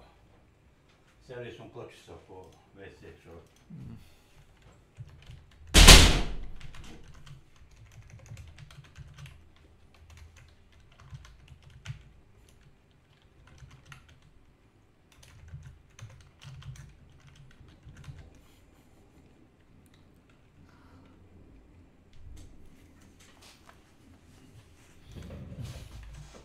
Because I was really excited to play D4, but then they did this, and then I looked at the list, and a lot of them were just like dead Twitch accounts, or like they weren't even a affiliate. We know. Yeah, we know. So, yeah, it just kind of triggered me a little bit. I I'm sure. expected Blizz doing this. So, you know, the top streamer, the big ARPG streamers are gonna make a shit ton of money off this. So. Rug pulling their old Diablo fans. Nave mine TDS. Yeah, there's TTS. I need to actually disable it for chat.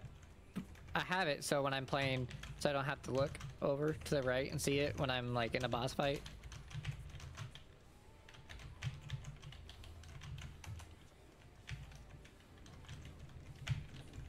I know it's like the same thing as you do. I keep forgetting to disable it though. Yeah, lazy streamer mode. I keep forgetting to disable it for the stream. Dude, it's a lifesaver. It really is, especially when you play hardcore. Which I don't know about hardcore with this game. Because sometimes they'll get like a lag spike and then it'll just die. Goodie.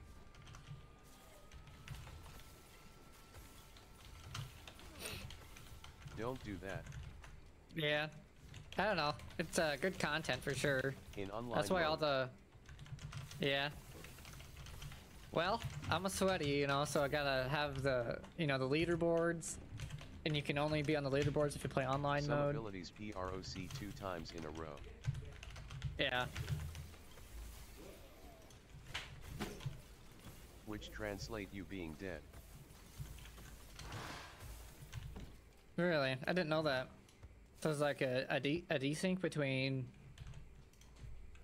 your game and their server? That's what it sounds like to me. Yeah. Well, if I die again, I will not. If I die in this character, I'm just gonna play softcore with this character.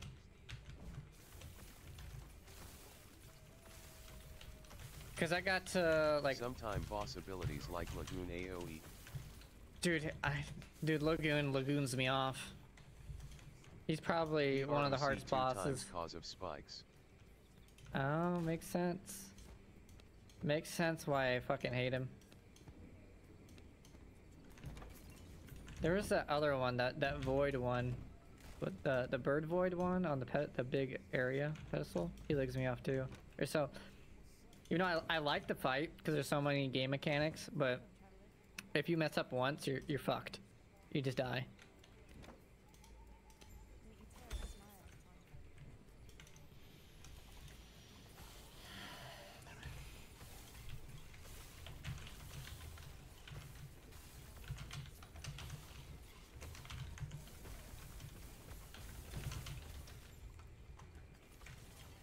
Anyway, gonna focus on V Rising.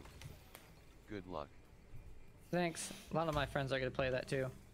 I'm considering it.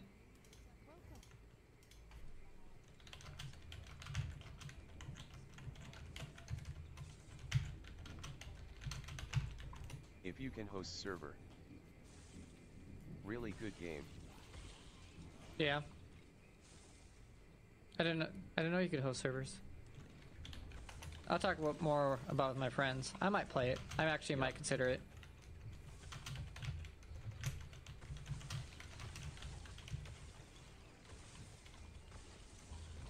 Up to 40 players on server.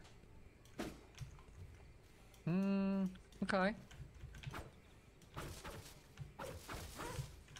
Oh, this is a good ring for me.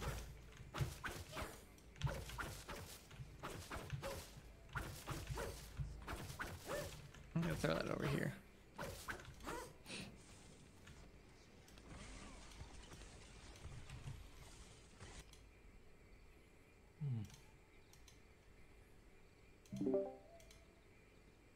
Da uživo ljudi.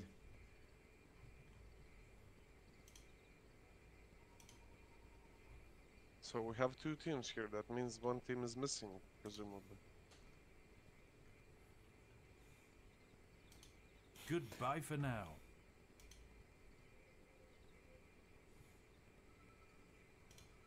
These days, it seems like there's no depths that Disney won't sink to in their relentless pursuit of profit over artistic merit, and truly, there's no better example of this creative abyss than their endless live-action remakes of their most popular animated movies. Basically the entertainment equivalent of the Pod People from Invasion of the Body Snatchers. Superficially, they might resemble the friends and family you once trusted and cared for, and even emulate some of their mannerisms and behaviors, but behind the pleasing facade, there's something very different. The vital spark, the individuality, the very soul that made them who they were has been brutally erased, leaving behind an empty, emotionless husk of what they once were. Which brings me neatly along to The Little Mermaid, a film dogged by controversy and backlash, saddled with sky-high expectations, and of course, reimagined for modern audiences. It's a film that everyone seems to have an opinion about, and whose success or failure could mark a sea change in the landscape of modern cinema. But can it really hope to keep its head above water, or will it be dashed on the rocks of failure?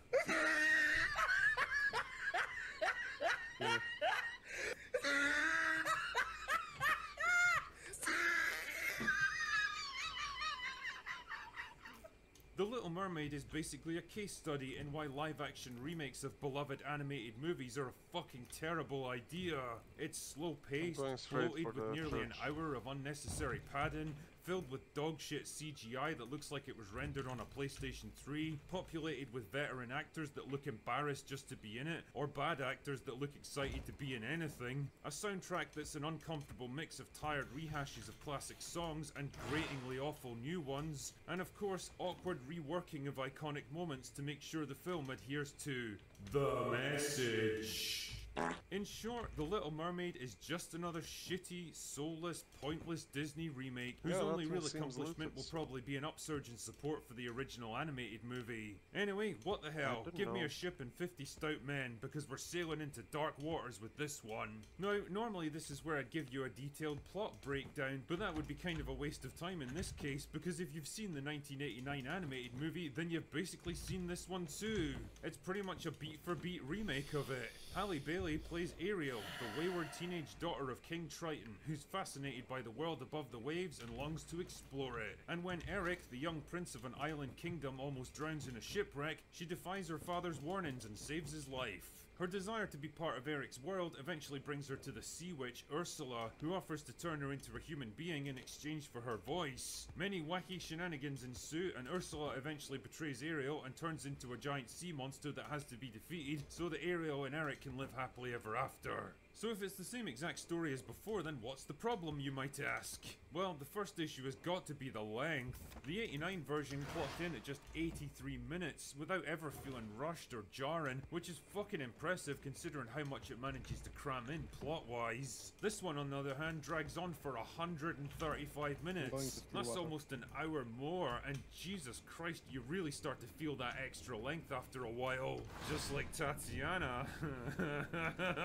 Like I say, it's not as if the script adds anything substantial to justify the extra runtime either. Everything's just slower and clunkier than it was before. Conversations drag on longer than they need to. Transitions and action scenes are flaccid and bloated, and minor characters that are supposed to be there for comic relief get way too much screen time. Even the dialogue feels like it was written with absolutely no understanding of what happened in the previous scene. Like at one point Ariel retreats into her grotto after an argument with her father, and when Sebastian tracks her down there, she literally asks him, "How did you find me?" "Oh, I don't know, Ariel. Maybe it's because you come here every fucking day of your life. You don't exactly have to be Hercule Poirot to work this one out." All of this stuff adds up to a sense of crushing and frustrating inertia. I was bored out of my arse and scrolling through my phone after the first 30 minutes, and that was with a bottle of fine whiskey to keep me amused too. God only knows how little kids raised on TikTok videos and high fructose corn syrup are supposed to sit in a crowded movie theater and watch this shit. The second issue is the visuals. There's no easy way of saying this. This movie looks like dog shit.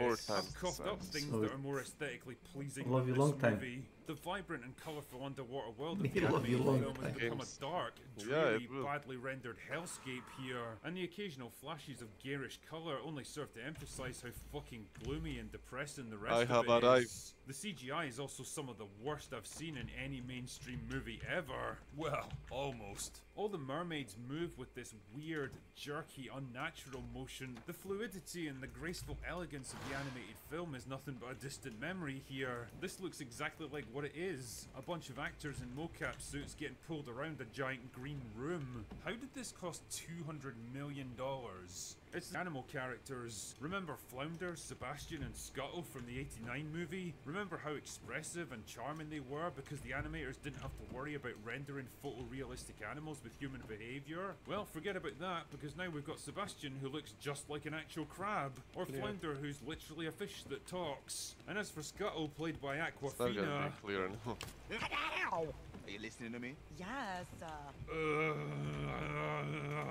Tell me, who exactly thought it would be a good idea to cast an actress with the voice of a 70-year-old chain smoker in a role like this? Listening to her sing is the audio equivalent of having my ears raped by a dildo made out of broken glass.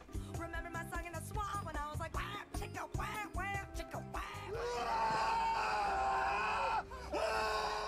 The third issue is the performances. Let's be honest, Halle Bailey was always going to be a controversial choice for Ariel, and I can't shake the feeling it was done to send a message or tick a box rather than make a faithful adaptation of the source material, but whatever. I mean, you can tell that she's a professional singer because she nails all the musical numbers flawlessly, but as for her acting skills...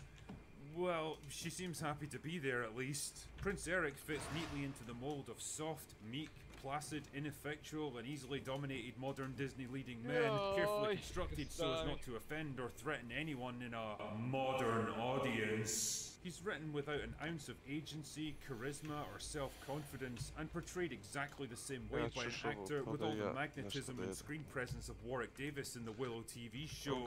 Can't have those pesky men getting ideas above their stations, eh? Also, I've got to say that the unspecified island kingdom he belongs to is the kind of place that could only possibly spring from the mind of a modern Hollywood writer.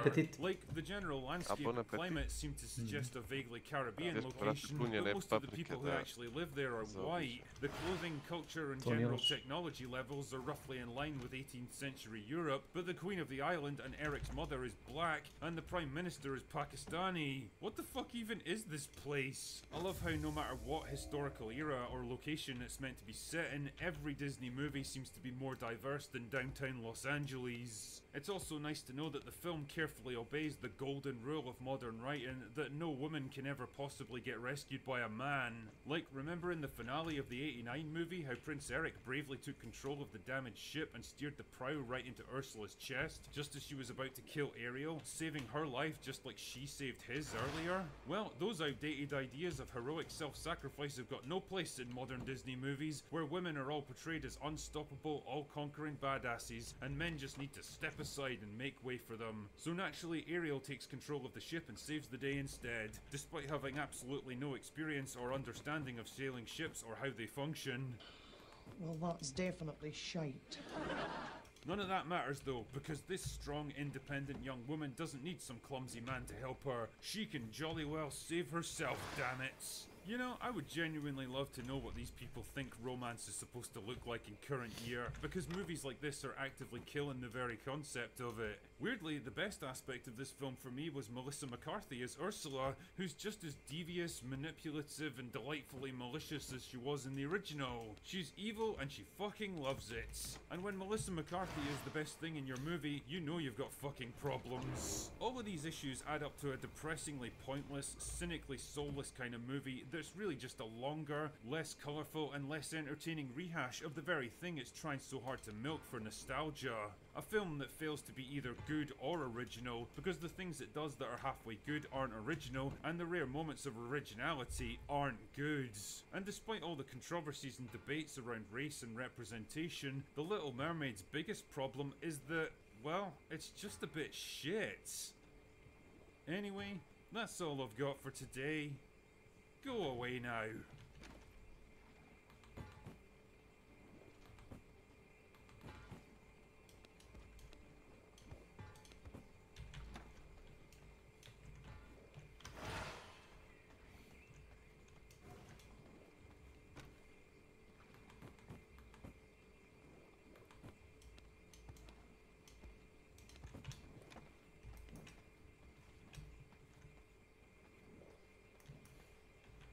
Easy game. Easy game, easy life. I mean, everybody else did the job for us. I'll take it.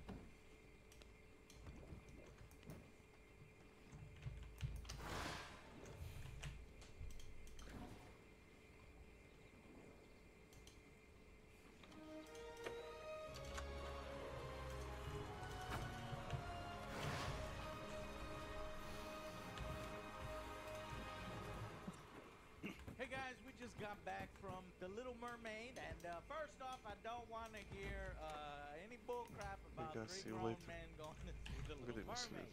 Okay? Look, it's a I was young when this came out. God damn it, I'm not apologizing for enjoying the original. I saw it in the theaters. It's the first movie I remember seeing in the movie theaters. I fucking love the original Little Mermaid, and I will fucking fight you. I will fucking fight you alongside Alex. That's what I'm saying, and no apologies. There are some damn good songs in that film. They're downright classics, and saw them at my house, saw them at Joe's house, saw them everywhere. Because Joe has all the Disney DVDs, don't you? Or Disney VHS tapes. Those real puffy ones. They're real puffy ones, yeah. Yeah, so I don't want to hear this film isn't for us because it's for everyone. Now, Disney has had some, some soulless live-action adaptations recently, and it makes me wonder what the hell they're gonna do when they run out of their current library. You know, it's like, can we get there already so they can start making original stuff again? I don't know, but is this particular one any good? And well, that's what we're here to talk about. And it's no secret that this film in particular has gotten a lot of criticism before. But why? Before it even released. Well, some people judging it way fully before it came out, and you know, there's people that hate Ariel, that now has a black actress cast as Ariel instead of the white, you know, cartoon character that she was originally. And there's also some that's some criticism about Disney's, like I just did, live action, soulless, just repeating the same shit over and over, very washed out. And there's criticism of the creepy CGI. This one I agree with. You know, you got Sebastian, and you got the crabs and the seagulls and the fish, flounder, that just look weird, especially in comparison to their counterparts in the older animation. They're just not as expressive. It's just kind of weird to watch a real life crab, and I enjoy eating crab, and now I feel weird. It's just weird. But let me just start by saying that it can't match the original, not for me, because the original just has the expressiveness of that animation. The original is also known as almost kind of saving Disney's animation studios at times. So, how is this particular one? Is it, you know, the worst Disney live-action production yet? No. It's fine. It's fine. There are parts that really worked for me, and there are parts that, you know, other parts not so much. So we're gonna talk about all those. But I will say up front, the best parts for me, Ariel. This actress, wow. This girl can sing. My God, and I am not ashamed to admit, but I felt like a rush of emotions through the songs because she sang them so beautifully, almost a tear in my eye. And then Eric, the relationship between Ariel and Eric, the animation can get a little creepy. She's a little obsessive, and you know, she's just, you know, kind of like stalker vibes a little bit. But here, I think the relationship works a little better. They kind of into the same things. He has collections, she has collections. He's a prince, she's a princess that are kind of told to follow the rules and stuff. I think that stuff works a little better. But mainly it is the singing. And I think she does a very, very good job. So overall, I think it's good. It's not one of the worst live actions, but I wouldn't necessarily put this above the original. What do you guys think? Let's hear from you guys. I got more, but I'll... This was better than I expected, honestly, because I expected trash watching the other butchering of what they did before. Oh my God. Stuff like Dumbo, Lion King, This is above Mulan. those. This is above those. Really? I did enjoy it. Ariel was great. Even Melissa McCarthy at times was a good Ursula, but then she kind of broke character, kind of trying to make it too funny. But nah, I liked what you were doing before. Right. Just keep that same momentum. Keep it. But I always hated the live animations with the Lion King because, like you said, you can't really portray emotions. Like, look, this is a fucking talking fish. Yes. Give it some more animation. That was awful. Flounder is awful. You don't need to make He's it not like even in the super film, real basically. life. She's talking to a fish.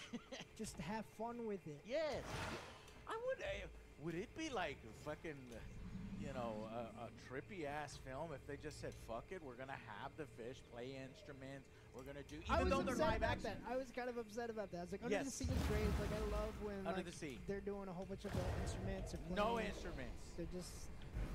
They're just walking around. And that's the heart that they had in the original, because we love that part too. Get into it. It won an Academy Award. That song won an Academy Award. Yes, and sir. And this version is just not as good. No. Yeah, it's cool, but like it's not as cool as it should have been. Right. And I'm upset they removed the the chef part, because they were like, oh, I guess it would be too realistic for children that they're cutting up fish and whatever. Or so it would have been skulls. Yeah, it would have been a great distraction as he's trying to stop the wedding or whatever, stop the plan or whatnot. But yeah, I don't know why they removed it. It was cool. And Scuttle did a terrible song that I hated. Oh my god. I was actually having fun, you know, and I was like, okay, like I'm feeling this.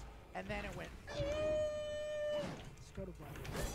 Scuttlebutt. I don't know what it was exactly, but Aquafina fucking has a new song that is garbage. It is so cringe. It was causing me physical pain to listen to it. It's one of those, what is it, early 90s, hey, fellow kids, we're doing the rap thing. And about Space Jam with fucking Porky Pig. Yes. It was fucking terrible cringy. Yes. I didn't like that. But it was like, really, really cringy. Now, granted, I did hear a bunch of kids laughing at the end of it. Of course. You know, but even Ariel's like, shut the fuck up, and she throws the fucking blanket over herself. Remember that was in the parking lot? Yeah. She's like, oh yeah, that's great. Right. Yeah. So, He's not kidding. The kid did barf all over. Yes, but it wasn't the kid that was laughing. A couple of added scenes that were fine. Didn't really add to it much. I guess some new songs. They kind of the ending. What are the new songs? Obviously, whenever Eric is singing, Eric is singing his Scuttlebutt, and then you know whenever what? I didn't hate Eric's song. I felt like I should have hated it. It was fun. But I kind of liked it. I kind of liked that they gave Eric a little bit more. So it didn't bother me so much. Not nearly as much as Scuttlebutt. What was the third? When they're going in the market, and she's even though she has no voice, she's singing in her head. Then they do the dance sequence and all that stuff. Okay. Which is terrible. They're throwing sand around. That's a very dangerous tool. Like they're pocket around. They're like throwing sand. It's like that's gonna get in your eyes. It's really dangerous. They changed the end. Can you tell? Well, we'll talk like, spoilers, I guess. I don't know. They changed the end. They kind of flip-flopped it. But this is one you can just wait and stream. It's not as bad as like the other ones that you mentioned. Oh yes. But I wouldn't really rush out and see this. There is no reason to rush out and see it unless you have kids. If you got kids, then yeah, you're probably not watching this. You probably already took your kids to the theater. So they can shut up. I don't even think it's a crazy thing to say that this is probably the best, one of the best Disney live actions that they've done. Because Alex likes it. Well, it's the best of a really downvoted because everybody trash on it. All of the live action movies are, for the most part, fucking garbage. So saying it's the best of a bad batch is really say much. I really like the Little Mermaid. I've got a little brother. I watched it with him. I've got a little sister, watched it with her. So like this movie means something to me. And some of the songs, like Part of Your World, they did a really good job. I don't think they did a very good job with Under the Sea. I was really disappointed with it. Like I was really like that is the one it won an Oscar. And then the other one that was nominated for an Oscar, Kiss the Girl, wasn't all that great either. It's like they fucked up some of the things. And then like you said, the animation stuff just didn't work. Having a live like a true life crab, just I don't give a shit. And he's not as good of a Sebastian as the original. And so there's a lot of awkwardness here. There's some stuff here that works. There's some stuff that's changed that they're trying to do more PC. And you think about the stuff that they removed, it's like, shut the fuck up, They removed part of Ursula's song where she's like, Ariel's like, how am I supposed to get Eric to kiss me if I don't have a voice? And then Ursula's like, use your feminine wiles. And she's talking, and they remove all that thing and they're like, well, what? It's like, she's the villain. She's supposed to say dumb, evil shit. Yeah. This is you don't go to Ursula for life advice. So if your kid is stupid enough to listen to advice from Ursula, don't take him to see movies. Put a helmet on him, put him in a room with a ball. That's all that they're ready for. So it's like we need to do that to adults at this point who are taking stuff out of that and saying nobody can hear this stuff. I love Lin-Manuel Miranda. He wrote a lot of amazing things. I don't know if he wrote most of the songs, the new songs here. Or maybe he wrote all of them. I know he's a producer. Some of them are fucking bad. And like, they're really fucking bad scuttlebutt scene. And I wanted to like this movie because, like, at this point, I was like, hey, this ain't so fucking bad. And then that thing hit. And then it was like, holy shit, this is fucking terrible. This should have been a shot-for-shot, scene-for-scene remake with all of these actors, because the actors and actresses, for the most part, did a really great job. And even Melissa McCarthy, and I had been talking shit, like, for weeks. I was like, I don't think she can pull off Ursula, and she didn't quite, but she was really close. And so it's like, good job to these actors and actresses. She wasn't going to beat the original Ursula, I'll tell you that much. But I will give her props. Close, but then she kind of did her own thing. She was getting close, and you tell that maybe she can stick the land. She had to do some Melissa stuff. Yeah. I don't know why. Why you do that. So it was better than I thought it was going to be because I was expecting a fucking disaster. Yeah. But it's a really, really low bar to be the best of the live actions. So, directed by Rob Marshall, screenplay by David McGee, and Lin-Manuel Miranda. So, Halle Bailey, wow, I'm impressed, and I thought that her singing voice is so beautiful. I've been trained like Ursula can put a spell on people, puts a spell on Eric. I've got a spell. Now, shame that she doesn't get to talk for much of it. Obviously, it's a plot point. Her voice gets removed because I wanted to hear more from her, frankly. And so I'm kind of glad there was that song there kind of sing in her head a little bit. Yeah, a little bit. Get a little bit more. Oh, God, Joe, I don't even remember Little Mermaid 2. Did you ever make me watch that? When we watched that It's been so long ago. VHS? And I think there's a third one, too. There might be Little Mermaid 3. Oh, my God. I don't know if that's what they're planning. Oh, God.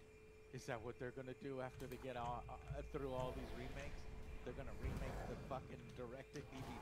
Yeah, I think it's her daughter. It's like Return to the Sea. Yeah. So, I think, what's his name? Javier Bardem, I think he did a good job as her father. And, yeah, the acting was great. The roles were good. I don't like how Disney live action has a little bit of washed out colors. It's just that animation is so bright. It's so vibrant. It's so fun. It all works together. And there are moments of color. So they're starting to get it, but they're not quite there. There's still some washed out parts. Okay, I'm hitting on it again. Let me find another good thing that this one might do, well. I think there's actually a good distinction between the underwater world and the human world in this. When she actually transitions, you can see the rustling and bustling, the boats and the smoke and stuff that you don't really see underwater. And in the animation, because everything is so brightly colored with palettes, it all kind of blends together. The human world is basically the same as the underworld, just obviously. But here, there is a distinction. There was no penis palace under the water. Penis palace under the water does not exist. It didn't exist. I mean, you were expecting like big bright colors underwater, like to show this beautiful fantasy land, and, like kind of no. No carps playing the harp. Can't have that. Nope. So we're gonna have a seagull rap instead. You're gonna love. And despite the rumors that the priest did not have a boner, and watch the critic. The Nostalgia Critics review, he actually has one of the original animators that says, no, that's not a thing. That's actually his knee, and it says he's kind of short, and so it looks like that. We wouldn't have done that. Now, the Penis Palace, that's real. So just outright admits that. Anyways, yeah. So I thought, fine. How long has it been since the original? Let's see, the original. God damn! So it's been like fucking 30 years or something, right? So, it's not that old. You can always pop in that DVD. You can always pop in that Blu-ray and VHS. Yeah. Or just stream it on Disney Plus. Stream it on Disney Plus and have your kids, because I think your kids they'd be popping way more to that music and everything than this one. This one's more like, hey, let's just revisit it, and we're not gonna it's not gonna be as good. We just want to make sure that there's also the theory that it has to do these every now and then because they could potentially lose the trademark and That's You true, have the like Winnie the Pooh, and Yeah. now you got all that horror version. Yeah, so they want to keep. So I hear it's bad. Look, this actually kind of was closer to the original than I thought it was. There are a few changes, we'll talk about it here in a second. But that's a good thing because I think this new version is a lot better than the original. If you don't know the original they made, do not look at the ending to that. You will be very sad. Disney does its own thing. Let's just say that it has a happy ending when the original was horrific. So there are good changes, what I'm saying. And about all the changes here, it's not like I could be like, oh yeah, that was better than the original, or that was a much better change. I can't do any of that. The best I could do is like it was on par. Best I can do, it got up to on par. I think Ariel did a fantastic job. That actress, Halle Bailey, did a good job. Surprised by Melissa McCarthy. She would have nailed it if she toned it down just a little bit. I do like the father, Hardin. Maybe he's better than his animated counterpart, I guess. They try to throw in some Ariel sister stuff. It's very they actually do borrow, I think, the story element from, is it the books? Or maybe one of the sequels that I haven't seen, that Ursula is related. Because I don't think that was, is that in the original Little Mermaid? No, it's not in the original Little Mermaid, but it is in either one of the sequels or in the book that they're kind of a family and all. They don't really do anything with it. It's like, oh, well. Just kind of why you put it in there? I thought that they might show Ursula again or something, or maybe deepen her character, but no, she is like the original. Yeah. Man, I was just enjoying myself. I kind of watched the original again now that I've seen this one. I tried to watch it before so I can have a better comparison, but I was just so busy editing that Redfall review and several things before we take off for Vegas. So we'll be back later. So anyways, let's go with final verdicts. I'm at a 5. Oof! 5 out of 10. I wouldn't give that it is average. It's an average it is. film. Like I was thinking, like I was thinking about a 6, but again, like these characters, Sebastian Flounder, were charming. They were great in the original. This is just kind of flat, deadpan. They just don't. That's a perfect word for it. It's flat. Some of the songs just were like, flat. Yeah. The side characters are flat. Yeah, so they weren't as good as the original. The song Under the Sea should have been better.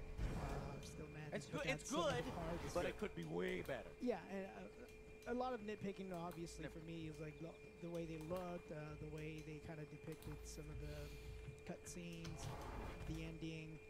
So it just brought it down to a 5 because I was maybe it's 6 if I'm more lean. 5. Yeah, I totally agree with that. I think that anyone that has an animated character, you know, well, a non-humanoid-ish character was just not very good. You don't get any like the Flotsam, Jensen, the 2 wheels, and like everything else. And then there's sea creatures like swimming around and doing stuff, but they're, you know, the world felt alive, it felt bright, it felt colorful. And you lose a couple points when you have the blueprints, when you've got the movie in front of you, and it's right there, and you can copy the songs, you can copy everything scene for scene, and when you make a change, and it doesn't make anything better, it's just kind of weird. It's like Ursula changes stuff in the contract in this that is different and secret from the original. She doesn't use the contract to block. I was looking for that. There's no contract, there's no like blood or something. So there's like weird little changes, and then you're like, okay, are we doing these changes? And you're like, oh, why would you just fucking change it for no reason? Because it would make your film better. Yeah. Not even because it was in the animation, but because it's visually more interesting. Yeah. So there's all sorts of opportunities for them to do that. I think they nailed some of the songs. They underdid some of the other ones, and I don't think I like. I think I like half of the new stuff because I'm pretty neutral on Eric's song. Yeah. I think Ariel's song is okay, and I think it's a song. Yes. So I think we all agree that did lower a point for me. Yeah. I'm deducting the whole point. Yeah, so I definitely understand a 5. I think this, if you've got kids and you love the original, go see this one. There's a lot to like here, but if you're a shitty curmudgeon like me, average film. Okay, but did you like it better than Cinderella? I didn't see the one with Brandy. Did you like it better? No. I remember that one. Yeah, I do remember that one. I don't know, I never saw 2015. Did you like it better than Mulan? Live action Mulan? Yeah. Yeah, that one. Yeah, that's better than I like it better than Mulan as well. You like it better than Beauty and the Beast? Never saw it. Oh, I like it better. So go. Shit, I don't remember it. I rewatched Beauty and the Beast recently, and I'm like, oh, that's not good. Did you like it better than Aladdin? I think I like Aladdin a little bit better. I think it could be on par. I think, fuck, it's hard to beat Robin Williams in the original cast. Oh, we're talking about the originals. We're only we're only talking about live action. I know, Okay. but the reason why I brought that up is like, you know, I really like the Little Mermaid, but the characters here If I want to carry that. are close to their originals, whereas in Aladdin it turns into Will Smith show. It turns into these new characters, and then they up Jasmine. And it just anyway. Did you like it better than Lion King? Oh yeah, I liked it way better. That's than another Lion one that I Way fucking better. hated because like whenever Mufasa died, his face was like, oh no. But it was like, there's no emotion there. There's no sadness. You don't You see it all in their that face, and great you don't see that. scene. Yeah, I liked it better than Alice in Wonderland. Dumbo. Yes, Dumbo was yes. terrible. Dumbo was so bad, and I think I'm the only one that saw Pinocchio. I like it much. God damn! In comparison to Pinocchio, this is fucking legend. This is good. This is good shit. Like at points, I was all the way up to like an 8. There were points in this I was all the way up to 8. For sure. Oh yeah, yeah, I completely Then agree. I kept falling, and I ended up at about a 6. And it really got done in by some of the new shit that's unwanted and push it out. And then that live action trappings that you know, I feel hold the film back. If you're just gonna fucking do it, then go all in, you know. It just doesn't have the intensity and magic of the original, and I can even tell the kids, they would laugh at certain parts that they're supposed to laugh at, but, you know, in comparison to the animation, they'd have way more fun watching the animated film. It's just this kind of, hey, let's all revisit this together. Plus, lose all those points for cutting the chef scene. Yes! And that Mad chef about scene. So I am gonna go 6 out of 10, 5 and 5, and yeah, that's our take on the Little Mermaid, and I guess that's pretty good. I don't remember if I rated some of the other ones. If I did, I probably rated them too high. I know we were tough on recent ones like Dumbo and shit like that. That was bad though. Dumbo's bad. Okay, so let's go into the spoiler section.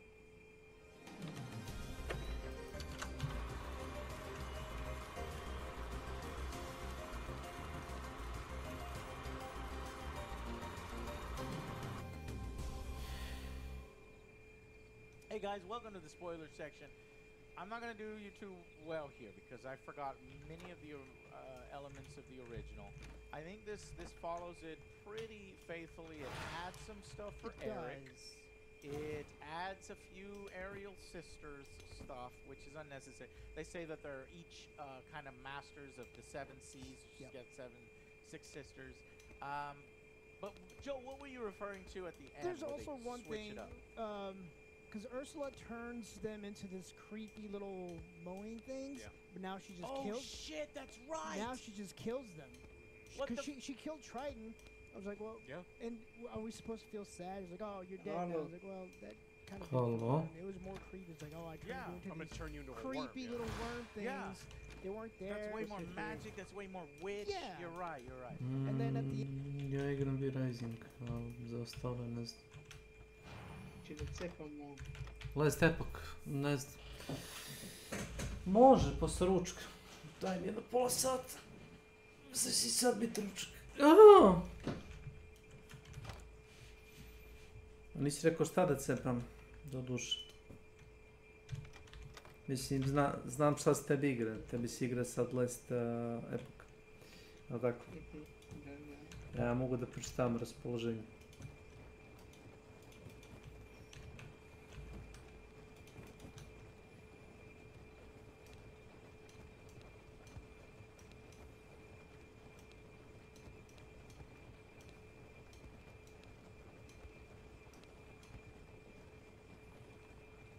Hello? Hello. Jeste? What's up, what's up?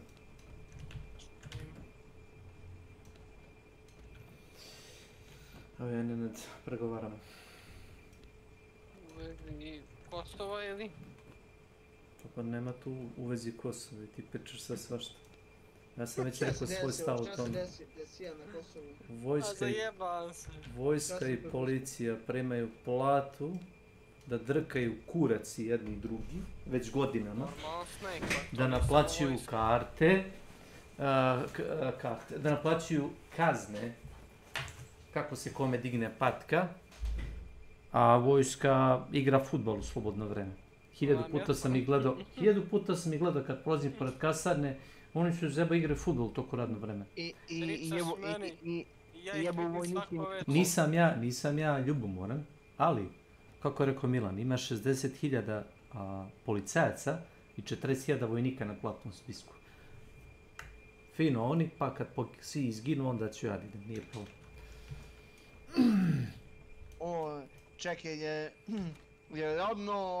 rodna reč vojnikinja, je to ispravno, da se tako kaže, a? Sudinica ne postoji, vojnikinja ne postoji i kapetanica ne postoji, kao što ne postoji trenerica. Trenerica je odevni predmet, znaš, ili trenerka, to je odevni predmet. Postoji sudija muškog i ženskog pola. Postoji doktor muškog i ženskog pola. Jebu tamo te vojnikinje i primaju Ne, to ne znam ko je to, ali... Da, pa mislim... Sve o trošku države. O trošku ljudi koji plaćaju porez. A to sme i ti, trenutno. Tako je. Ostali se ne računaju.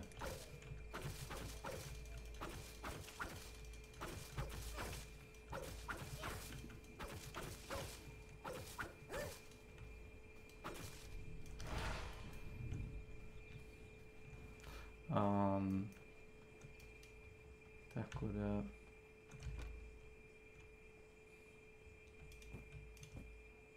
Svi ti... Bitno je da Milan igra Hunt.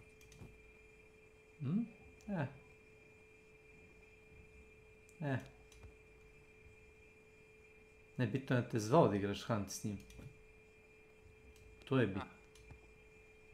Ne mogu. Što ne?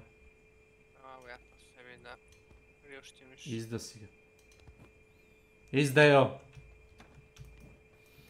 Boli me. Nije to, nego i 100 prestiž za sjenje, be. Da, nemam više zašto ni da igram. Dokle dalje? Imaš onog lika, sam ti pričao za njega.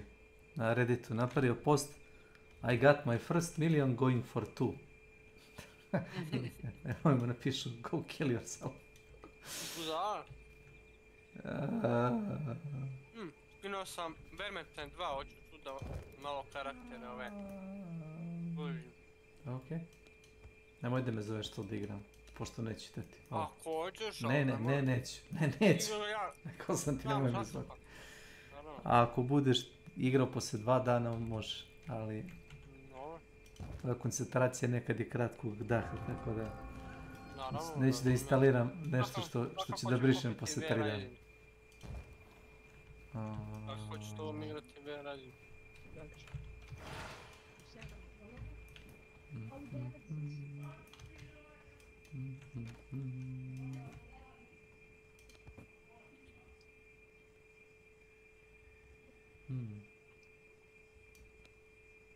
Kupio sam pištolj, kupio sam pušku, jednu od ta 2, bacit ću u vodu.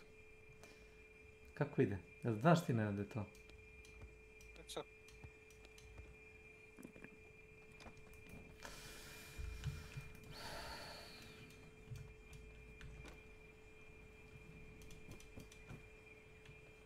I tako.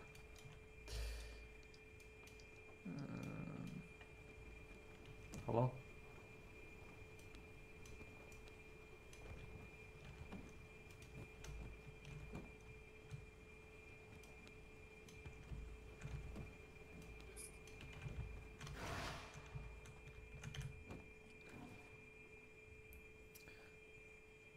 Glass.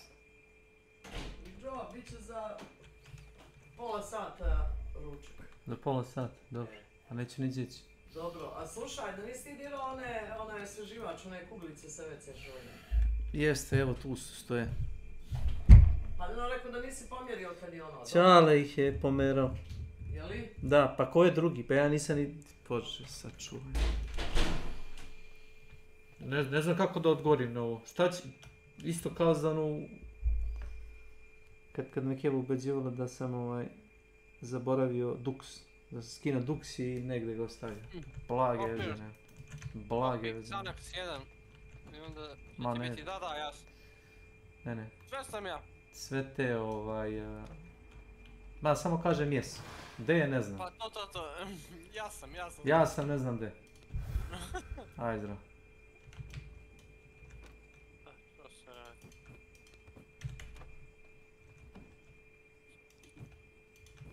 Neko te ubeđuje da... Jes, dobro. Jesam. Šta?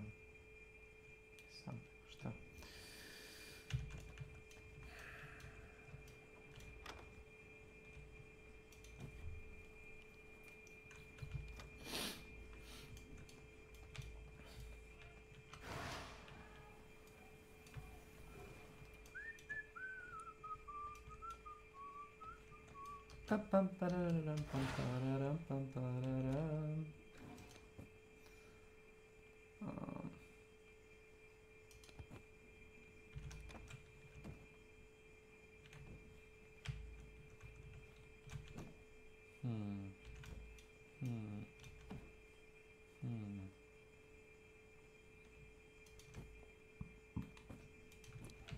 Malo field of view. Na. Kako se stavio na 45? Vrnite. Ale šta je ovo? Nemoj puno da boostaš taj field of view, oslepit ćeš. Kako da stavim? 75 ili Koliko god staviš, pazi. Opet ću upravo.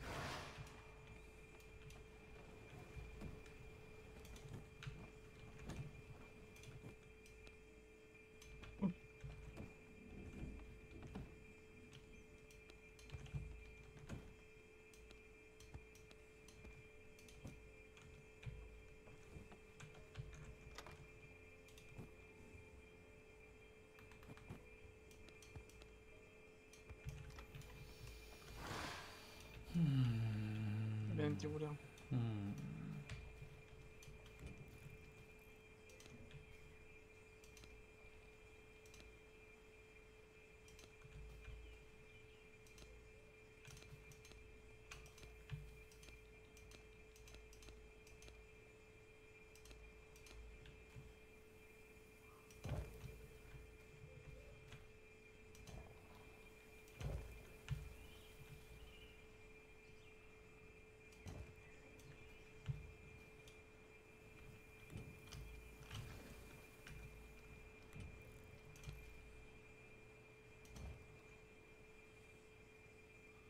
Idemo u skat.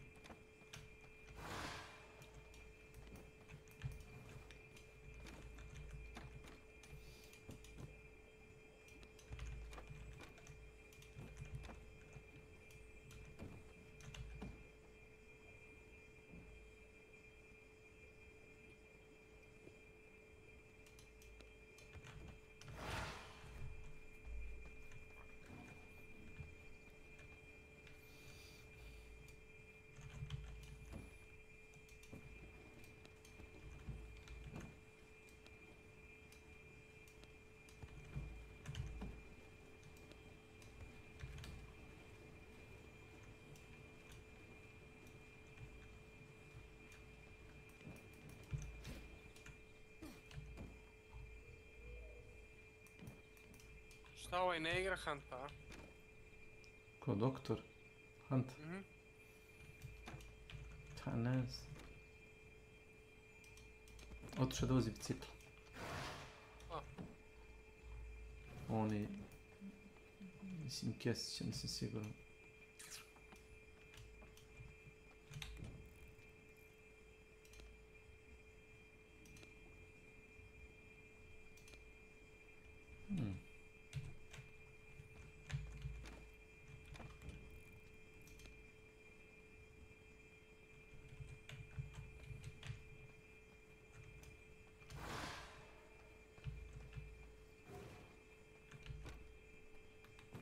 Jesi vidio Dark Tide, novi soundtrack što su stavili? Da nije za novu mapu.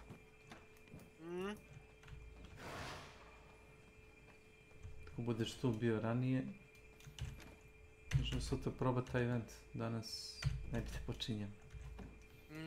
Što najjači ima i event i tu i ovdje. Ima, vidio sam.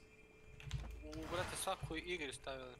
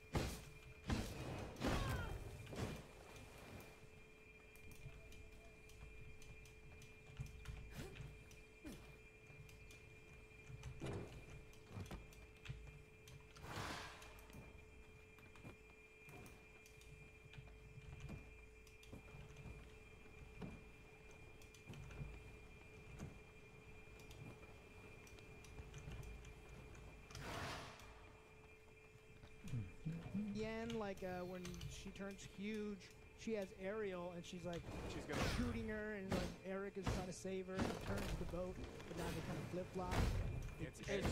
That's why Ariel he's a damsel in distress now. I understand what they're trying to do. They want to. They probably have heard criticism over the past 30 years of all your characters. Oh, they have no agency. Other than is that.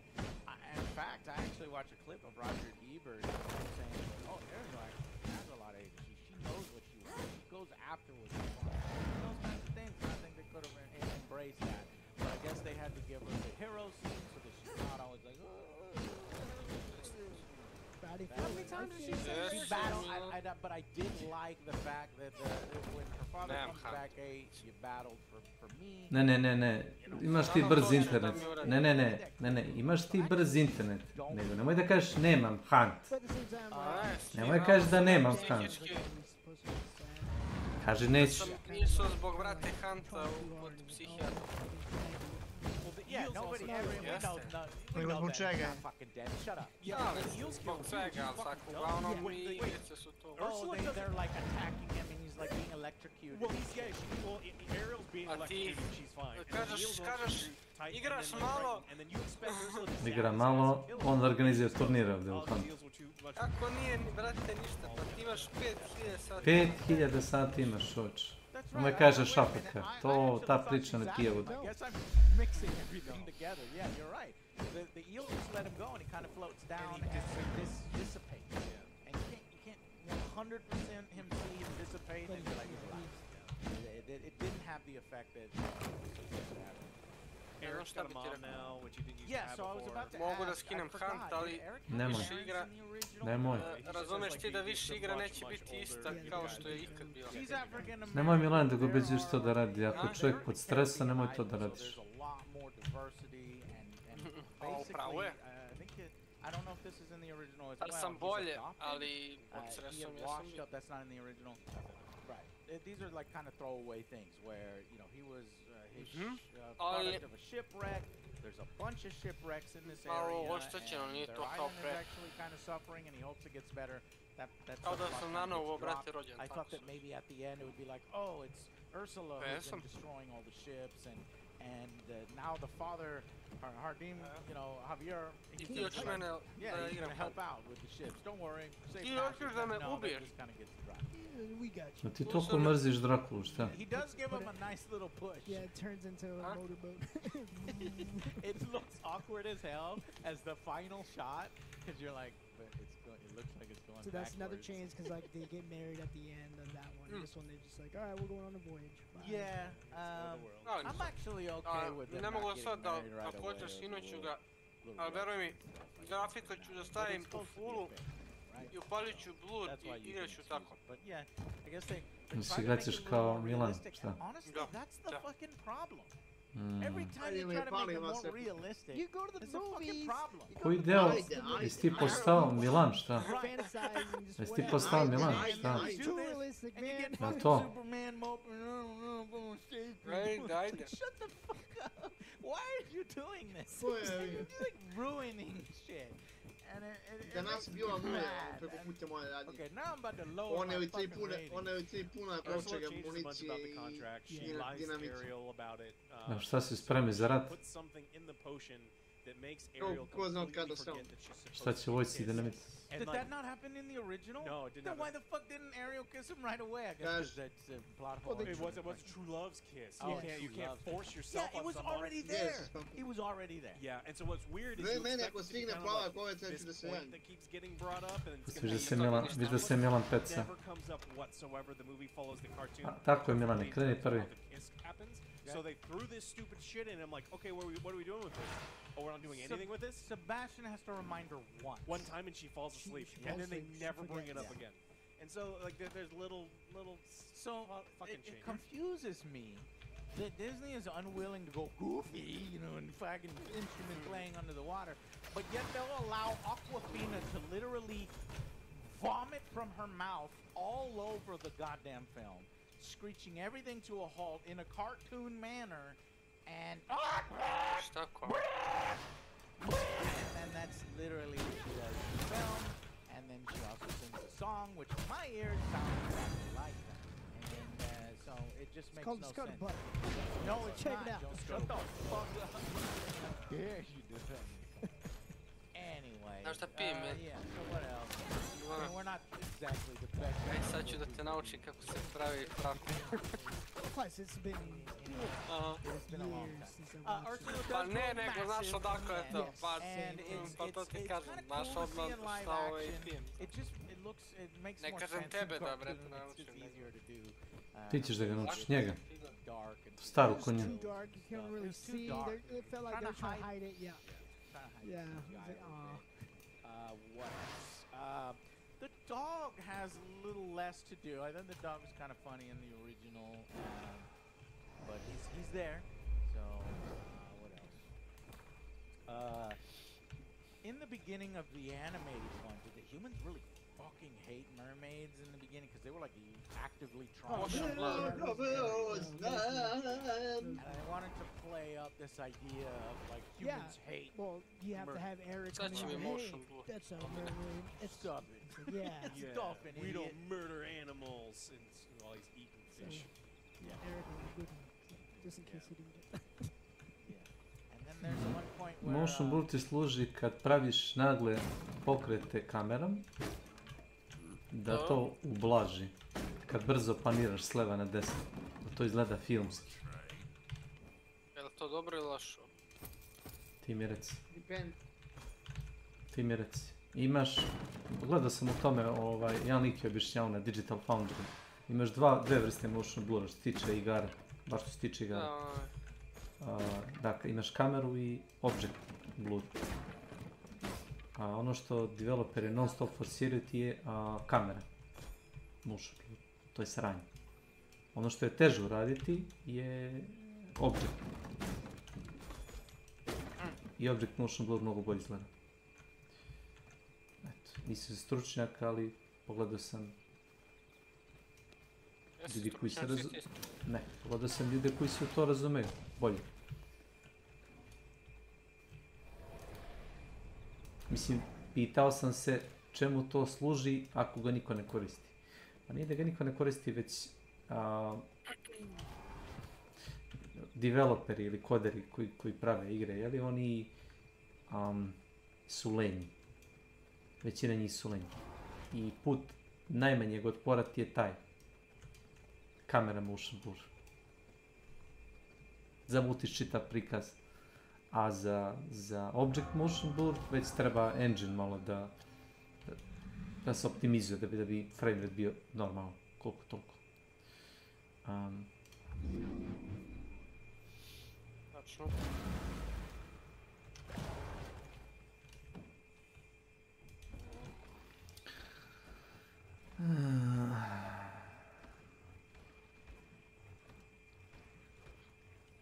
Znači Milane, hoćeš u tu muku da me staviš?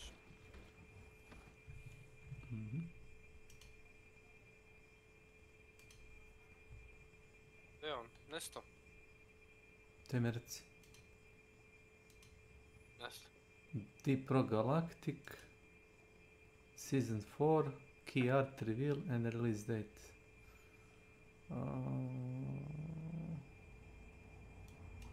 Bla bla bla bla. Bla bla bla bla.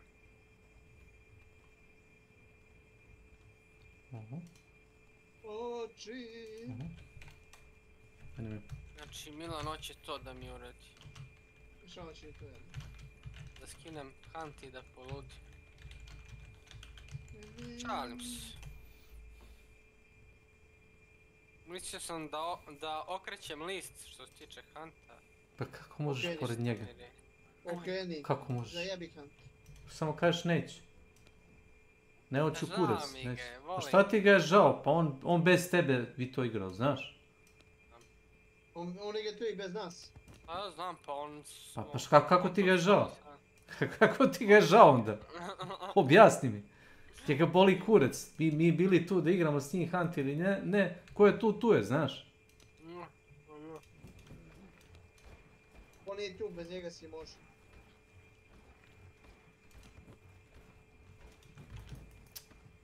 A što se radi?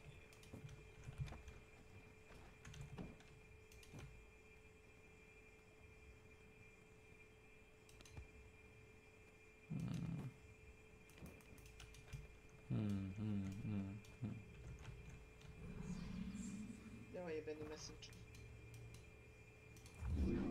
A messages.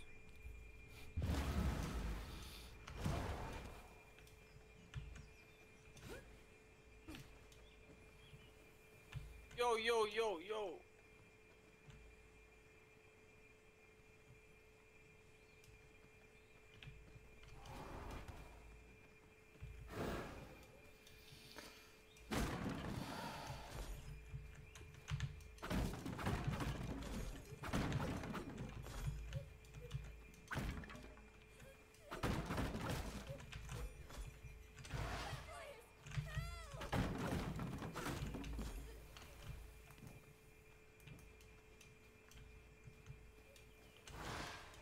Jao, Bodvar. Rip Spreader.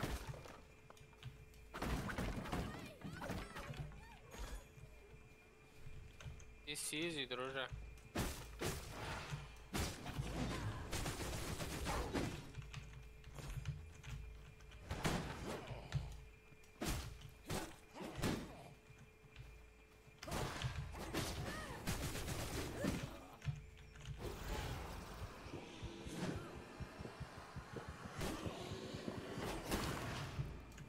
Znači on hoće da me ubije.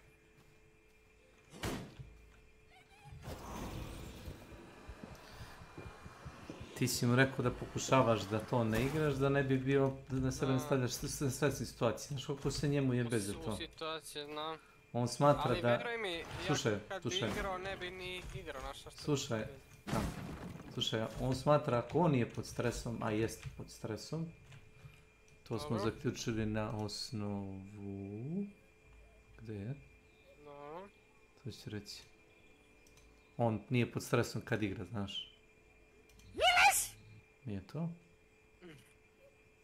Koji je za Boga? Viš, čovjek koji nije pod stresom dok igra Han Shoda. I onda ja treba ko psihijatar. Onaj tvoj psihijatar treba da čuje to i da kaže ko je ovaj nesretan. Ko je ovaj, dajte ga vamo da mu damo dijagnozu. Dajte košulju. Da ono, vrate, zaradim platu. Šaljite ga vamo. Znaš onaj psiho iz Hanta, onaj Monroe. Znaš onu košulju šta nosi. Ludačko, tako. To mu treba nauci.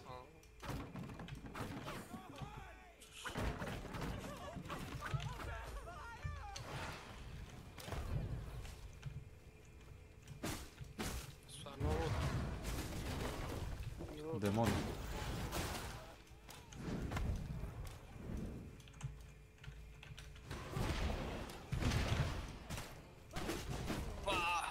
Sve sam primor.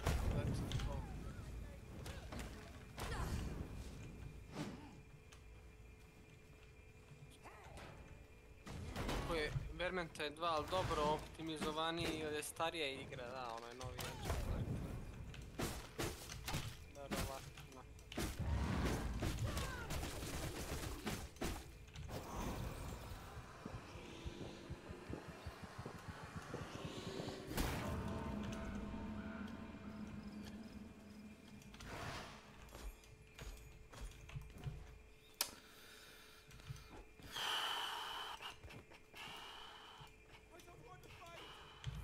Sad će da mi prihvata 2000 od pocepane ćoš.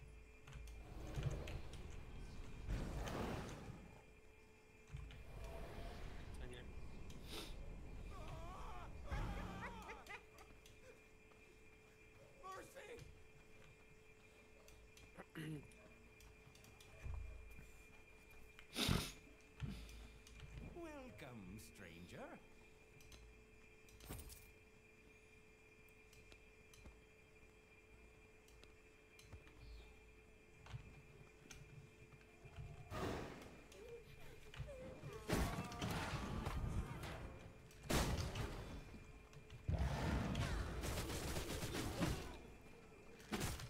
Jack in the Knox. Welcome to my channel.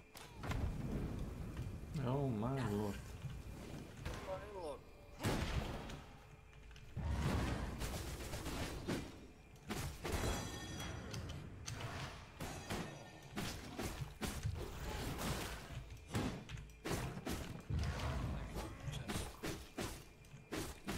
Daj mi taj chest.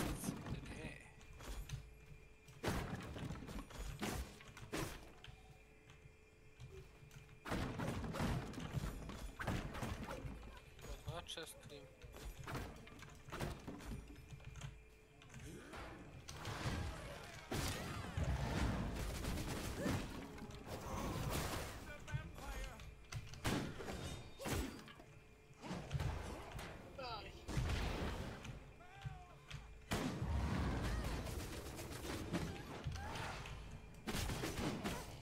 Ovo double XP je pušteno u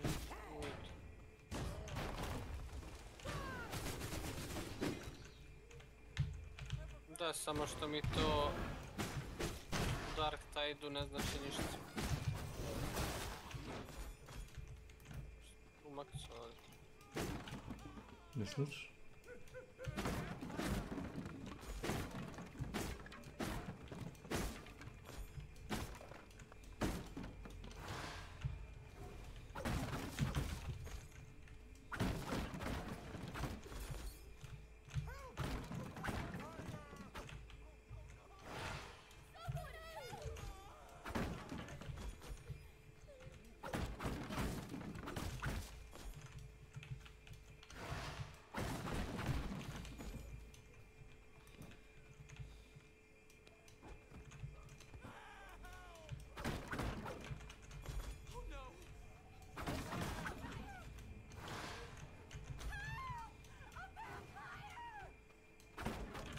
Design.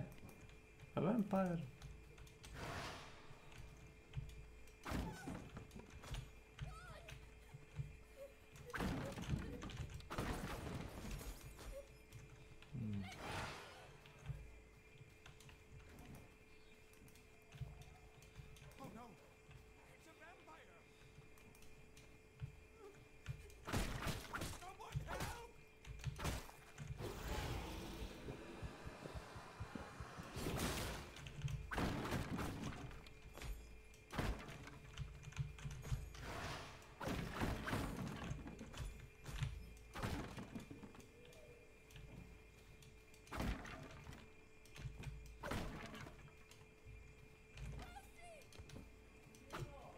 Da, da. Dobro. Oh, lord.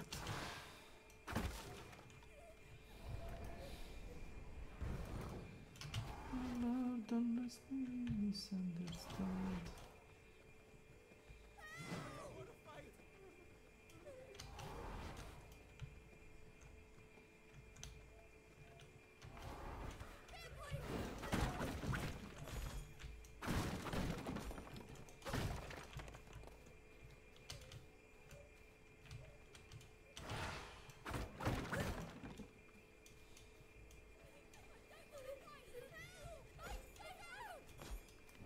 I'm surrounded.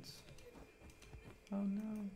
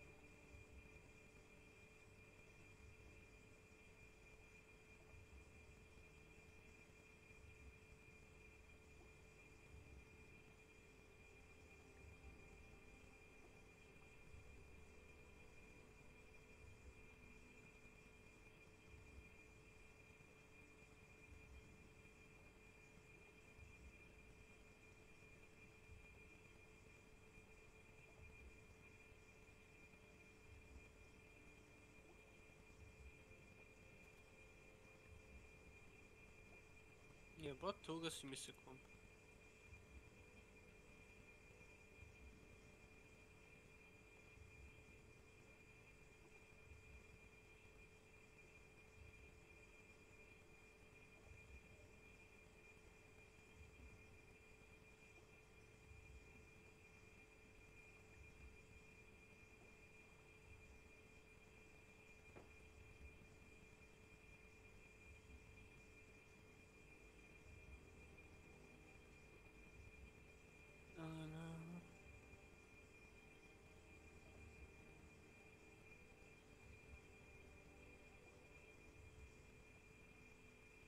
Znači Milan hoće da me ubije Snake.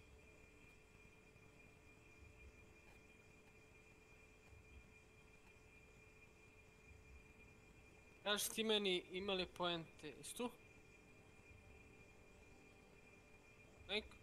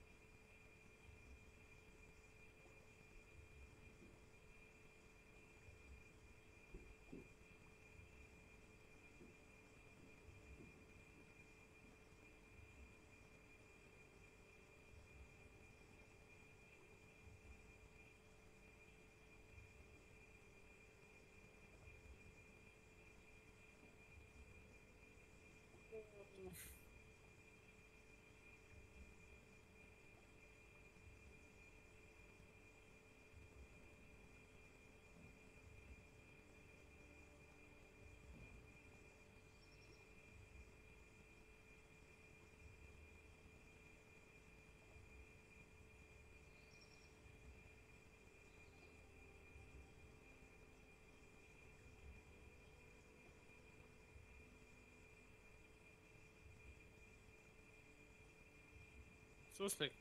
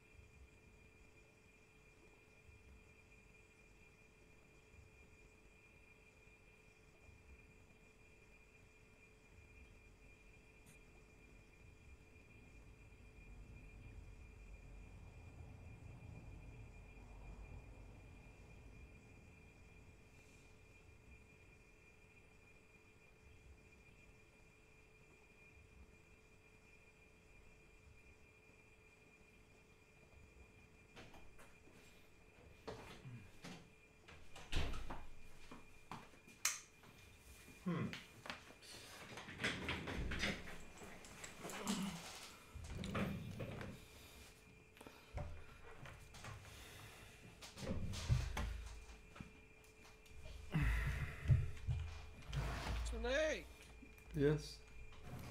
Pam pam pam pam pam.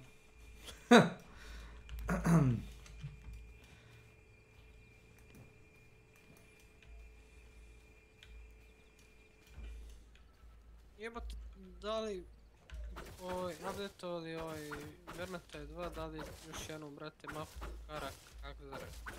Vermintide ili Dark Tide? Vermintide. I Dark Tide isto. Da znaš? Dvije mape da li vamo, a da i u Dark Tide sam vidio onu jednu. Ne, dve mape isto. Jednu, a ako je kao bude community igra, mogu i drugu da igra. For free. To je super. Šta se dešava s njim? Šta je sa Pet Sharkom? Ne znam kakav oni generalno problem imaju, razumeš. Očigledno je da umeju da naprave kvalitetnu igru, ali kakav problem imaju oni internet svoj, to već ne znam. Isto kao Crytek. Crytek ume da napravi i event i da izbalansira igru, ali to ti se metoda Hansaplast. Znaš kad se posečeš pa zalepiš Hansaplast, i dalje si posečan, znaš, ispod to Hansaplast.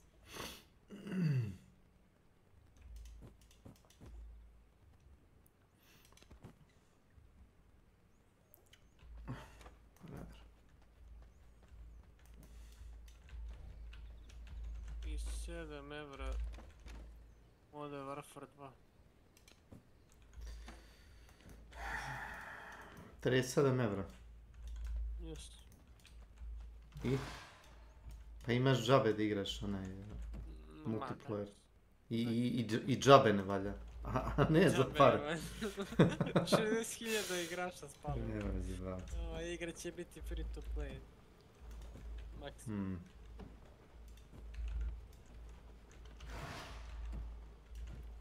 Ne znam, ja njima želim da uspeju, ali... Znaš, koje mi se igre svidjela, koju smo ti i ja igrali? Ono, novija, Back 4 Blood Blood. A jeste, ali tu su developeri malo, umjesto da oni prave kontent, a ne jebeni Crytek. Razumeš, Crytek izbaci non stop novi kontent na igri koja je pokvarena u suštini. Meni je fascinantno onaj bio onaj Deep Hive, to jest. Ono je vrh, ono, epic skinovi, što moraš da se pomučiš u onom paklu dole. Event unutar eventa, razumeš, ono, stavili su opcije. Bruka. Čak šta više, mislim, je bilo dovoljno samo jedan igrač, da tako je bilo nešto? Da. Jedan igrač dovoljno, da ima to, mogu svi da igraju. Samo da kao, ono, starta, kao, to mogu da svi igraju.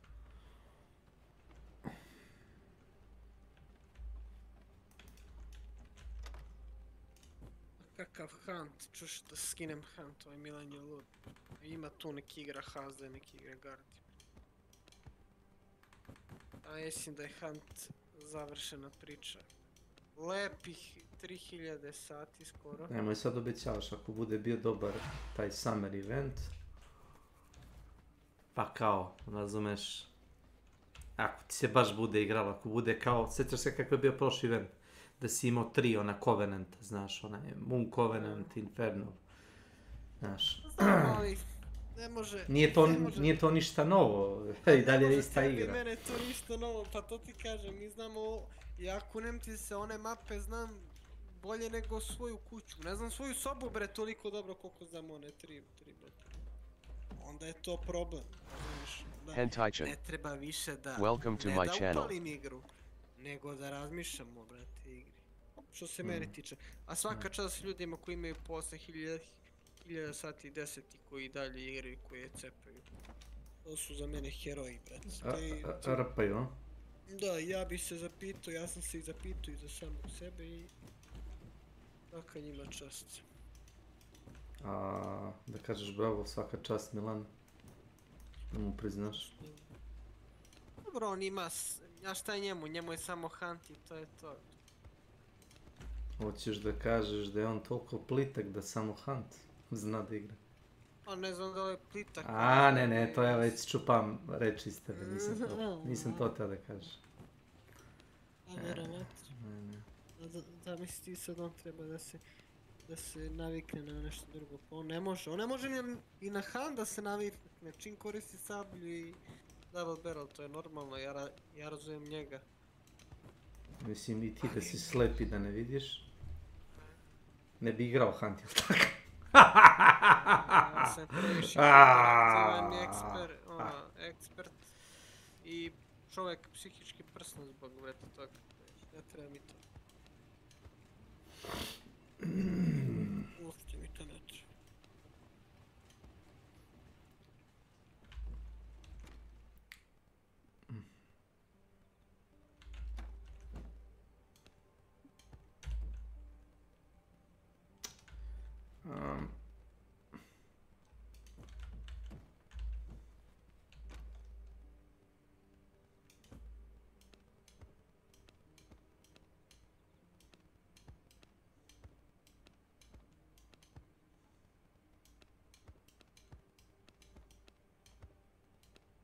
Jebote, na Twitchu mi pobrisani sve streamovi, ali dobro, ali klipovi nisu, klipovi ostaju zauvek ili? Tvoji streamovi? Klipovi imaš, pogledaj koji ti najstariji klip. Možda pogledaš po datumu. Imaš klips.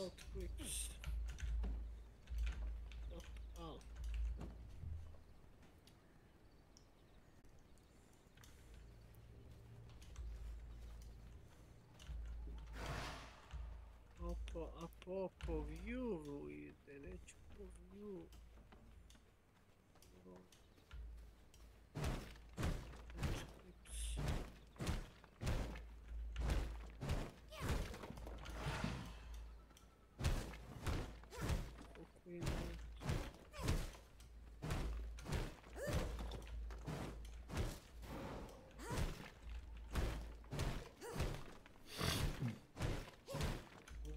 Vidim je.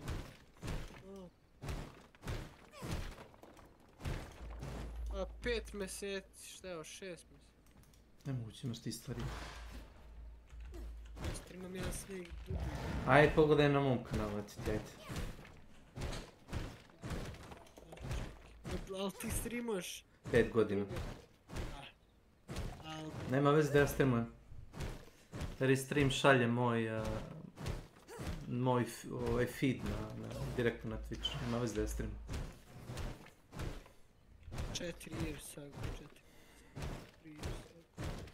Ti si, brate, drugo, ti si aktivan, ja sam neaktivan. Možda će mene da obriše ovaj klip. Neće. Zato ne znam da li da ih poskidam ovako pa da ih na YouTube-u postanu. Jer su smešni, ima neki koji...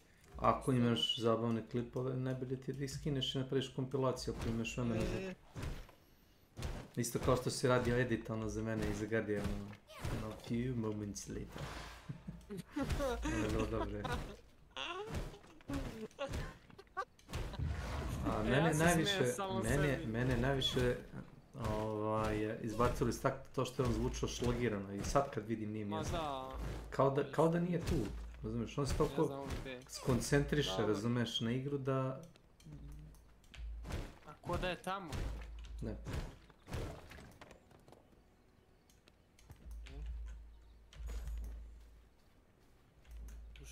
On to tako gleda. On i, brate, kad mu je Milan ovako pričao da će da mu da neke pare, on je zdravo za, brate, gotovo shvatio se, on je takav ikon, to tako shvatio. Rpa.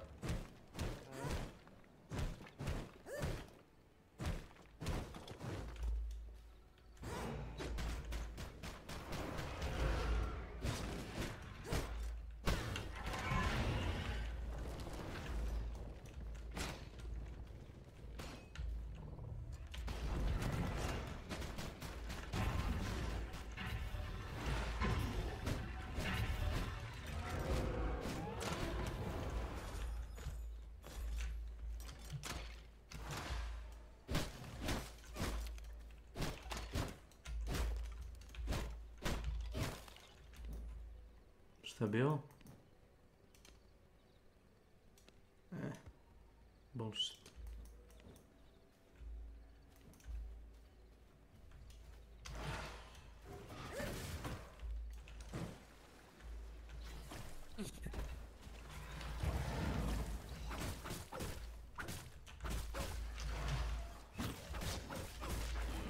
Aj.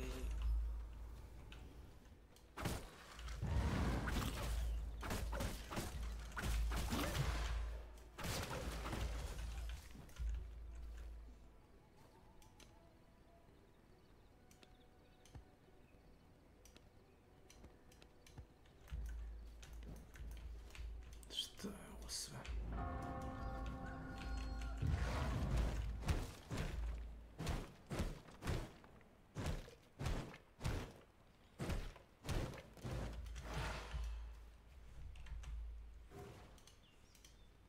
Aquafina comes down and eats a fish right in front of Flounder, and Flounder's like, "Hey, what's up, friend? Yeah. How's it going?" It's, I'm one of the fish that can talk. That so was I'm- That's why there's fish that can talk. That's why the A, ship part could smešno je naše. actually work, because even the Što fish smo and the main padali characters are svi sa eating fish. vrata mape u Dark Knightu, ti ja i ono mjesec kroz A dobro, navodno su to fiksali, ja sad. Isto kao ono, kraj tekova posla. Kao, okej, fiksali su dok neko ne ispadne opet iz negdje. Da. Ekstra su indie igre. Pa nije veliki tim, to sam siguran.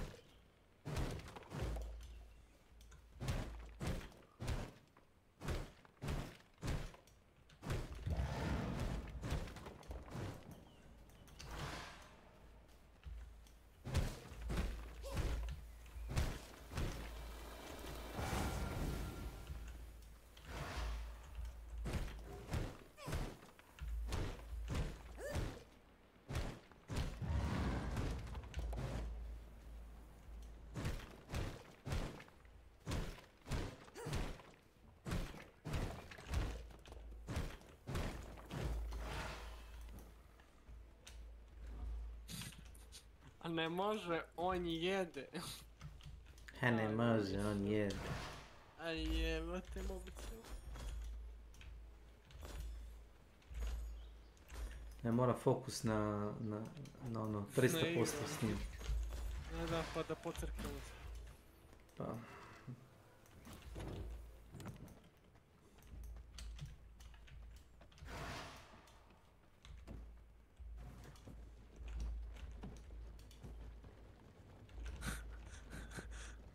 Znači mi jedan klip, ja kažem samo rokete momci, a Gardi i Milan biju bossa pored bure.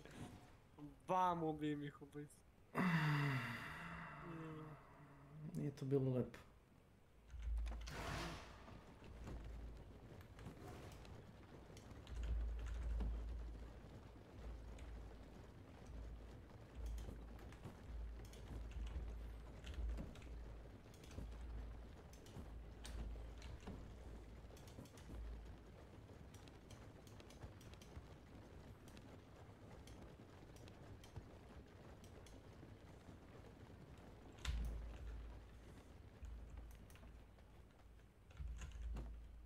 Gdje je Kezić, je li dolazi on?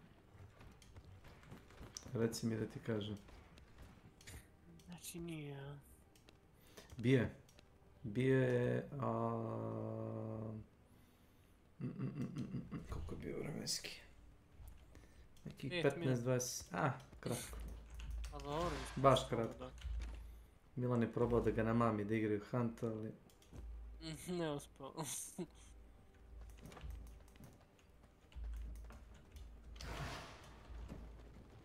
Znaš komu ne pruža veliki otpor kad je u pitanju Hunt kardi.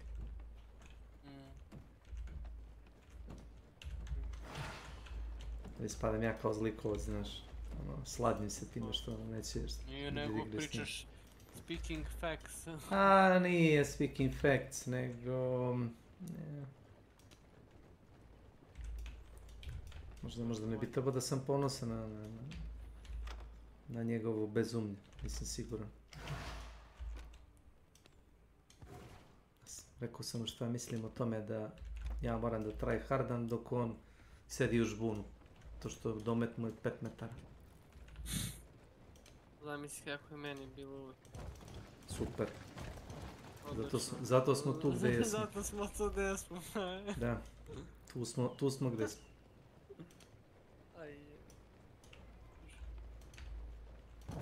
Čuš.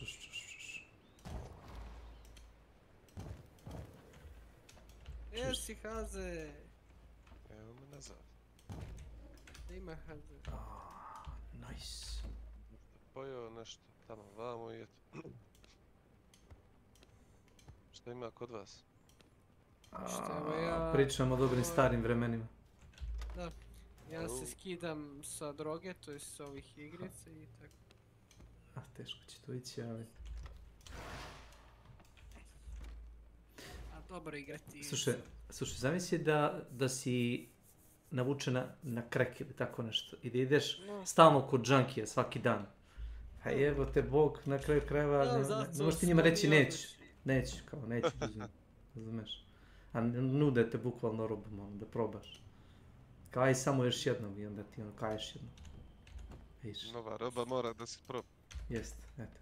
To je teo Milan da ti napravim, se ti kaže bravo, ono kao okej, nema veze, naćemo nekog drugog. Ne, ajde. Ima, evo brate, Haze tu, gotovo ti i ja smo u brate penziji. Ja sam u penziji posle 5000 sati i 100 prestiža, stvarno, ne.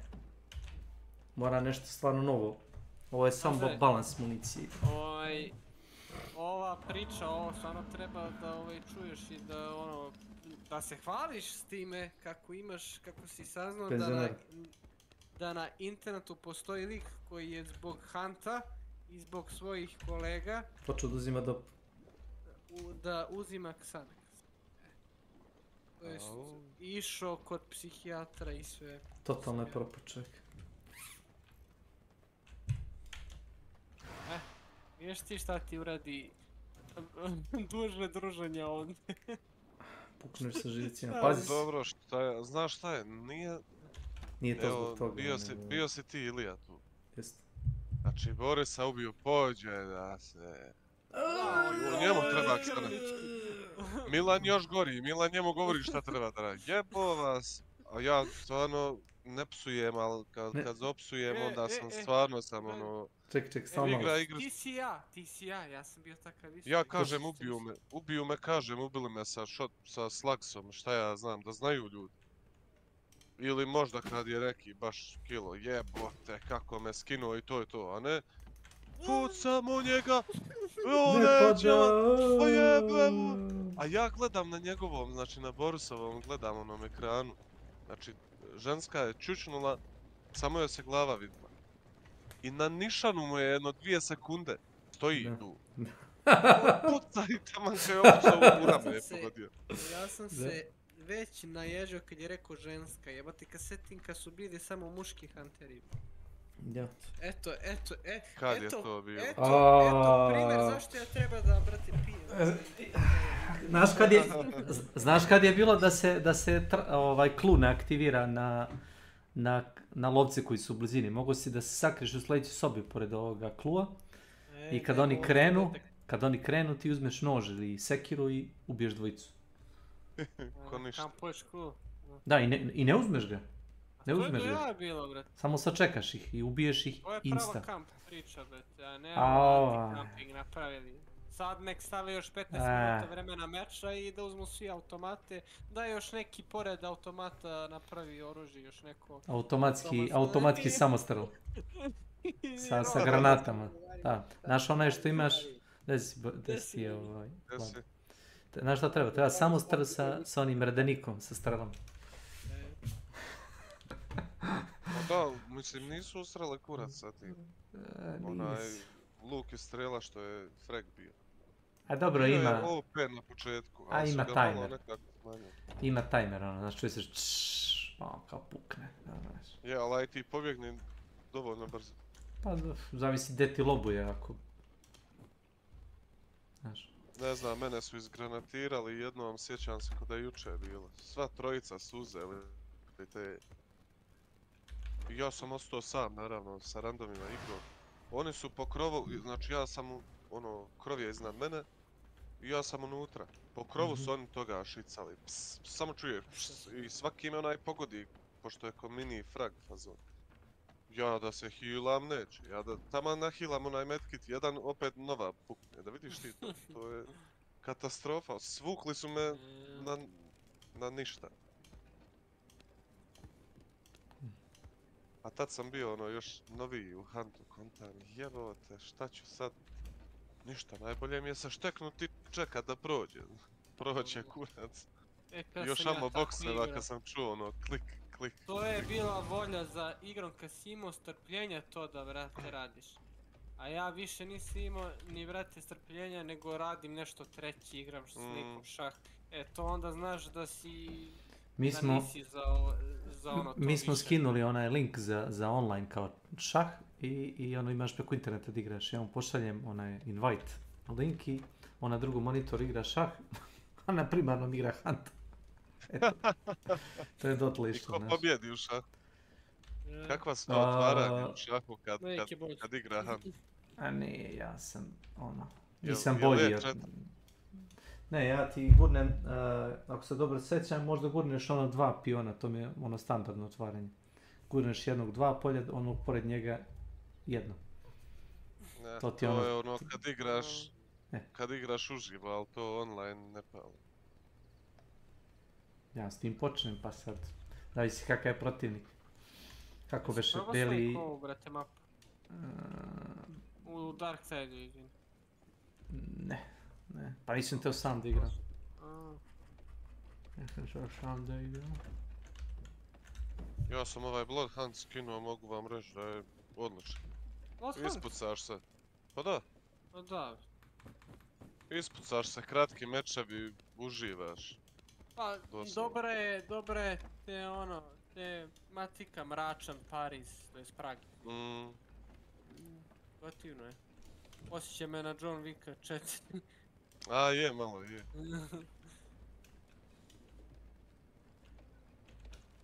Gdje si, Vlado? Gdje si nešto, šta radiš? Vlado, druže, danas išao u, vrate, Palmatiću da mi stave pečat i da se, vrate, nakupujem Xanaxa i još 6-7 kutija. Totalno je prso. Čisto ovako... To sam kumu poslao, pa jesam srećan. Nenade, zato što sam ja hiperaktivan mnogo, ja sam nenormalno hiperaktivan. Nenormalno. Ajde, da jeveš nešto. A? Prosi što sam ti rekao. Komu si rekao šta si da rekao? Nađeš nešto, da nađeš nešto za ovaj... Za chillovanje? Ne, nego za... Ne. Žensko, brate. Žensko, pa ja bi našao, naravno, brate. Ali me neće niko. Da me jebeš, a? Si zajebavaš ili? Možda se ne trudiš dovoljno. Znaš kako? A umjesto to je džaba da mu dođe, a ne. Ugasi Discord, ugasi telefon i izađi napolje. Pa šetaj se gradom. Ako imaš volje, za to radiš. Kao što sam ti ja rekao, Elon Musk, pas. Kako si bolestan, jevati, Elon Musk. Šta je Elon Musk? Pravi ženskog robota, trudni, muškarac. Da mi je dušu, završeno posao i... Mi taj bomb još i potpuno su beskorisne na ovom svijetu.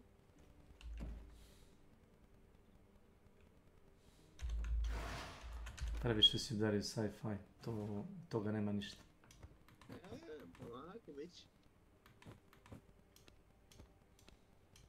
Ja sam otišao na stolni tenis, kasnije sam tu. Ajde. I da se ne vratiš, vidit ćemo. Samo naprijed. Thank you. Ja od stolnog budem mokar ko če.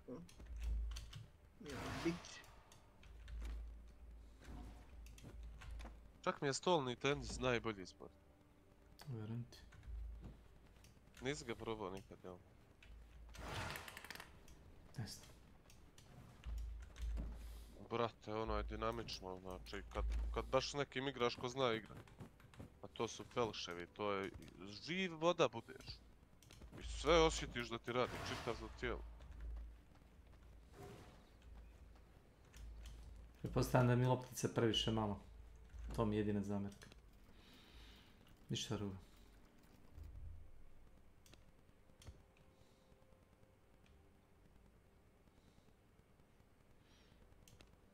Okej.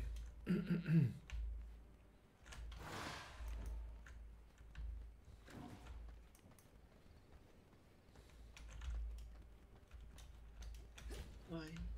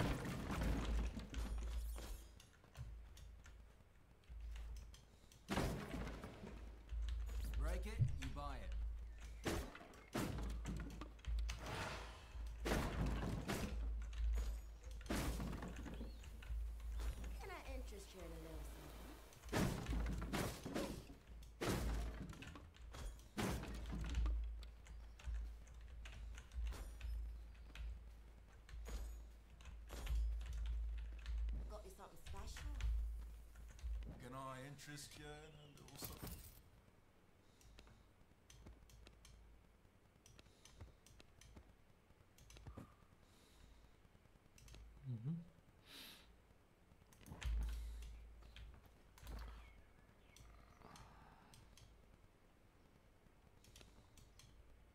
Boris i Milan se nisu vraćali, jel?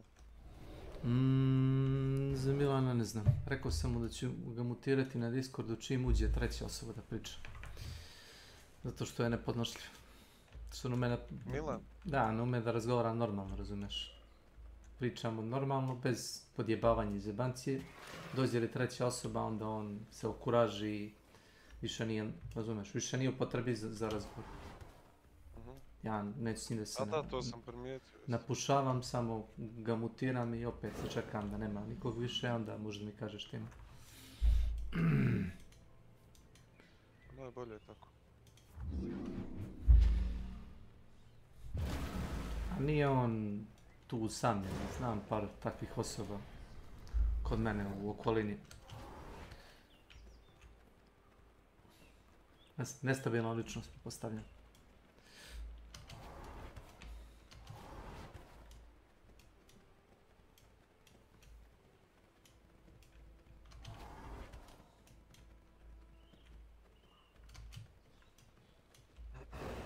Ili je to ono, kad su druge osobe tu, onda počne da glumata.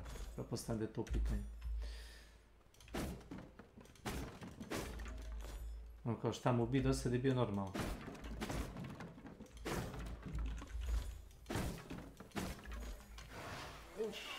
Izgore.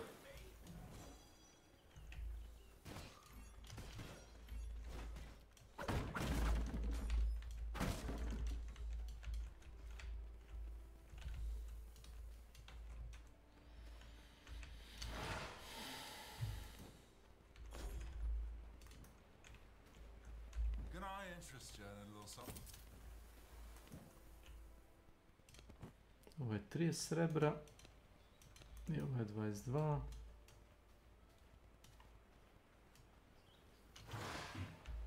Trajem još malo.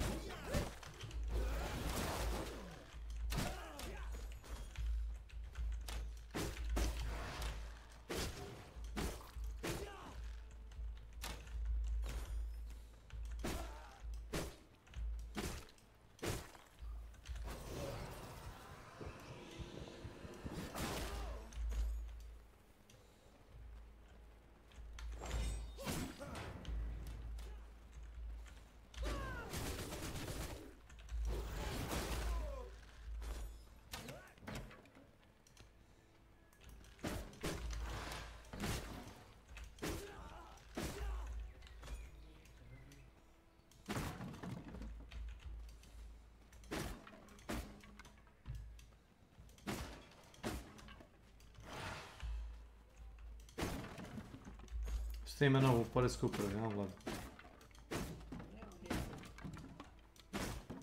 Kod nas je ono, sada ne plaćeni jer su plaćeni svi računi i onda je malo više.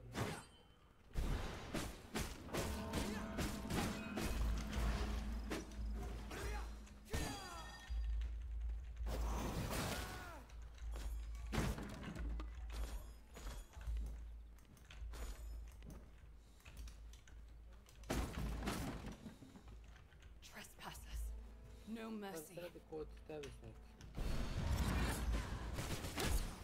Pa ništa, radim ti danas treću smenu. Posao nije težak.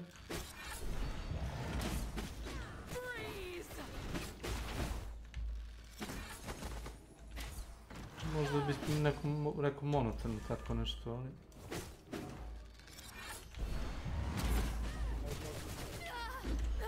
A i bolje dosadan posao nego, razumeš, neko voli opet, ne znam, neko bi prenosio džakove sa recimo veštačkim đubrivom 8 sati, nego 8 sati recimo stoji da ubacuje paštete od 20 grama u kutiji. Znam takve tipove. A koliko ti ubacuješ? Ne ubacujem ja ništa. Ja ti mesim testo za tortilje. Mislim, mašina to radi, ajmo tako da kažem. Da, znam. Ja samo brinem da svaki taj zamес testa ide u tačno vreme, da ima određenu količinu vode, da prijavimo kod ne valja testo ili... Mene ne prijaviš. Baš tebe. Te se ubacuješ u razgovor i poslije da stavljaš svoje reči u moju usta. On samo čeka. Nek čeka kući.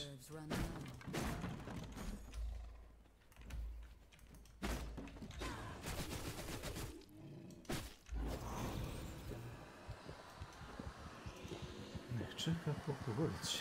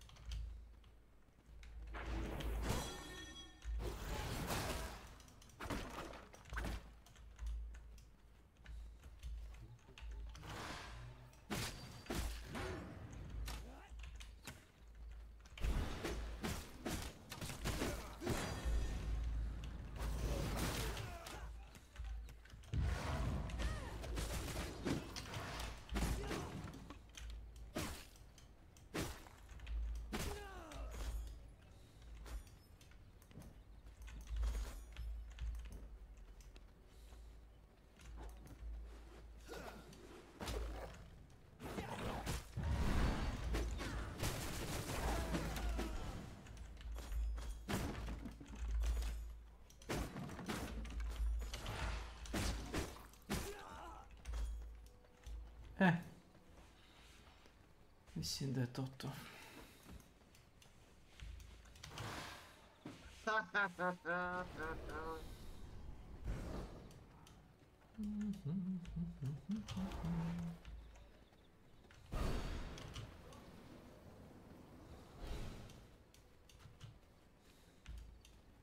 Šta radi? Wanna trade?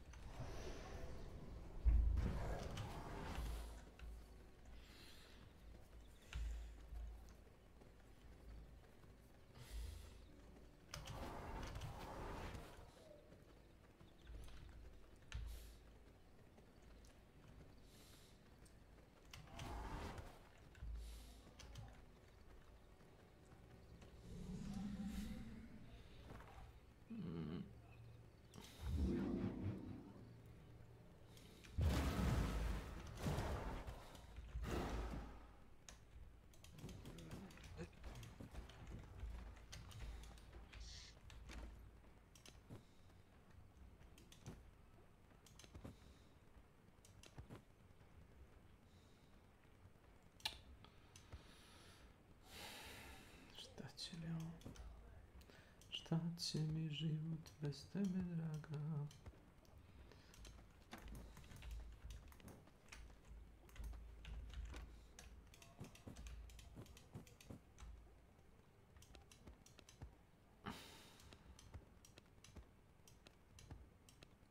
Alo? Ti Milane, šta radiš? Okay. Fish. What do you think Ariel's eating? Jesi mi dobar? Ursula eats some shrimp. Evo, čekam ja neko nešto da pokrene. Da napravi. Niko ništa. I mean, of course she's not going to be, you know, up to the Šta je bilo? Čekamo ovog Iliju, ali on...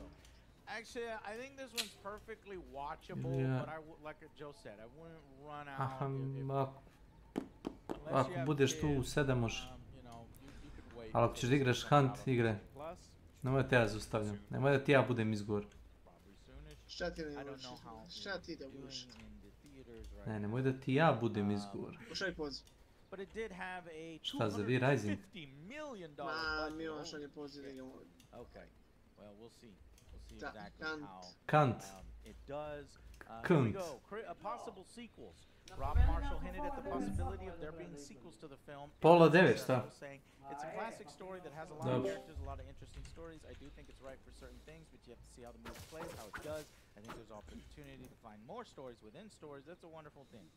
It's not been confirmed whether the potential sequels would be completely new or follow the direct-to-video.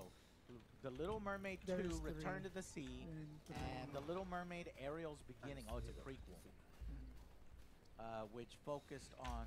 Oh, and Return to the Sea focused on Ariel and Eric's Aj sad čekaj, 2 minute. Anyway, so if they do sequels, it'll probably be... Imaš li vremena ili se nema vremena? All right. Milan. Well, I think that's all we got for you. Anything else? We covered Covered everything. That's it, yeah. Yep. All right. The side characters were less good and a little creepy in live action. Ariel's fantastic. Eric did a good job. Ursula, songs were great, but not amazing. And we were hoping for certain songs were. Certain songs were. And that's mainly due to Halle Berry. All right. That's a different. All right. Bye, guys.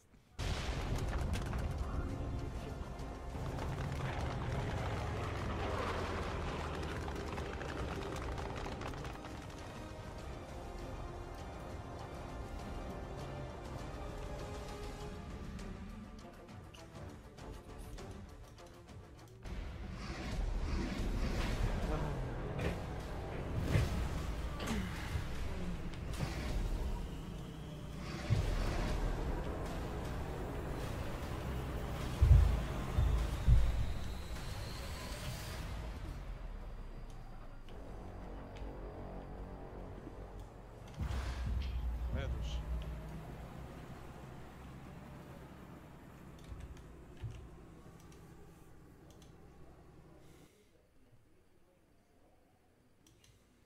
Okay, let's see what this thing is. Major news for Diablo 4 Day 1. What's this? Hi everyone, it's Rax. Usually I don't make videos like this, but I think there is one piece of information that's extremely significant that I would like to broadcast to the internet. Okay. And Joe Pipora, I'm a big fan of this guy over at Blizzard. He had a tweet earlier that was very interesting. He said, he's talking about there's going to be a patch on the first day of Diablo 4, right?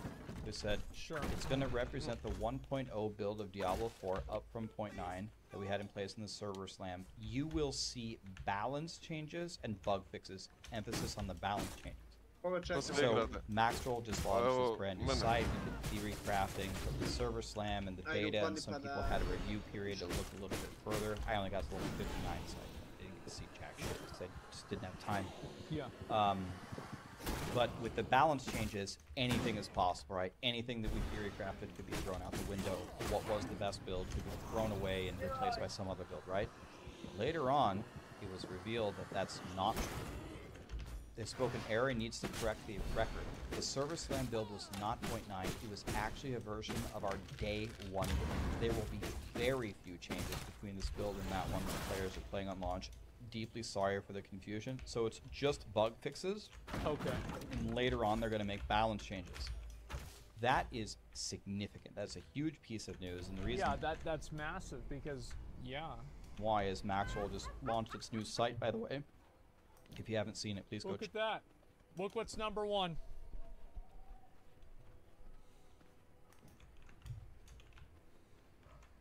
Yep. Was there ever even a question? We made all of our tier lists, and you know, while the tier lists aren't perfect, there's no chance that any of them are perfect. We did put a lot of effort to try to figure out what would be at the top. For example, we know that Whirlwind, Twisting Blades, Bone Spear, Death Trap, Pulverized and Bone Spirit, all of them are going to be godly. That's for sure. I'm surprised but we about were Bone always Spirit. so unsure of these day 1 patches. What data have they been gathering? What internal testing have they been doing that they're going to hit us with that's going to invalidate everything that we've been researching? And we found out the answer today is, at least on day 1, it's not going to happen. So now we are extra confident that at least the builds at the very top are going to absolutely crush the game. It gives us confidence in the products that we were putting out. So I wanted to let you know, on day one, you're not getting a balance change patch. Oh, well, in Rust, they're going to release it on day 2. Izvorska Maybe. vode, znaš.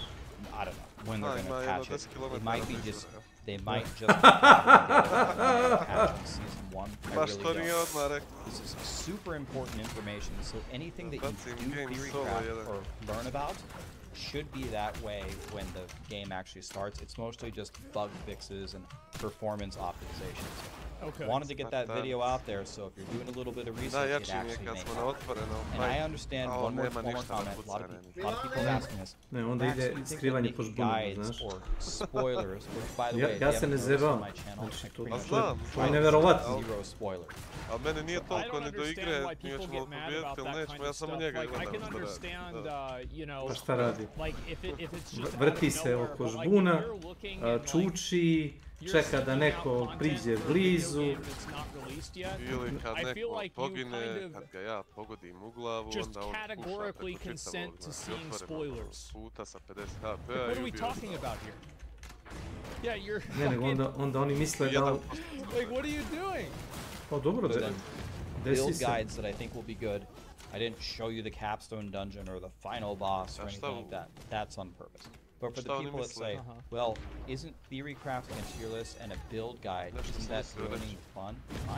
Ne, nego oni misle sad ovdje ima Bog zna šta, sad će onda baci bombu ili nešto. Ne, nego bukvalno ne može ništa drugo da uradi. To je njegov efektivni domet, znaš. Mora da uđe u domet. And the only way to play the game is to just be a brain-dead dumb fuck who doesn't look anything up about the game and is just bad at it. It's like such a stupid mindset. It's like, what I don't like about it is like how self-centered it is. It's like these people never can comprehend the idea that other people play a video game differently than them. Nobody's telling you can't be a dipshit and play a druid that does tornado for, I guess it'll be at level 100, it'll do like 170 damage. Ja baš pitam Ilija gdje je otišao do izvora, jel da bude. But like, don't go and shit on me, get mad at me, get mad at other people because we like theory crafting. Like, in my mind, this is the fun part. With your own build and see if you like it. There's no real competition. Yes, there's one going on in hard. That's only for like the really try-hard players. Yeah. In general, there's no leaderboards. We're just having fun. The leaderboards aren't coming for 2 seasons. By all means, enjoy the game. You don't have to follow the guides. If you watch my video, you probably are someone who does like guides. Definitely not trying to ruin your experience. So, consume this content, pick a build guide, learn about it if you like it, and it will actually pay off on day 1. And if you want to do it vanilla, I understand. Play the game, however is fun to you. I'm going to make at least 4 videos tomorrow on a lot of the best builds in the game to teach you exactly how they work. Well, that was a pretty short, quick video. It's also a very well-disguised advertisement for his website, which I will repeat, maxroll.gg. It's a great website, a great resource, and anybody should check it out. We can see a lot more of this kind of stuff coming out, and it's really good to see Blizzard isn't having to like rebalance everything on day 1. I think that's great.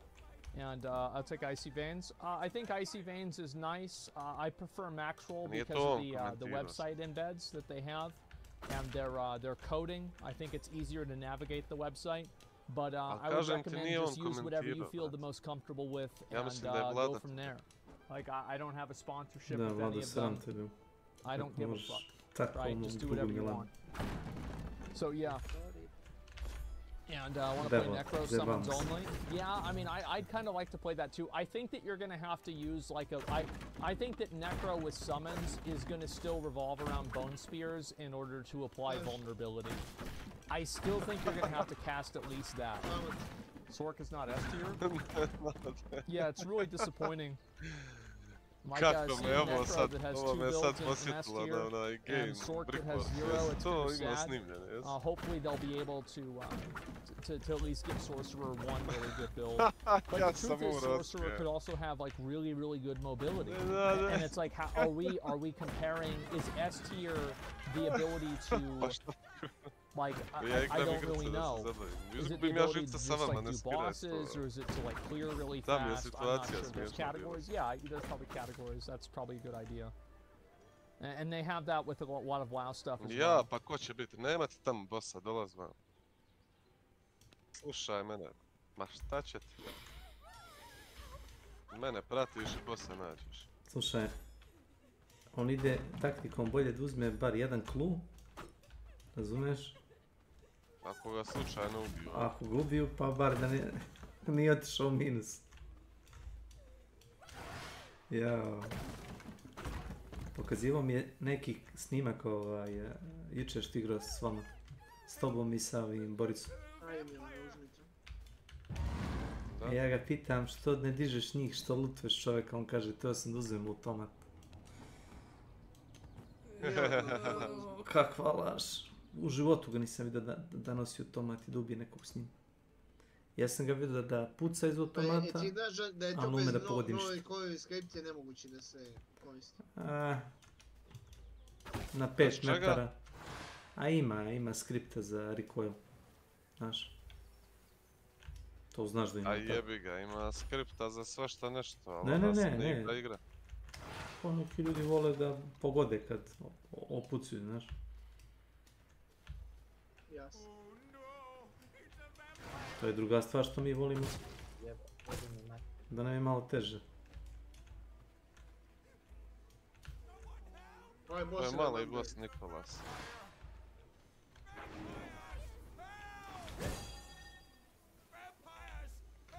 Si debil što se ne healaš.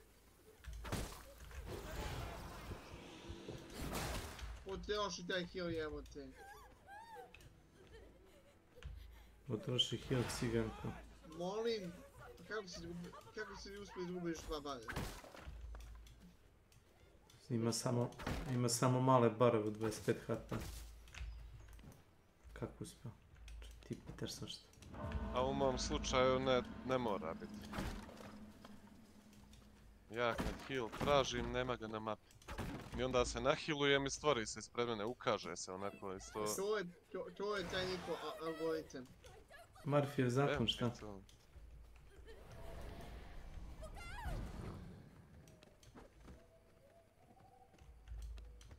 Misliš da je algoritam? Ja mi na malog bossa otišli, ja im otkrio gdje je veliki boss, a to nema niđe.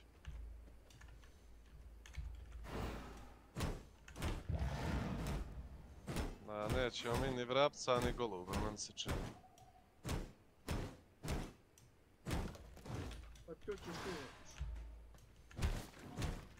Ma na Vindiju je ovo, ja mislim, tamo su se pucali. Prošao ovdje.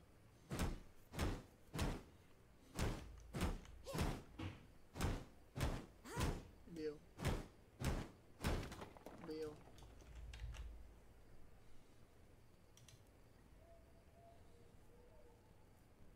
Znači, Hemlock. Vindi.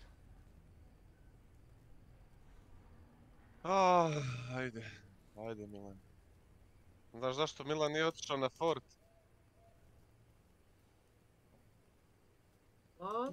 Ajmo sad odmah na fort. Ja volim na fort da odem, a ne ovo. Hey everybody. Šta ćemo sad? I'll let him explain it. I've been playing and testing the pre-launch version of Diablo 4. And as you can see, this is a level 100 barbarian. Obviously, he's got fully leveled up gear, as you can see, with the gems that are maxed out. Look at all those stars on the weapons. Big dick. I've taken an in-depth look at the Barbarian class. One of the strongest builds is of course, Barbarian, which is like very good news to me because I love the sprint building playstyle. Yeah. I already made a build guide video, like explaining the full guide in detail.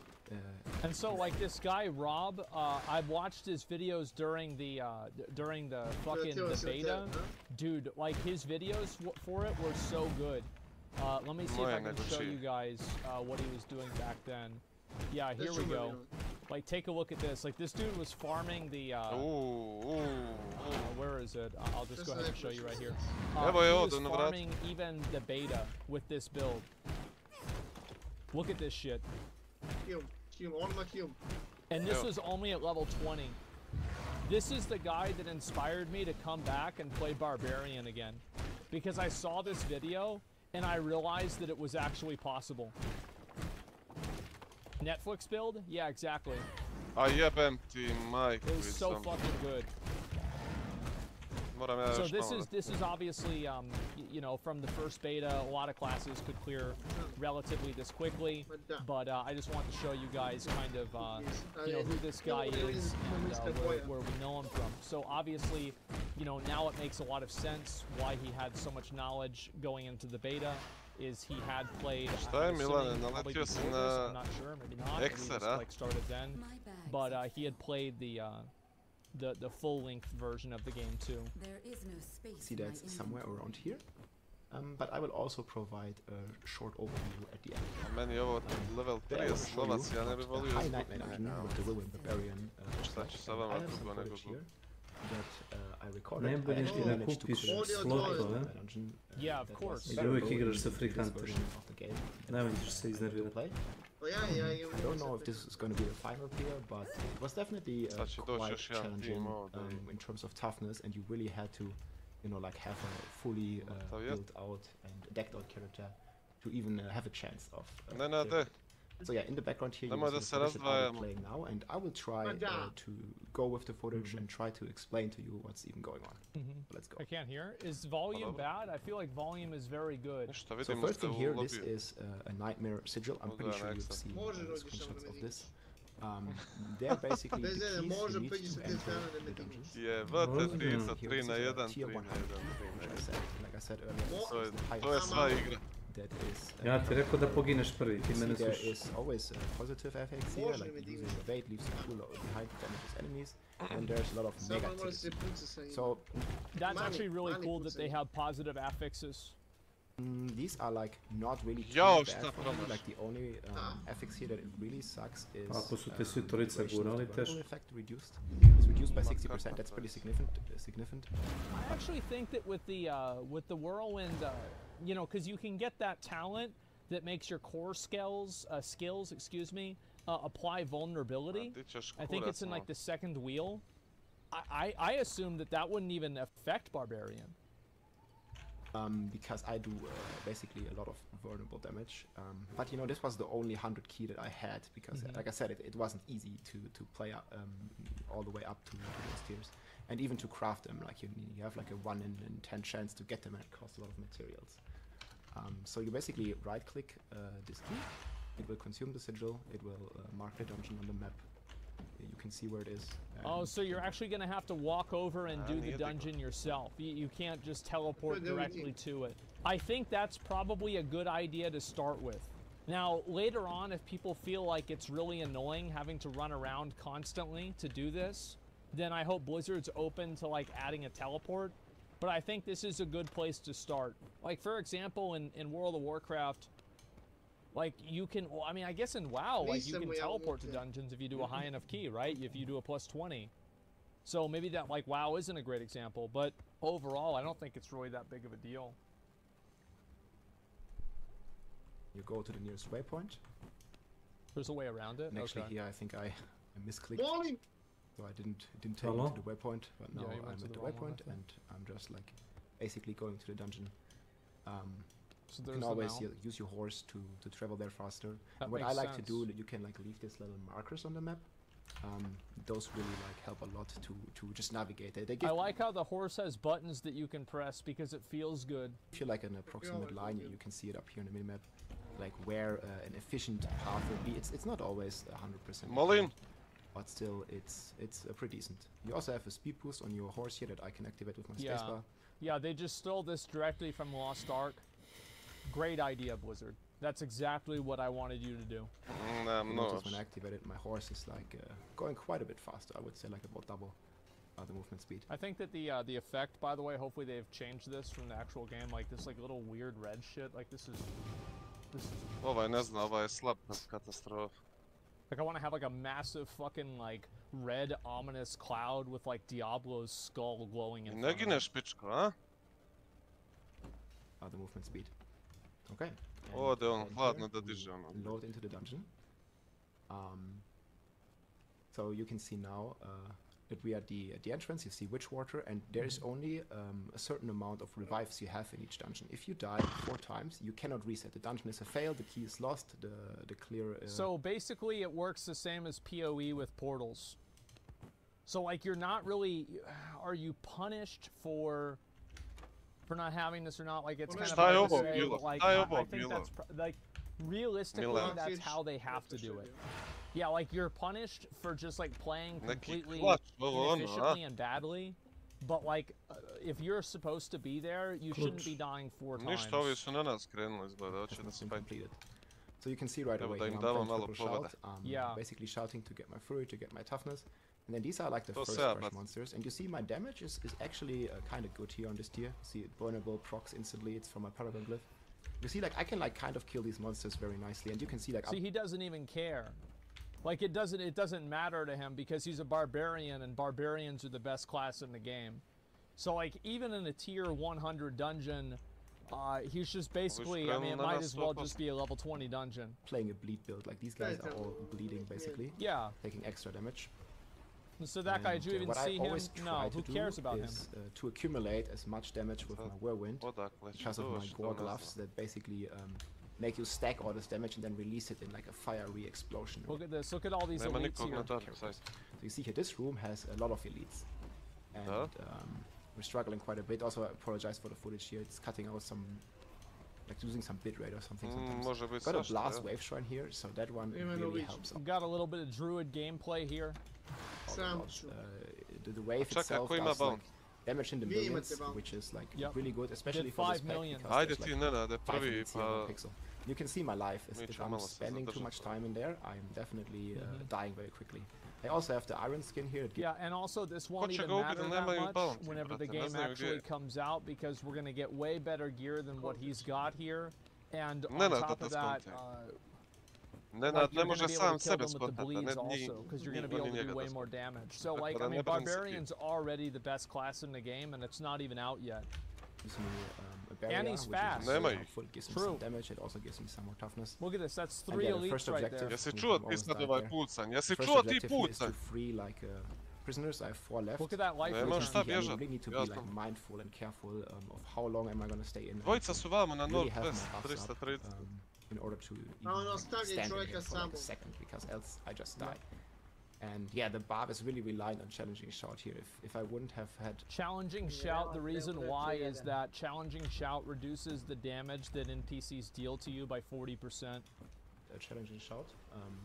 Bitrate? I'll go ahead and I'll turn it to as high as possible, in one shot essentially, because they even take half my life with Challenging Shout and gives me about 80% damage reduction with my current stacking of skill ranks there. Yeah, you've got to think in mind, like if a sorcerer was here, they'd still be in combat with like the passive rat that's at the beginning of the dungeon.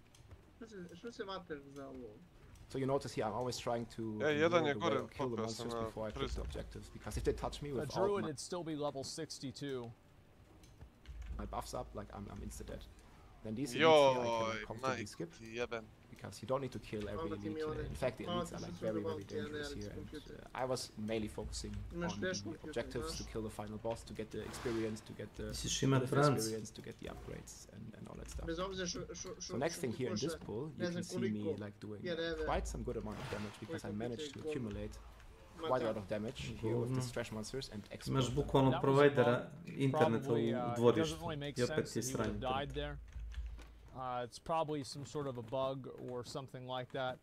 They'll fix that soon.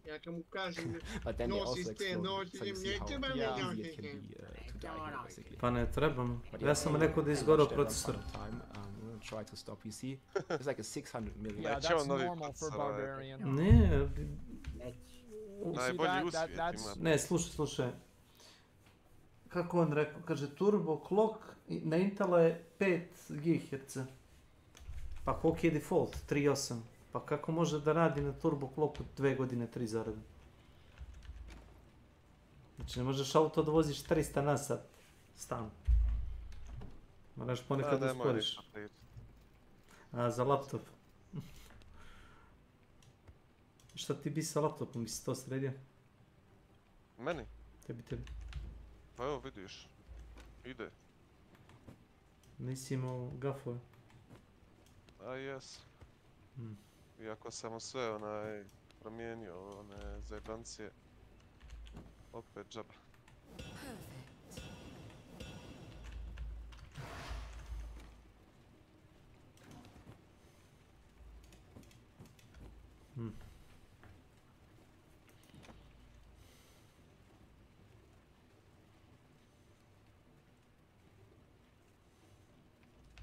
Moraš ga invajtat. U stvari ne znam, možda te ja moram invajtat. A ja sam. O jebemo majku. Ovo smo izgubili baš glupo. A možda su se trejdali, a možda je ovo, a možda je ono. Možda su u šumici. A možda su krenuli na nas.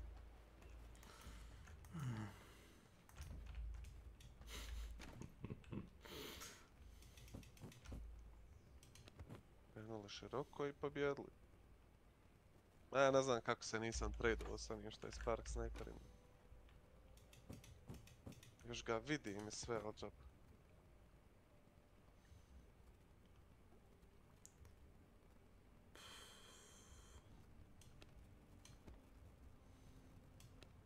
To je najjače što smo izgubili, jel?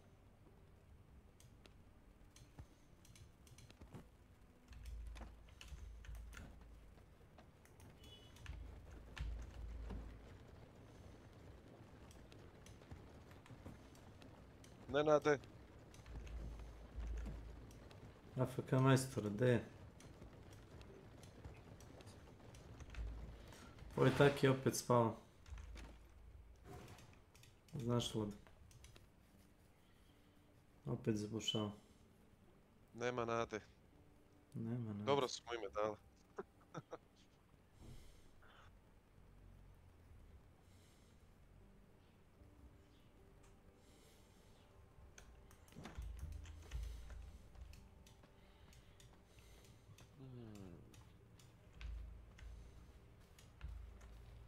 Kako su ovi bili ovdje? Lako.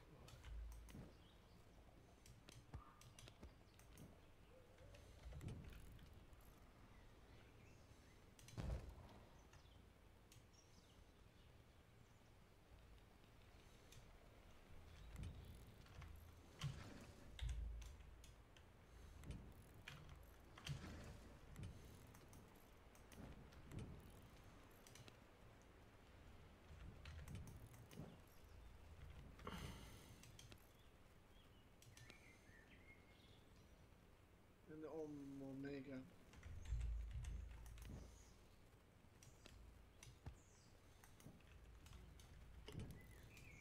Sajger, ste pitali jesi živ?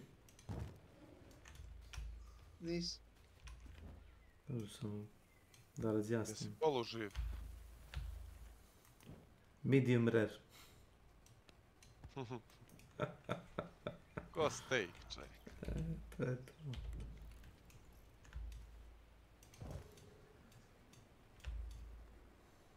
Evo sad jedno glupo pitanje, je li iko od vas jeo Leskovačku pljeskavicu? Ja sam u Leskovcu bio 9 mjeseci u vojsci, u mirnodopsko vreme, a boga mi jesam, probao sam, nije loše. Svi je hvale, da mi je proba to, jevemo majku. Pa nek umrem od kolesterola. Pa slušaj, ako od nečeg treba da se umre, ja mislim da definitivno treba da se umre od kolesterola. Od pljeskavice. Zato ja radim na mast, a ne na biljke. Misliš, radije bi umro kao mesožder nego kao biljak, ako možda biraš? Da. A dobro. A šta da padne avion? I da smo zavijani u snegu, nema šta da sjede. U svoje drugoj. Pa to sam teo čujem, moj čovjek. Ne bi jeo Milane, jebi ga, mnogo je žilav. Nešto mora da sede. I nije zdrav čim on kljuka ove... Nešto, kako se to, brate, zove? Nešo. Pojačivače u ishranu. To. Nije ukusan, bre. To su kao neki suplementi, jer to ti kao mekinje To ja ne bi jeo, ja to nikako. Kada ješ prasićima mekinje.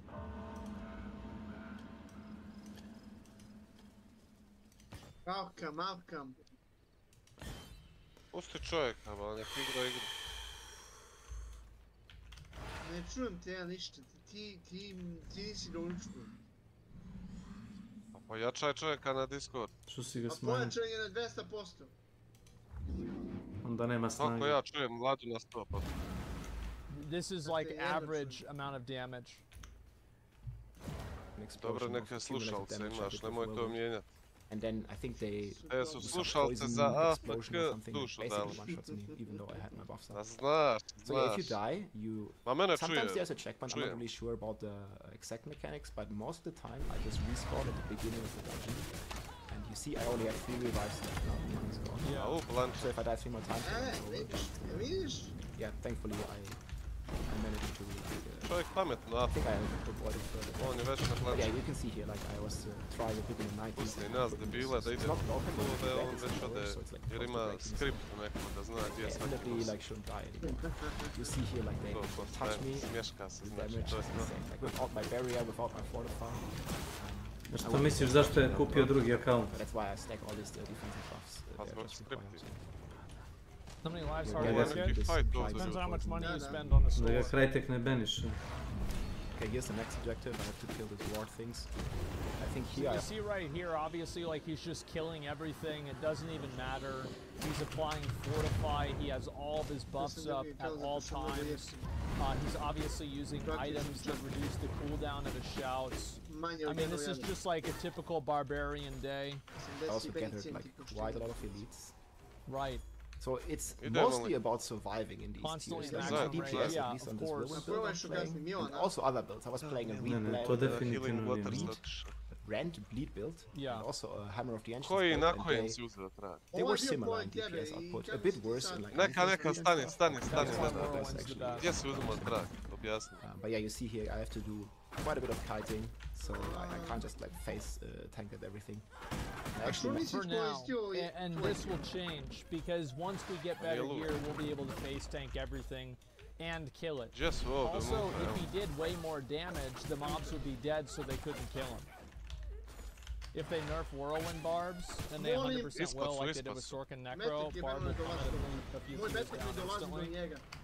Shut the fuck up, bitch. Nemoj da pucaš, igraš Handshoda, mislim, bolestan ti čovjek. Kill the objective here. And yeah, these elites are Stop very crying. hard to kill, so I decided to skip them basically. I only have one objective left before I have to fight the boss. And this build is really like an AoE focused build, but you will see later. Yeah, he doesn't even care about the elites, man. He only kills Just realized that there was no objective down here, so I need to help it. And then you can see like all my buffs up here. Like this is an armor buff here, gives me lots of toughness. These are my this is my challenge top, gives me another toughness buff. Damage buff, this is my working. This other one is a beat buff that I get. This one is limitless rage, the 60 stats. I'll go over rage, that's normal for barbarians. I posted a couple days ago. Yeah, the final objective here is on the left side. Yes. Trying to clear that one. And if there's good density, I'm doing good damage. It's very similar. He just killed that elite on accident. I don't think he noticed that. Diablo 3, if you're familiar, like you basically accumulate damage on trash, then you kill it. Dobre. With a big explosion. Look at that. But here you can see on the boss fight, my damage is not the best. I'm still getting like some decent beats in. And I have to dodge a couple things here because I do have challenging shout like downtime when there's only one. He even got hit by the cone attack and didn't even take him under 50% health. Target right now, I have it permanently.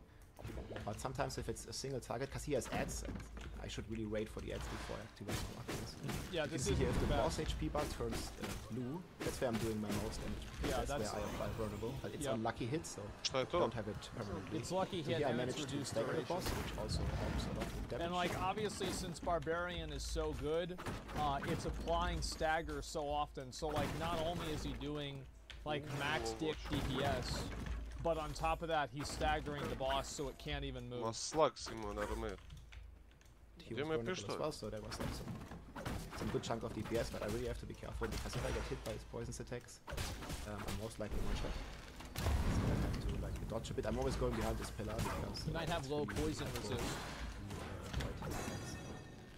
Staggers a good lost arc mechanic? I agree. I think it's great. Him, and you see like when there's vulnerable, I'm doing like 1.5 million hits, and then my bleed is doing like pretty decent. Did you guys see the ad that spawned? Yeah, I didn't either. Sticking for like 100, 150 as well, so it's like some very nice additional bleed damage. Yeah, it doesn't matter.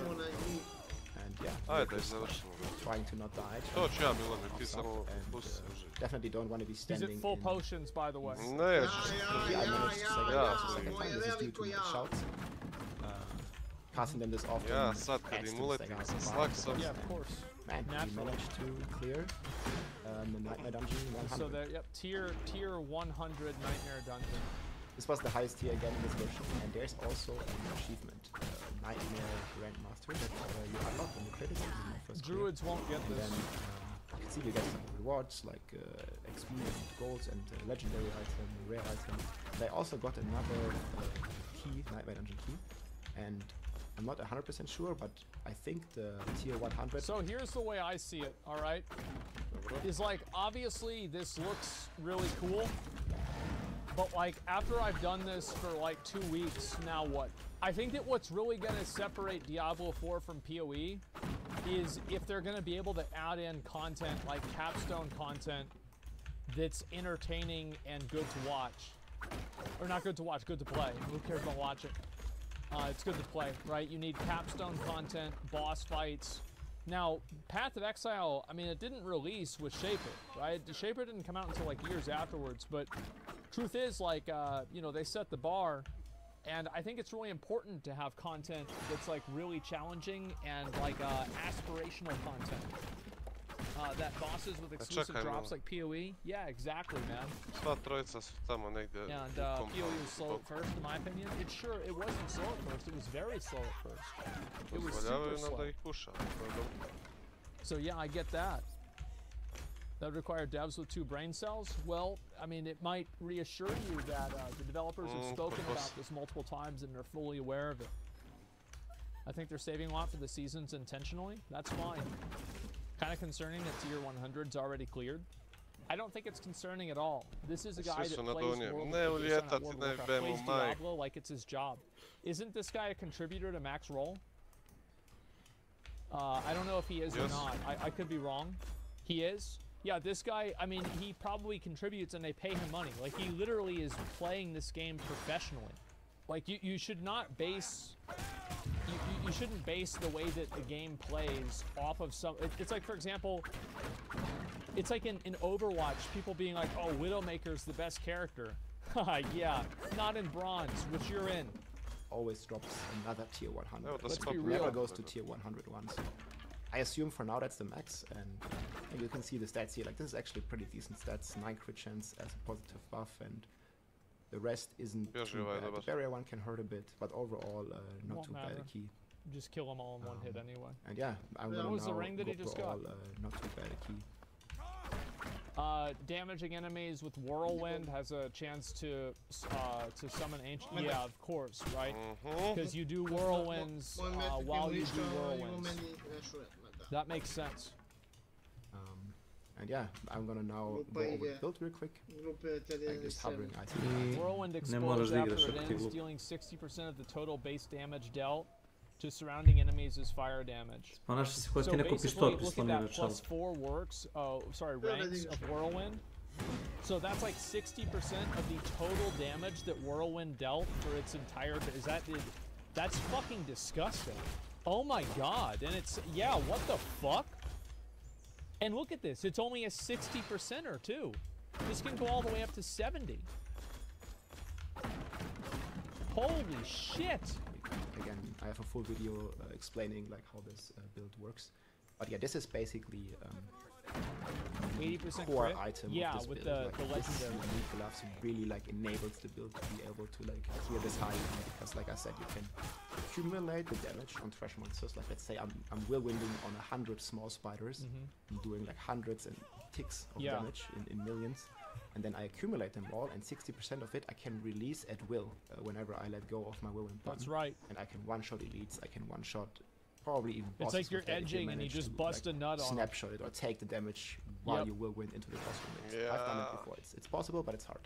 It really depends. So you could theoretically, if you could go all the way over to the boss room, you could bring a bunch of mobs right next to the boss room, whirlwind all the way down to the boss, and one-shot the boss by releasing whirlwind. Dobro je. They just said that? Yep. That's a... Mobs did not go there? I didn't say that. You didn't listen. And then here, this is another unique. Man. It gives you barrier. Whenever you heal above maximum life, has a really nice effects that heal you beyond 100%, give you a barrier. Oh, that's smart. Yeah, that's good. With some bar passives with the shouts as well, because they heal you constantly, and they become really strong. Potion but again, drop guys, like, these I are like seen that. 2 unique items. You might not find them like very fast. It may take a couple hours, a couple more hours, a couple weeks, maybe even. So this is like an end game build. Boots, movement speed. Oops, you can see. Let me go back. So I this is look like at every an item. end game build. 10% fury reduction while unstoppable, and 4 seconds after you gain movement speed. You also always have unstoppable whenever you have your shouts up, and I think also Will of the Berserker gives you unstoppable. Oh Jesus, he's fast. Oh yeah, there it is right there, and so that's just a perfectly rolled weapon there that increases the critical strike every, you know, obviously. So like after 4 seconds, it just has 80% crit chance, and that's like added on top of your base crit chance. It's pretty normal, right? Of course, you just do so much damage. Every attack is a crit. It is what it is. Whirlwind, whenever you deal direct damage with Berserking, Berserking is applied. I think you can reset Berserking with some sort of ability, I don't remember what it was. But also, obviously, you have Berserking with Will of the Berserker, and you're doing, obviously, bleed damage. Ja znam šta je problem. Njegov kompjuter toliko struje vuče da ne može 25% increased damage while you have a barrier active. Oh, really? I'm actually surprised he didn't have that. A ti znaš da je svaku komponentu overclockovo? Neka, sad jedan, šta si ti Ilija rekao? Svaku komponentu overclockovo. Memorija mu ne radi na fabričkom, default taktu. Grafičkoj karti isto dao malo boosta. Ako ja znam. Procesor nije nikad ni spuštao ispod 5.0. I onda kad ima mala varijaciju naponu, samo se ugasi sve. I ništa ne radi normalno. Ajde, molim. Ne nade. Još samo da ga ubedim da zameni da zameni firmware ja ću malo AFK sad. Na SSD-u, znaš. Uf, to će biti bolje.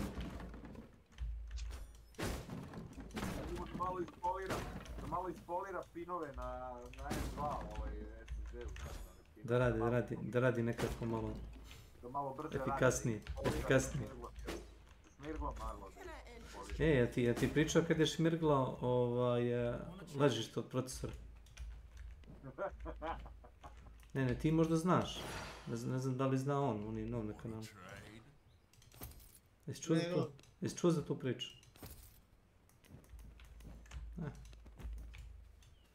Otišao čovjek. Bože moj, šta da radim? Hokus pokus.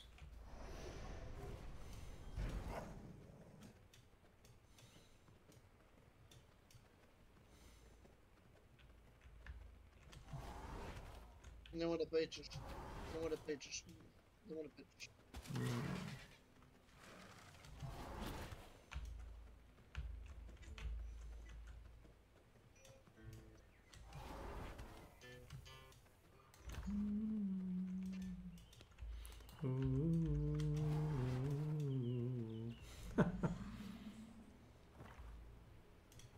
Neki kurac nije u redu da ja tebi kažem.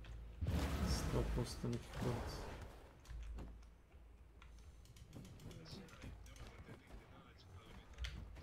Nisi. Šta?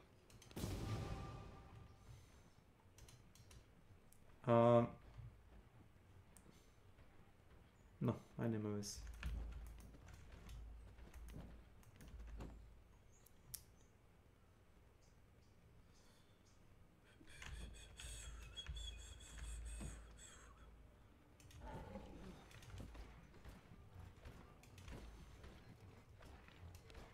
Ram pa pa pam.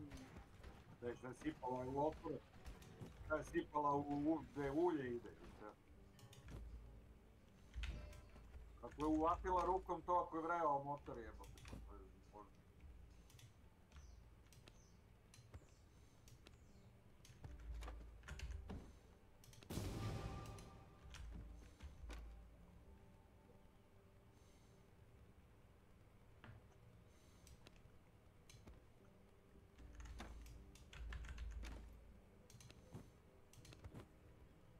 Audi se kupuje iz kasice pjasice.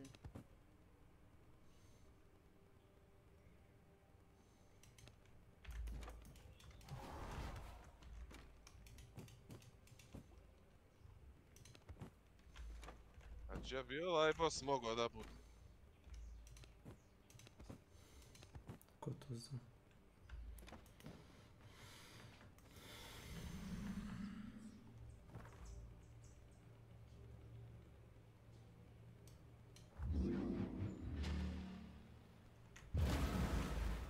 No, this way.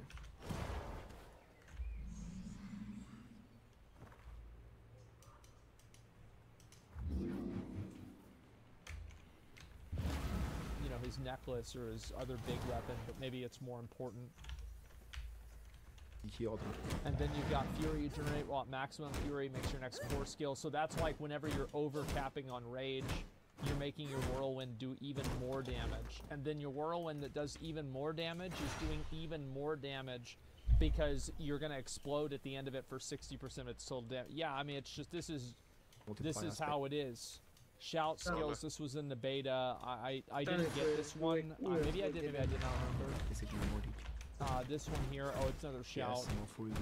Skills deal more damage based on primary resource available. Oh, right. So, of course, you're going to just be doing 30% more damage because you're always going to be max capped on Fury because you have your shouts up all the time. Totally normal. Regeneration, attack power, armor. I have like over 1 main stat even. So it's going pretty good. And then here what's really important as well is the crit chance. And you can see here I have, even though I have the weapon that gives me up to 80% when I channel for a long time, I still want to have a very high base crit chance. So I want to channel for 2 seconds to be at 100% efficiency, especially like doing speedrun content. Profam Easy. And even this high nightmare. Welcome to my channel. No. Wait a minute. Let's see.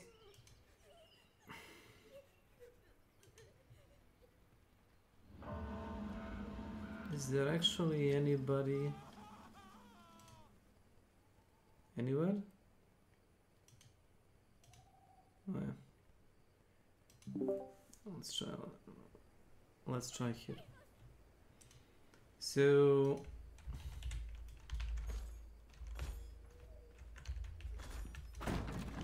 has anybody, I guess I can ask you, I don't know if you're like passively watching or actively, I can't tell.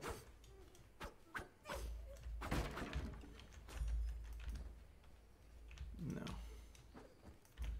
Sorry, I was kind of, yeah, no. I wanted to play this game, but, you know, because the server wasn't really up, you know, it had like a downtime or whatever.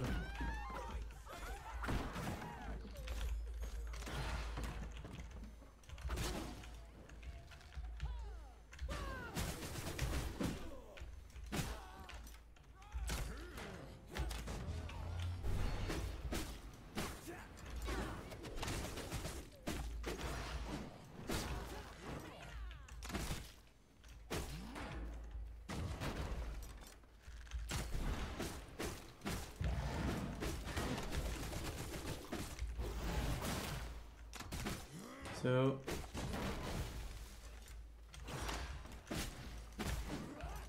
did my castle blow up because I haven't been like in it for a while?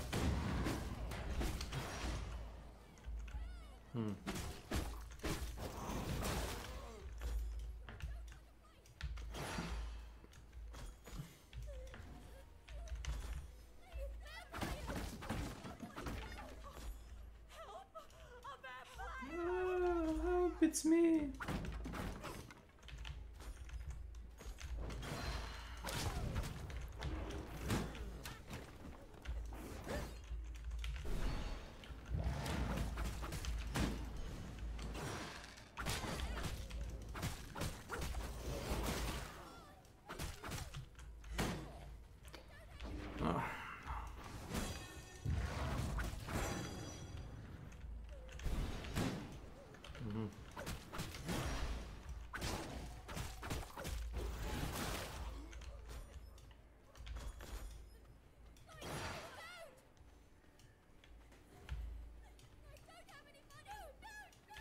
No, no, no.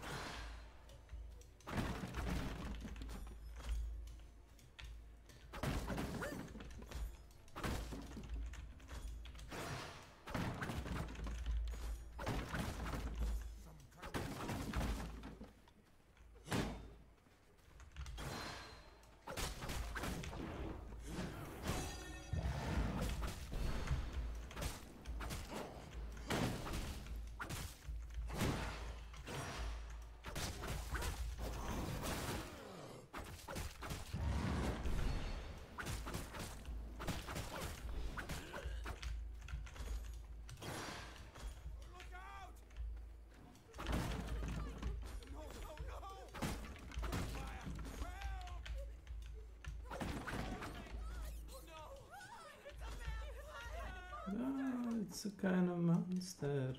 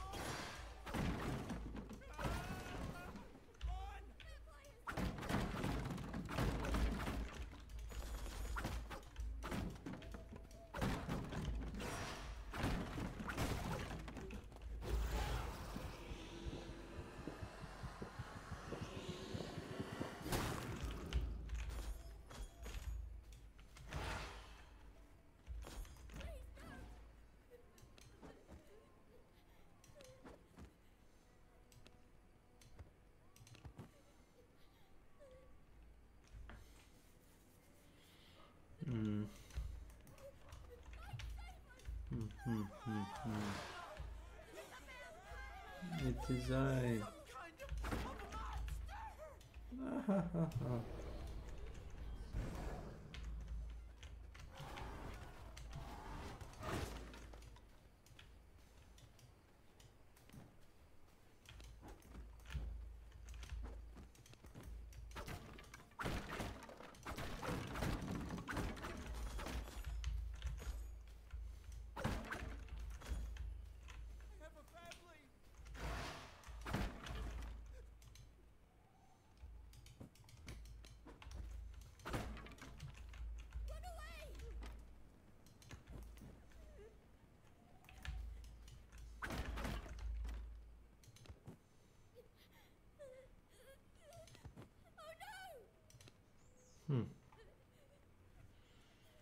This is a problem. Sorta. Okay.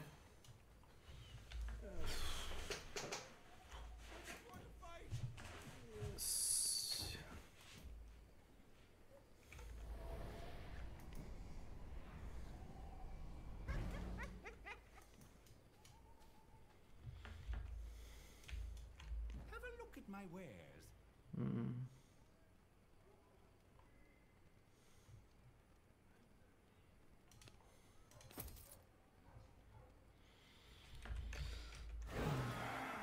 Gods.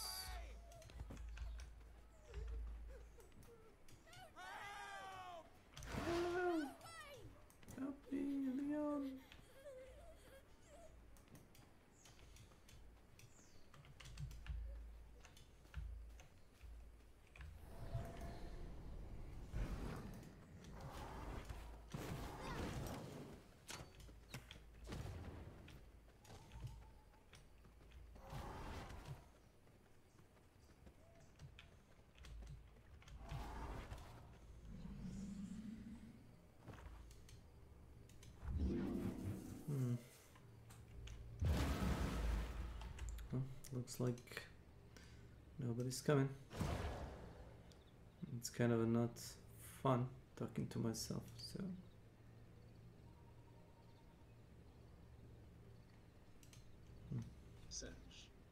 Ko je ovo? Drugi tim.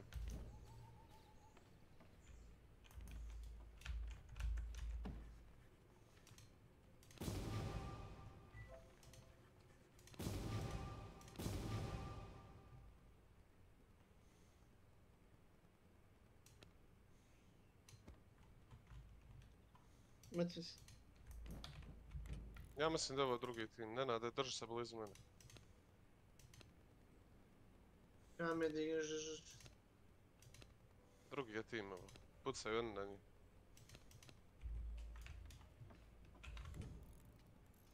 Jesmo i znali gdje ćemo doći.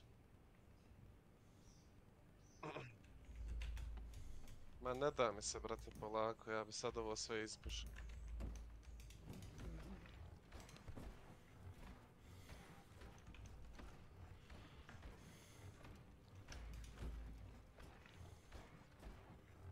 Brš!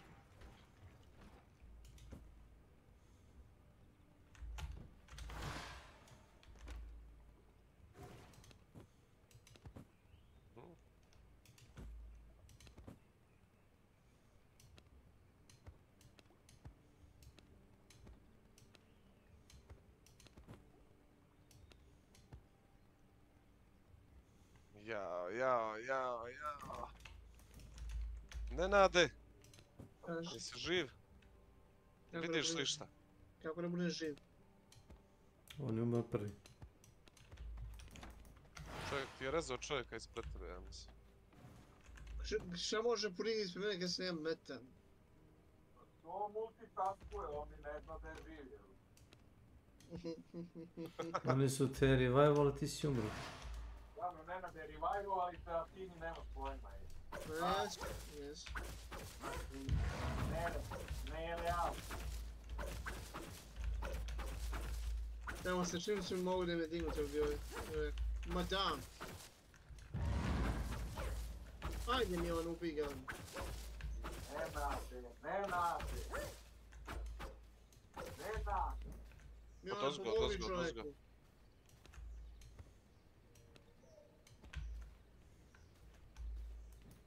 Šta ti sad ti mu ajde kaži?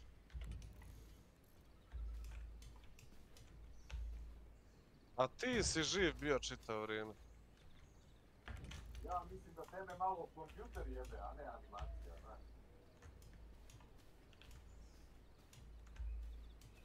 Ne znam. Uni. Reci ti tetku da ti što pre pošalje taj besplatni procesor. Evo, sine.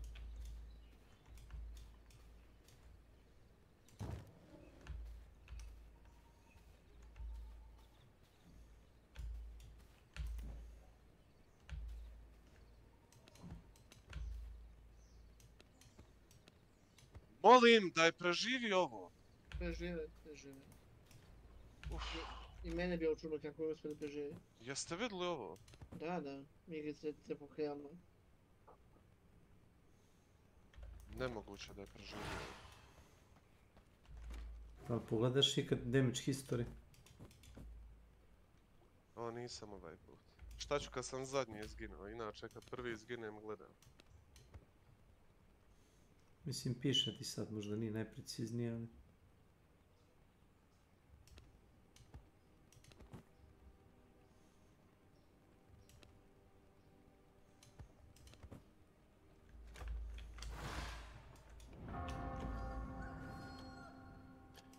Nemoj mi ona nikom.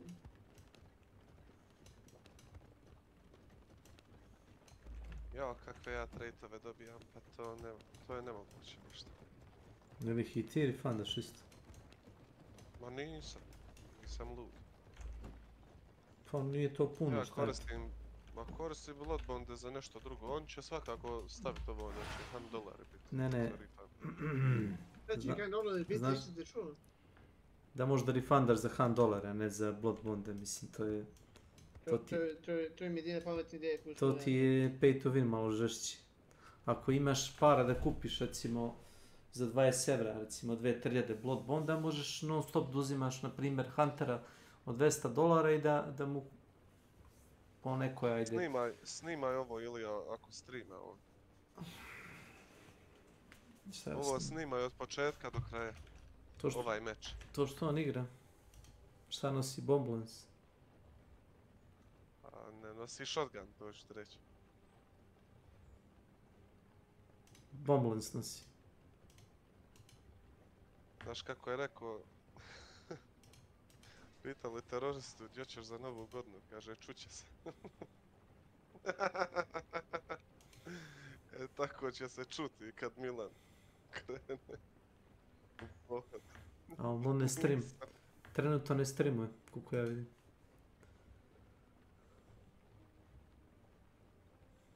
Za koga? On mora da ima... Pa reci mu ti jebo ga ti tu je čovjek, vidiš da priča. On mora da ima publiku da bi streamao. Ne moraš, nemoj da izlaziš iz raspoloženja. Milane, aj streamuj jebote, šta zajebao se. Pa nećete vjerovat šta je uzeo čovjek. Bomblance. Jel da? Izus. Automat? Streamuje, evo. Automat? Mion je automat, Mion je automat. Je automat uzeo? Uvodite tumu, garim. Jednom je uzeo free automat. Veriš da je promašio čovjeka koji je prošao ispred njega na 2 metra. Zajeban je automat bez skripti, jel? Pa nije bez skripti, nego razumeš bukvalno na čelo da nasloniš čovjeku da opališ. Promašio je na 2 metra automata. Vjerovatno. Ajde, okreni. Okreni, pokaži da znaš puca sa tim, ajde. Nemoj da puca. Nemoj, ima 15 metaka kad ispuca gotovo je. Hvala Bogu pa ni uzeo aperkat ili spart pištolj, jel tako? To je prevelik trošak. Uzeo je sablju. Da ima čime da dejstvuje kad ne stane municije. Brzo će nestati. Brzo će nestati municije. Ovo će biti zanimljivo. Biće najzanimljivih 3 sekunde.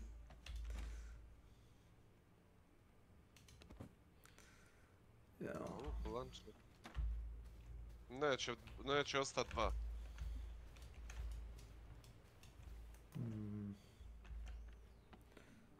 Ja se kladim da neće. Presjeće na Derovu tamo, Alice. Ube Alice, ne? Neka ne.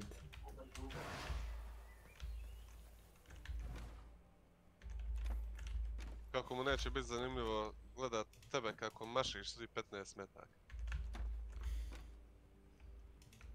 Meni je zanimljivo igrat s tobom sad. Ne moram ubiti nikog, samo da tebe gledam. A iskreno volio bi da pobiješ čitav tim. S 15 metaka. A još malo nerfaju automat. Teško.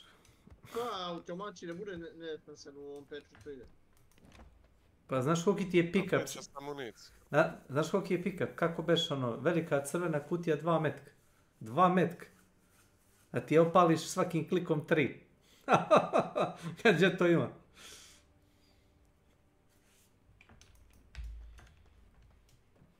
Ako uzmeš 2 uppercuta ili 2 spars pištolja, ne dobiješ bonus municiju.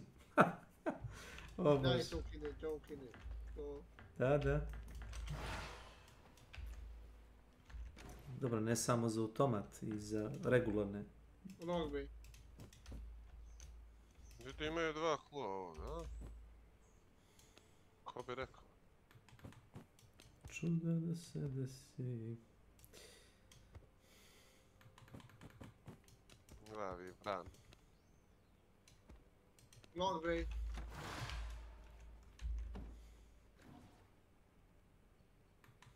Što ga ne uzmeš? Šta čekaš? Nema vremena. Ovo je pa daleko. Ili je pitching ili je lockbait, nešto je to dvoje. Pitching. Čekali smo Boris da progovori. Pitching. A što ne umeš jak više? Nema vremena. Nije ovdje.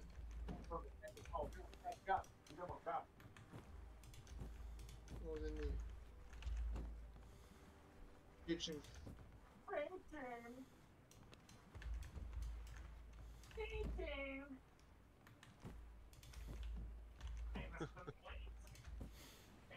Jeste vi digli ili ne?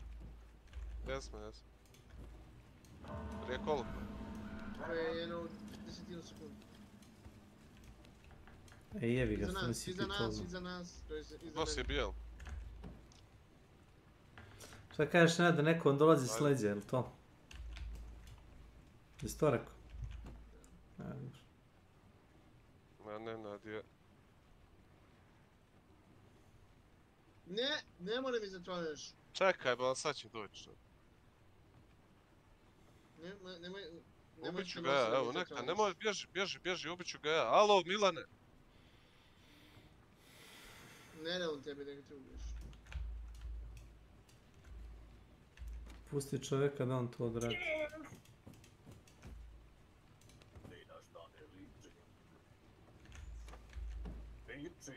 Pitching, jesi se spitchingo? Jasmo. Što se čuje? Što si rekao? Mrska zmija. Jasmo. Ajmo na njih. Jasmo. Ko igra, što se radi ovdje? Milane! Ubićite zombi debilu. Alo, ko igra ovdje? Alo, Boris, šta se dešava ovdje? Borise? Pa nije on tu. Alo! Nije on tu. AFK. Ko nije tu? Boris nije tu, a pali... Jasmo. Ne, nego... Jasmo! Borise!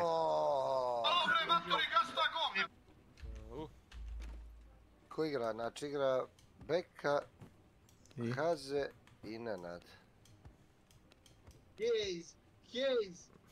Ajmo ljudi, ja sam sam na ovom drugom bosu. Valjda ću i riješiti svu trojicu. Gdje su Šepane? Šepan bješ ovdje? Oće. Milane, puši kurac! Ranja, pardon. Šta bi? Puši kurac, ja tebe su branilo zombija! Imali mi stream da gledamo, baš hoću da gledamo. Imaš Spartan za 83. Odlično. Znači, Milan ti igra sa... Nema veze. Igra sa Šmajserom kome. Nenad je zanimljivo ovdje. Grupi! Šta si grupi? Nenad je umro, ali? Beka umro! Beka umro! Zato što brani Milano zombija. Pa nisi metka ispalio iz toga automata. Pa nema veze, računa se nama. Puši kurac! Ko tu bio, Nenad, šta je? Kaze, diži molim. Ja tebe su branilo zombija! Naši nekra. Uzmi ugasi mi i me digni. Ugasi.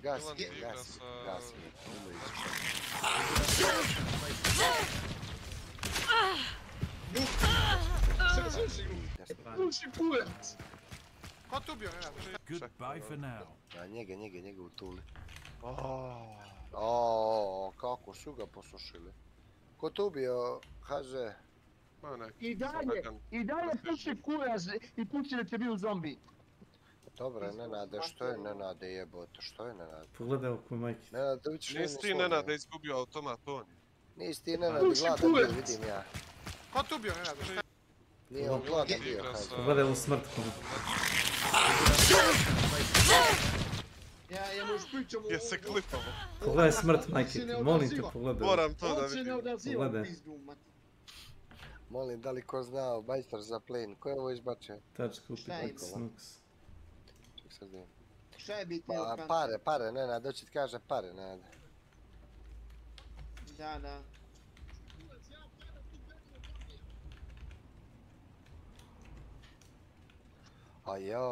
Koliko ovo bedno bilo, a?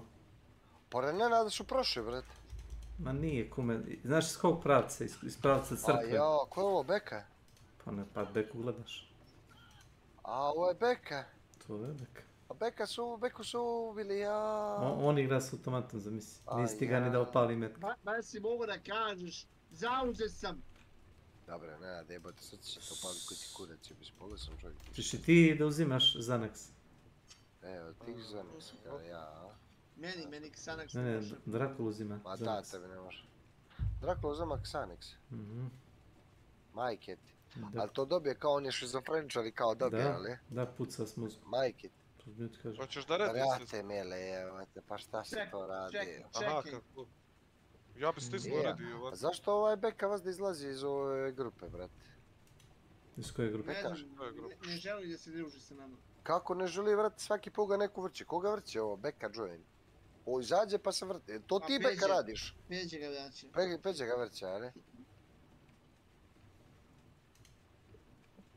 Moj Beka. Beka. Što ti radi ovaj mali Profi igrači 240 kilova, alo. Ovo je prestiž. Aha. Da. Ko je ovaj snagan to što je to pucao, taj? 240 kilova, čekaj. Brate, kako dobro slika ovdje se. Taj lik ima 90 sati u Huntu, znaš? A, ne. Meni to malo ono je. Nije to taj. Prestiž to je... Ovaj Snox, jeli? Pa da. Ne. Nisam baš siguran. Ali izgledam predobro. Ja mislim da je to ovaj. Ne znam na koju. Milena! Mislim da je to ovaj profil. Ozbiljno. Kum jede li se musaka? Ne, kum ide na posao za... Odmah sam ga našao. 90 sati u Huntu. To je malo nelogično. Pogledao sam Jona Vike, kume. 3 sata je Ben. Pa dobro, šta? Nobody je bolji za sat 20. Ne, onaj lik, onaj negativac je bio okej, ozbiljno. Pa nije on negativac. On mu je kolega plaćen ubica, bukvalno. Ubojica, da. Da, onaj Kain. Onaj slepi. Ma ne bre slepi, bre, nego ovaj. Markiz? A on je ljigav. Onaj... Ali okej, pa da ono dobro odlumio čovjek, vrati. Si gleda, kaže... Šta je sam gledao? Johna Vika 4, bet. Od kad igram sam i ono napravio sam razliku između kilova i smrti od 50. Bravo, Nenade, puca na kurac. Nenade, to nam puca kurac. Da, samo što je u negativnom je ono. Nema veze, vrati. Bitno je da se igra. Nenade, svaka promjena je dobra, Nenade, razumiješ? Dobra ili loša, dobra je, razumiješ? To je dobro rekao. Jes, zavisi kako gledaš na svijet, razumiješ? Ako gledaš, Nenade, tako mračno kao ti... Nikad neće biti bolje. Nikad neće biti bolje. Ti ćeš početi da uzimaš... Gledaš kao da je to prilika za tvoj napredak, razumiješ? Da shvatiš svoje greške. Psihofizički šta? Tačno. Znaš koja je njegova greška? Što je on 3 zvijezdice igra sa nama što smo 5. I vratno nas filmove svi 5 imaju. Ja sam imao 5-17 do visake, nego sam imao. 5-17 imam. A što igraš s tako jakim profilom? A jebi ga, Nenade, kad ideš sa jačima. A moj primarni nalog mi je bio... A koliko imaš sad, Nenade? Sad je bilo, čekaj, 1-4. 1-4, ja imam 0-8-7, boli me kurac. Moj primarni nalog je bio doveo na 0-39, ja sam ga popao na 0-89. 0-39 ti Nenad napravi, Nenad. Pa zato što ga Beka ti šalješ na klanje, razumiješ, on ti topovsko mesa, razumiješ. A on... Ne, on te poštuje, ne na tebe, ne na tebe poštuje, razumiješ, i ne te posluša i svaki put popuši. I tako dalje. Ma ne ideš ti prvi, vrat, ide Nenad prvi. Kad si ti išao prvi? Ko ide prvi?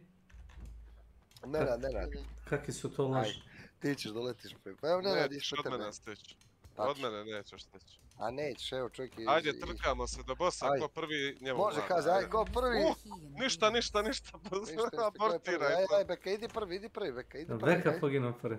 Nije, ne okaze, ta su sašili metkom, vidio sam. Ti boga, kako sam ovo preživio. Dobiješ ga baš ono u prsa. Baš muški, jel? Nije, no, ženski, no... Ženski, ja. Na prsa, gdje ćeš ga bačit, razumiješ? Ja vidim, ubiš ga, a pa ko bi umra? A ko ja i on? Nije on umra. Slepac. On se rodio, nije umra. Da se desilo. Haze, stvarno. A nisu dvojica na isti lik, ubio i tebe i njega. Isti lik. Ajde, Nenade, ovo ti savršena prilika. Sad Nenade opravdaje tih 5 kilova, ajde. 5-17, ajde Nenade, pokaži kako se to radi, ajde. Pokaži zube. Tako je Nenade. Sad će reviš kumi, gledaj sad. Nenade će To sve dobro pobiti. radi. Šta bi? A Nenade je bomba. Nenade bomba si, kad si čučno zaštićen si, da. Kako ga je pogodio, kako ga je pogodio kroz... Kako ga je pogodio kroz drvo, jeli? Kroz drvo. Kako ga je pogodio kroz drvo? Ozbiljno? Neće, ma kakvi bre. Da, stvarno zaslužuješ tih 5-17. Ne 5-17, zaslužuješ 9-14, bre. 9-14. A nemoj 14, puno je, odvadi malo, 9. Ajde, 9, ajde, 9-1. On je mene ubio kroz metal, ne kroz drvo. Kroz metal, iz tog ugla, Evo ti, sad ću mu slikati. Da. Ne, nego to je dead screen od Milana, kome to smeti vidio, znaš. Ma znam, pošto ne radi. Nego se Nenad prima, dobro, nema veze. Sad ću mu slikati. A nema veze, zabavam se. Kaj pošalje? Još sam ga sa Dragonbretom zrušio, znači mogao si ga ubiti iz one hita da si ga pogodio. Što igraš to kume ove Diablo, ne? Ali treba je da ga pogodi, znaš? Battlefield za. Battlefield, ne? Čekaj da slikam. Battlefield 42, da. Evo. Ništa, momci moji, ja nemam vremena, idem da nešto izžijem i da pogledam nešto na YouTube i paču to u Discord vidim. Kroz metal. Nenade, si ti retardira, majke, ne možeš prdat, Nenade. A ne možeš prdat. Nenade, si normalan? Kroz metal je... Nenade, što ja si pored toga drveta i onda si pa tu iza, Nenade. Sad nas ubeđuješ da nismo, vidjeli. Ne, kume, altabuj, molim. Altabuj. Odbivam. Ne, znam da upravo si ubio te čiter je bio. 100% to bio. Ne kaže me da bio čiter. Laku noć. Pozdrav. To su tvoje reči, ne moram mi stavljaš tvoje reči. Otišao već. Relax, take it easy. Ma jesam, vidio sam, nemoj mi, no comment. Kako te ubio čovjek s pištoljem, nije mjesto. Mene je headshotovo lik, ko da ništa nije. Ona je snagan to, mene.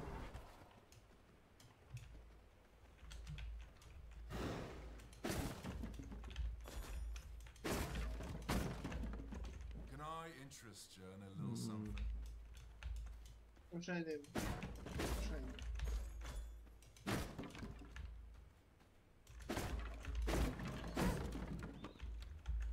Can I interest you in a little something?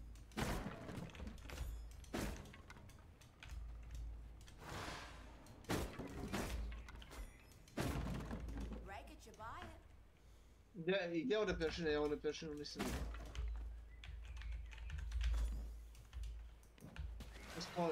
Uspoli.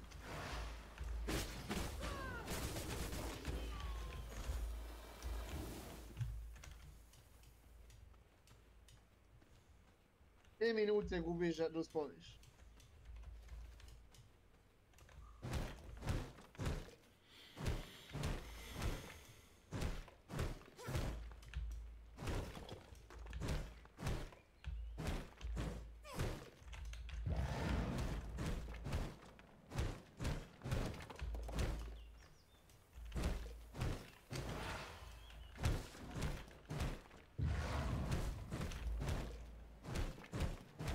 Čučio si tu, morao te pogoditi, znači nije te mogao promaći.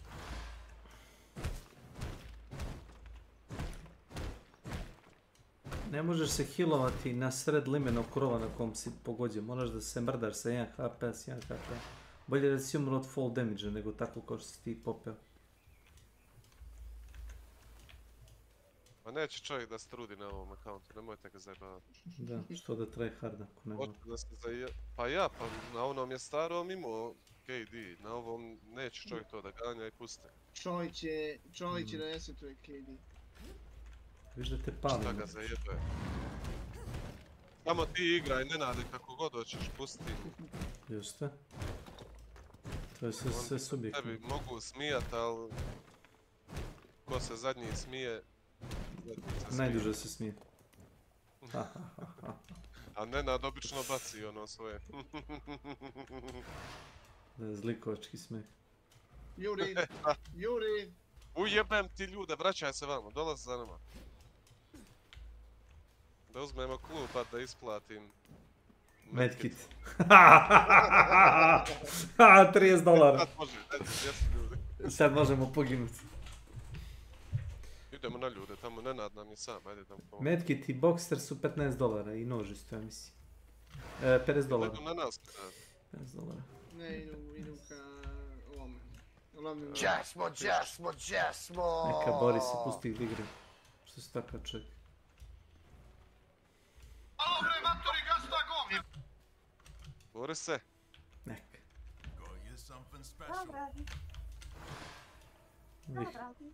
Da ih razvaljuješ. Pa nije u redu, Viš, to je već sad $100 s dva klu, jel tako? $100, sad mogu i da poginem. Sad možeš. A ne mogu za se. A nije tu. To ne nade. Jel headshot bio? Tako je, neki bio.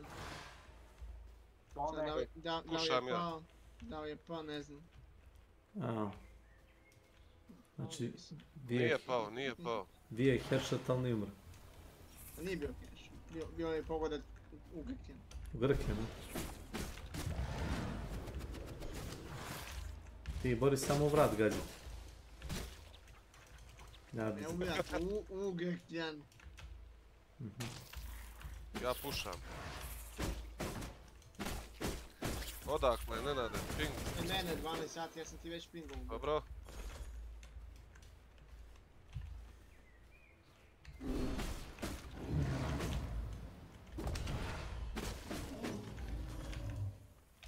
Kada? I prođi, što moj metik na teški kazemu? Moraš naučiti da gađaš. Vidiš ga. Neka, ne mogu ni ja ništa. Stavi samo tu.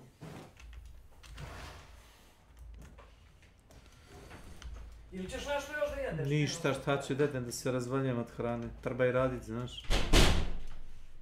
Alo bre, matori, gasta gom! Alo bre, matori, gasta gom! Idu ljudi! Alo bre, matori, gasta gom! Neka, Alo bre, matori, gasta gom! Alo bre, matori, gasta gom! Alo bre, matori, gasta gom! Alo bre, matori, gasta gom! Alo bre, matori, gasta gom! Alo bre, matori, gasta gom! Neka, Boris. Operiši te oči. Jel umro? Operiši te oči. Pa ne vidiš te tebe dio.